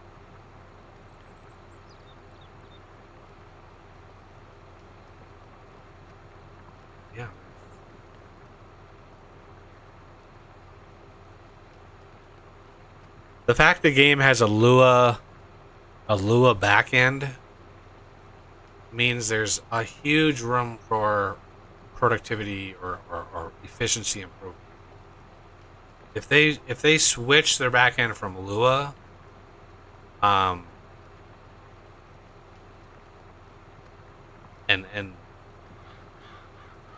instead of a Lua script and trying to object orient Lua script, if they turned it into like C#, or like Vintage Story, that would be so much more efficient. The way C# works is when you compile like a DLL, it compiles in an intermediate language, but when you use it, it converts it into machine code. But then it saves the machine, caches that machine code, so it doesn't ever have to convert it again. So the more times you use it, the more and more efficient it gets, because the more functions are actually converted. So it just gets faster. And it would be 1,000 times easier to understand rather than trying to figure out the Lua code back.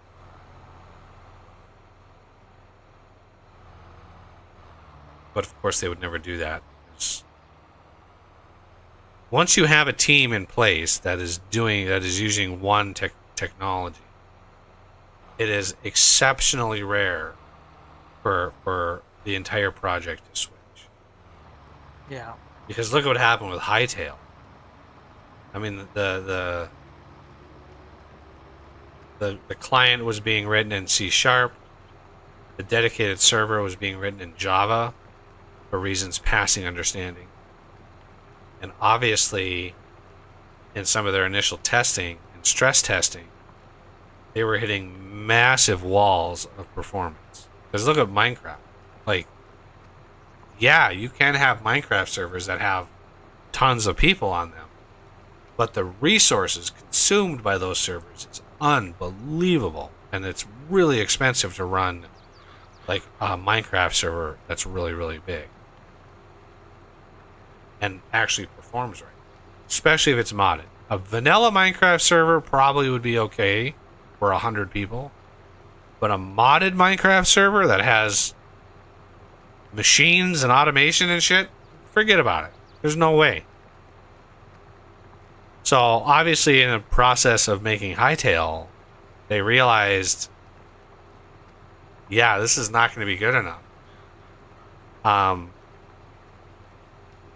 And so they, instead of releasing it, fixing it later, they decided we're going to delay the whole project a long time to refactor the whole shebang in C++.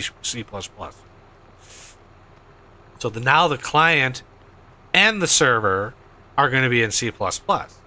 Well, converting the entire code base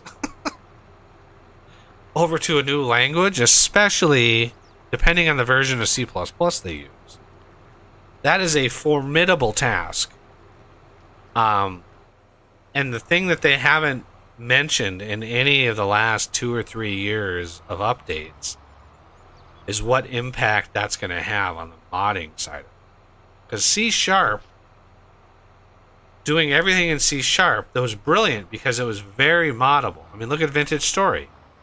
Very moddable. Both mods that are new and mods that actually change the game. C# is perfect for that. C++ is not. So unless they actually build in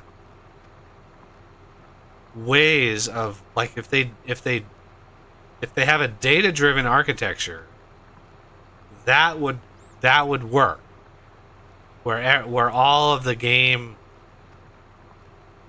stuff was all data-driven.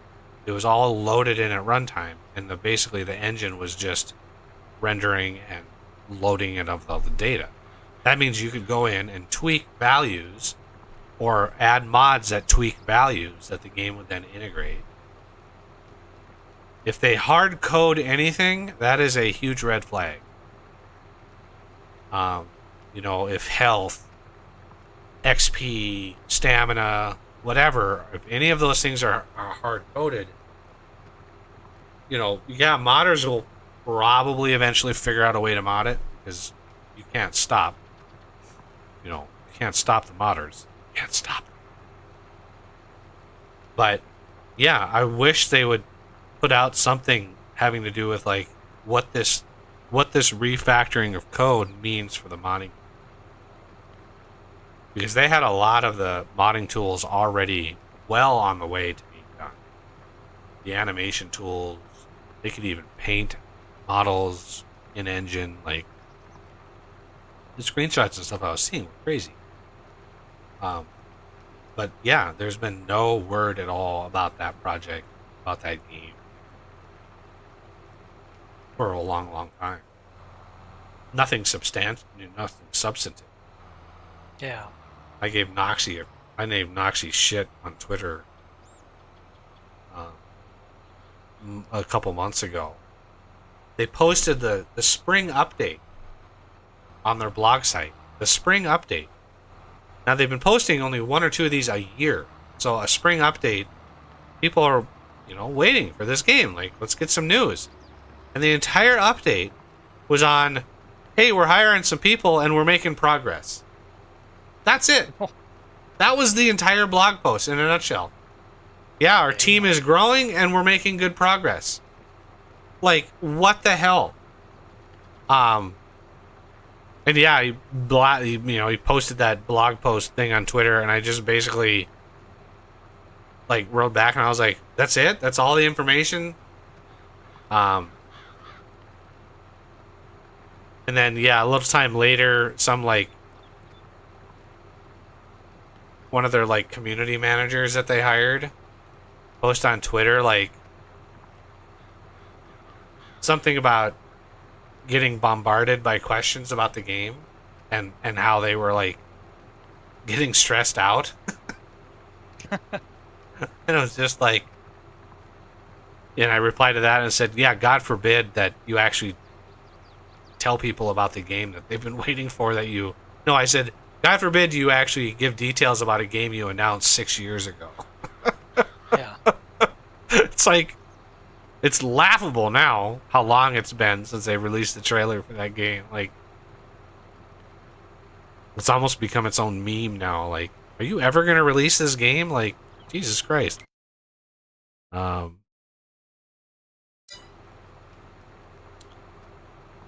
Okay, I think. I can partially see why they're not going to release details, because they want to keep the hype train, or the sorry, they want to keep the mystery. Sure, they don't want to give away details, but there's a ton that they could talk about that isn't giving away detail. There's a ton that they could talk about. Yeah.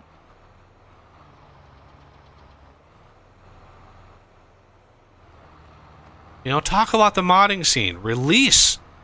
Imagine if they released an initial version of the API. And it was here's an early version. A lot is going to change, but you could start modding with this API now. A lot of these objects are in their final form, etc., etc.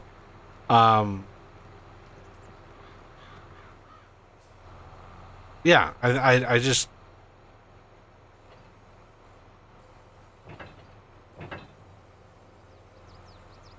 I was looking forward to that a bit, but I didn't. I didn't jump aboard the hype train, fortunately.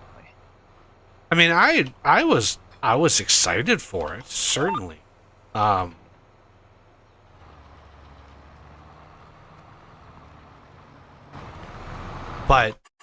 as time drug on, I sort of realized what is going on here? This is... You're releasing details. You're releasing a trailer on a game, and it just was just kind of weird, because the way that the game was hey, here's the trailer. It looked freaking playable, And then the Yeah. trailer got so popular that the company was like, well, we didn't anticipate how popular it was. We got all this investment, and so now we're delaying the game because of all these investors that we brought in.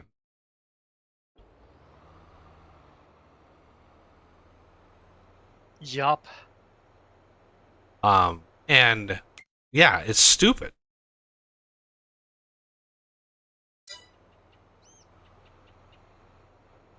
Yeah, now unfortunately it's owned by Riot Games, Oh, which is Of course. owned by a Chinese company. So it is a Chinese-owned property now. oops, wrong way. Went over top anyway, but so yeah. For me, all hope has been abandoned.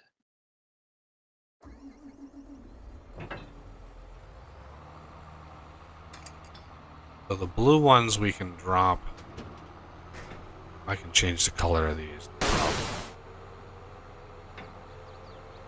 Forgot to make them lovely JD green and yellow.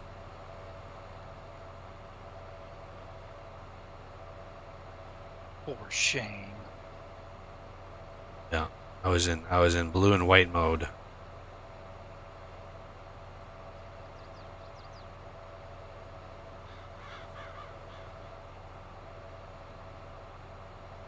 Shame. Yup. I was gonna make a comment to that. But the impact of even quoting that show is just gone. Well, they ruined Just- it. Yeah. I mean, House of the Dragon was brilliant. It was very well done. But it still reminded people how bad the original, how bad the original was messed up. Like, so it was kind of bittersweet.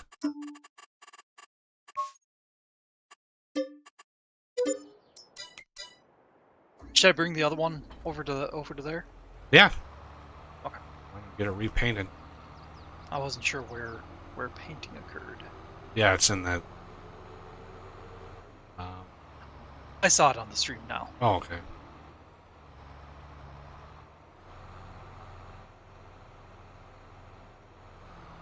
And I think I had known that in the past, but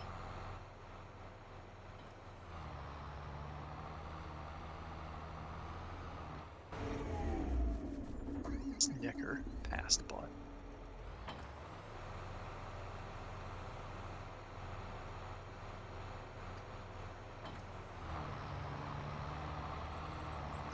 Yeah, if I won the lottery, I would definitely have one of these tracks. These are freaking awesome. And that's what I would drive in the wintertime. oh. You want to drive this one back? Oh, sure. I'll start the spraying process.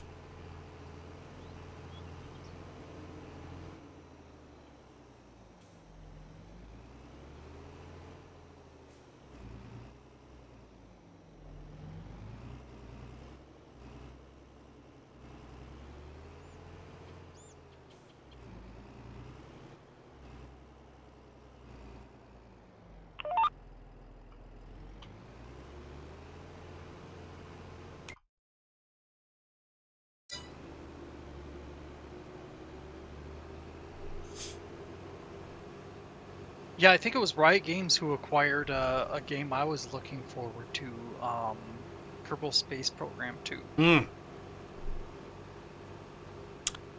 Yep.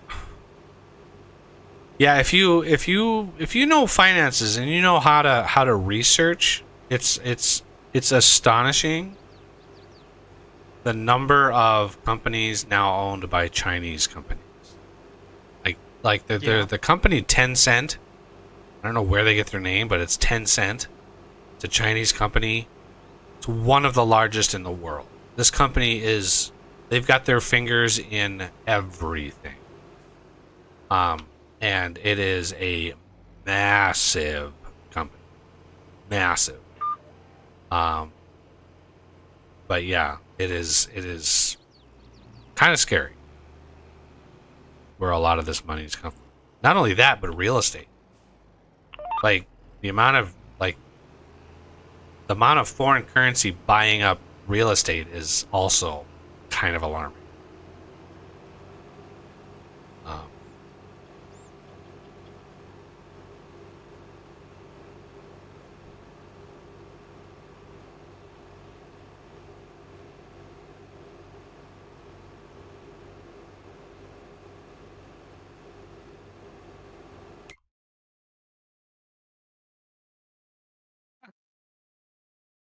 So do we rock pick this?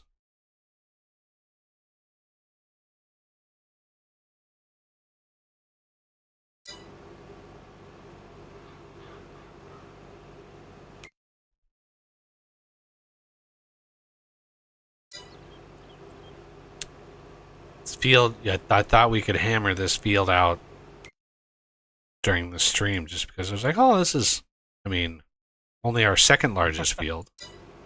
But there's a little bug flying around me. No, they all heard what's happening with Oz. Now there's a little one flying around me.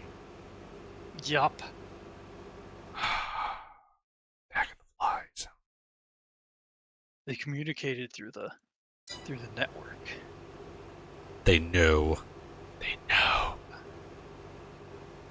All right, so I got all that rearranged. Want me to start the other fertilizer, or? You can start. You can start the fertilizer. I'm down. I'm down far enough where you could start the other one. Okay. Get that running. I've already got it. I already got it parked. At the top of the field.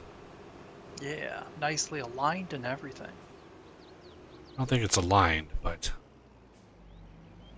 It is. It's perfectly aligned.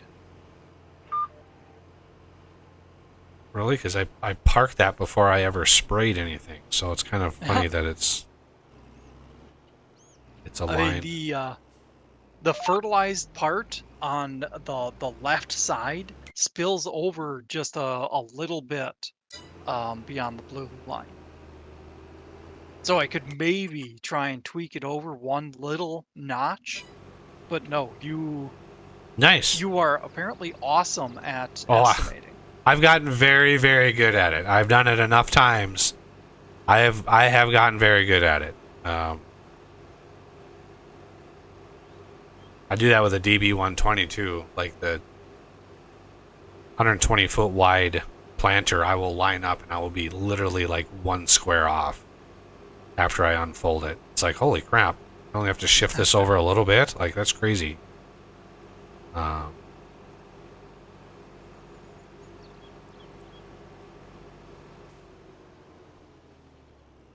So after you hire that worker, immediately go grab a rock picker and get the rock picker started on that side. Sure.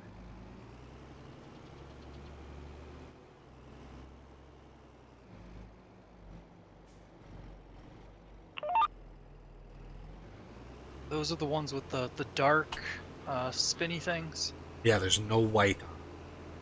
Yeah. Dark spinny things. Yep. Yeah, I suppose just saying no trim would be the better, easier way of saying it, but brain go poop.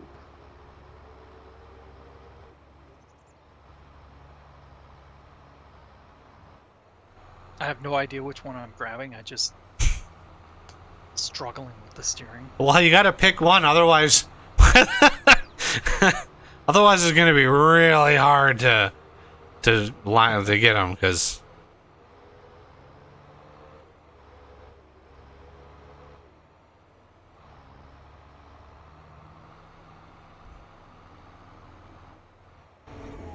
How much of the cow stuff? 75,000 milk.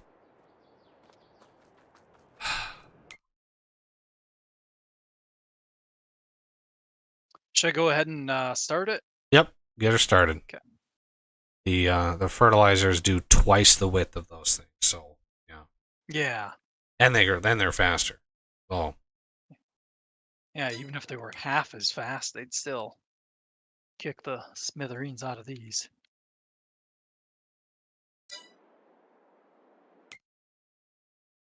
so make sure it stows the right way and doesn't try to fertilize the wrong field. That would suck.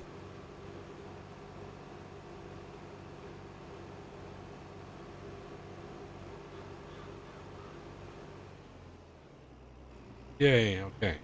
We're good to go, sir. Let this one Alright, get anything else I need to get rid of? let's see.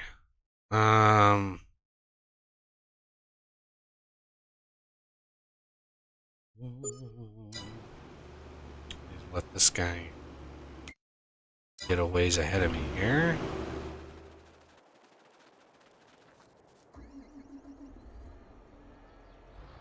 Make sure to give him enough time to turn around at the end.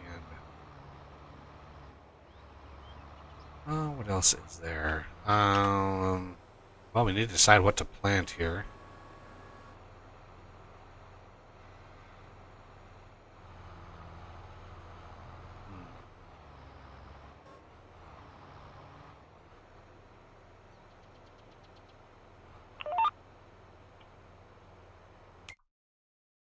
Let's see. We just did cotton. I think the first thing we grew on here was oats.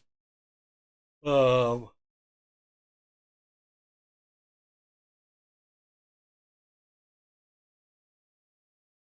don't know. It's corn, I think, maybe? Work our way to cereal? But then we would definitely need grapes at that point.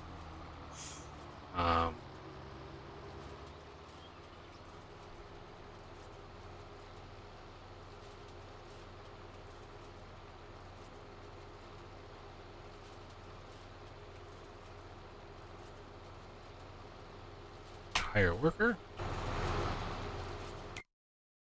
Okay, that is good to go. Yeah,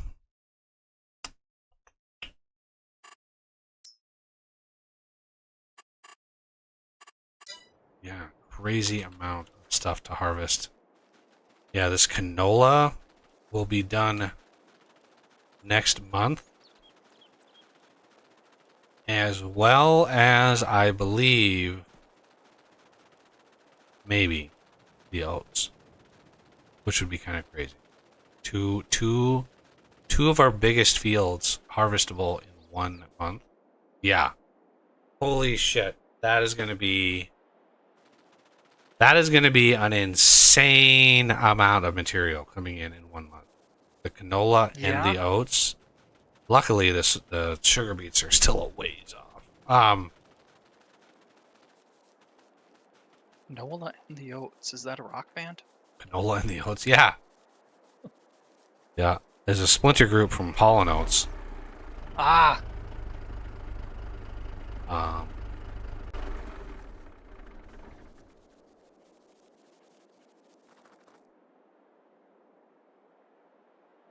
Yeah, the clothing craft itself, you can see this is 120,000 per month. The cotton is 43,000 per month, which is insane.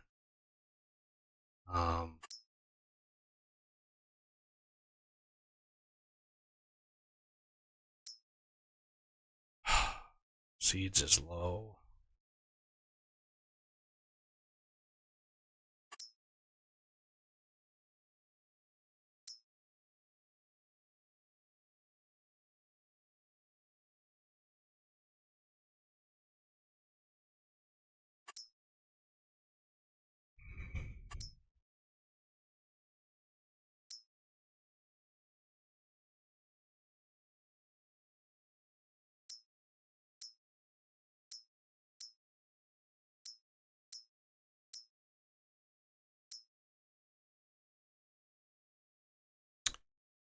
Grab the Unimog that has a that has a box container in the back and go to the grain mill and load it up with chaff. It's only got 349,000 chaff. But yeah, load it up with chaff and drop it off at the farm supply factory. Chat. Silent. Supply.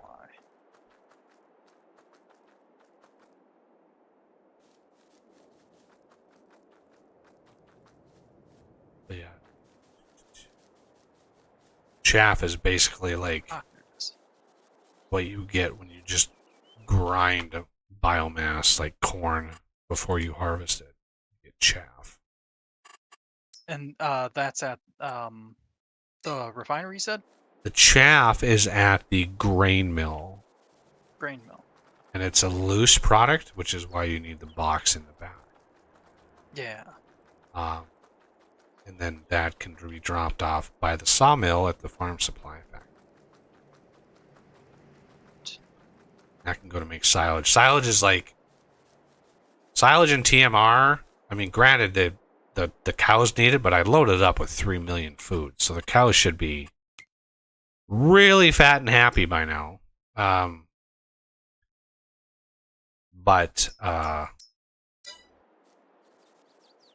Yeah, it's kind of an emergency. The silage plus the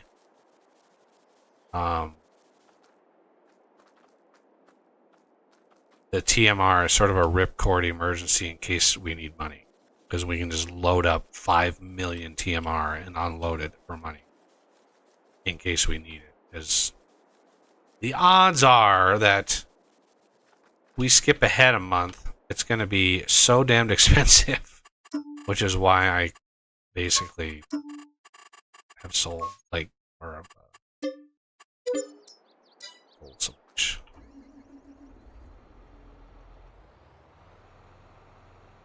And sorry, I forgot already where you wanted this. The farm supply factory by the sawmill. Already.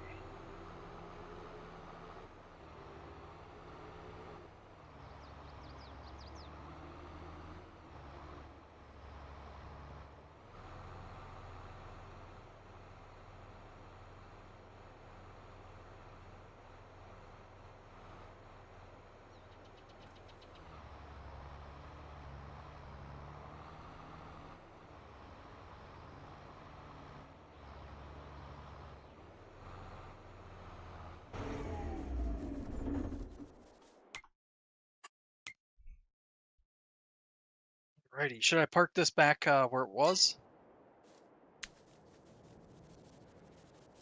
Does not so much matter. Yeah, I try to park stuff in the same spot every time I use it, because then it's a lot easier to know where the hell it is.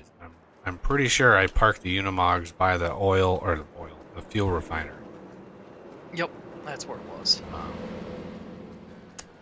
Speaking of which, I don't know what happened to the other Unimog tank version. The actual mog is by the cows. Oh, it must have the slurry tank on it? Doesn't have any tank on it at the moment. Oh, yeah, it's parked But right it's next to the next slurry to tank. it. Yeah. Let's see. Oh man, this Unimog is so funky the way you with the gears. Yeah, the Unimog is not my favorite vehicle. I mean, Coffee really wanted it, so I was like, all right, well, it is what it is. Let's put that in there. And then I started driving it. I was like, oh god, this is horrifying. The gear shifting and stuff, it's just it's awful.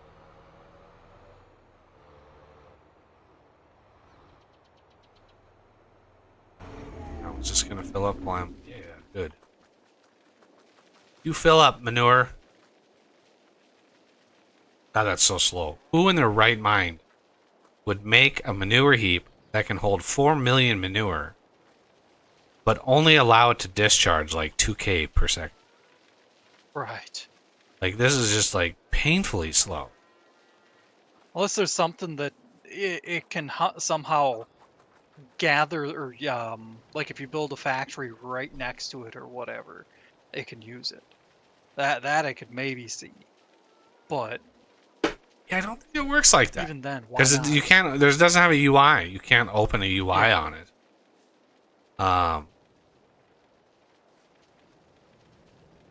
But yeah, even then, it's like why not take the extra couple of keystrokes to do it right?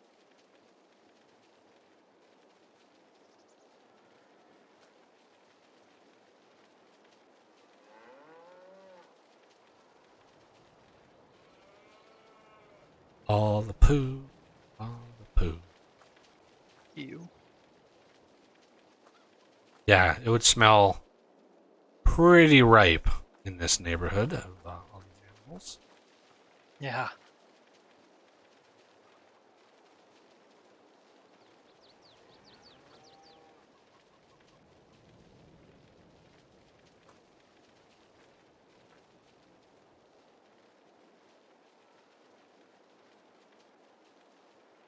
Yeah, I could literally drive by here with this thing unfolded and scoop all of this up.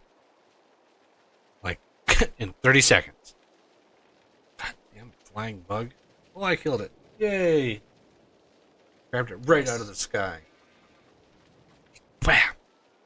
I didn't have any chopsticks, so I couldn't grab the chopsticks. Movie reference. An impossible task. Yeah.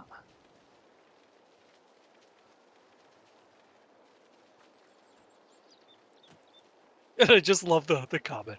Beginner's luck. Just sour grapes.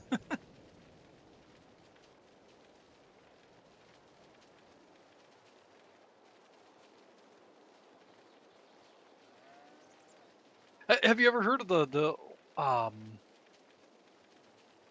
like the origin of sour grapes?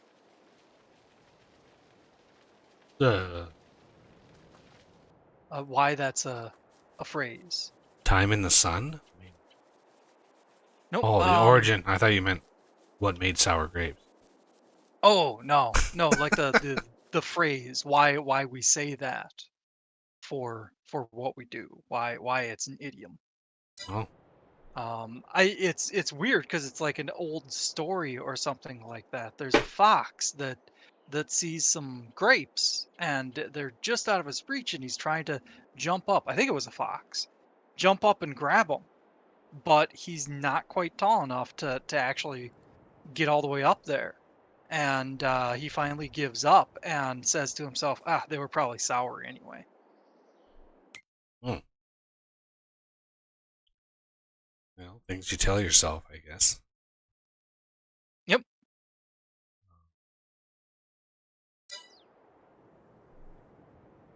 But yeah, at Must have least been an from my old understanding- tale from Europe because grapes are not native to North America. So Yeah. we definitely didn't come up with that. Yeah, Horse- from what I gather, it's a really old one. Yeah, horses too. Horses were not native. Yep.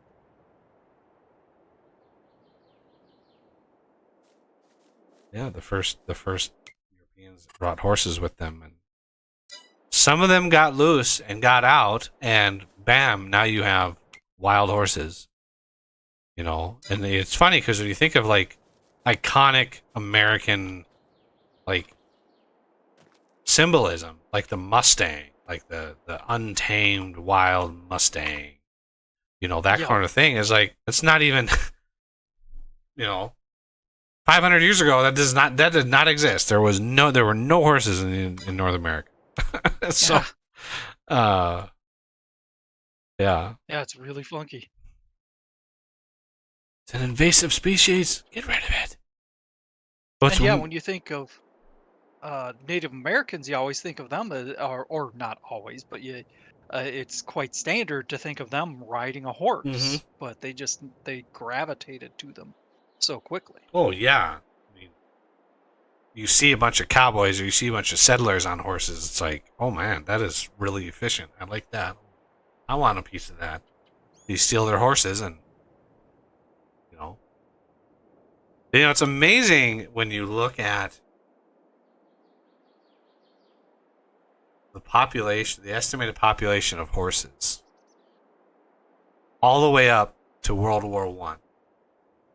An unbelievable number of horses, millions of horses, and then after World War One, the population plummeted, right? Because not only World War One, but World War One was the last time cavalry was used, right? So they still were using horses in World War One, which is an insane thing because machine guns, the earliest form of machine guns, existed, and it's like, yeah, good luck on those horses. Yeah. But that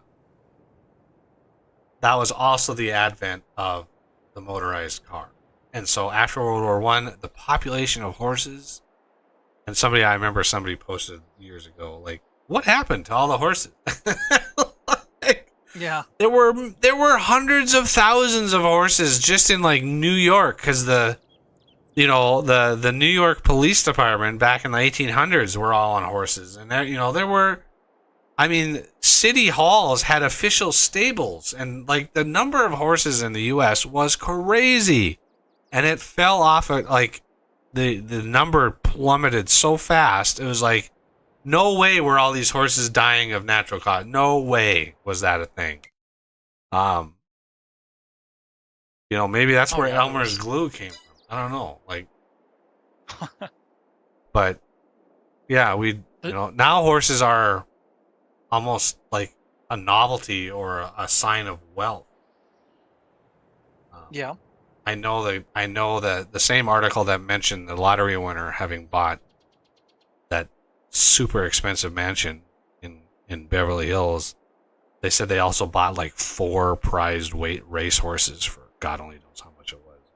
Oh my goodness. It's just like, that would be the last effing thing I would spend my money on. Like, the last thing would be horses of all things. Like, no way. That is the realm of people who just don't care about the money they're spending. I don't care how much money I have. Wasting it is still not something I would do. Yeah. Or the saying, people have more money than sense. It's definitely...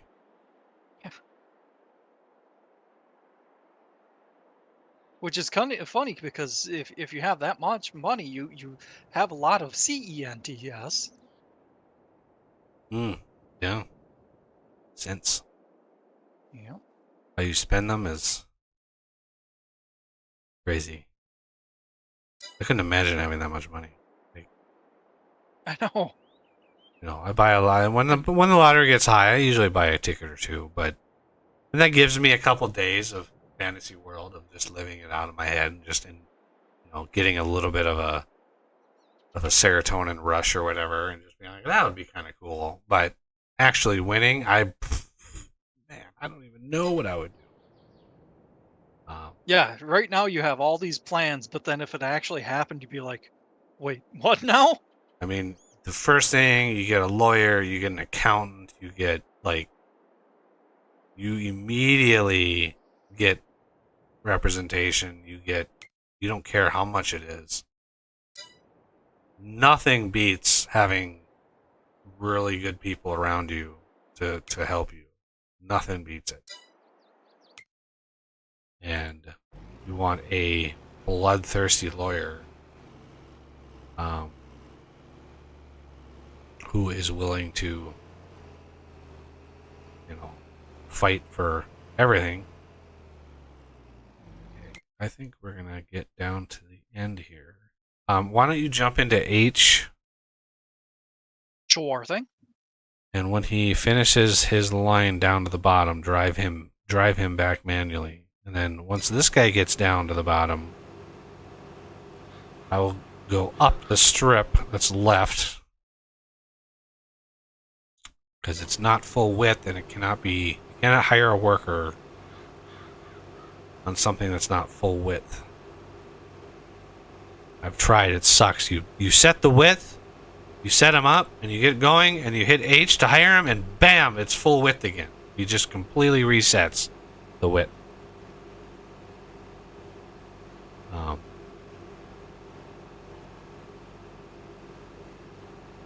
Have you ever seen the movie Caddyshack 2? Pretty bad movie overall. I've barely seen Caddyshack 1. Caddyshack 2, probably not. Okay. It skewed so far. It didn't have Bill Murray. I don't think it had like any of the original cast. But the reason I bring it up is the main character's lawyer. Because you mentioned bloodthirsty lawyer, and this is the guy that popped into head. His idea of lawyering is to just go in the room and start threatening people. No, when I say like bloodthirsty lawyer, I mean like Harvey from Suits. Yeah. Right? That guy, that would be the lawyer I'd want. And on top of that, for the financial shit, I'd want another dude. Yeah. Louis Litt. Yeah, Louis Litt, I'd want him as the financial guy, even though he's a bumbling idiot. He still is a genius when it comes to financial stuff. So it's like, yeah, it would cost just in lawyer fees and retention, it would cost, $150,000 probably. But yeah, it would be so worth it to have peace of mind in a situation like that, not to have the IRS like knocking at your door. Yeah.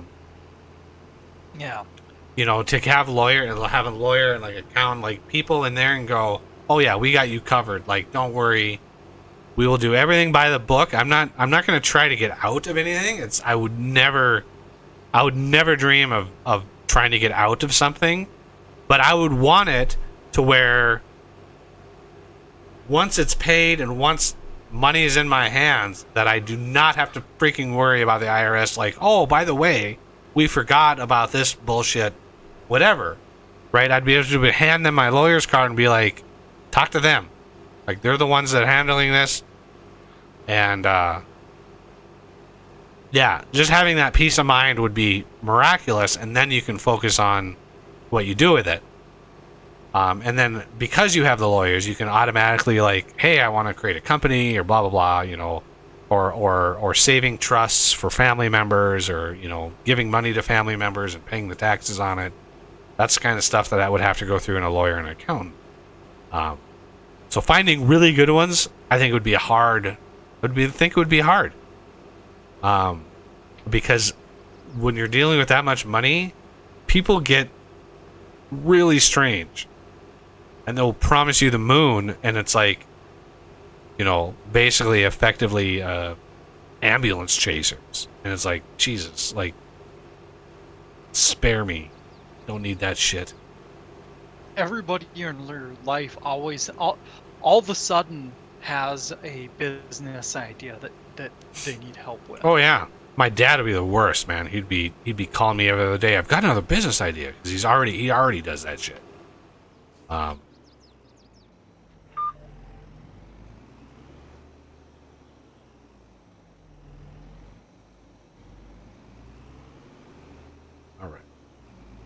right.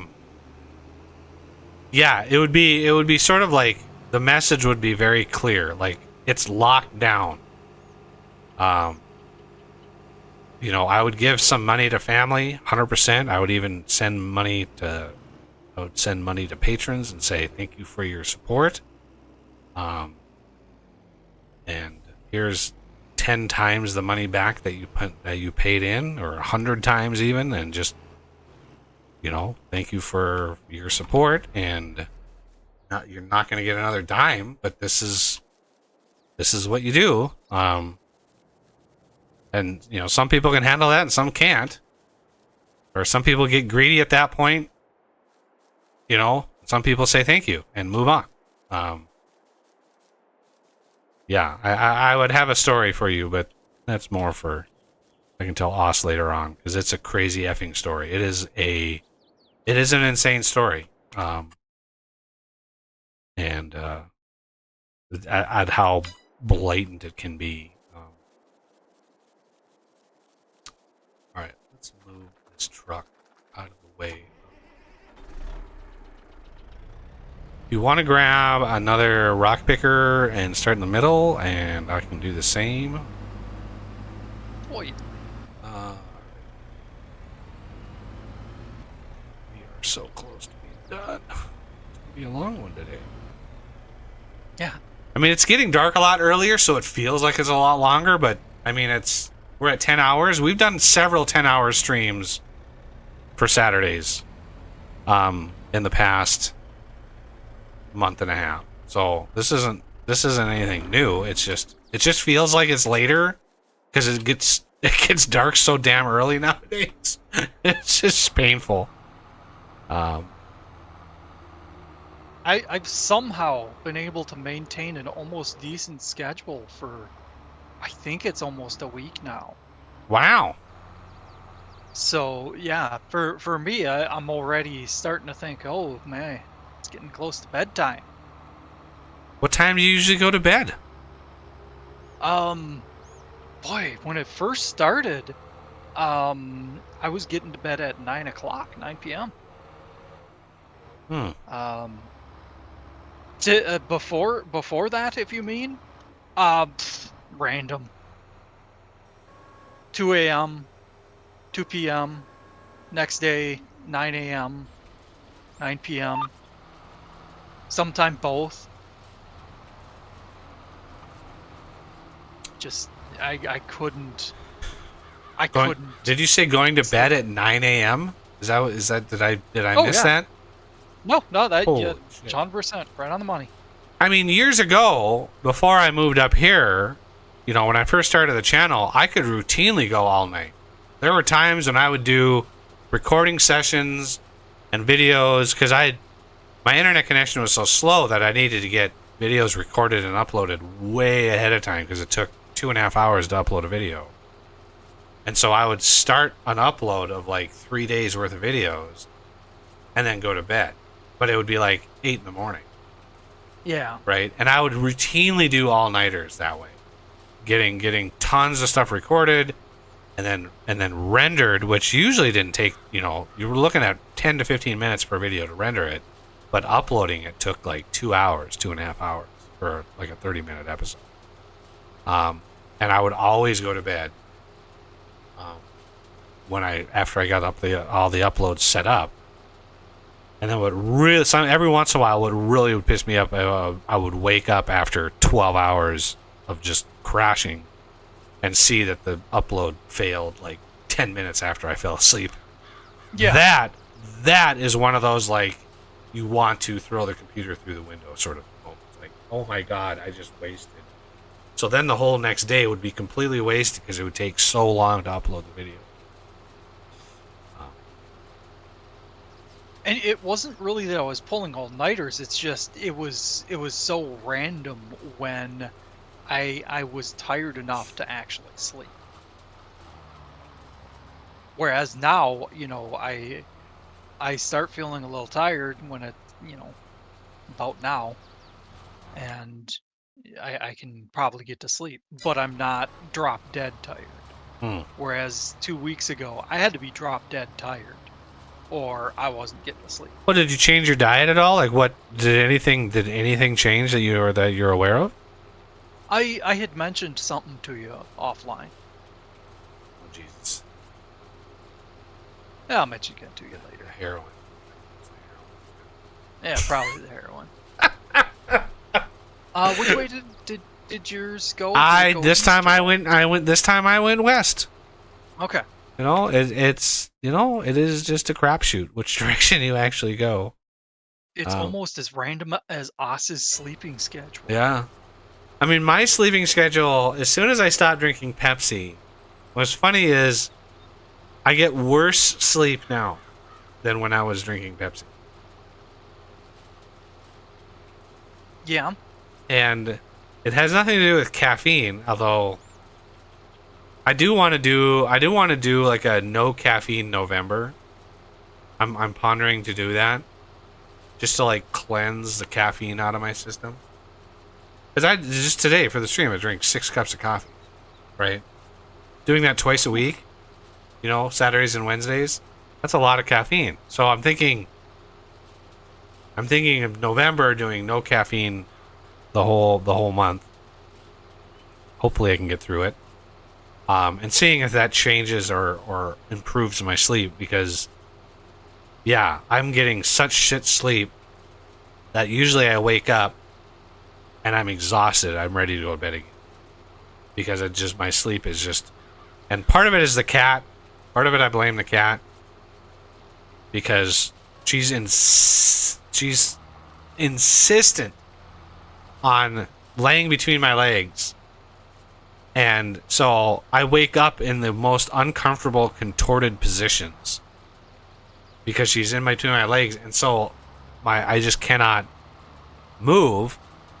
And yeah, my back hurts and it's just crazy. And then because when I say I stopped drinking Pepsi, what had happened was, for supper I would drink a Pepsi, and that's all I would drink is the Pepsi for supper. And then when I stopped drinking Pepsi, I started drinking water. Well, I'm drinking way more water than I was drinking Pepsi, right? So fluid-wise, my volume went way up, right? My sugar went down, which is good, but the volume of liquid went way up. So I'm getting up twice a night to use the bathroom every night. And when I interrupt my sleep like that, it really messes with my sense of rest. Right. Yeah. So it's like, yeah, when I get up in the middle of the night and I walk to the bathroom, even though it's less than 3 minutes total that I get up, go to the bathroom, go back into bed, lay down, fall back asleep, like 3 minutes, that interruption in the REM cycles and however that works, that is enough. And I've tried to drink less water, but then I'm just really thirsty. Then I got really bad dry mouth. Like, it's just, I'm trying to find a happy medium in it. I hate getting older. It just sucks.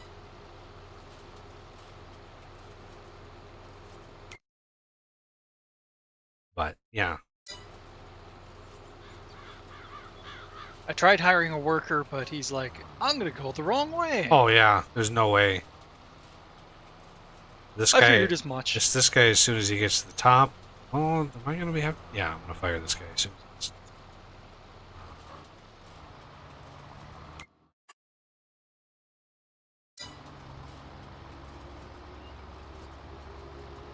Should be, yeah. That guy will turn around, get to the top, and he'll be done. So, you're gonna try no caffeine November. Are you also gonna lump in the triple N? Nut November. No. No, I would never do that. Nope.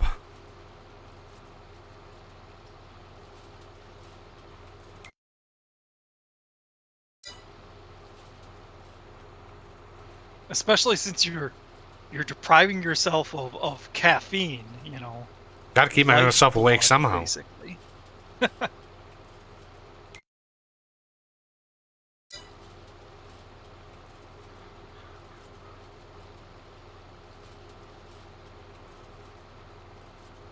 Oh, and why not just lump in the no shaving thing too? That is why I have a beard. Because last year I did the no shave November. So I did not shave all the way the whole month of November. I didn't shave once, and that's where the beard came from. Let's see. I just haven't shaved it off since. Based on the length right now, yeah, I think by November I might continue not to shave. I just can't let it grow really long. I tried to do that. I don't know if you guys noticed. Earlier this year I had a pretty good goatee at least going. the sides of the sides just don't. They grow all like crazy, wild, and yeah, it's just I don't know. Not very good. But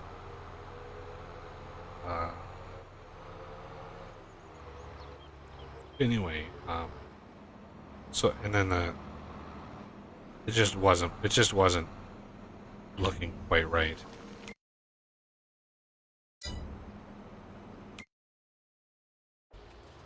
My sideburns, if I let them grow long enough, just look really weird. They just like stick out. Yeah, I don't know what the trick is for like. I mean, my buddy before I moved, I had a friend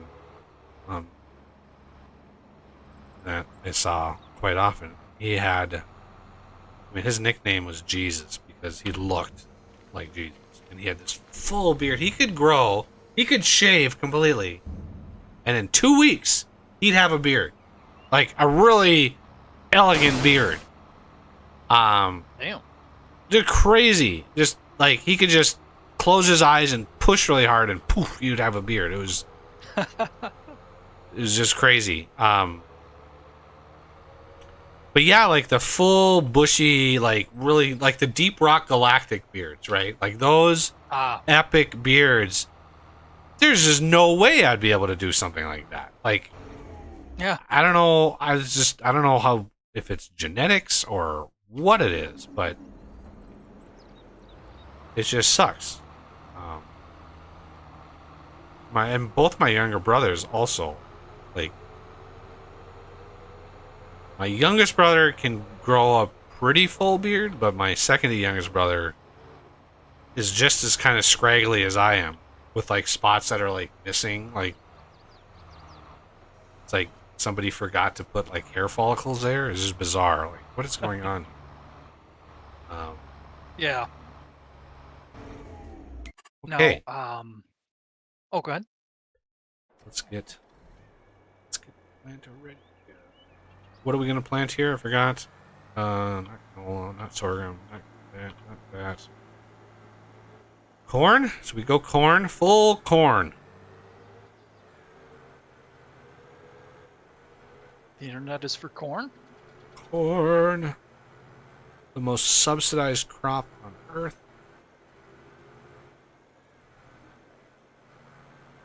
Now, my, let's say middle brother, because he wasn't my oldest, he wasn't my, younger. He was the one right in between, just a little older than me.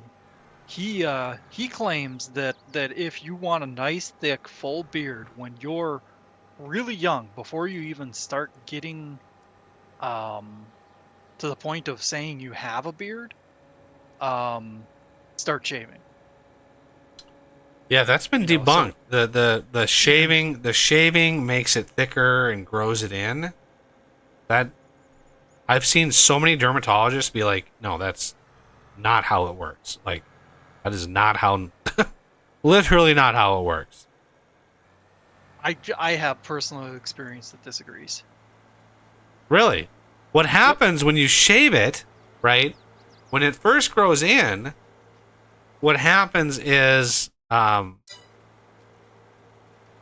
it changes the shape of the hair, depending on where you're shaving it.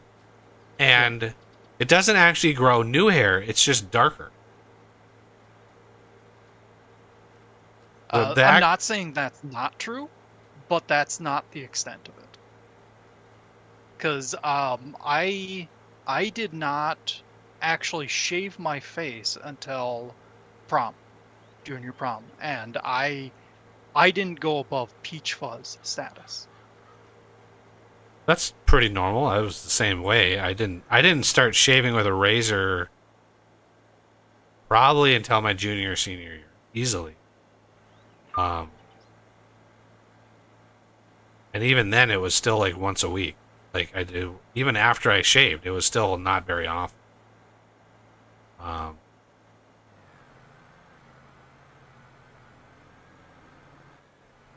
But what I was saying about my brother, he when he was younger, I want to say like 13. I think it was before puberty. I don't know when he hit puberty, and I don't care. But um, our oldest brother, who he was a great guy, but he could be a bit of a tool at times. But that's brothers also. I mean, That is, yeah. he grabbed him and put him in a headlock and took a razor and shaved his face. I don't know why he did something so weird, but he did. And yeah, he ever since then the original brother I was talking about had grown much thicker beards. Like everybody in the family is jealous. Well, all the guys, I should say, Yeah. are jealous of. My of mom was his- so jealous of his beard. Because Yes. my mom's beard did not come in full.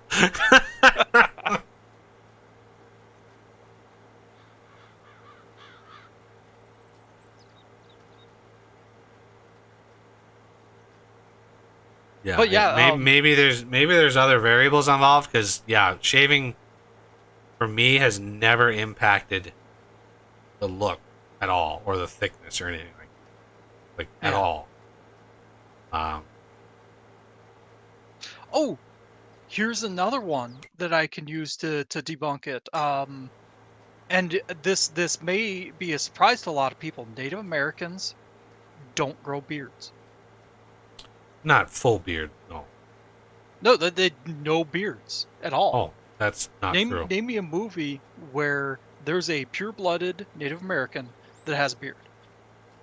Movies is a small sample, and a lot of the Native Americans in maybe. movies were not even Native Americans. They were like Indians Yeah. or Filipino or something like that. So I've But- met many Native Americans who had facial hair, not full beards, not even close. But yeah, by saying none of them do is not true.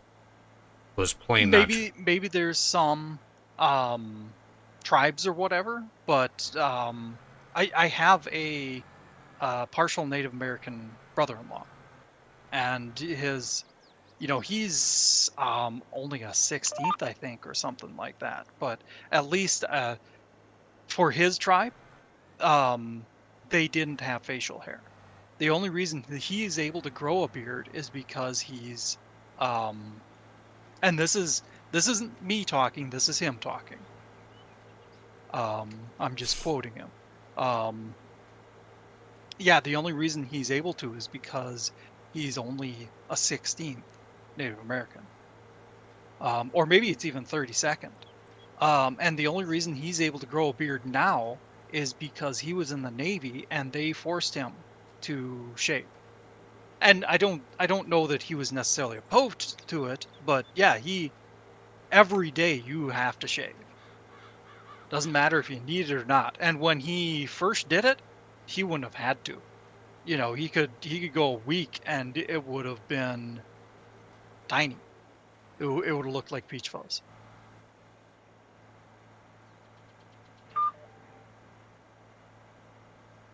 Maybe he's wrong. I don't know, but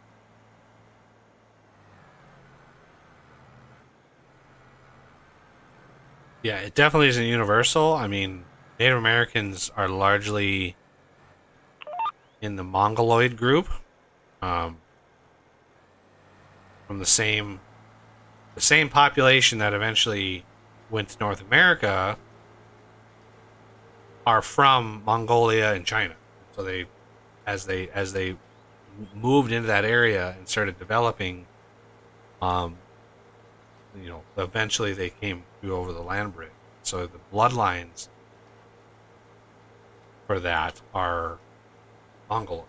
And yeah, facial hair is actually rare and sparse at best, but it's not there. yeah.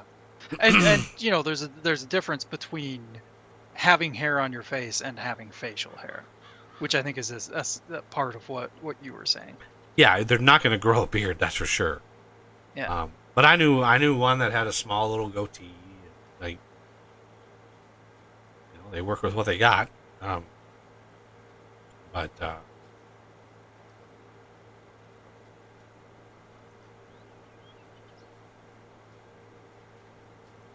But yeah, my guess would be the ones who do one of the not everybody's the same, obviously, but some of them probably are only able to grow a significant enough of a beard is because they shaved frequently, or frequently enough. And yeah, I know dermatologists are probably going to flood my Twitter feed now. well, I mean, there's certain parts of the body that do react to stimulation. And I'm okay. That Out of context. that yeah, let's not clip that little scene. Too But late.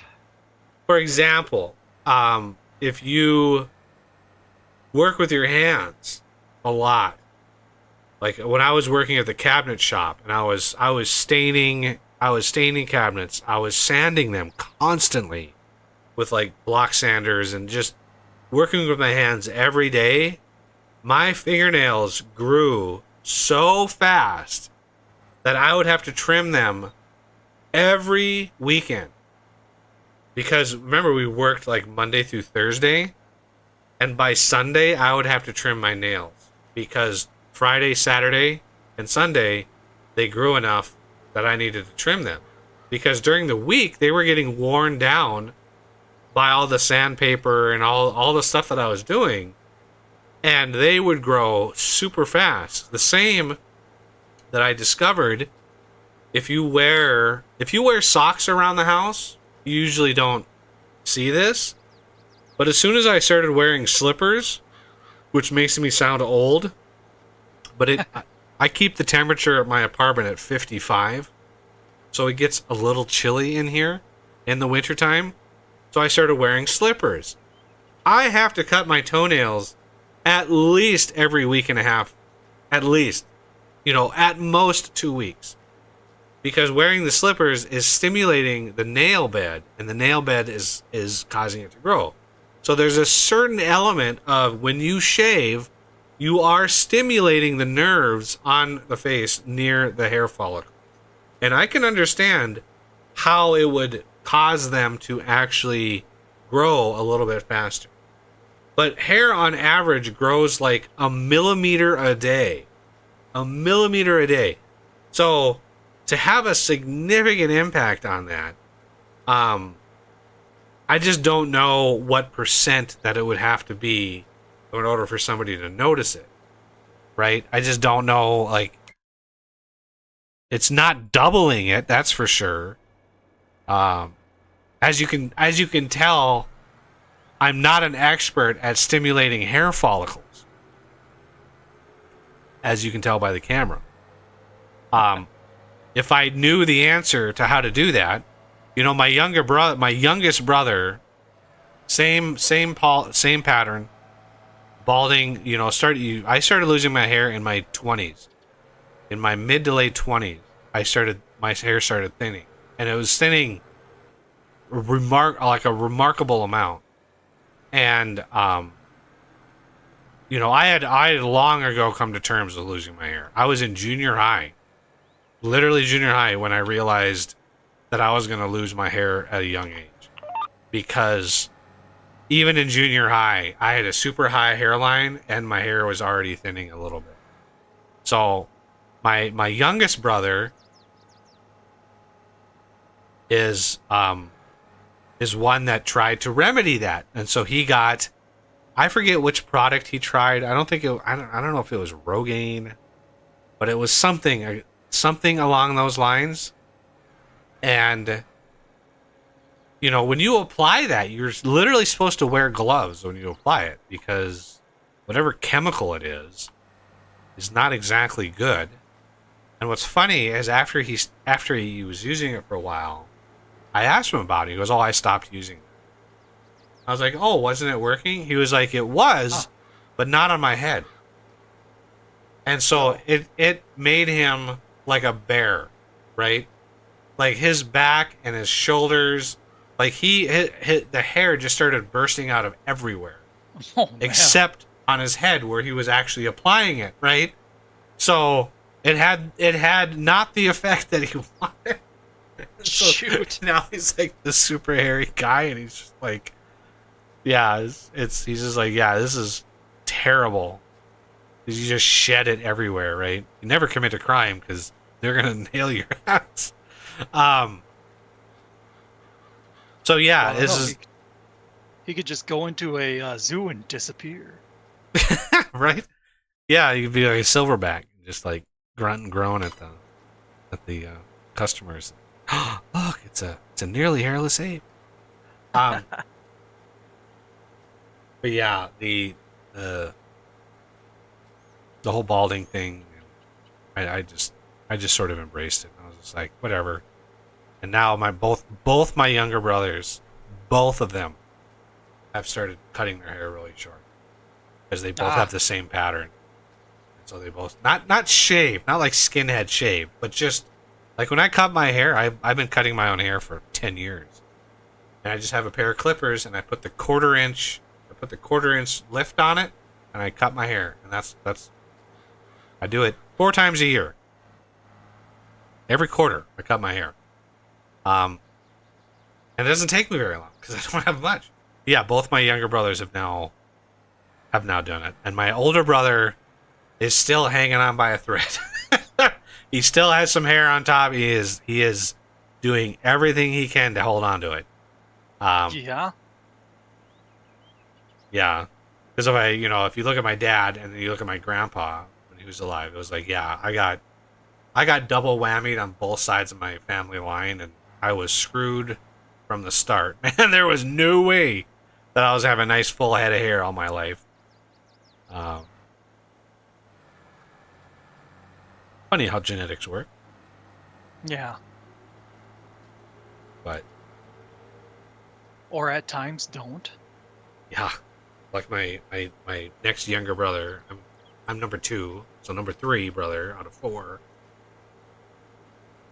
is 6'6", 6'6", like, yeah, like, you want to talk about like genetic craziness? I mean, he got all like the remainders of all the other genetics of all the other brothers, even the one that wasn't born yet. Like, I don't know how. He was taller than both of his parents.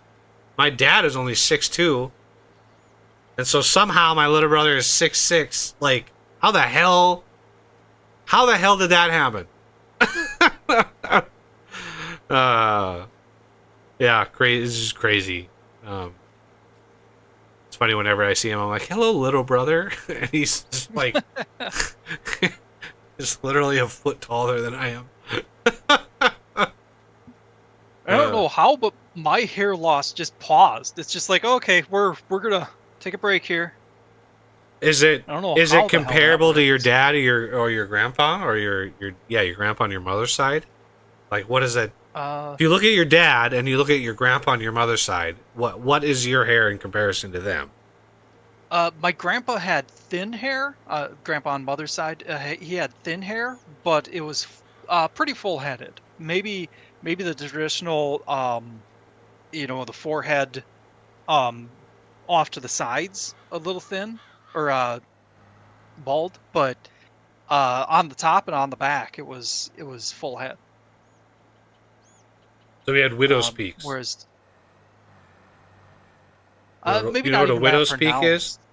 Yeah, I know what a widow's Okay. peak is, but I don't think it was necessarily even that pronounced. It was more just a little wave than it was Oh, like you see most people, where it's just like a giant saucer on the sides of their head. and your dad? Uh, cough, comb over. Yeah. Outside of that, what I mean, the thinness, the pattern, like, It is it? How does it compare to what you have? I mean, are you close to that already, or are you better than that, or worse than that? I'm better than that. I'm better off than that. So you it's just you mixed the genes, so you inherited some of the pattern from your dad, but your grandpa's genes came in and started overriding a little bit of that. So when when you talk about pausing, it's like, yeah, the genetics of your dad sort of kicked in, and then the genetics of your grandpa kicked in. It was like, it's basically the average of the two. Yeah, must be. And yeah, it's kind of interesting when you, I mean, I don't know, I'm not a genetic biologist by any stretch. I understand fundamentally how they work, though. Yeah. And to me, it's a fascinating solution to an infinitely complex problem. Genes are such an elegant solution, and it's an imperfect solution, and there's so many ways that it can go bad. But as far as like nature coming up with a solution, like life, like, well, how do you handle life? The eons that it took to develop modern genetic code, and how it got more and more complex as life moved on, and how certain viruses increased the size of the genetics, right? Certain viruses actually like add their own code to the base genes, and the next that generation, when they're born, has a larger genetic baseline than the previous one, allowing for more genetic anomalies, more mutations. It's just a fascinating look at a crazy solution that gave us both T-Rexes and chickens, right? The same genetic code, just different size, different numbers of chromosomes and genes in different places, can give you both creatures. It's a crazy, like, if we knew exactly what genetic code would make a T-Rex, like exactly what genes to change, how big how many chromosomes there are, what the chromosomes say, we could recreate the creature. But the complexity is so crazy. I mean, just a human genome. I think I mentioned this before, but humans are 2% genetically different than orangutan. No, chimpanzees. Was it chimps or orangutans? It's one of the it's one of the apes, one of the great apes. I don't think is it chimps?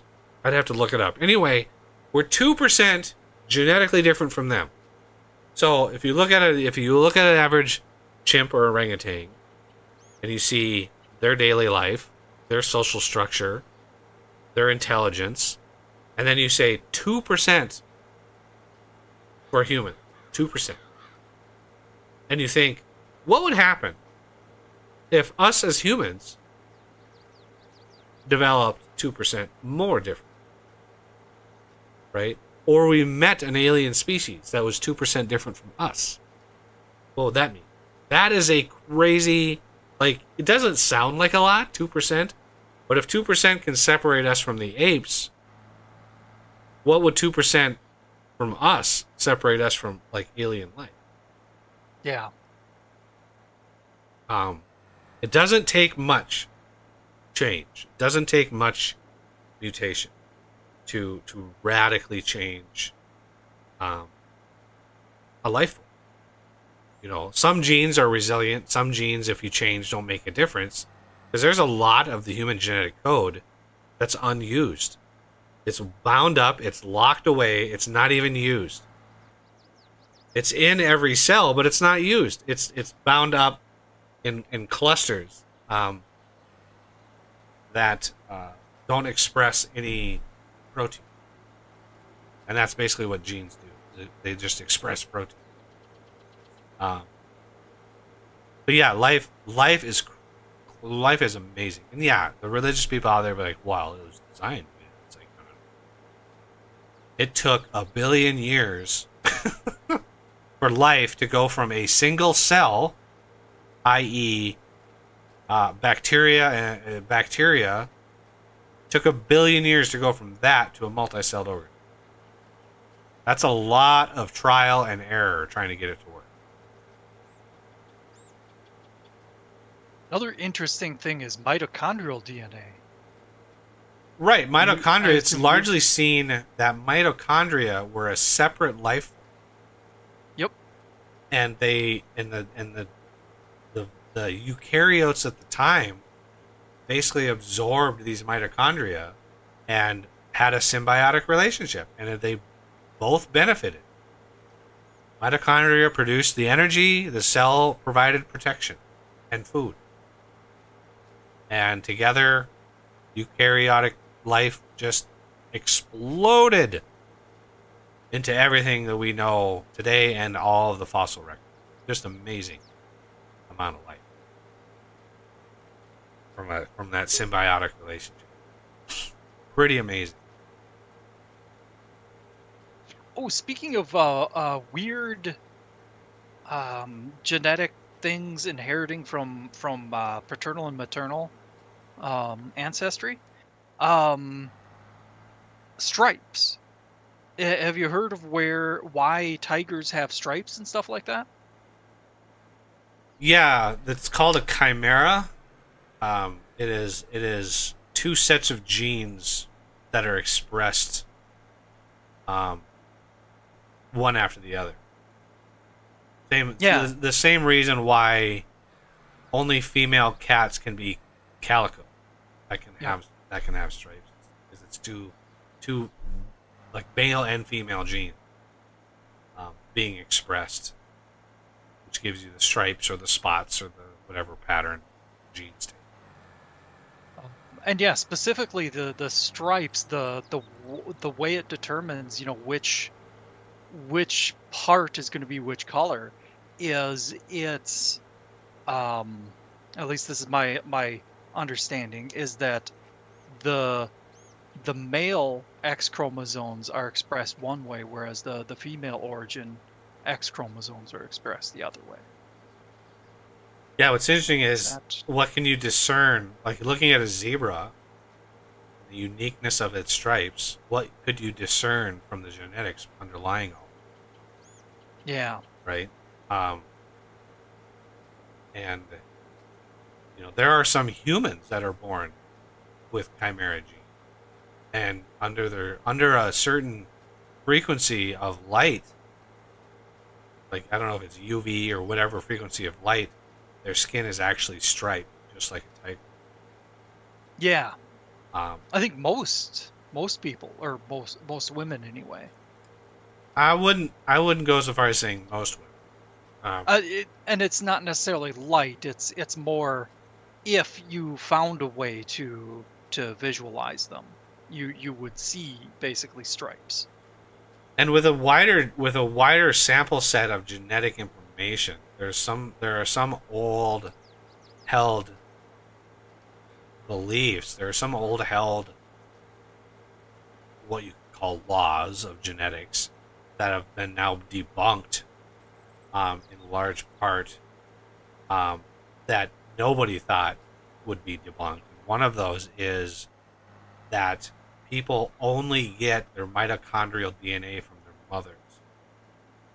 That's been overturned. That was largely seen as a rock solid, like this would never change, and yet they found pockets of population, family lines, entire family lines, where the DNA of their mitochondria come from the male relative. It makes no sense. No. They Yeah, never how's that thought. possible. Yeah, they never thought that was a thing. And then they found examples of it and were like, so now it's like, well, yeah, they still say 80% or more of the population get their mitochondrial DNA from their mother. But what makes the 20% or so different? Like, what is it about this group Is it some bad mutation in the past that voided the mitochondrial DNA or whatever? Like, trying to figure out why the anomaly, and one of the benefits of having such open communication on the whole planet, where people are not lost anymore, is, as far as genetic research goes, you can find pockets of people or individuals who exhibit incredibly unique genetic traits, like exceptionally unique genetic traits that you can single out and study what is this, and that helps narrow down what genes do what. Some genes are simple. This gene affects this, and that's it. And then some traits are incredibly complicated.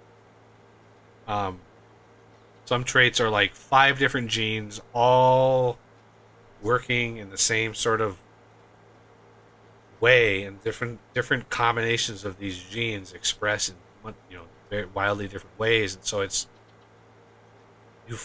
when you find those sort of really unique people, you can sample their DNA and you can see, especially the best cases of genetic discovery are from the rare case where you have identical twins, except for one thing, right?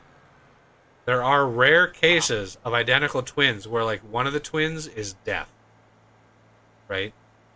And so in those cases, it's like, it's the perfect experiment where you can look at the twin that's normal and completely sample their DNA, code everything, and then look at the other twin who should have an identical set of DNA, except one trait, one thing is off, and then figure out what genes are different.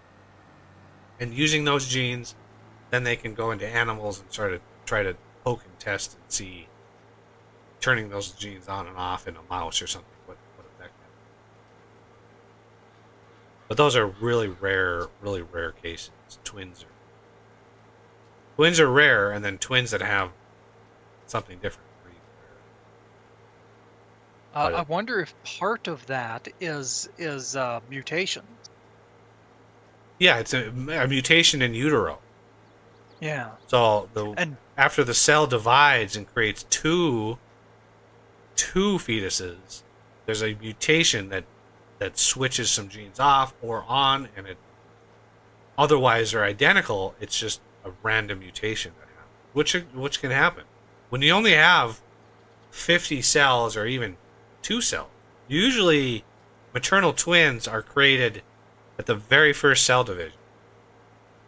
The very first time the ovary or the egg splits into 2, it splits into 2 unique cells, and it breaks, and it creates basically 2 copies of the same exact cell, which then go on to develop 2 different fetuses. Which is a crazy quirk of nature. Just like, that is insane. we're not talking on the level of X-Men mutants or anything like that. Mutation. I wish. The scientific mutation. Sign me up for that shit. I don't care if I look like Deadpool. I want to kick some ass. Just heal. I just watched Deadpool again the other day. God, what a great.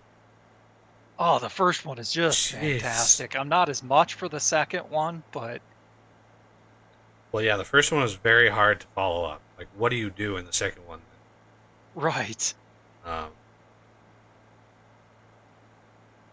the third one, God only knows what they're going to do there, but Oh, I do know they're going to bring Wolverine back, so that'll be interesting. Okay. I was gonna say I've seen one thing about it, and I wasn't gonna spoil it, but Oh yeah, I saw There's the Buggy. little ad. Yeah, it was blasted out wide. It's not like a secret. yeah. How Ryan Reynolds talked Hugh Jackman into that, I will never know, man. How the hell did he talk him into doing it again? Like, Yeah. I get the impression that they're like really good friends in real life or something Yeah, like that. that's what it sounds like. I mean, it just sounds like these guys are buddies, and they're like, "Yeah, let's do this movie. Fuck it!" Like, Oh, I saw a commercial where actually it'll probably start airing again soon because I think it was around the holidays. Um where they're talking about holiday drinks, and it switches between the two of them, and it's you know, one's talking about one type of whiskey and the other one's talking about another type of, I think, whiskey, but at the very least a different brand of alcohol. And you know, just basically one upping each other on insulting the other. Like one of them, I think it was Hugh Jackman has a photo of you know, what's it called, a stock photo or a portfolio photo of Ryan Reynolds. oh, You know, headshot. like if you were headshot, thank you, of him in his hand, and you're like, well, what's up here? And then you notice that he has a leash in his hand, and he reaches down to pick up the poop with his photo. It's like, oh, okay. And yeah, basically the message there was it's the holidays. You got to put up with it. You know, these butt heads. You may as well drink. But yeah, I've seen some other things where it seems like they have some kind of rivalry, but it's on the level of them. You know, wink, wink, nudge, nudge. Oh, I'm sure. We're not really enemies or anything. It's just it's fun. And it's just perfect that they ended up, you know, one being Wolverine, the other one being Deadpool. But yeah, Ryan Reynolds. You know, my first experience watching Ryan Reynolds was because I didn't know who this guy was, and it was so funny that it made the whole movie enjoyable, even though I shouldn't have liked it. Yeah. But Blade Trinity, Ryan Reynolds was in that movie, and he's a joke. He plays the same goddamn character. I mean, he plays the jokester and the guy who just doesn't take life seriously, and you know, his quips and his remarks in that movie were just brilliant. And I don't know if he had a say. I don't know if he was there and was like, no, this is the line, I'm going to say this and this. Like, how much input that he had for his character. But it was brilliant. And yeah, I just love that. And then, I don't know if you saw Free Guy on Amazon. Yep. I mean, that was great. That was one of his projects. I think, didn't he do... I'm pretty sure he did the movie on Netflix where he goes back in time and I think it's him. I want to say it's him. Why am I doubting myself? What is that called? Goes back in time. Project What Adam, was- I think, or something like that. Oh yeah. Yep. Yeah, that movie was really good too. I loved that. I mean, it was just he's good at really entertaining movies, and you know, I hope that he keeps it up because Hollywood could use some good movies. Yeah. Some actual creativity for once. Yeah, some actual entertainment. Like, let's stop preaching to everybody and actually entertain them. It's a novel idea. Yeah. Disney's finding out the hard way how bad they're doing. Yeah, So prediction: do you think Disney's actually going to get things are going to catch up with them? Or- I mean, again, it comes down to, is there an artificial thing propping up the market? Right? That's the big question. Is the market should not be doing what it's doing, should not be doing this well. If the market is just being weird, then Disney, for some reason, whoever these hedge fund managers or analysis guys or whatever they're doing, they are completely ignoring the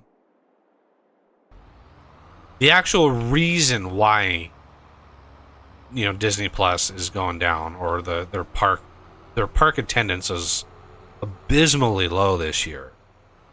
And it's like the analysts aren't paying attention to why. And so, like, Disney, their financials, their last quarter report, they show 11 billion in cash, but like 54 billion in debt. And then they come out and announce a $60 billion park expansion for all of their parks. And that makes me wonder, where the hell is that money coming from? So for some reason, banks or Washington or hedge fund people are seeing this company as healthy when it's literally I don't see anything that they're doing as healthy. So I want to say inevitably it's going to catch up. Quarterly reports, profit margins, Disney Plus subscribers, it's going to eventually catch up. And who they're going to blame, all of that is like, normally in a situation like this, they don't take responsibility. They blame external forces. They blame this. They blame that. Right? It's not their fault.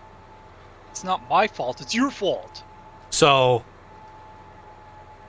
the most of the market is not mom and pop people who are aware of what's going on, who are trading. It is billion-dollar plus hedge funds buying massive investment stakes in these companies, and it's their best interest for the company to stay good.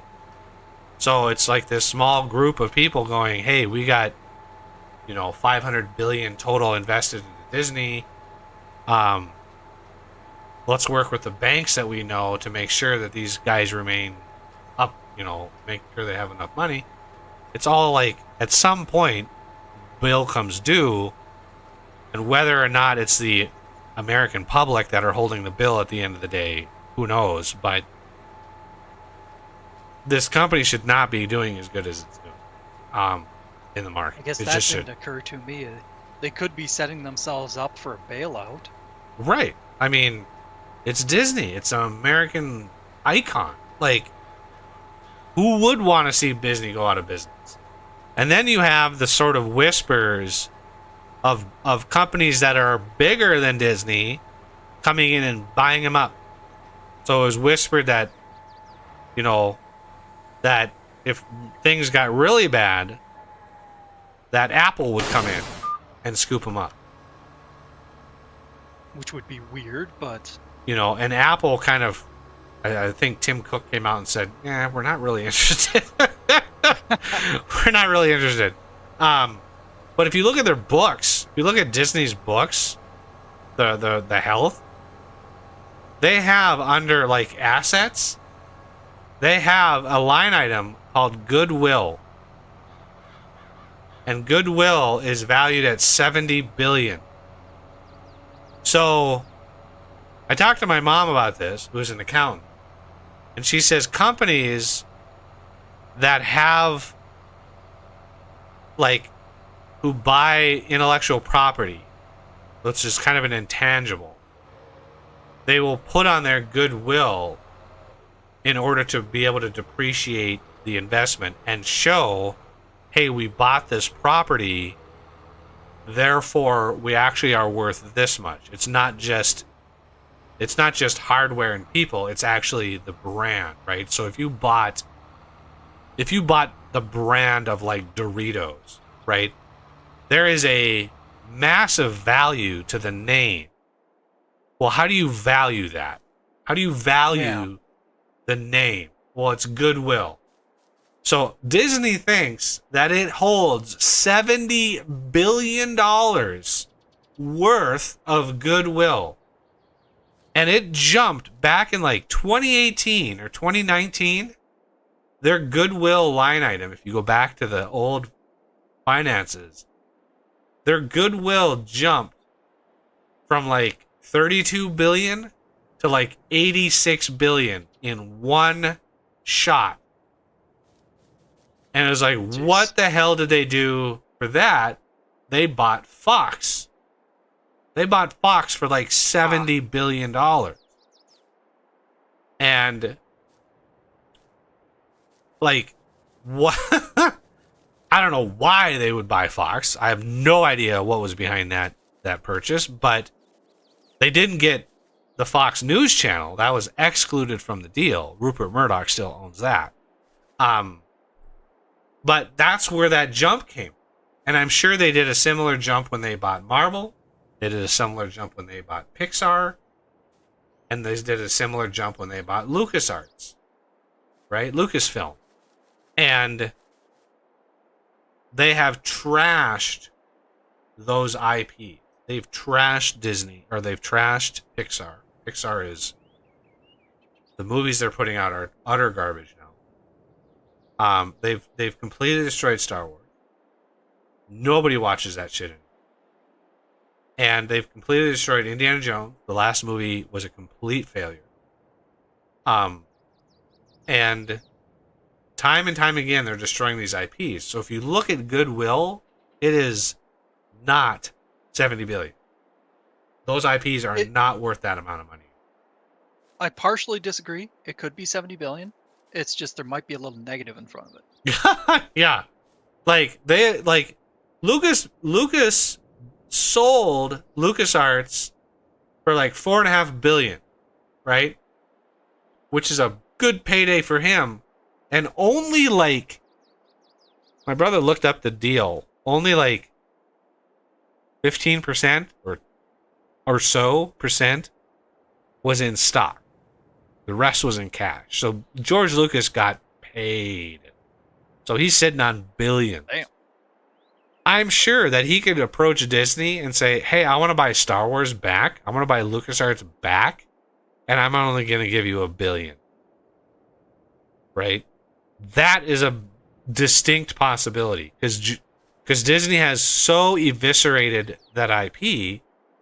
The merchandising is complete garbage. The shows, the movies, they're all complete and utter garbage. They've done the same thing to Marvel. Like, nobody is going to these movies anymore. Very rarely do you get an actual movie that is good enough to go see.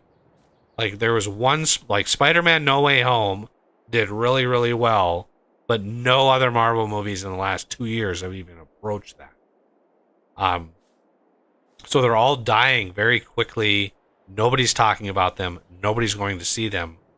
And, you know, it's a sign when a movie comes out in theaters and 3 months later it's on Disney Plus. That is a sign. That is a very, very bad sign. Because that means it did shit in the theaters and they're just trying to gain Disney Plus subscribers. And the other sign is, in September, Disney was running a special. You could get 3 months of Disney Plus for $1.99 a month. Now you have to ask yourself, why would they do that? Why only 3 months and why $1.99 a month? I don't know how much it is, like, in reality, if it's $10 or $15 a month. Well, Disney, for a year they've been hemorrhaging Disney Plus subscribers. In one quarter, they lost 4 million subscribers. So they're hemorrhaging subscribers. And so their quarterly financial reports, which you are bound to do if you're a publicly traded company, if you're a publicly traded company, you have to be completely transparent with your books. And so they can't come in and say, well, we lost another one and lost another one. Like, you have 4 quarters in a row of negative growth. That is a problem the market will immediately react to. Well, if you run a special for 3 months and you show, hey, our Disney Plus subscribers have gone up, not mentioning there was a sale, not mentioning you're getting pennies on the dollar for what you normally would get. Also not mentioning that the vast majority of people who buy that are going to cancel it after 3 months. They're going to get it, they're going to watch whatever few shows they're interested in, and then they're going to cancel it. That's what I would do. And immediately they're going to drop off the cliff again of subscribers. But by then, the quarterly results will have been published. And that is how companies manipulate the bottom line. They also, oh man, the dirtiest shit. The company is they're in such bad shape that they're just hemorrhaging money, and so they're trying to hide how much they're actually losing now. When they did the show Andor, which again, nobody effing watched, right? Yeah, the first episode or two was probably watched, but again, it's all woke BS, so nobody watches it. When they debuted that show, they debuted it on Hulu, because they also own Hulu. So they debuted on Hulu, the first episode, maybe the second episode, and then it goes to Disney Plus. Why? Well, it turns out they took the entire production cost of the show and they put it on Hulu's books, not Disney Plus's, or not Disney's. So they took all $100 and whatever million it took to make that show, and they put that expense on Hulu because the show debuted on Hulu. So it was a Hulu show. That is how companies manipulate the market. And all it takes is enough people to realize that shit for a company to finally face the truth. And for me, the worst person to put in the position of chairman in that company is Bob Iger, because he's the one that set out the path in the first place. So for the last part of his last bid, when he was chairman and CEO, he set up all this woke BS. He set up all these, all the people involved in making all these terrible, terrible films and shows, because again, it takes years to develop these properties. And so he set all this up, and then brilliantly stepped down, and somebody else came in as CEO. And the aftermath of all of these failures, right? This other guy was booted out like over a weekend. He was just notified by the board, you're out. And who comes in? Bob Iger, the guy who orchestrated the whole thing. He's invited back. And now he's back, and he doesn't take the blame for any of it. And that is disgusting to me. That is blatant manipulation of the market. And now he's coming out and saying, well, maybe we got to get out of the culture war. Maybe, whatever. And it was like, he's the guy that orchestrated the thing in the first place. You're the guy who fired the first shot. What the heck are you talking about? Yeah, like literally the reason why there are men dressed up as women working in Disneyland and Disney World. There are men working dressed as women working in the princess shop at Disney World, where you have little girls going in, and there's literally a man with a mustache in a dress and like earrings, like taking like with trying to dress these, like it's a little crazy. It's a little crazy, and people are very uncomfortable with that. And yet this is what they're doing. It's crazy. It's crazy. And so yeah, my opinion is Disney at some point, unless Bob Iger falls upon his sword and is like, unless he actually starts firing the people behind this BS, Kathleen Kennedy and some of these other woke people, Taika Waititi, like, get rid of these people. Fire them, kick them to the curb. Get rid of them. Bring in actual people who know how to make entertainment. And then I might turn around on Disney. And might turn around. But he hasn't done that. Even though he's come out and said we need to correct this culture war stuff and we need to turn the ship around. He actually hasn't done anything to do that. He hasn't actually come in and fired the lot of them and said, y'all are done. Nobody's going to have any faith in anything they produce until that happens. Nobody. Nobody who's aware of the problem. There's plenty of people out there who have no idea any of this stuff is going on. Yeah. But yeah, it's a little aggravating when you see a whole lot of rhetoric and nobody actually changing it. Like, as soon as Bob Iger said that, I was like, where's the press release that he's fired Kathleen Kennedy? Where's the press release that he's fired this person? Where's the press release that he's canceling these movies? The Snow White movie is one of the worst anticipated movies of all time. The lead actress did so much work to destroy that movie already. It's amazing that they're even considering putting it out. Because the movie is like the epitome of woke BS garbage.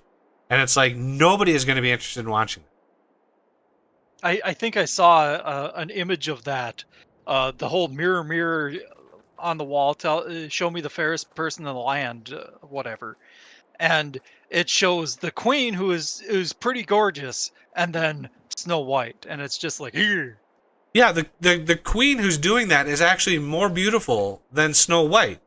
So where is the jealousy that gets her to poison the apple, et cetera, et cetera, et cetera, right? The queen is just drop dead gorgeous. And the woman playing Snow White is a 7 at best, right? She's beautiful, but not like, holy crap, supermodel, right? Yeah. And it's like, you know, in their perspective, oh, that's, you know, chauvinist, blah, blah, blah, blah. Well, it actually follows the story. Why does this queen hate Snow White so much? Yeah. Right? What are they going to base it on? What are they going to base it on? Not on their looks. And of course, it's going to be girl boss. It's going to be, Of course. people already know how bad it's going to be. And it's going to be bad. It's going to be atrociously bad. So I mean, I heard that there was even whispers that Disney was planning or might just not put it out in theater. We're just going to shelve it. We're not even going to show it.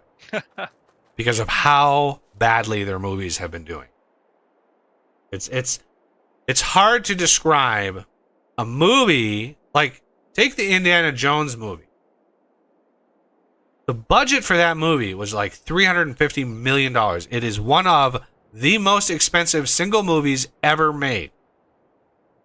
Now, that budget, $350 million, typically, production companies nearly match the budget of a movie for the marketing side, right? So you're looking at double the budget of a movie for the marketing, right? So you have $350 million for the movie, $350 million for all the marketing, which means posters and trailers and ads and TV and radio and blah, internationally, all over the world. So now you're looking at a $700 million movie putting it in theaters. Now, in theaters, they're not getting 100% of the ticket price. They're getting... When I did my work in theaters, I worked on the investment opportunity of building my own theater years and years ago. And usually a first-run theater, the first week is going to be a 90-10 split. The theater only keeps 10% of the ticket sale. And depending on the movie and how anticipated it is, how big it is, what studio it is, the fall off of the ticket sales can be slow or it can be fast. So week 1, 90-10. Week 2, 80-20. Week 3, 70-30. Right? All the way down to like 50-50. And so the longer a movie has staying power in a theater, the more money a theater actually can make from the ticket sales, right? Which is why concessions are so goddamn expensive. That is why, because the people making the movie are taking a majority of the tickets. Now, there are some really big movies especially sequels to really big movies, where that 90-10 split might last 3 weeks or a month. So a month in, the theater is still only taking 10%. Well, that Indiana Jones movie did not come close to being profitable. Not even close.